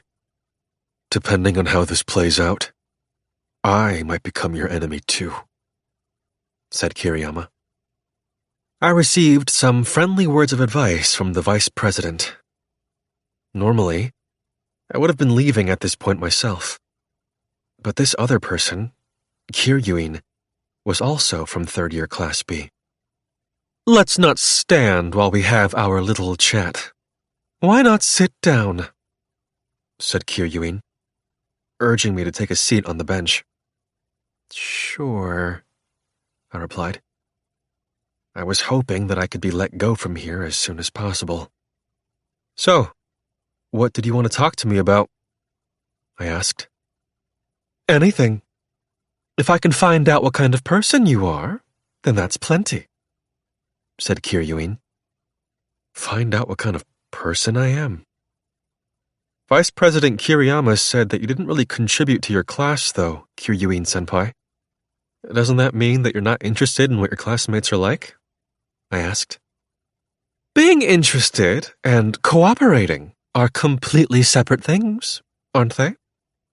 There are some interesting people among my classmates, and sometimes I want to have a friendly conversation with someone, like what we're doing right now, said Kiryuin. I see. That's certainly true, I supposed. I'm not interested in the system here at this school of trying to reach Class A. It seems like the biggest selling point of it all is that if you graduate from Class A, you can go on to higher education anywhere you like or get a job anywhere. But I'm convinced that I can already do that with my own abilities anyway. I chose to go to this school on a simple whim, said Kiryuin. Judging from what she was saying, she certainly did give off a similar impression to Koenji. She had absolute, overwhelming confidence in herself. And she did receive an A+ in academic ability and physical ability, which supported that confidence.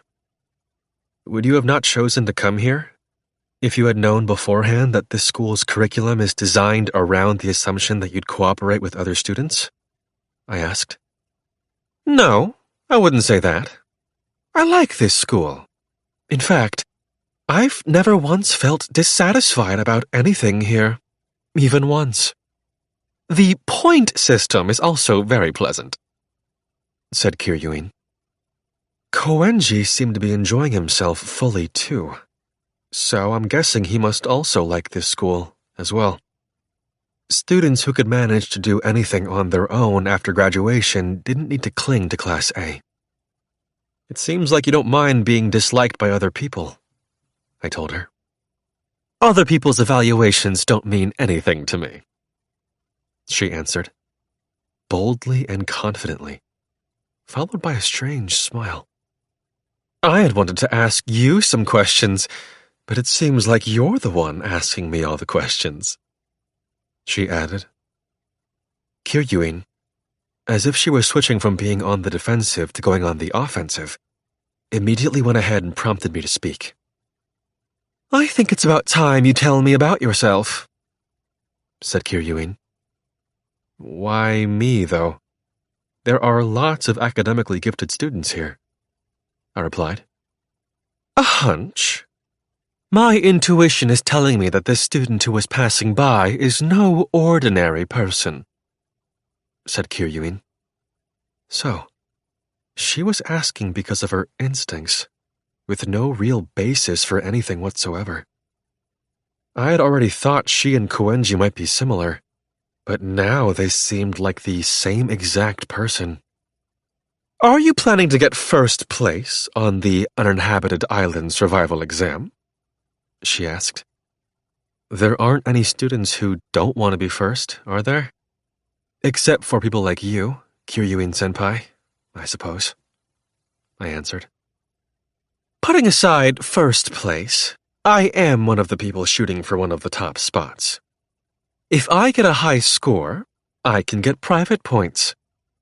I'm the type of person who spends whatever she has on hand, so I'm always short on money, said Kiryuin. So, class points and protection points were secondary to her. In the end, it seemed like Kiryuin was only participating in this exam to get private points. Nagumo and Kiriyama and the others are naturally hoping to get first. And I'm sure there are some quite competent underclassmen lined up as well, right? This upcoming special exam will be a battle to determine who gets first place in the school, said Kiryuin. It certainly might be, yes, I replied. The abilities needed in this exam weren't limited strictly to academic ability or physical ability. If this was a battle of overall ability, then you could say that was exactly what you needed. Whether or not my interest in you fades will depend on what you do on the island, said Kiryuin. If I had to say anything in response to that, it's that I'd rather that you lose interest in me, senpai, I answered. I see. You say some intriguing things. I'm looking forward to fighting you, Ayanokouji, said Kiryuin. And with that, Kiryuin waved me away like she was trying to shoo away some small animal, signaling that I should leave. If you'll please excuse me, I stated, before walking away. Although I had a meeting with a rather bizarre third-year student just now, one thing was for certain. If I wanted to get one of the top spots in this upcoming exam, I was going to have to defeat Kiryuin as well. And it looked as though she'd be just as troublesome as Nagumo and Kiriyama. Or perhaps even more so. 5.6 Even after Ayanokouji had left, Kiryuin continued to stay put. Her daily routine was to simply relax and enjoy the day at her leisure, according to her own whims. In her line of sight, she saw a familiar head of blonde hair swaying about. Next to the owner of that blonde hair was Student Council Vice President Kiriyama, who had walked off just moments ago. Well, well, well. It looks the faithful dog has returned, and he's brought his master with him, said Kiryuin. What? Huffed Kiriyama. Well, if what I've said there is making you angry, it seems that it's because you had interpreted it a certain way, Kiriyama. I don't remember stating exactly who the faithful dog and master are between the two of you right here. I'm just saying this as a third party, someone who doesn't know your situation. Why do I say this? Because you're the one who walked away earlier, Kiriyama, and thus you're the only one who fits the description of a faithful dog, she replied, as Kiriyama approached her with Nagumo standing beside him. What an irritating chick, mumbled Kiriyama. That's a rather unpleasant thing to say, Kiriyama. It certainly doesn't sound like something a serious vice president should say, replied Kiryuin. Nagumo, engaging with her is a waste of time. You already know this quite well, said Kiriyama. Yeah, I'm of the same opinion. Can the both of you please get out of my sight? Immediately. This is just a waste of my precious time, said Kiryuin. Who do you think you are? First of all, you... Nagumo cut in, gently tapping Kiriyama on the shoulder to cut him off. Kiryuin, please don't wound my precious colleague like that, said Nagumo. Nagumo then forced Kiriyama to back off, and he stood in front of Kiryuin. Oh, a precious colleague, I didn't feel any kind of emotion from you when you said that, though, said Kiryuin. That's just your imagination, said Nagumo. Now then, I wonder what business the student council president has with me. I had thought we wouldn't ever be speaking with one another again, said Kiryuin. I don't want to stay around you for too long, if at all possible, said Nagumo, aggressively taking a seat on the bench right next to Kiryuin. You're beautiful, but you're utterly lacking in charm. I'm only interested in women with charm, after all, added Nagumo, expressing that as the reason he didn't want to stick around. I do have charm, It's just that I haven't found the right gentleman that can draw it out, said Kiryuin. If there's a man out there who can bring out your charm, I'd like to see him, said Nagumo. Me too. However, your tastes aside, why is it that I am not popular, asked Kiryuin. It's because a woman who is too capable and too talented is difficult to handle. Unfortunately, I can't bring myself to like that kind of woman either, said Nagumo. I see. Well, in that case, I suppose that I'll never pass your standards. If the reason I haven't gotten a boyfriend yet at my age is because I'm just too good, then yes, I guess that does make sense, said Kiryuin. After enjoying a bit of meaningless conversation with Kiryuin, Nagumo cut to the chase. I heard something from Kiriyama. I would have never imagined that you, who didn't show any admiration for neither Horikita-senpai nor myself, would have been interested in Ayanokouji. I was shocked when I heard about this, said Nagumo. And that's why you've come all the way over to talk to me? You must have a lot of free time on your hands, President, said Kiryuin. I've finished my administrative work. I have some extra time right now, said Nagumo. It would appear that you've misunderstood something here. I'm not entirely indifferent to people, Nagumo. I make it a point to talk to people who rouse my interest at least once. You and Horikita Manabu had caught my interest before, said Kiryuin, gently stroking Nagumo's bangs. It seems like you never slack off when it comes to taking excellent care of your hair. I can tell that you take better care of it than I, a woman, do mine. It's no wonder you're popular, President. Say, has your love life been fruitful over these past 3 years? Said Kiryuin. You've never been with a man before. How would you know anything about love? Countered Nagumo. While it's certainly true that I don't have any experience in that arena, it's nothing to be ashamed of. In fact, some could say that it actually makes me more valuable. Don't you agree? Said Kiryuin. Seems like you still have absurd ideas, as always, replied Nagumo. Kiryuin and Nagumo once again veered off into a bizarre tangent. But Nagumo proceeded to steer the conversation back towards the topic at hand. So, what did you think of Ayanokouji? Is he someone deserving of holding your attention? Asked Nagumo. I just paid him some lip service because he's a cute underclassman. But that was all, said Kiryuin. That was all?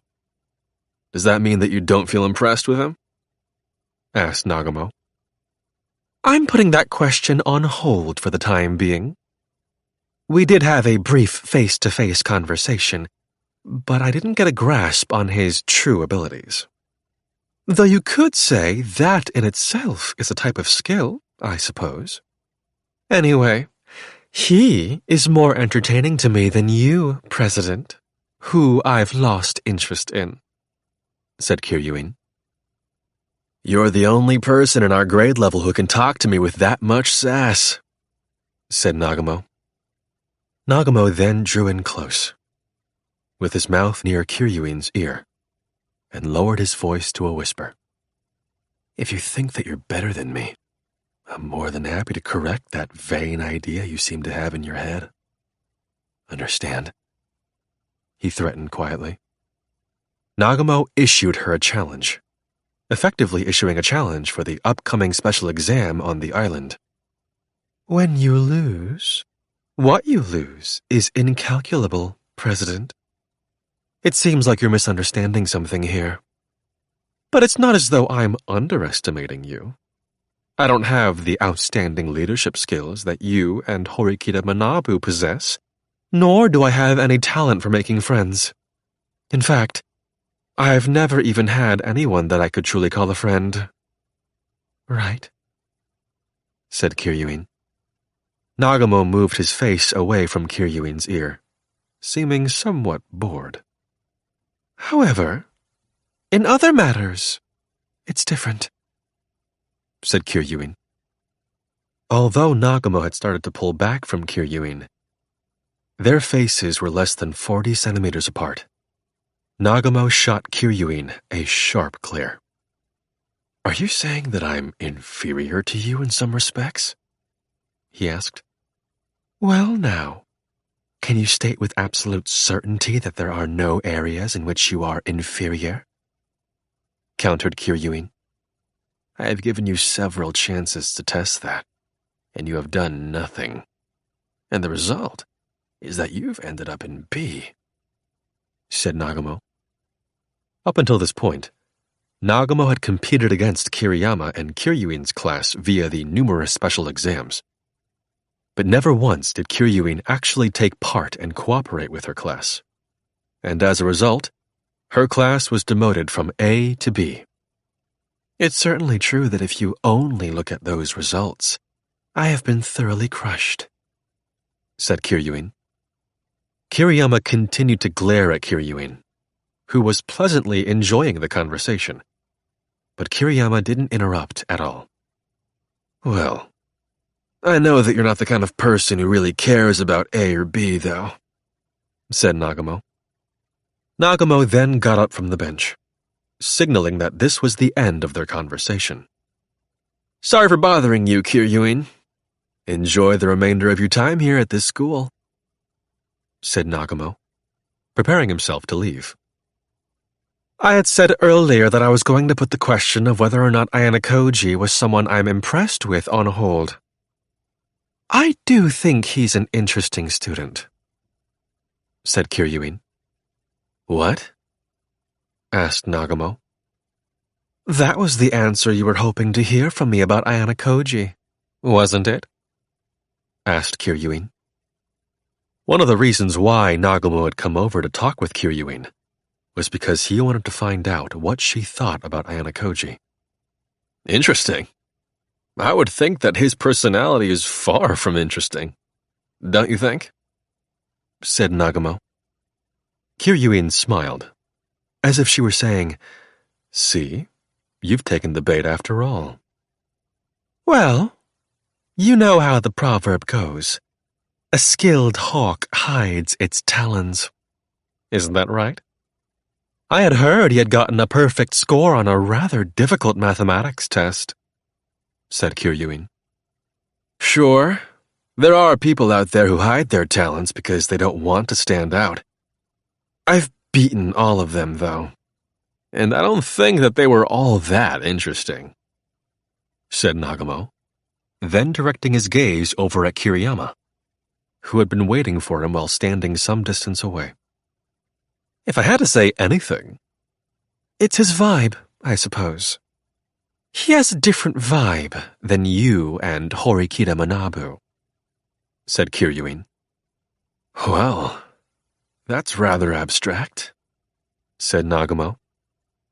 Well then, why don't you test him and see? Asked Kiryuin. Of course, I intend to. Maybe they'll get to see what he's capable of during the uninhabited island survival exam, said Nagumo.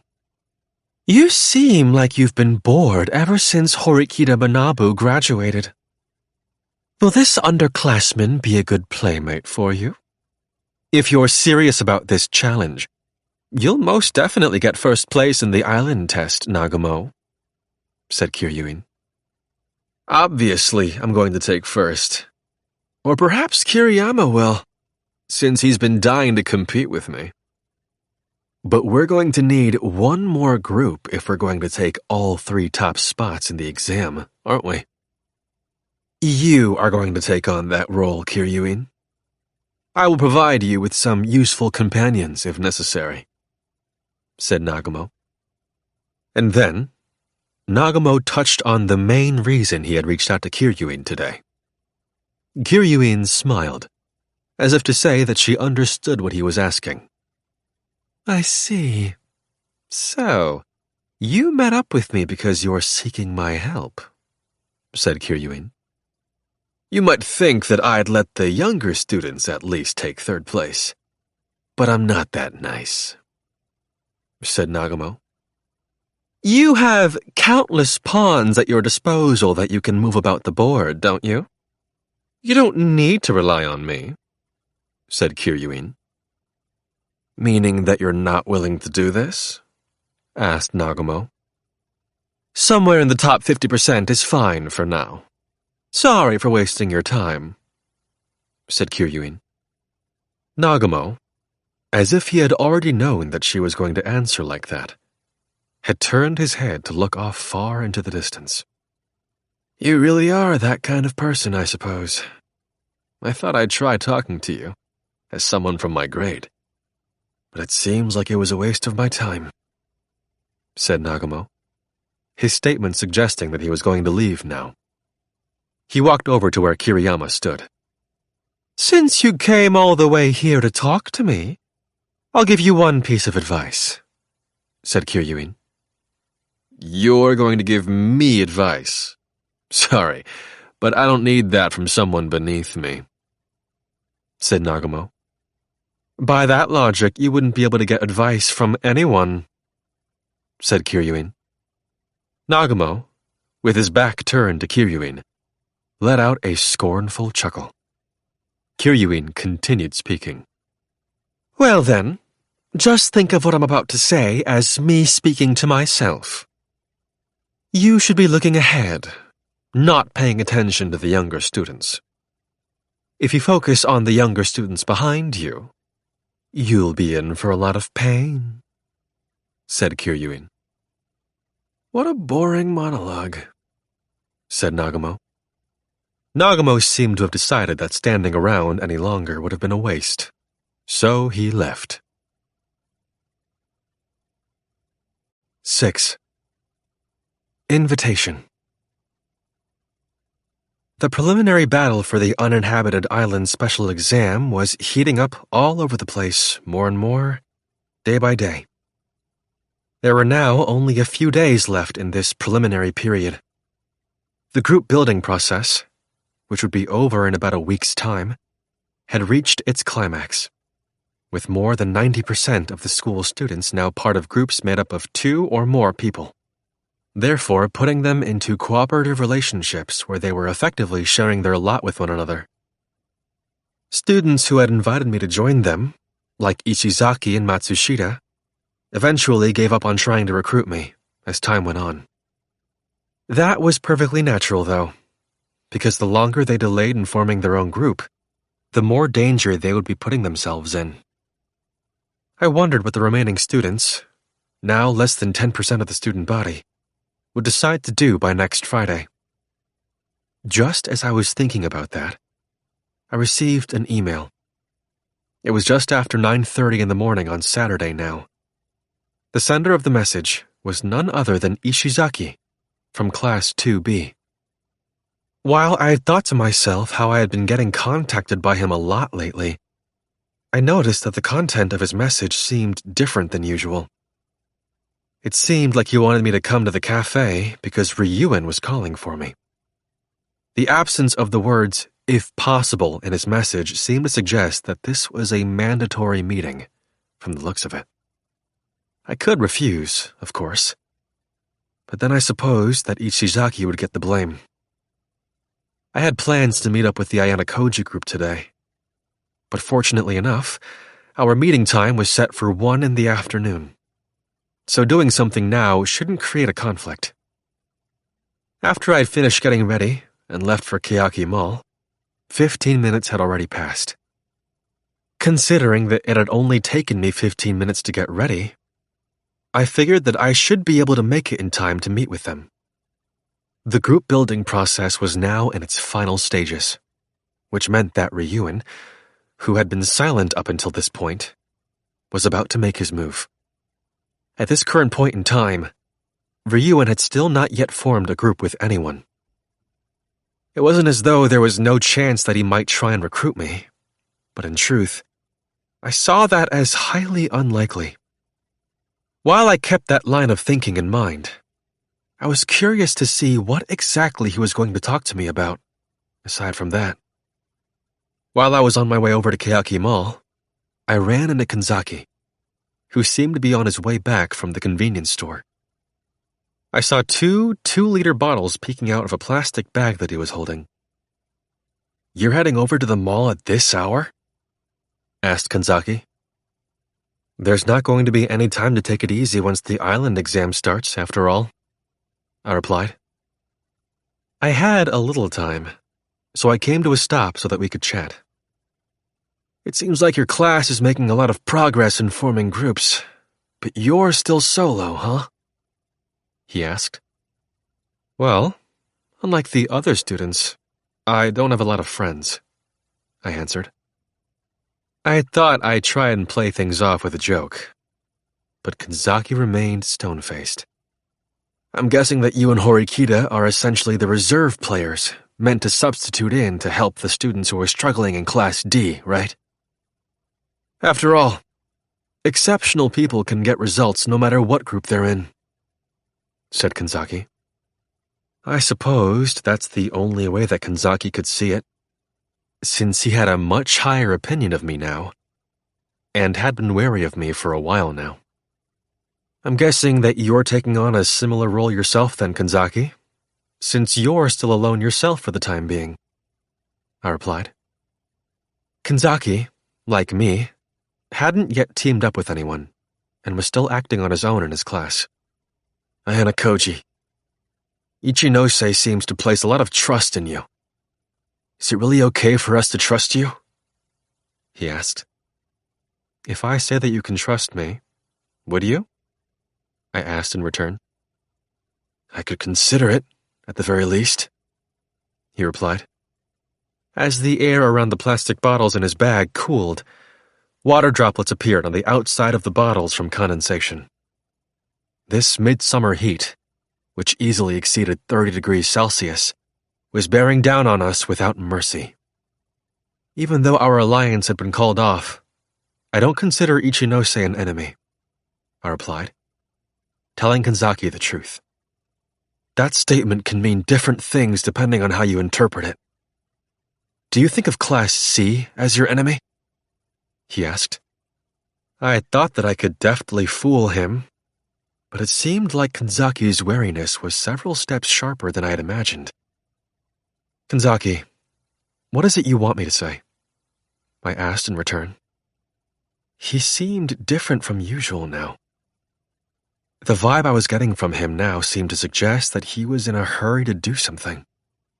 If I anticipated where he was coming from and what it was that he was trying to get out of me, then I could see what he was aiming for a little bit more.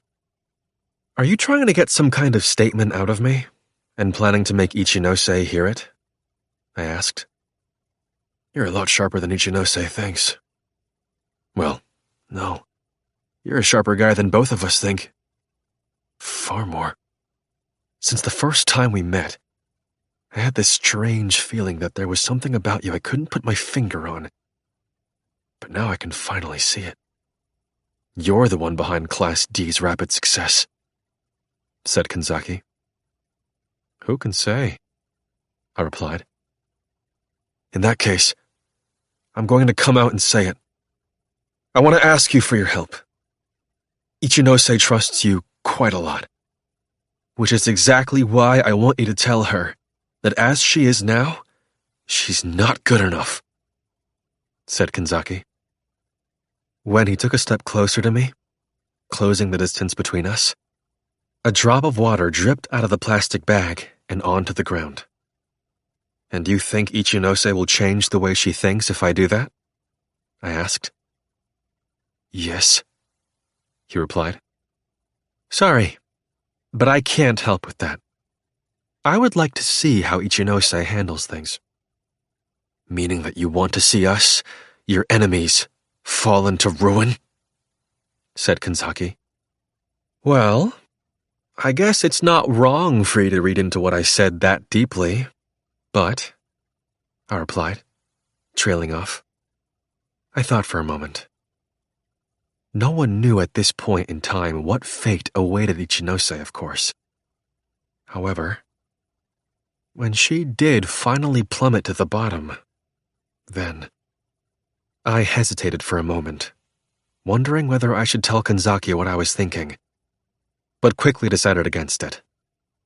The situation wouldn't improve even if I did something unnecessary here, which I hadn't taken into account. In fact, it would probably only lead to the introduction of an unnecessary foreign contaminant. Fundamentally speaking, each person has to do things for the sake of their own class. Isn't that right? I told him. Yes, I suppose so. Asking you for help might have been an unfair move on my part, said Kanzaki, seeming as though he was reflecting on what he had asked earlier. I nodded my head in response. I had intended to come up with an answer on my own, but I thought that if I could avoid putting that into action, and if there was an easier option available, I could have taken that easy way out instead, said Kanzaki, before walking back to the dormitory. I'm sure that he was panicking because he didn't actually have any leeway in his class anymore. But they did also say that a cornered rat will bite a cat. I'm sure that Kanzaki could also stand in our way as a formidable opponent in the upcoming special exam. 6.1 I arrived at the cafe in the mall a little ahead of the time we were supposed to meet. While I was finishing up paying for my drink, I saw two guys I'd normally never expect to see together seated by one another. One of them was Ryuen, the very same person who had asked me to come here today. And the other was... You mentioned one more person would be coming. So you were referring to Ayanokouji, then? Said Katsuragi Kohei, from Class 2A. He directed his gaze toward me with a rigid expression on his face. I wouldn't say that Ryuen and Katsuragi were necessarily like oil and water, but the two of them were by no means on good terms with one another. What kind of meeting is this supposed to be anyway? I asked. What, you planning on standing while we talk? Take a seat, said Ryuen, with an odd smirk on his face. I did as Ryuen had instructed, sitting down in an empty chair. There was a unique atmosphere in the air here, the likes of which I had never experienced before. I knew there was something different about you, compared to the average student, but it seems you have even more hidden talents than I imagined, Ayanokouji. To think you would get a perfect score on the mathematics test, marveled Katsuragi, who I hadn't spoken to since we started our second year, immediately bringing up my math score. Come now, Katsuragi, don't admire him too much. That's all ancient history, said Ryuen. Ancient history? You sure seem relaxed, even though there's an unexpectedly powerful enemy in your midst. Are you that exhilarated by defeating Ichinose and being promoted to Class B? Said Katsuragi. Save it. Ichinose is self-destructing all on her own. She ain't even close to being on my radar, said Ryuen. Sure enough, this entirely unexpected pairing was already causing the mood to sour. Things were looking tense. And? I'd like to know why you called me here, said Katsuragi. That confirmed Ryuen was indeed the instigator of this meeting. So I waited along with Katsuragi for him to speak. What are you rushing me for? Go on, relax a little, said Ryuen. There's no way I can relax. If people see me with you, that alone will cause me trouble, said Katsuragi. He was concerned about being seen by people around us, so it wasn't strange that he was urging Ryuen to get to the point. Even though it was the morning of a day with no classes, there were sure to be more than a few students watching. If students from our grade level saw us, they wouldn't be able to hide their shock. What is Class A after in the next special exam? Asked Ryuen. What are they after? The same thing that everyone is, surely, said Katsuragi. Are you gonna try and grab all the class points yourself, or something else? That's the question. From what I can tell from OAA, you've mostly been forming groups with Class C. But looks like Kito's on his own. Plus, Ichinose, Shibata, and Sakiyanagi being together just smells fishy to me, no matter how you look at it. You guys working together? Asked Ryuen. I'd been curious about that too. Aside from the group of 3 that Ryuen had mentioned specifically, Hashimoto and Kamuro from Class A had formed a group with one of Class C's best and brightest students, Nanomiya. Then, on top of that, there was the fact that the One More card, which Amikura had originally, was now in the hands of Hashimoto from Class A. I couldn't imagine that was all mere coincidence. You're free to interpret the situation however you wish, but I cannot confirm anything, said Katsuragi. I ain't looking for any of this diplomatic back and forth crap. Give me some honest answers, said Ryuen.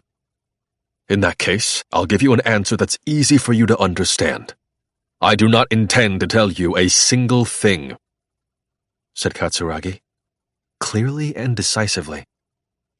Even though Katsuragi and Sakiyanagi had opposed each other, he naturally demonstrated that there was no way he was going to share confidential information about his class with Ryuen, an enemy. It is only during the day on which the test begins that you will know how Sakiyanagi intends to fight this battle. No one will know anything of her strategy until she says something herself. If you really must know, then you just have to ask her directly, he added. Oh, so you don't know simply because she doesn't trust you, huh? Said Ryuen. That might be the case, said Katsuragi. As Ryuen himself had said, information didn't necessarily trickle down to Katsuragi. He had mentioned earlier that Katsuragi and Sakiyanagi were at opposing ends, but actually, it was more that Katsuragi was the sole person in Class A who wasn't part of Sakiyanagi's faction. That fact was so well known that I didn't even need to bother asking to check. In any case, this whole conversation so far had been nothing more than the opening act. How the mighty have fallen, Katsuragi? This time last year, you were a worthy playmate. But now you're just a shadow of your former self. You're the same as the rest of the garbage. Guess that's just the end of the road for somebody whose faction lost out, huh? Said Ryuen. If I recall, you got worked over by Ishizaki once yourself, Katsuragi fired back. Come on, don't you want to crawl your way back up now, too? I mean, that dude who was holding you back, Totsuka, is gone now, right? Prodded Ryuen. Suddenly, Katsuragi slammed his right fist down on the table. Yahiko had idolized Katsuragi. When Ryuen mentioned his name, Katsuragi, who had remained calm up until this point, let his anger show through. If your goal is to make me angry, then you've succeeded, Ryuen. Satisfied? Asked Katsuragi. What? Aw, still can't get those whittle feelings out of your system? I'm kind of relieved, said Ryuen. He clapped his hands together 3 times, giving Katsuragi a mocking round of applause. He then continued. Don't you think it'd be an interesting turn of events if we could get Sakiyanagi expelled in the next special exam? What? Asked Katsuragi. If she's gone, then Class A is going to be without a leader, obviously.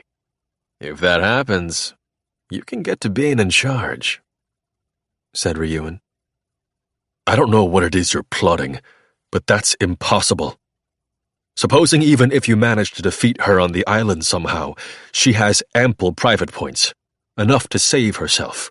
And on top of that, if the situation called for it, she could use her protection point anyway, argued Katsuragi. Getting Sakiyanagi expelled would be an extremely arduous task, considering she had funds and a protection point.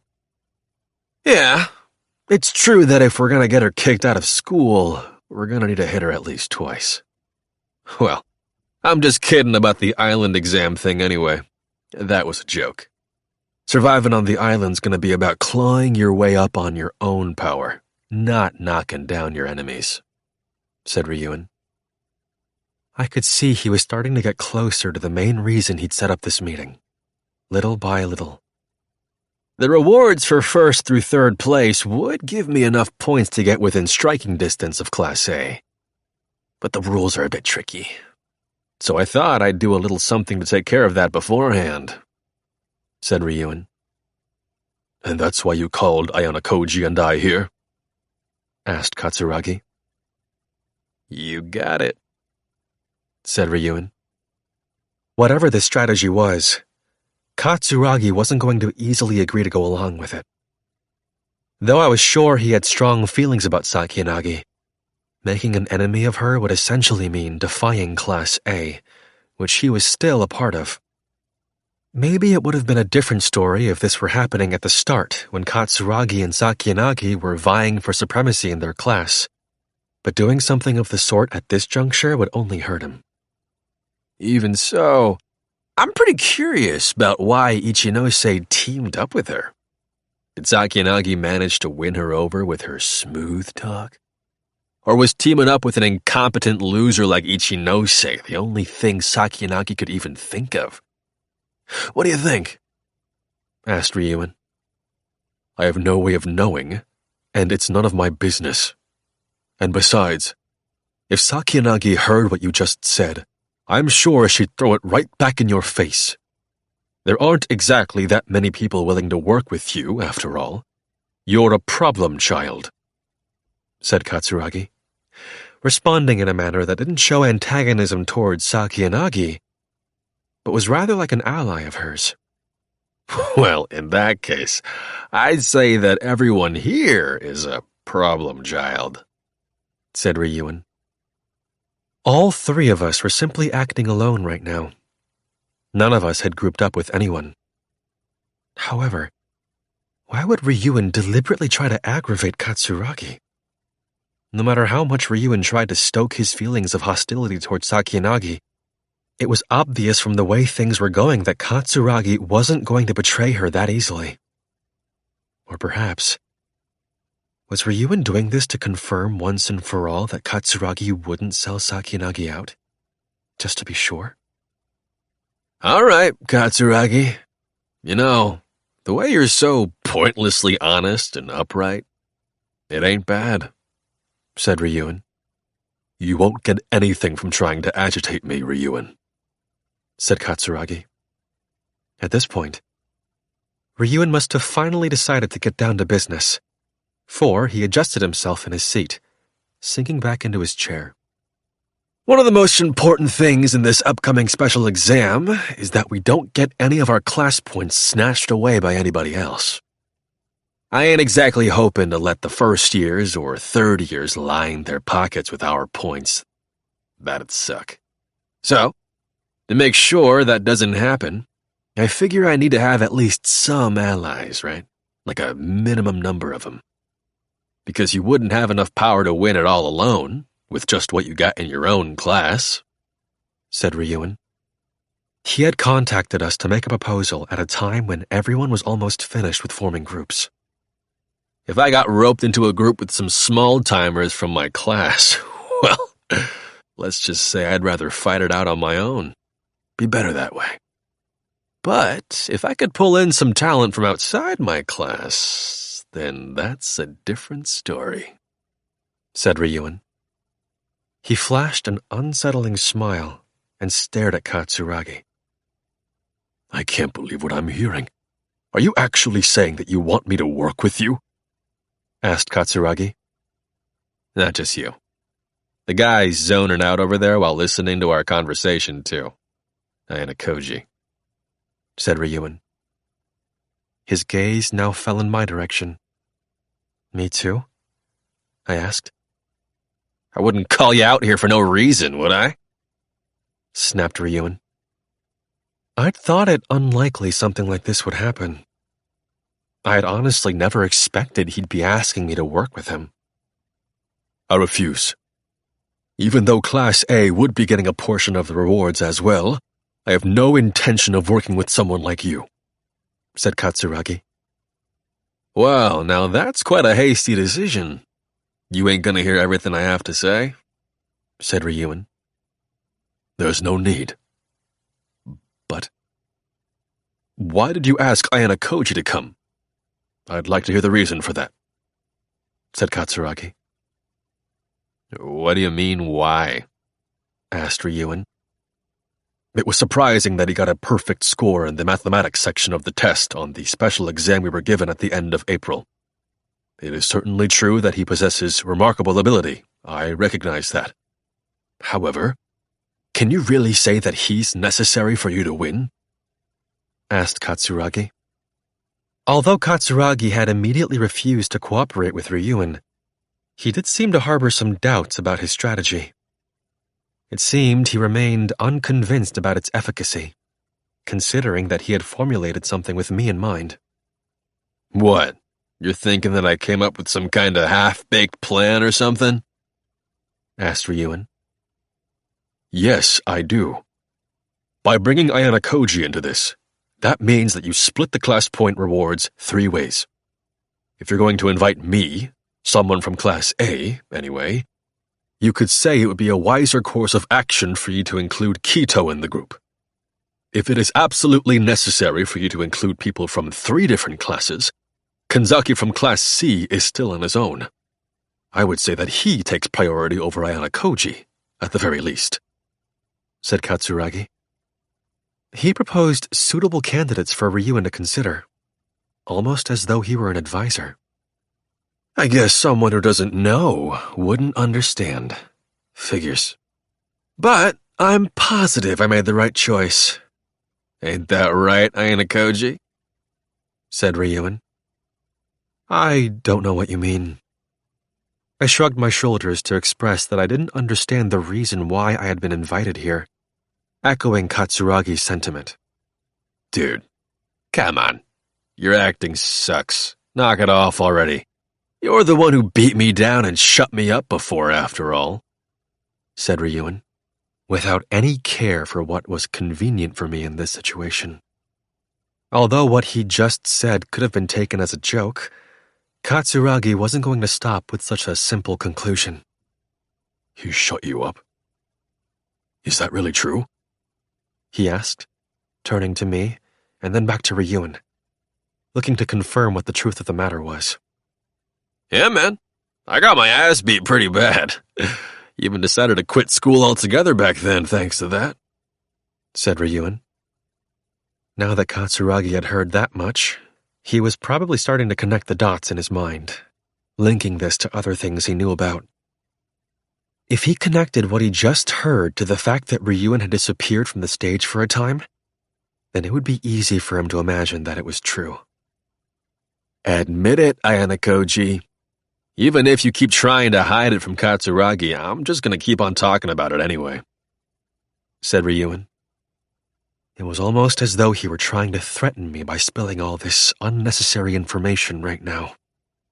If I admit to it, do you think I'll cooperate with you? I asked. Well, guess it wouldn't be that easy, like with Katsuragi over here, said Ryuen. Katsuragi, after listening to Ryuen and I go back and forth, let out a sigh. I'm still not convinced by what you've just said. I can't believe that Ayanokouji defeated you. Besides, I already said that if you have 3 classes work together, even if you get first place, that still means we'll only be getting 100 class points each. You won't be able to close the gap between you and your current target, Class A, at all, said Katsuragi. Katsuragi had strong doubts about the significance of this particular group's existence. Oh yeah. Dude, I totally forgot about that. Man, you are definitely qualified to be an advisor, said Ryuen with a grin, shifting his gaze back towards Katsuragi. Even in this situation, Ryuen wasn't letting up. He continued to act like a fool and messed around. I see.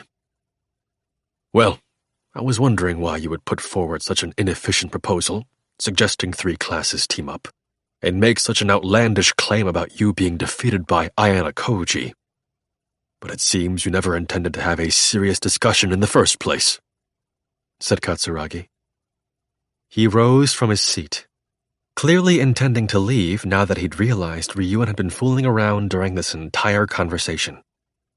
A serious discussion, eh? Come on. You knew that it was going to be this way from the beginning, but you still came. What? Did they ask you to spy on me for Class A or something? Asked Ryuen. Katsuragi had responded to Ryuen's invitation, which he could have ignored. Surely, there must have been a reason why he did that. You're a dead man, and you're looking for a chance to come back to life. Ain't that right? Said Ryuen. Totsuka Yahiko, someone who was very loyal to Katsuragi, had been expelled thanks to Sakiyanagi.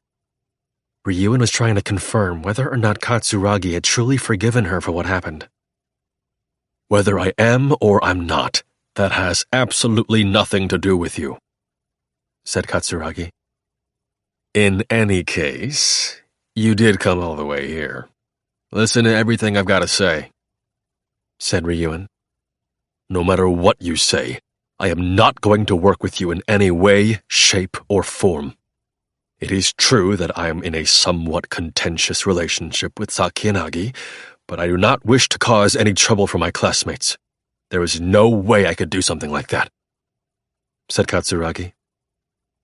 Ryuen started applauding him once again, amused at what he had heard. It looked like he wasn't doing it to mock him, but rather like he had been waiting for Katsuragi to say something like that. You don't want to cause trouble for your class, eh? Did you forget about the fact that since the island exam last year, you Class A folks have been rather industriously sending over large sums of points my way every month as part of our contract? Said Ryuen. Katsuragi, still standing, directed his gaze back towards Ryuen. It's a fair contract. We received 200 points from your class. Class A is merely paying back our loan, nothing more. Everything I have done has been to help Class A establish a commanding lead. It was useful to that end, said Katsuragi. Yeah, sure, that's true. If you're only looking at the numbers, that is. But aren't the folks in your class taking some psychological damage every month? I'm sure they're asking themselves, why do we have to share our private points? Right? Said Ryuen. People are surprisingly greedy creatures. Even when things went exactly in accordance with how we'd planned they would, we would start to feel dissatisfied. Month after month, Ryuen continued to bleed them dry, squeezing a number of points equal to 20,000 yen per person from their class. Even though there was one person gone from Class A now, that still meant a total of, essentially, 780,000 yen for the entire class. That meant that an equivalent of 9.36 million yen per year was going straight into Ryuen's pockets. If that amount had been going to someone Class A was friendly with, that would have been better. But I imagined it didn't feel good at all to be financially supporting an enemy leader who stood in opposition to Class A. In addition, the person who signed the contract was not Sakiyanagi, the leader of the class, but Katsuragi, who had retreated into the shadows. Guessing you must be feeling pretty uncomfortable, having that debt looming over you and not being able to get your revenge, said Ryuen. So what of it? Katsuragi shouted back, once again rising to anger. He shot Ryuen a look like he was about to throttle him.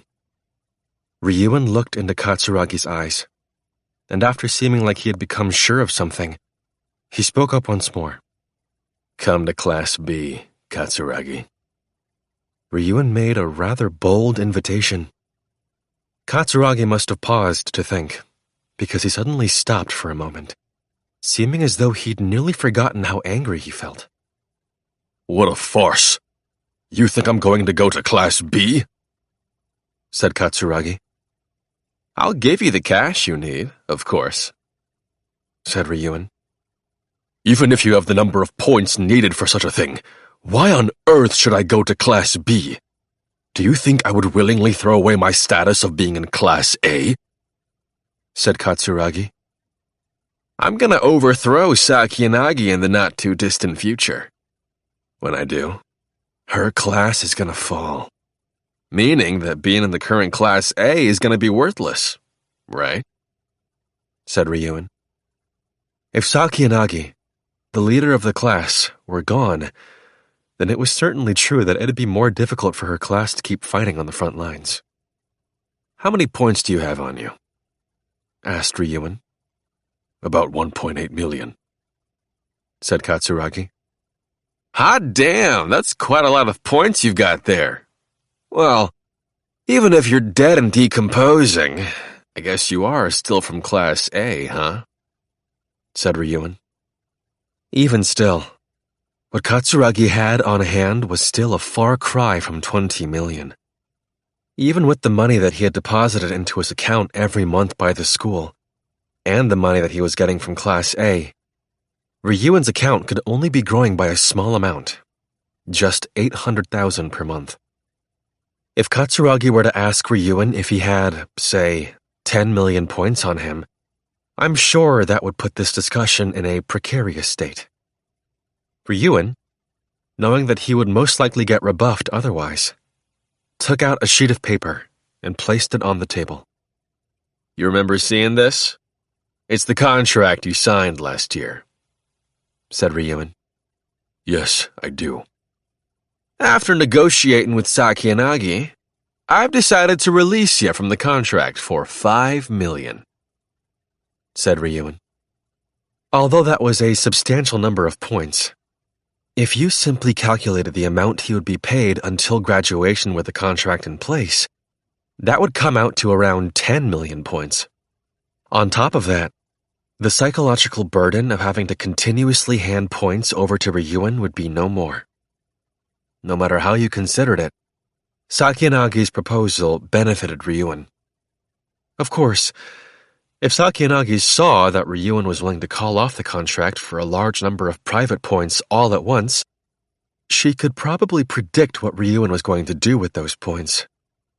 Considering what this upcoming test was about, those points would be essential to forming the best groups or for buying up the most powerful cards. However, even though Sakiyanagi knew the risks, you might say she had just agreed to a proposal that would give Ryuen an overwhelming edge. Still, if I were in Sakiyanagi's position, I would have agreed to Ryuen's proposal too. Did you not tell her that you'd be using these points to take me out of Class A? Asked Katsuragi. Do you really think that she would have accepted my offer if I had told her? Said Ryuen. Well, considering who Sakiyanagi is, she most likely would, yes, said Katsuragi. He recognized that there was no way that Sakiyanagi would reject a proposal that could only benefit her. You're never gonna see a chance like this come knocking again, Katsuragi, said Ryuen. This was the story of how the contract that had bound Katsuragi had been rendered null and void, and how that money was in turn used to buy Katsuragi. Meaning, in other words, that Ryuen had paid a considerable sum of money, 20 million, to buy the person named Katsuragi Kohei. This also meant that Katsuragi would be allowed to confront Sakiyanagi openly now. Why would you go this far for someone like me? Asked Katsuragi.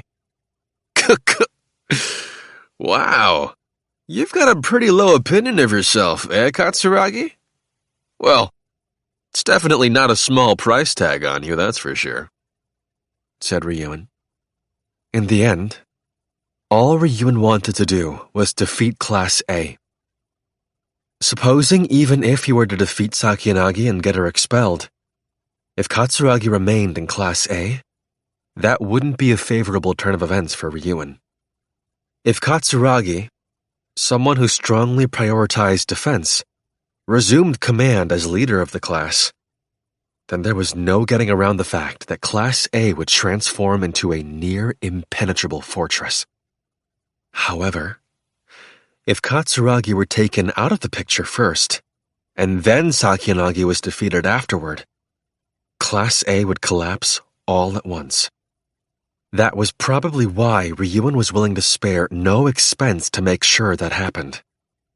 Ryuen must have also fully appreciated Katsuragi's prominent level of ability as an individual. His overall ability was quite high in OAA, and if Katsuragi were to join Class B right now, he'd be the best in their class. There's the 5 million for nullifying the contract, plus what you have on hand. The remainder of the points we need to bring you over has already been collected from the rest of the class. I forced our folks into poverty to bring you over to our side," said Ryuen. If 39 people saved up their points just between May and July alone, they would accumulate nearly 6.5 million private points. After that, all you would need to do is gather the remainder, which would be less than 200,000 per person. Of course, Class B's funds would be temporarily depleted, but it wasn't a high price to pay at all if you could manage to snatch away one of the top-ranked students. Ryuen took out another slip of paper, a contract that he had prepared ahead of time. On that paper were lines detailing an arrangement that Ryuen would use the money provided for Katsuragi to be transferred over to Class B. "Hurry up and sign it. There are several conditions for using the 20 million to have someone transfer classes, you know. Nobody can force a particular person to change classes or anything. The person has to declare that they're changing classes voluntarily and using their own funds," said Ryuen. The contract was meant to prevent Katsuragi from just taking the points and running after he was given the large sum, or from using it for other purposes. Well, if Katsuragi did take the points and spent that large sum on whatever he wanted, I'm sure that the school would suspect him of fraud. In other words, the purpose of this contract was not to prevent Katsuragi from doing something dishonest. It was a contract meant to prevent him from changing his mind. "You seem serious about this," said Katsuragi. "Hey, good news for you, eh, Katsuragi? It's precisely because you've been on your own until today that I was willing to invite you," said Ryuen. Ryuen was saying that if Katsuragi had grouped up with someone, then they wouldn't be having this conversation. "Just accept this as your fate," said Ryuen. After standing for a while in complete silence, Katsuragi sat back down in his chair, almost as though he had resigned himself to this turn of events. Ryuen had splendidly managed to draw out Katsuragi's desire for revenge, which he had kept hidden deep down, and successfully managed to bring Katsuragi over to his team. Now, Katsuragi had been brought under Ryuen's banner. One thing for sure was that this was most definitely a big plus for Ryuen's class. The gap between his class and Class A was definitely closing. Katsuragi slowly signed the contract. "I don't mind that you're bringing me into your class, but what is it you want exactly? You don't mind if I give you my honest opinion on matters?" said Katsuragi. "Do whatever you want. I'm sure your hard-headed opinions could be useful once in a while, I guess," said Ryuen. After he had received the signed contract back from Katsuragi. And so, a precedent was set. An individual had moved from one class to another, something which had never happened in this school before. And what's more, this person wasn't transferring into Class A. They were going to Class B. You could say that the fact that these two things overlapped in this case was the result of coincidence. Ryuen had the kind of strength where he could gather up the required number of private points simply by commanding his classmates, since he had total control over them. Then there was the fact that the person he was inviting, Katsuragi, had been isolated in Class A, was feeling dissatisfied with the current leader, and was harboring a desire for revenge.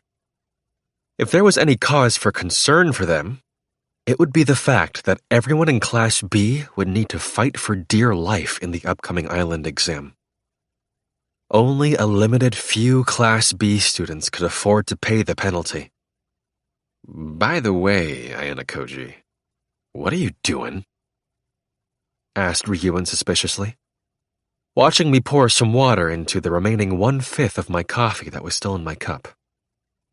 Huh? I asked in return. Oh, well, I was just wondering what the coffee would taste like if I diluted it by about 3 or 4 times the amount. After I honestly answered his question, Ryuen and Katsuragi looked even more perplexed than before. You're a strange one, Ayanokouji, said Katsuragi. A slightly harsh comment. He sounded somewhat creeped out. So what are you planning to do with Ayanokouji, then? You asked him to take part in this discussion too, after all. If you include a student from Class D in the group, that means we'll be splitting the reward 2 ways, said Katsuragi. No one said anything about inviting him into a group, said Ryuen. In that case, what are you hoping to get from him? Asked Katsuragi. The trials and tribulations card he got, said Ryuen, mentioning the name of the card that I had received. He turned to me. Sell it to me. I had been wondering what he needed my help with. So that was what this was about. Considering that you just paid a lot of points to bring Katsuragi into your class, I'm guessing your funds must be pretty low right now. Can you get enough points to pay for it? I asked. I can manage to pull together about 500,000 or so. That should be enough, right? Said Ryuen. This certainly seemed like my only chance to get rid of the Trials and Tribulations card. It wasn't the most profitable transaction by any stretch, but at the very least, I could manage to get some points for K. I have one condition. Have the student in your class with the half-off card trade it for the free ride card that one of the students in my class has. If you accept that condition, then I'm willing to sell it to you, I answered. Even if Kay couldn't manage to get into a group of 6 people on the island, and even if she were hit with the penalty, she should be able to save herself and pay out the 1 million points if she used the half-off card.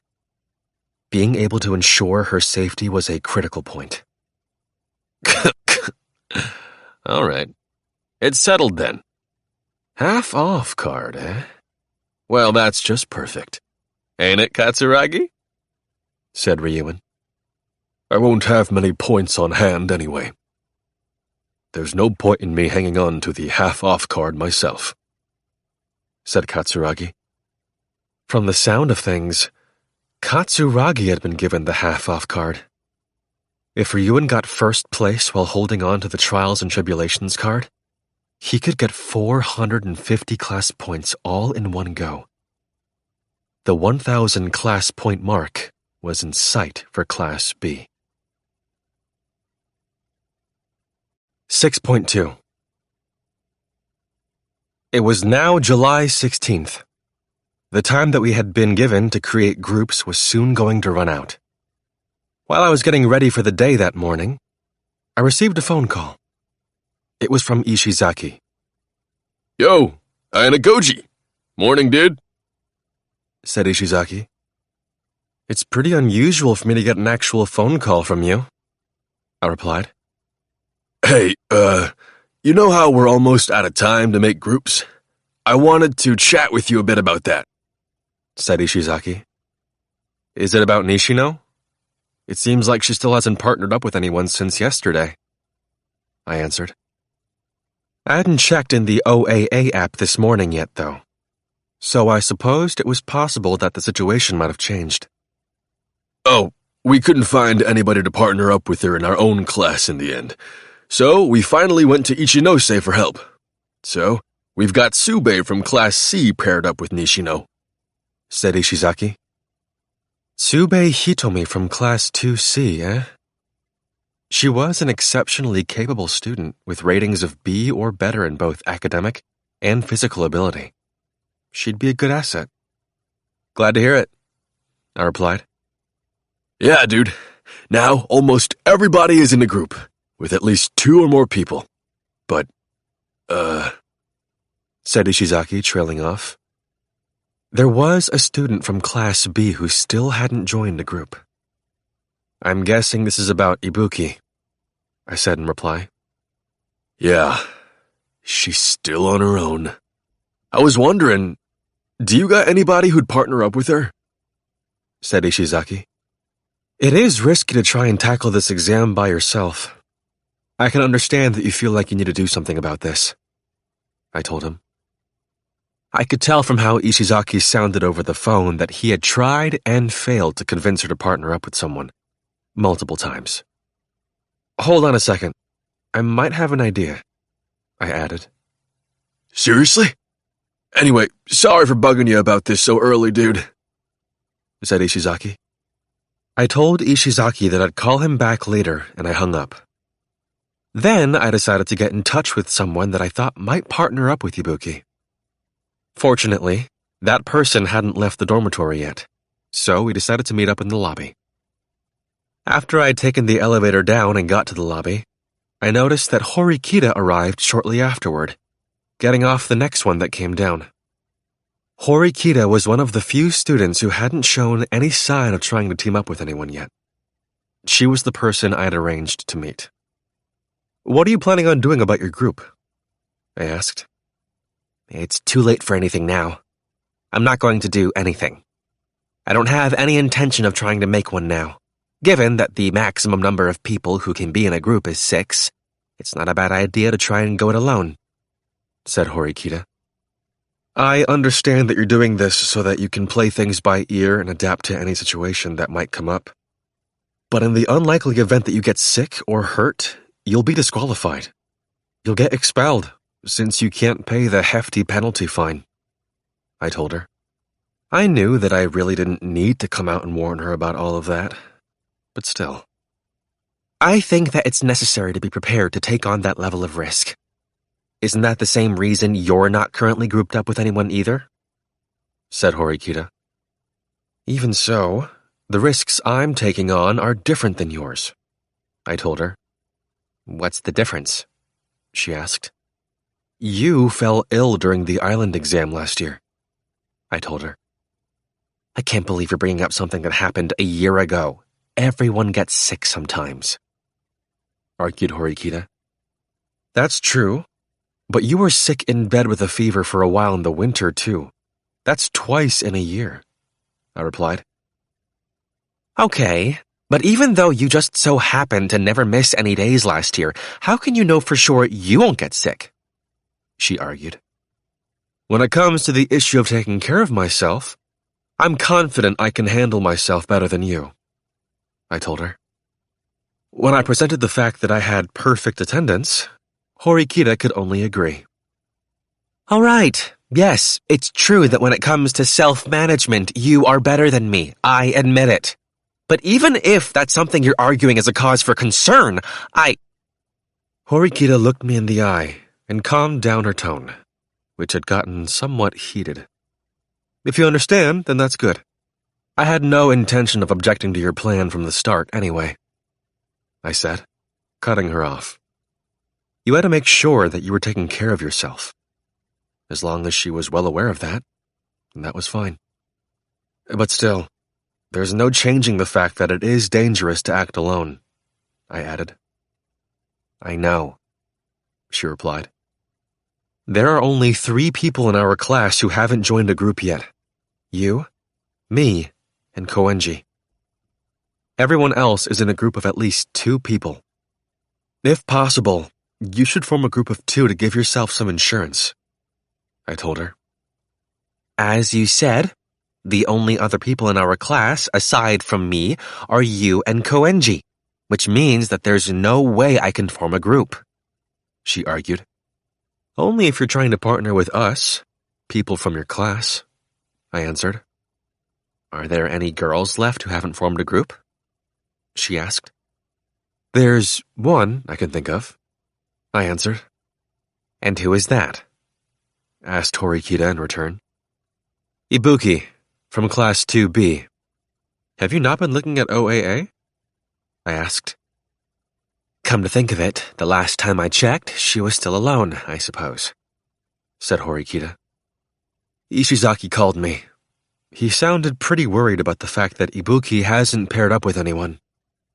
How about working together with her for this special exam, Horikita? I asked. Me and Ibuki-san? She asked. With a group of 2 girls, you can merge with another group later. How about at least hearing what Ibuki has to say? I asked. Well, it's true that having some form of insurance would be better, I suppose. All right, let's go hear her out then, said Horikita. Maybe it was because Horikita felt like she couldn't completely disregard the offer out of hand, but she agreed to at least meet with Ibuki. I contacted Ishizaki and asked him to make some time for us during lunch today. 6.3 During our lunch break, I brought Horikita over to where we were supposed to meet with Ishizaki. Yo, Ayanokouji, over here! He shouted, practically jumping up and down as he waved after spotting me from afar. Standing next to him was Ibuki, arms crossed, and looking very displeased as she glared at us. Did she agree to this? Said Horikita. From the look on her face, I'm not so sure, I answered. Ibuki seemed like she was in a bad mood, even though we were supposed to be talking about possibly getting her a group. I guess I should assume that Ishizaki had brought her here without giving her a detailed explanation of what was going on. Hurry up, dude! Come over! Shouted Ishizaki, hopping up and down excitedly. You seem to be rather close friends with him, said Horikita, sounding a little put off by Ishizaki's attitude. He's a good guy, I replied. Even so, I don't want to get too close to him, said Horikita. Ishizaki was similar to Sudo in the sense that they were hot-headed, passionate guys. But Ishizaki was also different in his own way. What in the hell is going on? Why are Ayanokouji and Horikita here? Snapped Ibuki. So, Ishizaki hadn't told her anything after all, huh? Horikita and I exchanged glances. It felt like letting Ishizaki handle the talking here might lead to problems. Actually, there's something we wanted to discuss, so we asked Ishizaki to get in touch with you, Ibuki, I said, starting to explain our situation, since I figured that we didn't really have any other choice. And? She replied. Are you planning on taking on this upcoming special exam by yourself? I asked. That's my choice, said Ibuki flatly, as if she were saying that there was no point in talking about this. I told you a bunch of times already, though. It's better to have a group, said Ishizaki. I don't need a group, snapped Ibuki. Well, okay, you say that you don't need a group, but the truth is there ain't anybody who wants to partner up with you, said Ishizaki. Ishizaki threw in some unnecessary comments. Was he trying to help? Or just throw a wrench into things? I shot him a look, trying to tell him with my eyes to keep quiet. Huh? What's up, Ayanokouji? He asked. But Ishizaki apparently didn't get the message because he responded by asking me a question instead. Nothing. By the way, Horikita's in the same boat. She hasn't found a group either, Ibuki, I said, turning back to Ibuki. So? She huffed. If you don't make a group for the upcoming exam, you'll be at a pretty big disadvantage. Even if you don't make a group of 3, if you at least form a group of 2 people, in the worst-case scenario that one of you gets eliminated, the other person can still keep going, I told her. That should be enough to make her understand what I was trying to get at. And we don't have much time left to make groups, I added. So what? Are you saying you want me to partner up with Horikita? She asked. Well, yeah, that's the gist of it, I answered. Huh? Who do you think you are, asking me to partner up with her? She snapped. Well, your physical abilities are nothing to scoff at. But aside from that, there's a laundry list of issues, said Horikita. Hey! Where do you get off thinking you can say whatever you want to me, too? Said Ibuki. Ibuki rudely barreled straight towards us, closing the distance between us. She then turned to glare at Ishizaki, who had been standing behind her with a vacant, happy-go-lucky look on his face. And you? You want me and Horikita to be in a group, so you tried to put this together? You asked them for help? Said Ibuki. Well, I didn't know it'd be with Horikita or nothing, but ain't this a good thing? Get in the group, I mean? Said Ishizaki. I absolutely hate that guy. But I hate Horikita even more, huffed Ibuki. I'm guessing that guy was meant to refer to me. Ibuki was rather politely pointing her finger right at me. Wow, Ayanokouji-kun. She seems to hate you quite a lot, said Horikita. And I didn't even know it, huh? But it seems like she hates you even more than me, I answered. What an honor, said Horikita. The fact that Horikita and I were whispering to one another must have upset her, because she didn't even try to hide how aggravated she was. I don't know if Horikita asked you to do this or whatever the reason was, but I am never pairing up with her, shouted Ibuki, refusing the notion outright. It seemed she really didn't like Horikita at all. Oh my. But I don't remember ever saying that I wanted to team up with you myself, did I? Horikita, seeing Ibuki's behavior, said something to try and provoke her. Huh? What is that supposed to mean? Asked Ibuki. It would appear you've misunderstood something here. You're on your own because no one wants to be with you. You're the leftovers. I'm alone because I want to fight on my own. We're both acting solo, but our situations are different, said Horikita, sounding somewhat exasperated. What Horikita just said seemed to have lit a fire under Ibuki, though. Hey! I'm on my own because I want to be. Anyway, if you say that you're handling this exam solo too, then that's just perfect. Let's make this a contest, Horikita, she shouted, with a sharp glare, shifting her attention from me to Horikita. Can I ask you just one question? Why do you want to compete with me so badly? I mean, sure, we had our moments of rivalry on the island last year and during the sports festival, but that was nothing special, said Horikita.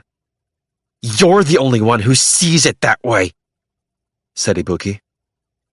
As far as I knew, Ibuki had come out of their fight on the island last year the winner. Then Horikita had won when they competed in the 180-meter race in the sports festival. They each had 1 win and 1 loss. However, you couldn't really say either of them had been at their absolute best in both instances. During the island test, Horikita was forced to fight while running a high fever. Then, during the sports festival, Ibuki was so fixated on Horikita that it undoubtedly caused her to mess up when she ran. That meant that if you were to ask me which of them was better, I couldn't decide at this point in time. Ibuki, whom I had beaten along with Ryuen on the rooftop that last year, had even gone on to challenge me personally to try and settle the score. In short, She had the kind of personality where she wouldn't be satisfied unless she was absolutely certain who was better, her or Horikita. Considering all of that, I suppose there was no way she would partner with Horikita. It seems like this is just a waste of time, said Horikita. Wait right there. Do you accept my challenge or not? Said Ibuki. It's not like I'm choosing to go it alone at the start because I want to selfishly make some kind of heroic solo effort. When the special exam begins, I will respond to the situation as things develop and join up with another group. That's what I've chosen to do, said Horikita. If they had established that they would be going one-on-one throughout the exam, then this might be a viable opportunity for them to have a contest. But if Horikita teamed up with people later, it wouldn't be a fair fight. Lame, shouted Ibuki. Whether something is lame or not won't determine how I'll handle a special exam, said Horikita matter-of-factly, responding to Ibuki's provocations by telling her that this was a waste of effort. If you're so determined to go it alone, then how about this? Try not to lose against me, even if you and I are in a group together. If you can manage to beat me in that situation, I'll give you at least some credit. Not good enough, snapped Ibuki. There was no way the two of them were going to form a group. Negotiations had broken down.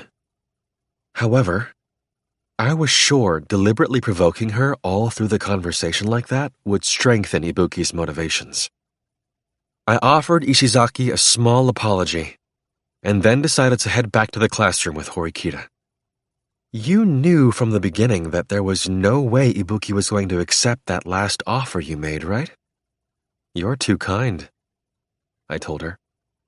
My intention was to provoke her, so she'd do something reckless and get disqualified, answered Horikita. It wasn't an honest answer. But, I thought, it did sound very much like her. 7. The calm before the storm. The closing ceremony for the first semester arrived much sooner than I had expected. So much so that it was kind of staggering. We had to move on to the next goal as soon as possible. Just like last year, we would leave school and head toward the port. There, we would board a large cruise ship and depart for an uninhabited, unknown island somewhere at sea. Finally, with no time to relax, tomorrow morning would mark the beginning of the special exam. The students, who were supposed to gather in their classrooms to hear a brief explanation, arrived at school as usual that day. They waited for their homeroom instructors to show up. A short checklist was displayed on the monitors in each classroom to help students make sure that they hadn't forgotten anything.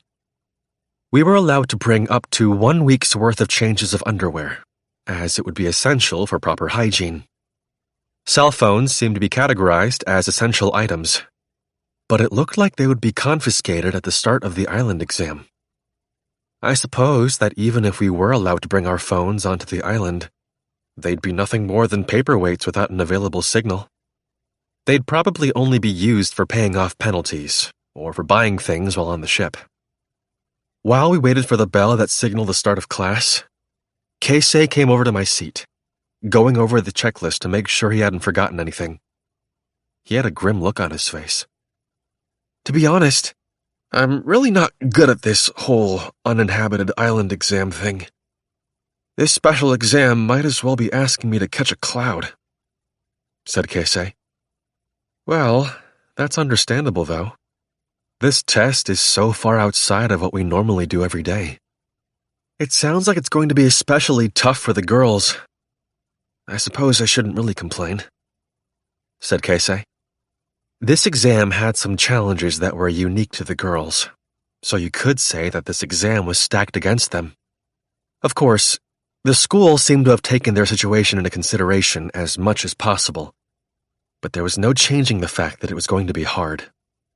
Although we're going to be competing while in separate groups, I still plan to back people up however I can, said Keisei. Even though this was a special exam that he wasn't personally comfortable with, Keisei expressed a determination to do everything he could to protect his friends. Yeah, I'm sure we can try to work together, in some shape or form. I'll lend a hand when the time comes, I replied, promising to help as much as I could. But are you really okay with tackling this by yourself? If you get sick or hurt, you'll be disqualified. In the unlikely event you get penalized and have to pay 6 million, it'll be all over, said Keisei. Well, if nothing else, my perfect attendance record up until this point is one of the few things I'm proud of. You're starting to sound a little bit sarcastic lately, you know that? Said Keisei with a laugh, as he went back to his seat. Not long afterward, we heard the bell that signaled the start of a new battle. All 39 students in Class 2D took their seats. After she entered the classroom, Chabashira's expression naturally turned stern, and there was a heavy, oppressive air in the room. Today's the start of summer vacation, but it looks like you're all feeling depressed. Well, I suppose that's understandable, though, said Chabashira, turning on both her tablet and starting her presentation on the monitor. Well then, we'll get started on the final check. Also, if you're not feeling well now, please report to me.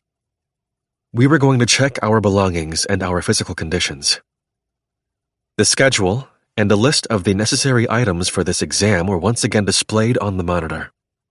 Fortunately, no one in our class was feeling ill, so things progressed smoothly. Even Koenji, who had, as expected, chosen to go it alone rather than form a group, was quietly behaving himself at this stage. It seems there are no problems. That's great, said Chabashira.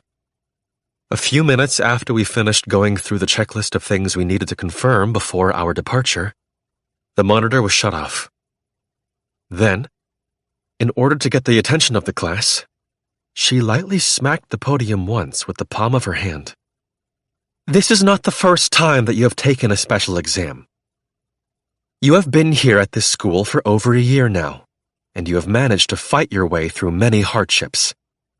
But this particular special exam isn't going to be easy to pass, said Chabashira. She was giving us advice, but it also sounded like a warning of sorts. It was the kind of advice a teacher could give her class, a class that was by no means complacent. This is going to be tougher than any exam that you have taken so far. That is the inescapable reality of the situation, said Chabashira. She looked at each student carefully, almost as if she were trying to etch each individual face into her mind. I have just one request for all of you. If possible, please do not allow a single one of you to disappear. Please return to this classroom once more, she added. She was saying she hoped this wasn't going to be a one-way trip for any of us, so to speak. We'll gather outside on the field in about 10 minutes for roll call. Please use the restroom now if necessary, said Chabashira. Since we didn't have that much time to spare, the students hurriedly left the classroom. When Akito and the others gathered around my seat near the classroom entrance, I got up from my seat with my luggage in hand. At almost the exact same time, Koenji stood up as well, and called out to one of the students who wasn't standing out in the hallway. May I have a minute, Horikita girl? Said Koenji. It was a rare sight. What Koenji did had attracted not just my attention, but the gazes of other students in the classroom as well. It's unusual for you to come and talk to me of your own volition. Apparently, Horikita seemed to feel the same way. There is a small matter which I wish to discuss with you regarding the special exam that is about to begin, said Koenji. Oh my. So does this mean that you're finally willing to help us? Do something proactive? She asked. Let's just say that you're half right, replied Koenji. Horikita eyed Koenji somewhat suspiciously after hearing this rather unexpected response. She understood quite well that Koenji wasn't the kind of person who'd aid others that easily. What are you after? Can I ask that you tell me what the other half is about then? Asked Horikita. You want the class points that will be awarded to the groups that place in the top 3 positions so badly that you can practically taste it. That is the case, no? Asked Koenji. Of course. Depending on how many points we can acquire, there could be significant changes to the class rankings, said Horikita. In that case, please allow me to make a modest proposal. If I perform well during this uninhabited island survival test, I want you to promise me total freedom until graduation, said Koenji. Koenji's unbelievable proposal caused the entire class to fall completely silent for a moment. Even though his help came with conditions, he was expressing a willingness to truly participate in the special exam. Promise you total freedom? What a dramatic proposal. Are you saying that you want me to grant you permission to just keep doing whatever you please? Said Horikita. Exactly. Not only will I require your permission, of course, but I will also ask that you work diligently, and I mean with your undivided attention, to negate any malady or abuse that may come my way. Said Koenji. To give an example, this was basically what happened during the class vote that took place last year. This more or less meant that if another special exam came our way in the future where we had to select unnecessary students in class and have them expelled, Koenji would be protected unconditionally. This isn't something I can simply agree to. I'm sure our fellow classmates would think the same if they heard your request, said Horikita. If you were part of the class, then helping out, at least at the bare minimum level, could be considered a kind of obligation. There was no way you could just casually grant someone permission to dispense with that. Consider this an advance payment until graduation, said Koenji. Koenji was proposing that, if he contributed to our efforts in the upcoming special exam, we let him do whatever he wanted from that point onward. It seems even you're feeling threatened. Your classmates will not tolerate your typical antics forever. If another special exam like the class vote were to be held in the future, you'd be directly put in the line of fire, said Horikita. Even an eccentric like Koenji would be in trouble if he were put in such a difficult position, depending on what the exam was like.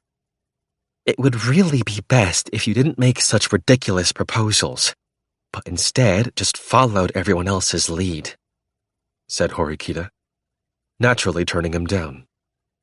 Even if she refused him here, though, Koenji probably wasn't going to be helping us out in any future special exams anyway. If he did, it would only be when he himself had been forced into a tight situation. Given that, we did have the option of at least getting him to be motivated during the island exam, but... I'm sorry, Koenji, but I value your talents. I just don't think it's worth it to have you give us a so-so performance in this special exam only to have you sit on the sidelines during exams to come, said Horikita. After weighing her options, that was the decision that Horikita had come to. I see. I suppose our negotiations have broken down then, said Koenji. No.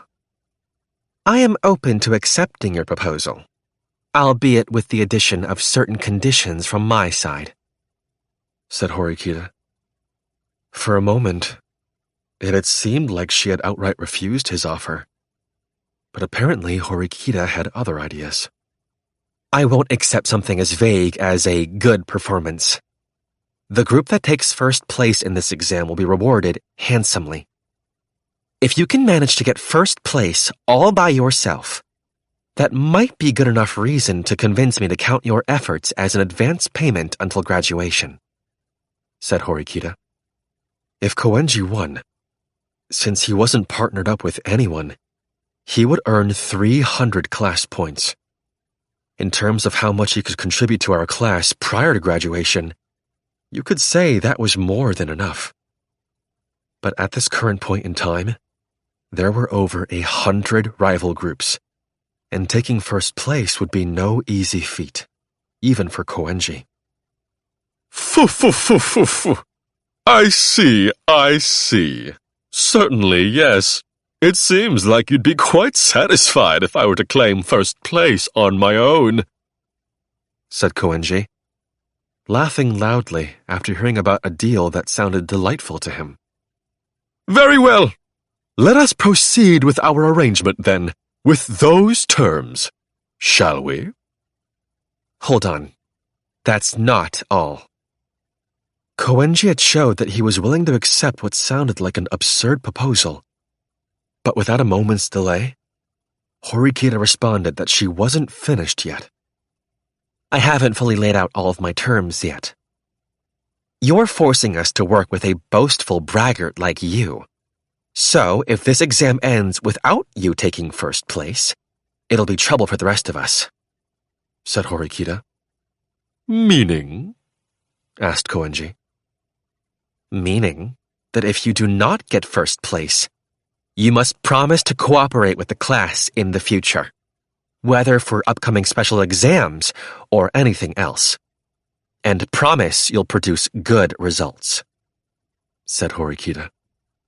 In that moment, I could hear Keisei's breathing as he stood there, staring at the two of them. That was nothing short of a brilliant condition. In the unlikely event that Koenji did get first place, that would be great.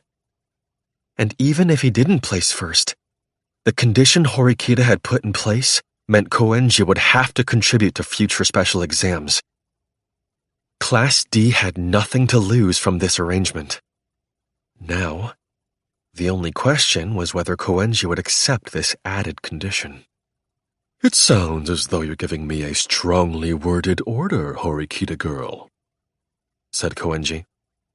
If you agree to the conditions that I've just given, then I will accept your proposal, said Horikita. In that case, I'd say that these negotiations have proved fruitful, Horikita girl. We have a deal. Do not forget my own conditions now, said Koenji. Even though Horikita had added on conditions of her own, Koenji didn't refuse the deal. You're seriously planning on getting first place by yourself? Asked Horikita. Absolutely. Nothing is impossible for me, said Koenji.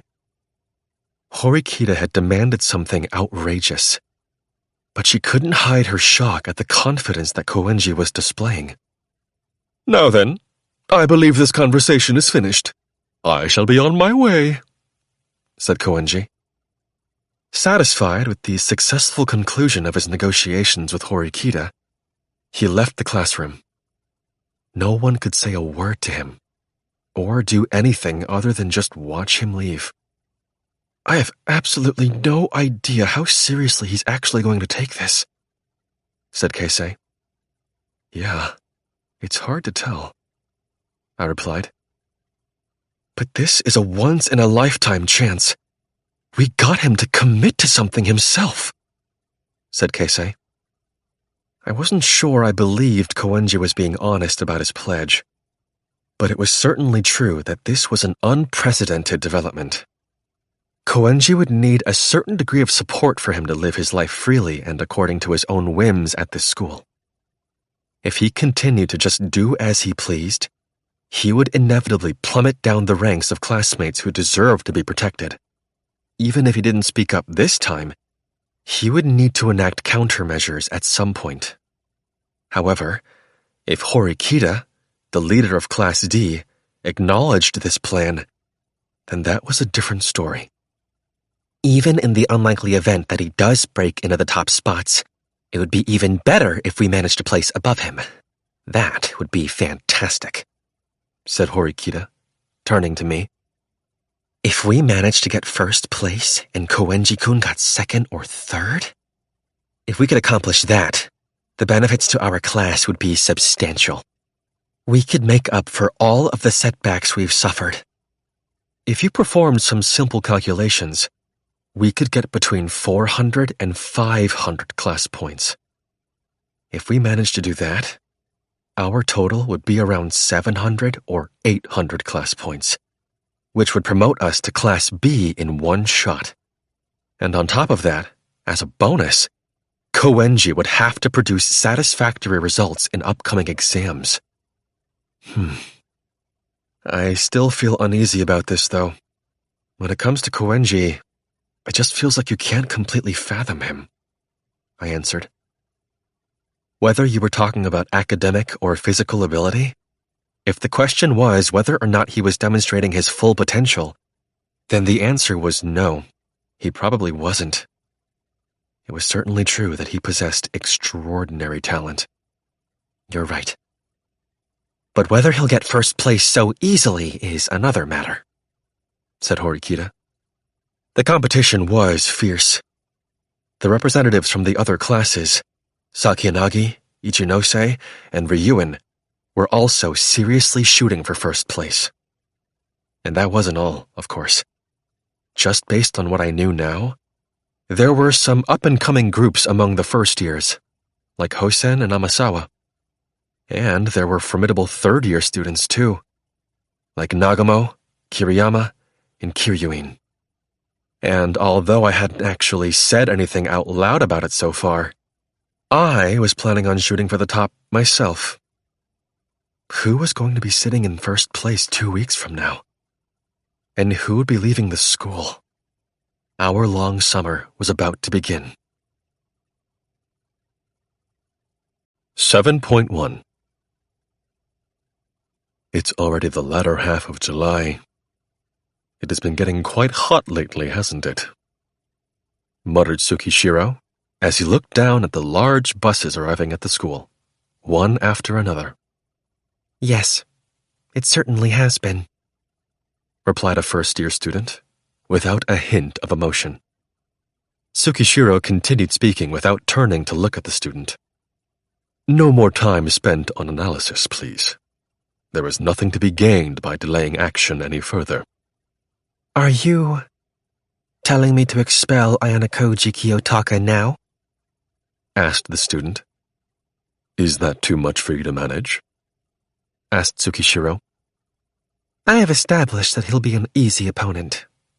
Well, actually, I knew that all along, said the student.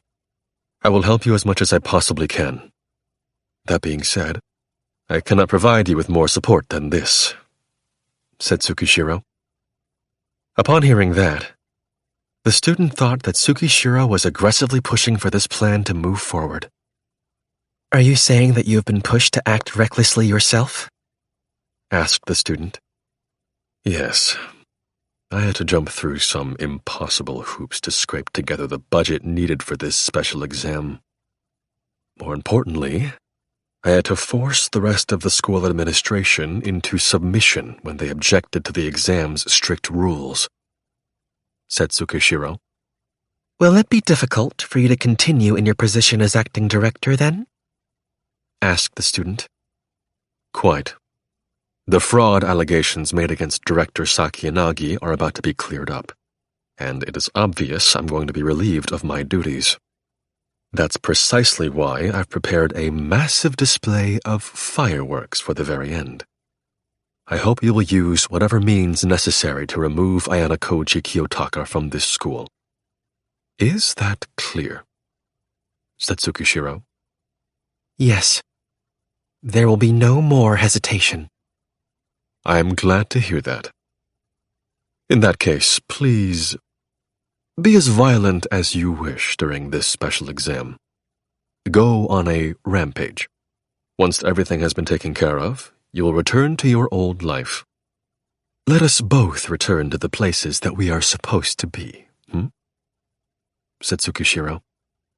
A girl's left hand, her dominant one, clenched tight, naturally swelling with strength. Tsukishiro, seeing that out of the corner of his eye, smiled gently and broadly. I am expecting great things out of you, Nanase Tsubasa-san.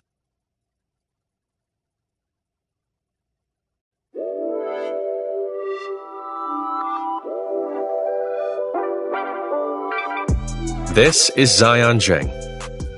This production of Classroom of the Elite, Year 2, Novel 2, presented by 7C Siren, was recorded at John Marshall Media in New York City.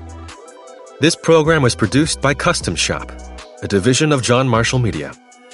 Executive producers, Jason DeAngelis, Adam Arnold, and Robin Lai. 浴槽実力至上主義の教室へ2年生編 Volume 2 Copyright Syougo Kinugasa 2020. First published in Japan in 2020 by Kadokawa Corporation, Tokyo. English translation rights arranged with Kadokawa Corporation, Tokyo. All rights reserved. Thank you for listening.